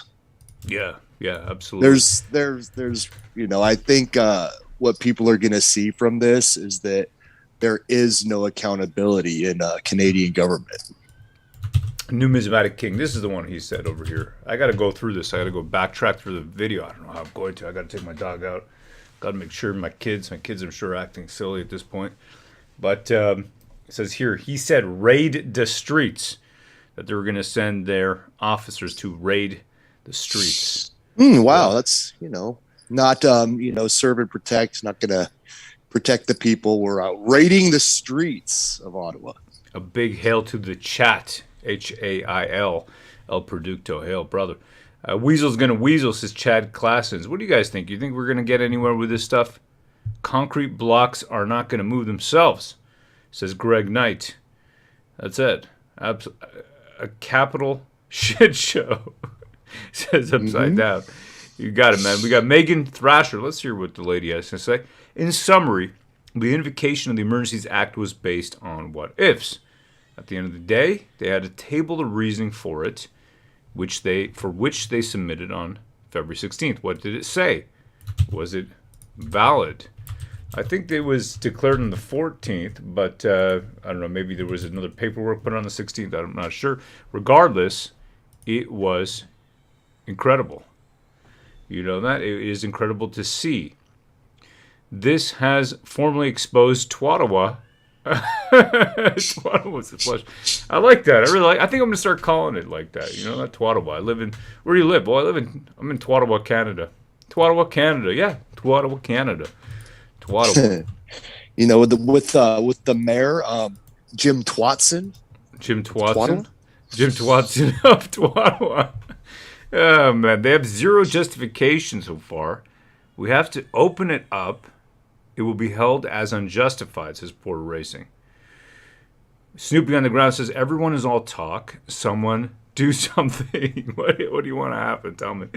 What do you want to see happen? I was talking to a buddy of mine, Dominic, and he said to me, he goes, Ro, nothing's going to change, right? He goes, you know when things are going to change?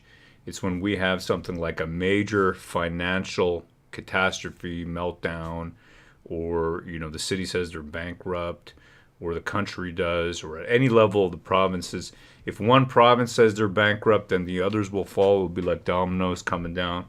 You know, that's when things are going to change, because the people are still comfortable, right? How many people got free money over the last 2 years? You know, how many people got free money over the last 2 years? I saw the businesses, you know, they got $10,000 are have to be paid back or on their business loans, and there's so much of it is forgivable. It's just ridiculous, you know, and I feel dumb for not playing along. And I said to my wife, I go, we're stupid. Because I've always been a little bit dumb in this way. I just don't want to apply for any program. You know, you got pride. That's, you got pride. Yeah, I think it is pride, man. The pride equals stupidity, I guess. I don't want to play along with socialism. You know, I don't want to take any money from the government. I don't want to know them. I don't want them in my business, and I don't want to know them. And I'd rather have less things. Because what do you need? If your kids are healthy, if you're living good, if you're able to do what you do, and you know that leads into the business, right, that we're running. That Gat Hanzo, founder of the War Campaign with me and Pan, three of us doing it. We're running together. Pan, early investor, first investor in our business. I mean, past that, you tell me, when all that's running good, when you're doing what you want to do, and even if you don't have everything you want to have, then what else do you need? You know, you're good. My wife, her health could be better, that's for sure. We're going to do what we got to do to get it there, you know. I don't know. You just don't need all the stuff. Once you have a certain amount of stuff and money, you know, who cares? I just don't want to know the government. I don't want them in my business. That's how I see it. I know, Pan, for you, you're, you know, we're all on similar wavelengths, which is why we're such close friends and brothers for so many years. Kathy Ray, I got a question for you, Pan. What do you think of this? Wonder if Schwab is happy with WEF member Watson's performance today. Wow, is the doofus, I like to call him Jim Doofus Watson, is he WEF? Is he a WEF boy? Okay, well, his page comes up. It just says his name on the page. There's no information whatsoever, but you know what? We got the Wayback Machine. So that would be web.archive.org. That might explain some things if he's you know, one of these globalists. Okay, so let's punch in the page from March. Did I click it? Okay, I did. It's loading up. Okay, let's punch in further back. Let's see here. Let's go back to 2021. You just got his name there. Let's look some more.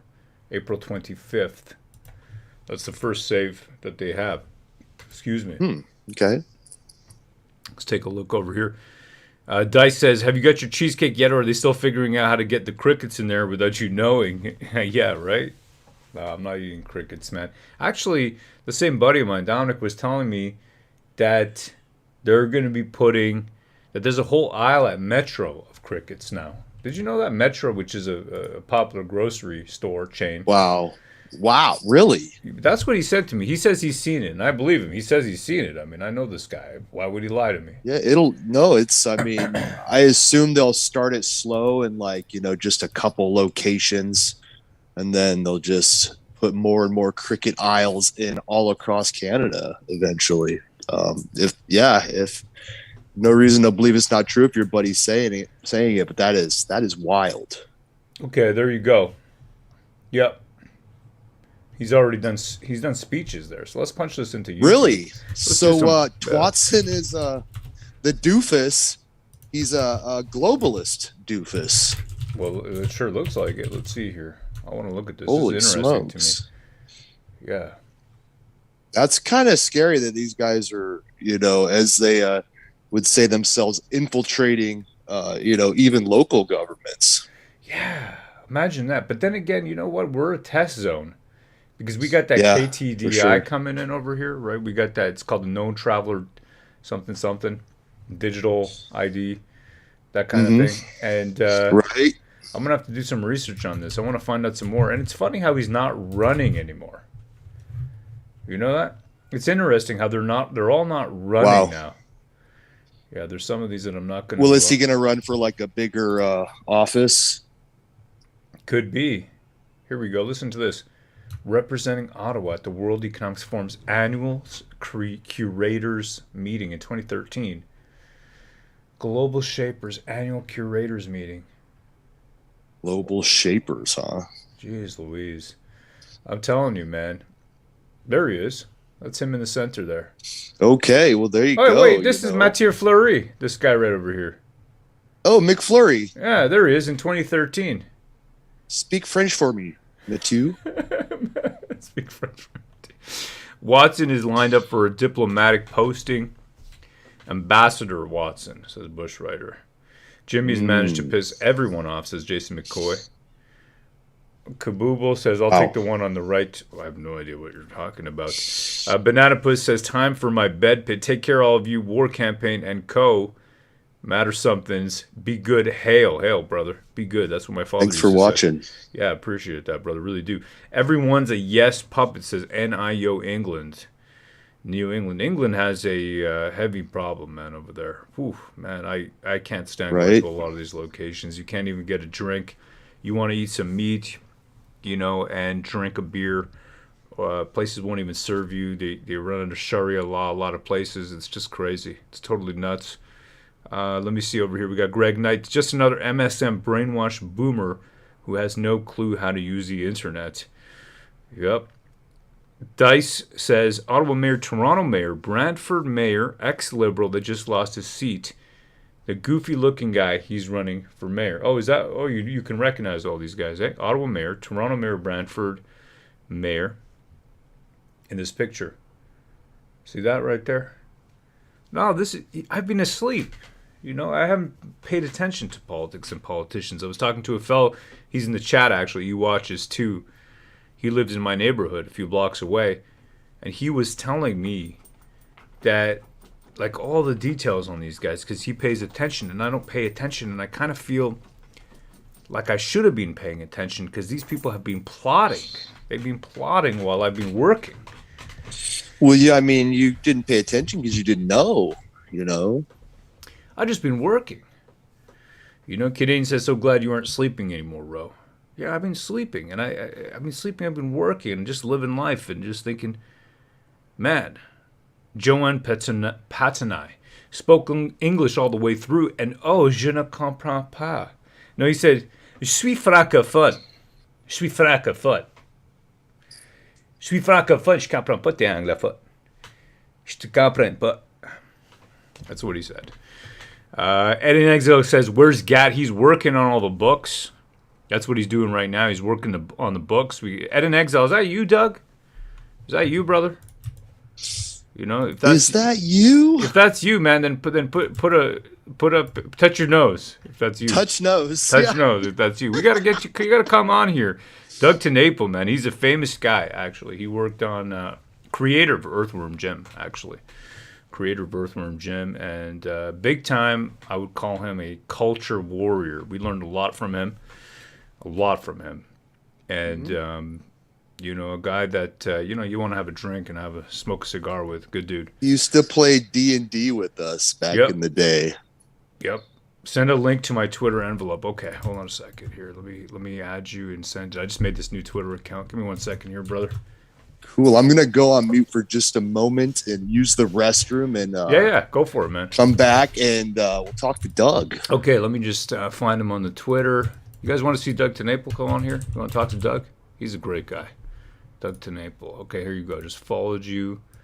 You're not following me, so I don't know how to send it to you, Doug. I'll send it to your email, okay? Doug TeNapel.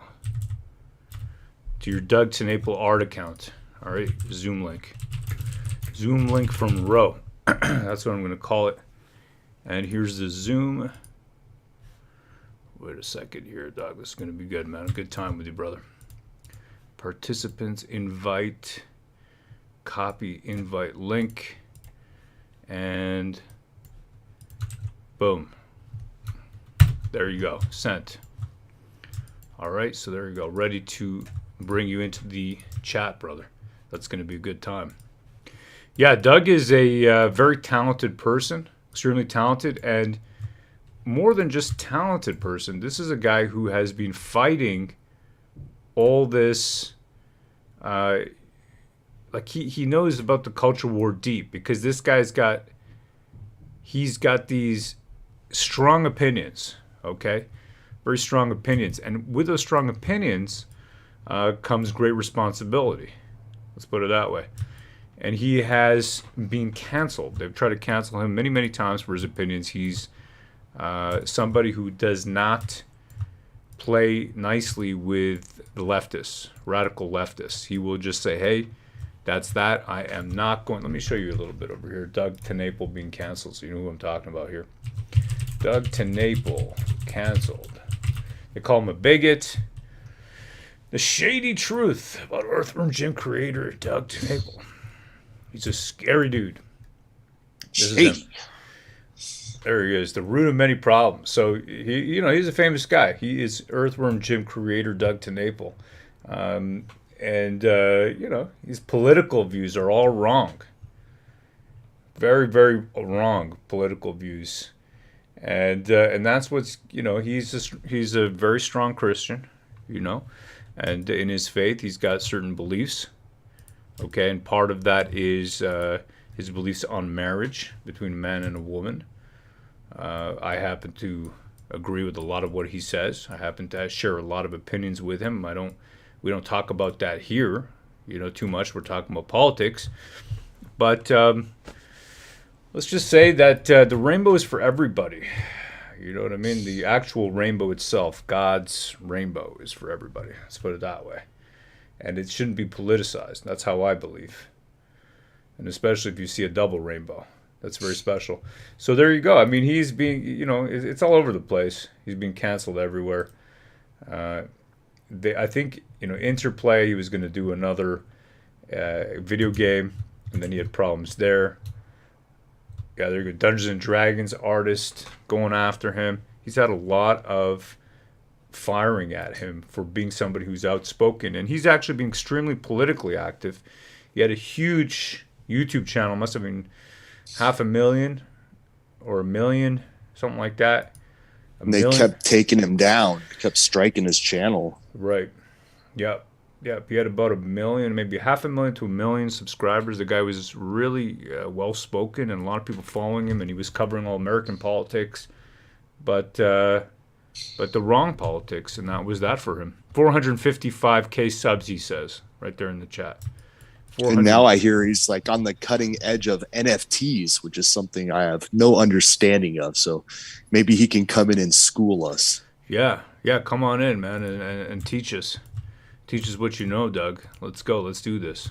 There you go. The link is in your in your email, brother. Let me see here. Okay, let's look at the chat. Doug is still looking for the link, says Rick. It's sent to your email. It should be there in your email, Zoom link from Roe. It's sent to your Douglas to Naple email account.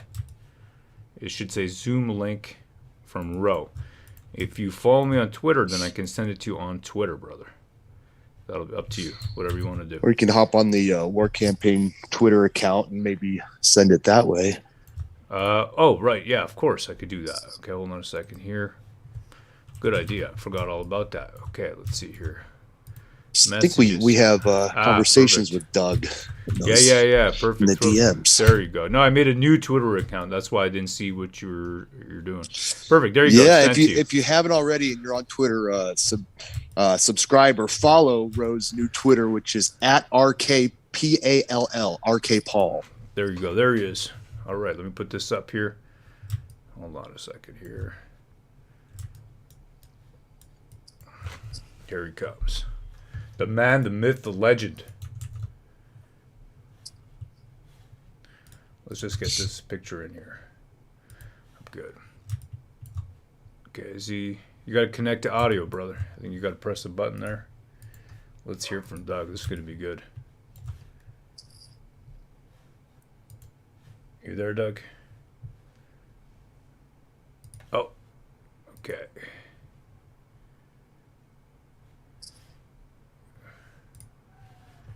Oh, I think you are. We can see your picture, but we can't see your. But we can't see your. We can't hear you. Yeah, you got to connect to the. There you go. Connect to audio. This is gonna be good. Here we go. Yeah, there he is. There we go. Is that me? That's you, man. How you doing? The camera is right. It's right. The camera's pointed at your mic and at your neck. Yeah. He doesn't want to put that's his to face protect on. your channel because they have face recognition. Remember Richard Taco? Oh yeah. Oh, thank you, Doug. I appreciate that, brother. How you doing? Yeah. How you doing, man? So good. So good. It's so good to hear you guys, man. I was doing a bunch of YouTube caca and I saw you guys show up in my feed. I'm like, yeah! Canada, America's hat is alive. Yeah, that's right. Let me put up your a little here. I'm going to put up a little notepad right here so everybody can see who we're talking to. I'll say Doug to Naple. There you go. Because otherwise, nobody. Who is this anonymous fellow? Yeah, I'll tell you real quick who I am. I'm Doug Tenaple. I'm the creator of Earthworm Jim, 90s video game icon. It was an animated series and a world-class video game and toy line. I also created the Neverhood for Steven Spielberg, and Skull Monkeys was one of our big video game titles.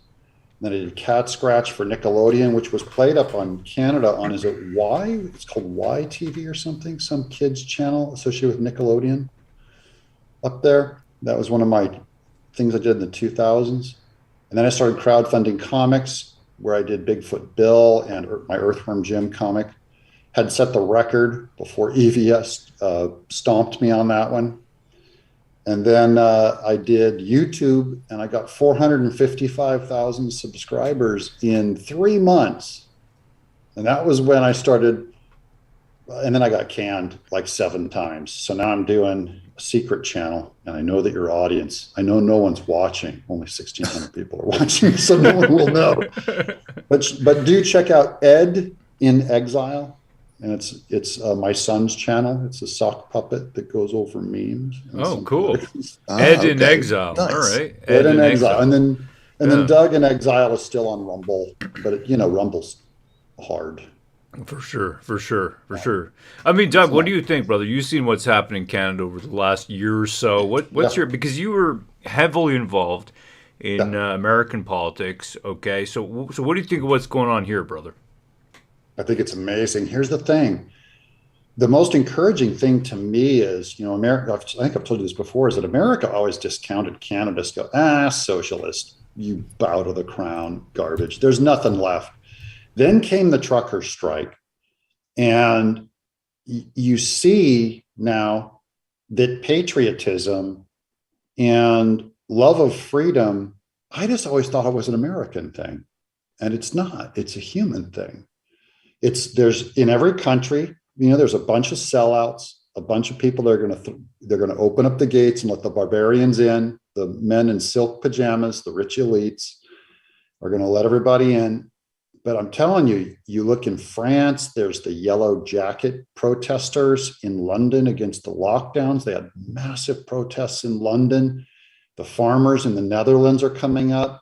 This is a worldwide thing where people are saying, this overreach of all of our elite governments and elite culture, and it's all connected, of course, by the technopoly, right? These are all leftists who claim they're above any country, and there's no patriotism or love of the small man who's out driving truck, farming, raising a family, having a beer with his friend at the pub. They can't have that kind of normal human freedom. So I'm encouraged when I see Canada stand up and go, this is crap. This Trudeau, this ain't going to stand. It's absolutely incredible. What's the thinking in the Patriot circles? Because you are heavily connected over there in the Patriot circles, the whole MAGA, all that. What's the feeling over there in the States? Good. I'm telling you right now that we're going to the world is watching the midterms. Because the midterms on November 8th, we vote every 2 years, 4 years for president, but 2 years is when we start deciding on the House and Senate. So that's a third branch of government. We have the Supreme Court, the presidency, and the House and Senate, and the House and Senate's the most important in America because they represent the voters in the states. Right. So the voters themselves are really the ones that are supposed to be guiding America, all of America's policy, right? Well, we lost the presidency, we lost the House and Senate. And so now you have the leftists taking over the country and just able to do anything with those two branches of government through presidential orders and through whatever investigations on Trump they want to do. That all ends on November 8th. Mm-hmm. Okay, November 8th, there is a right wing. I don't mean crazy right wing. I just mean basic bread and butter. When Trump ran in 2016, he called it the forgotten man, which you'll see in your country too. That's the truckers, the forgotten man. Bread and butter people, they're not necessarily politically active, but now they have to be because they're watching so many of their freedoms where they're separated from their families or they can't freely speak. It's creating a backlash where they're leaning right. That is, they used to feel the luxury of being able to vote left, and now they're going, these people are psycho and it's all going to be over if we keep voting that way. So in America, what you'll see with the media is saying there's no right wave, there's no big red wave coming, and it's really wishful thinking. Mm-hmm. They're absolutely terrified because of gas prices, food shortages, shortage of milk, cost of meat just going through the roof. The pressure from the environmentalists to turn your power off or down and to live like second-class citizens when you don't have to do that. So these are all unforced errors. These are all single car accidents where they could have avoided it, but they're just choosing, going, look, we worship the environment and we believe the world's going to end in 2018 in a giant flood if we don't stop using light. You can't use your regular light bulbs. You have to use these LED light bulbs. Right. So it's like death by 1,000 cuts. There's so many fronts that I think are making the average voter in America is going to come back in this huge red wave. So you'll see the left say, women's rights to choose. Hey, they're going to come get your body. Well, how often does a woman even get pregnant to even have to even discard human life? It's not more than once a year, but how often do you fill your gas tank? How often do you buy groceries? How often do you try to walk into an airport without wearing a mask? How often? It's far more common. And so I think those called kitchen table issues, the kitchen table issues are going to absolutely explode on November 8th, and you'll see we're going to take back the House and Senate. That makes Biden basically a lame duck, and that means all the international damage he does too is going to end because he has to get approval from the House and Senate for all of his purse strings. purse strings, like funding the Army or funding the government or funding this program or that. All that budgetary stuff is supposed to be controlled by the House of Congress in America. Wow. Changes. So November 8th. these kitchen table issues, and you see the same kind of issues affecting Canada.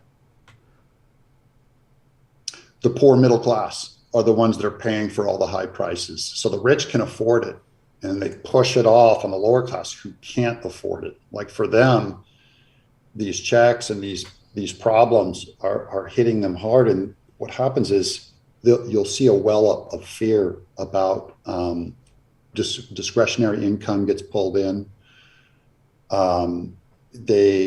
You'll see like within about a year, I'm guessing by spring, everyone's their liquid assets are going to be gone. They're going to basically be paying for everything out of pocket, right? 13% more for about double for gas, but at least a 13% increase just across the board on all items because shipping is more expensive. I think we're already paying more on food right now, than 13%. That's 40% or something. It's going way up there. If you just go buy milk or eggs, double the price for eggs. And so those don't affect the elites. It affects the common man and the voter.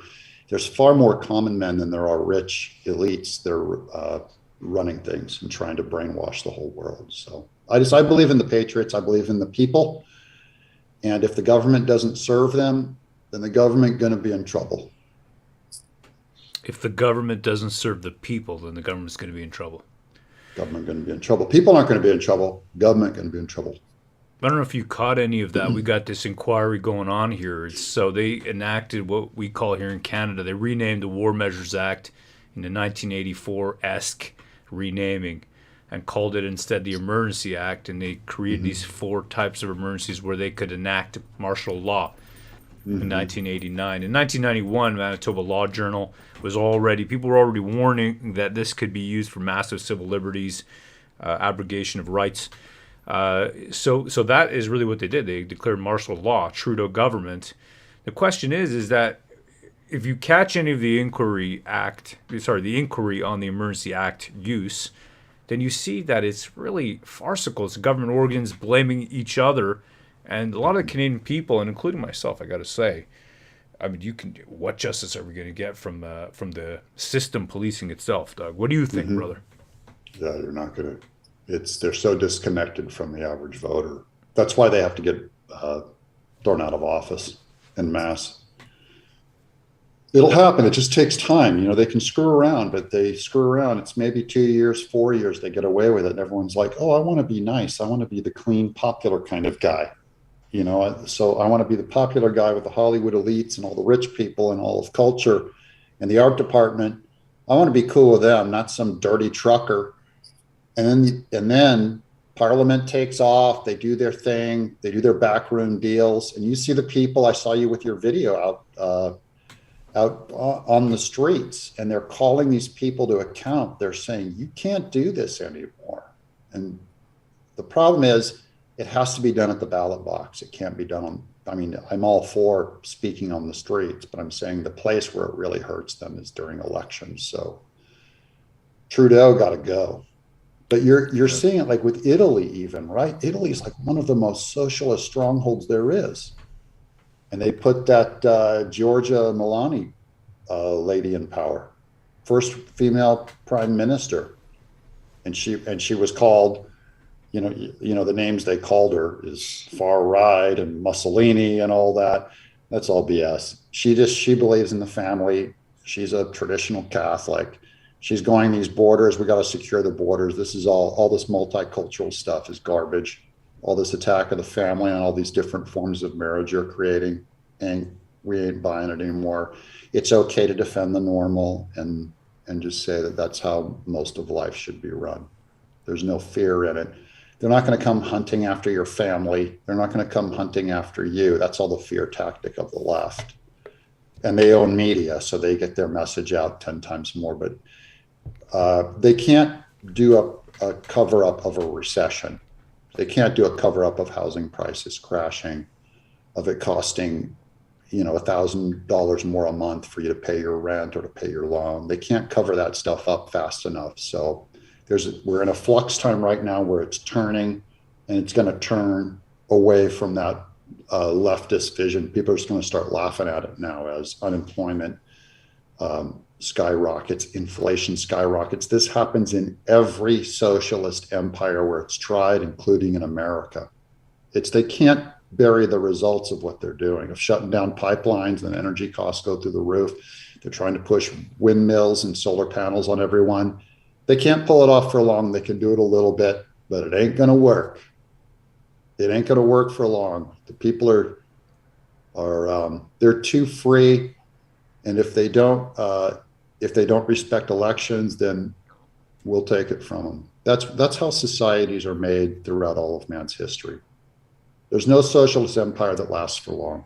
Fine, take 10 years, take 20 years, take 80 years. You're going to collapse and you're going to fall. Right. And I just want to be clear here. Randolph Richardson in the chat, he did say that the Emergency Act is different than the War Measures Act, and that is an important point. It actually has in the preamble that you cannot abrogate the Bill of Rights, the rights that are written in there, the Canadian Bill of Rights, and the Charter, as well as an international agreement in there. So it is different. And will they follow that, though, when push comes to shove? Well, that's the trouble. If they really want to. They didn't. That's the trouble. Yeah. They just didn't. Yeah, so the words, your Constitution's meaningless if they don't follow it. All right. America has a Constitution, too. So does Russia. Go read Russia's Constitution. It's beautiful, but they don't follow it. So the words don't mean anything if you don't have people who, first of all, believe that words have meaning and that you're bound to them even when it cuts against your side. That's a principle. When you have to follow something, even when it cuts against your side, you're following principle. It shouldn't always be easy.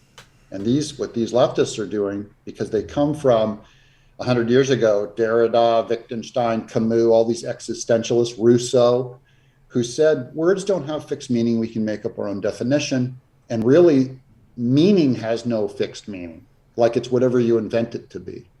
And that's relativism. And that's what they deep down inside really believe. And it's how they really act. And so they can take any piece of paper that they're supposed to be bound to, rule of law, constitutions, manners, anything that's written. They believe that ends justify any means. And so they will, if they have a preferred end, they will throw out those proper means and they will not follow them. I know that about relativists, and they're all relativists. They definitely are, Doug. That's what we're seeing here. Complete disregard for any kind of written law. The process even just to declare the Emergency Act, which is what replaced the War Measures Act, different to it, but did replace it. And it effectively allows the government to create criminal law at will without any kind of going through the process of the checks and balances through the House of Commons or the Senate. And who are they going to make into criminals? Anybody who thinks differently, anybody who does not follow their orders. They didn't allow us to. What orders are they specifically pushing in this case? What are they going for? They didn't allow us to travel. They didn't allow anybody who didn't take a certain medical procedure. That's the terminology we're using here on YT. It's I know what you mean. Right? I did not take that procedure myself. There you go. You know exactly what we're talking about. We didn't want to take the medical procedure. My wife was. Yeah, you don't want to do that. Yeah, you remember what my wife was going through. She was not very well, right? Love her. Thank you so much, Doug. We really good appreciate people, it. the family. Don't mess with the paterfamilias. Right. I was just reading in Genesis, my people. It's Bible time. War campaign, listen up. I was just reading in the Bible. Noah, God's out. This earth is so jacked. I'm going to wipe it off the earth. I'm going to send a flood. And then it says, but God saw Noah. And God told Noah, take your wife and take your children and put them on a boat. And it's interesting because God worked through the father in a family to save the family and to bring back civilization. It only takes one dad, but the dad is responsible for his wife and his kids. He didn't go to the woman. He didn't go to the mama. He didn't go to the kids That's all today's society is all obsessed with children. Like, kids lead the way. I believe the children are our future. Yes, it's dad. It's dad. So that's why Roe and I, I'm a big fan of Roe. Oh, brother, Dad. appreciate it, man. Appreciate it. Yeah, Doug's a family man, very strong in his faith. Everybody who knows him knows that that's the case. And, we agree on a lot of things. It's funny, actually. One of the guys down my street that my daughter, her best friend's dad, he's actually born again. He's a born again Yeah, my Christian. people, my Yeah. Christian followers of Jesus Christ. That's my people. And to be honest, man, growing up, right? I mean, you remember, right? The evangelical right, or very strong right, didn't want or against Dungeons and Dragons, all that kind of stuff, right? They were, And we play our Dungeons and Dragons, brother. there you go. We sure do, man. We sure do. But now, here we are in 2022, and the moral relativists have taken over, and they want to. I mean, I feel like it's a suicide society at a certain point. Do you know what I mean? It is. See, you thought that in the 80s during the moral majority, when the Reagan Republicans and the Jerry Falwell religious right, and they were all saying, we're terrified of them. They're a religious zealot, crazy cult. They're going to push their religion on everybody. You thought that the leftists hated pushing religion on people. They didn't hate that. They just hated the religion that they were pushing. They love the idea of pushing religion on people. They just want their religion.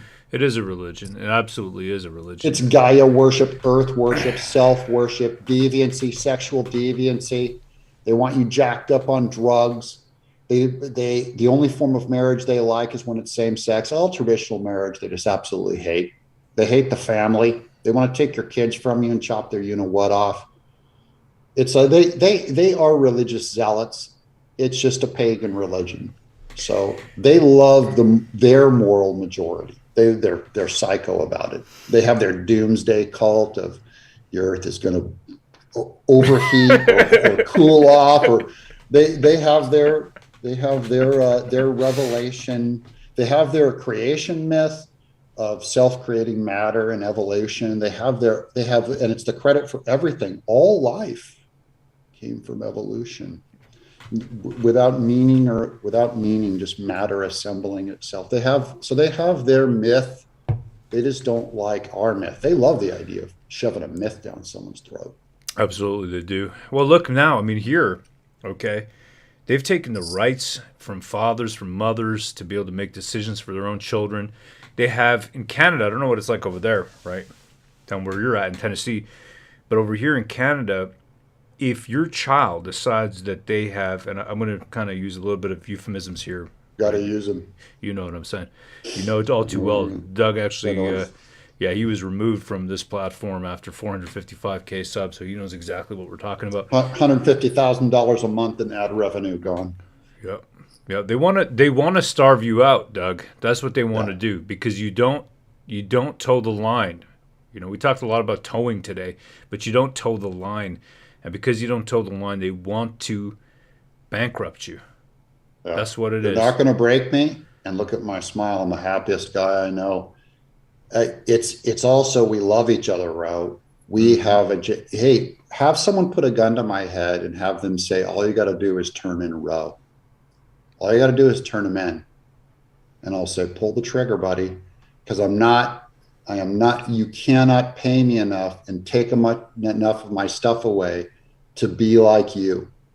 They got the wrong guy. And that's why I think in the end, your happiness doesn't come from your money or your fame or even your job, but certainly your family and friends. You do not turn people in. Yeah, absolutely. Take all my money. I don't care. Yep. Happiest guy I know. No, you're right, brother. That's the loyalty part of H.A.I.L. That's it right there. It is so important to have some kind of concrete morality that you can hang your hat on, whatever it is. For Doug, he's a born-again Christian. My father's family, right, going to Gurdwara, right, with Sikhism, as well as going to Mandir. My mother's father actually founded the first Mandir in London, England. And wow. man. You know, but you need morality. You're gonna need a turban. You need a turban for your beard if you keep going that thing out. Now we gotta wrap that thing up, dude. I got so pissed off, Doug, after this second lockdown, because I was getting it trimmed up nice cause I was CTO. Hey, I had worked my way up to chief technical officer here, and then they called me a homophobe and a supremacist for going down to Freedom Combine. You remember that? You read? Yeah, I sent you the letter, right? The firing letter, right? I mean, it's unbelievable, dude, because I went down there and I don't know what to tell you. Screw those people, buddy. Screw them. Yeah. They think they got a big win by taking your job. They'll take your reputation, and a centered man, you just can't. It's a worse death to concede and get all their goodies. It's worse. Mm-hmm. You got to live in your own skin, man. And you're just going to end up being another sellout, another Trudeau, another apparatus. Yes, sir. Yes, just don't come after me. Go after him. Get him. Don't get me. Don't get just keep the target off me. I'll say that's the end of 1984. He goes, take her, take Julia. And Big Brother's going like, you have to love him. He's selling out his own woman. He's going, take her. Because they put the cage of rats on his face. And another quote is from you guys are Spartans, right? So they used to have a saying when they'd go to battle, the wife would come out and hand him his shield, because that was the whole thing with Sparta, was that big giant, the larynx, the phalanx, the big, the shield. She'd go, with your shield or on it, with your shield or on it. That means come home with your shield, being valiant in battle, or on it. That's where they carry their dead. And she's saying she's okay with him dying for the cause. Mm-hmm. Mm-hmm. I don't want to, no one's going to die, but I'm just saying, we're not even at a point of battle and people are giving up. Just, I don't want to have someone hate me on Twitter, so I better apologize to everyone. Right. People are giving up their soul for Twitter. You should have seen here, man, what they did with this coercion to take this medical procedure. Mm-hmm. Yeah. The first two, from the government numbers at least, okay, and there was some, and they had to, because it was a court case put out. It took some British guys to actually start the court case against the government for the travel mandates here, believe it or not. Two British guys, Sean Rickard and Carl Harrison. Anyhow, these great patriots were, one of them is a permanent resident here, and one of them is also a Canadian citizen. He's dual, like myself. Mm-hmm. And these guys, some information came out to show the numbers of how many people took the first two, let's say, medical procedures here.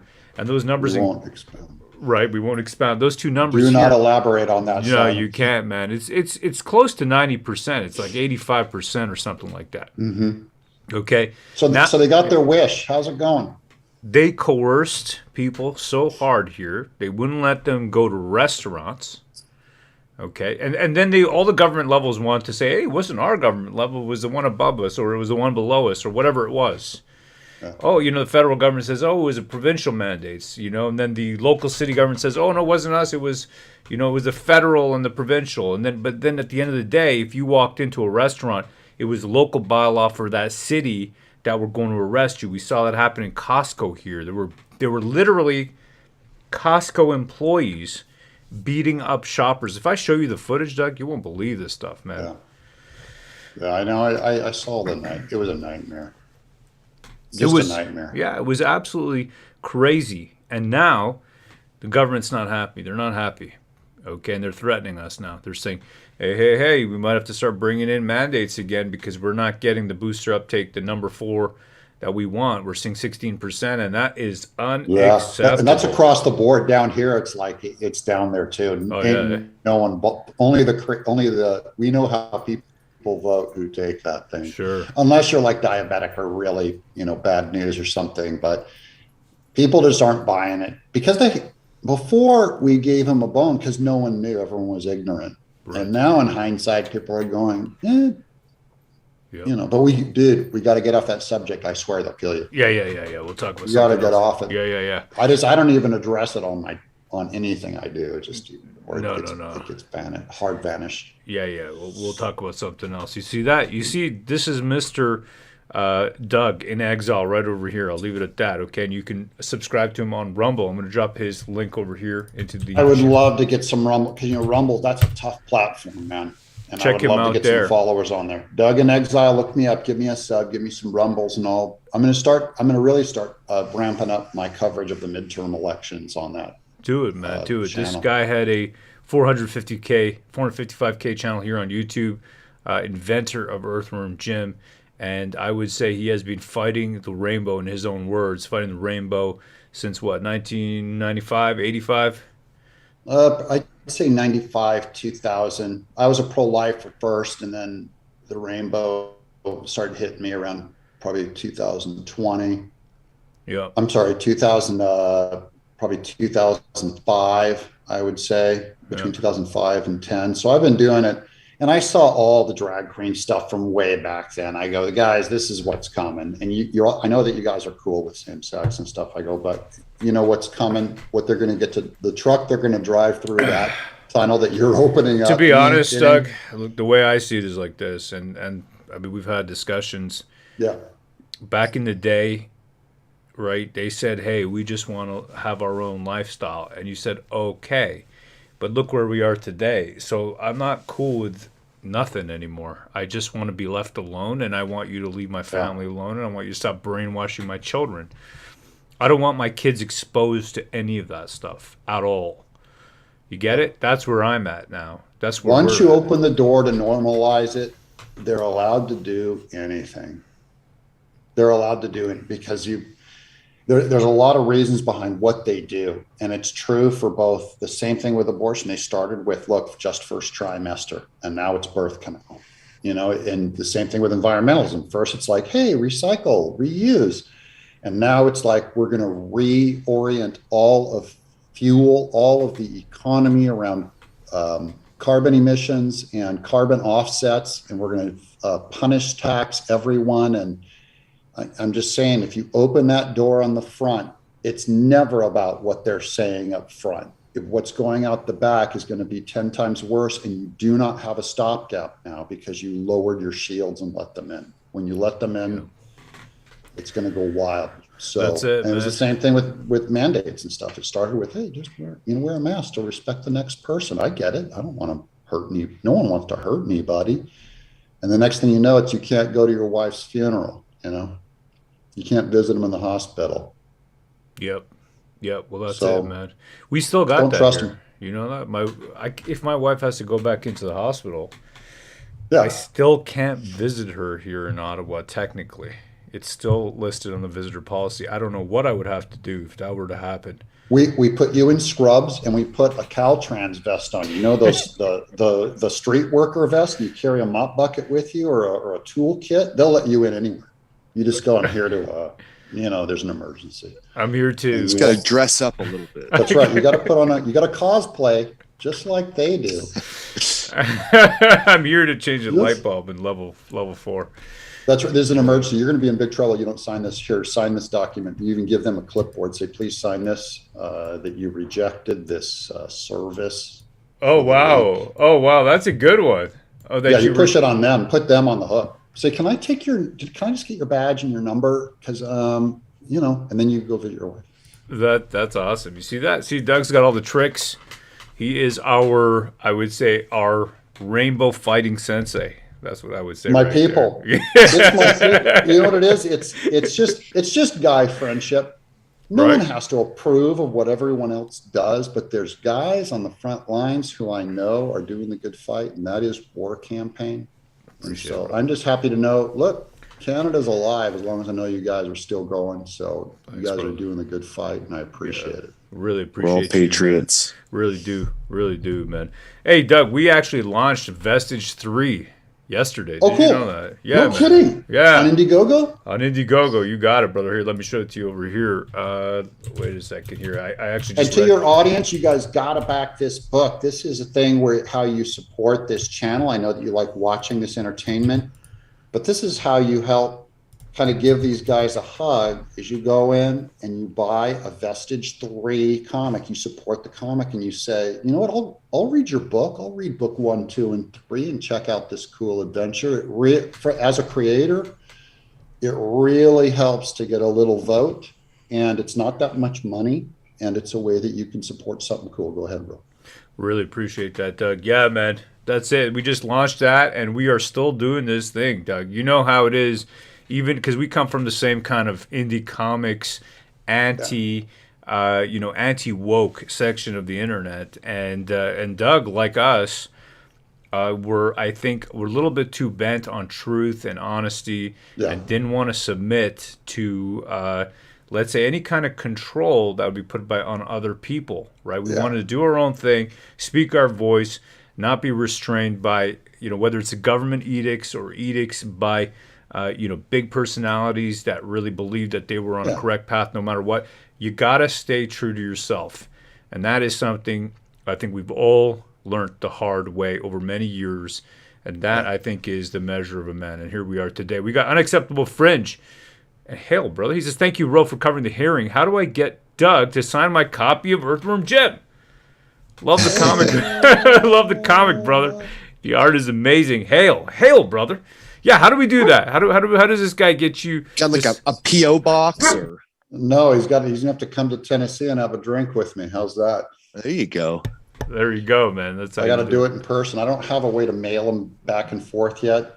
You guys know this with your campaign too. Another reason why people got to fund it is crowdfunding is tough because if you underfund it, you still have to make the thing if you take a little money, and so you can really screw up your margins and not have enough for profit.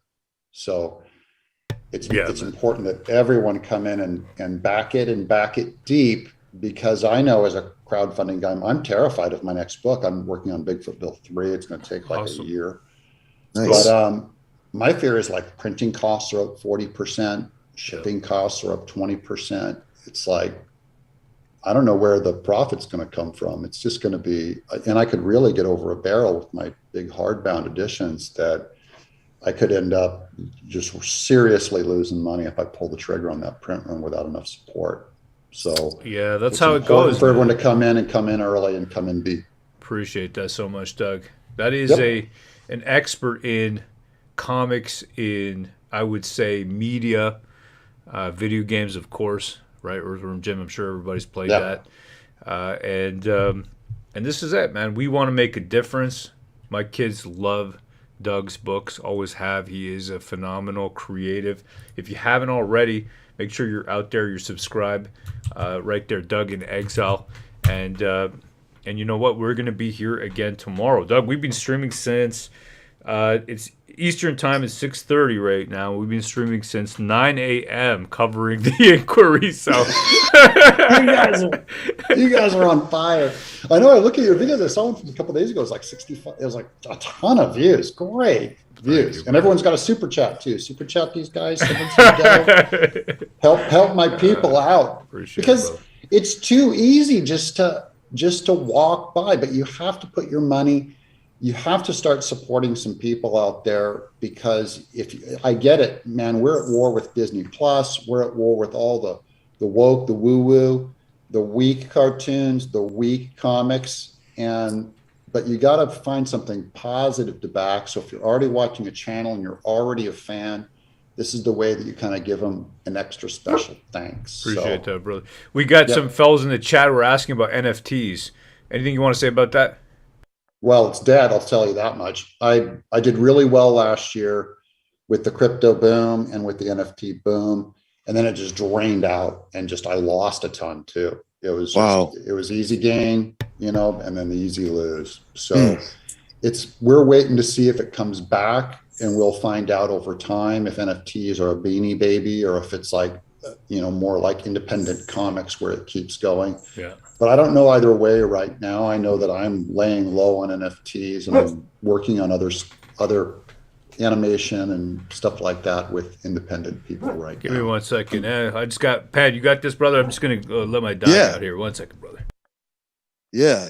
Dog. Ro's a dog guy now. He got a German Shepherd like about a year ago, I'd say. Oh, man. Purebred, and he's doing the whole shebang, dog training, and with the top guys, and yeah, you got to get him obedient. So Ro's a slave now.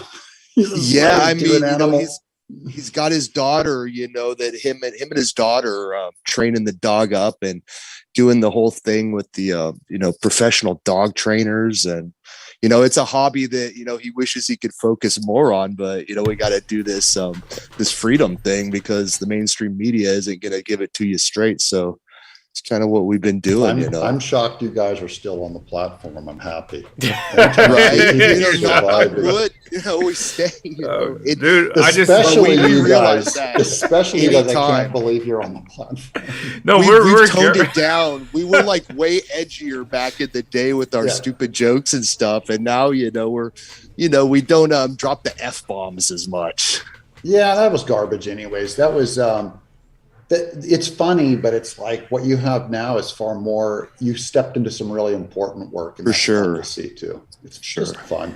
Well, that's the thing, Doug. You know what I mean? It's the importance of it. We're taking it seriously because it's a serious topic. I want my freedom. You know what I mean? Everybody here does. And the audience loves it too. It's still good entertainment because you guys know how to run a show, and that's the bottom line too. You see these other people just doing terrible work, and I'm going, man.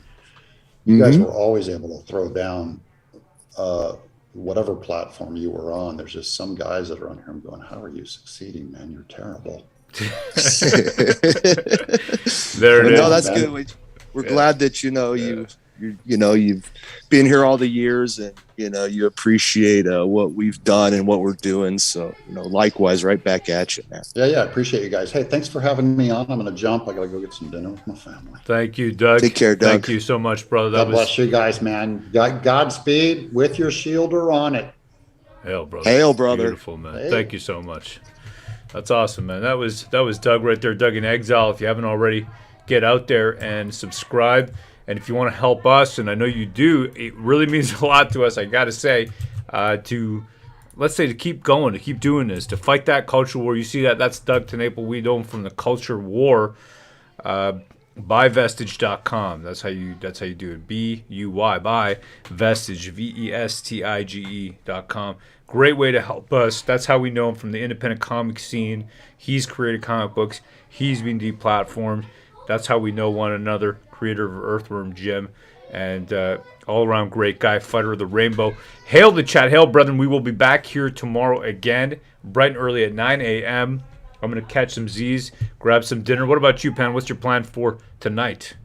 Yeah, I think that's it. Just get some dinner with the family and maybe sit down and watch a movie and be back at it tomorrow morning. Perfect, man. I'm going to leave us with the Vestige outro. I think it's a pretty good one. Here you go. Hail the chat and hail, brethren.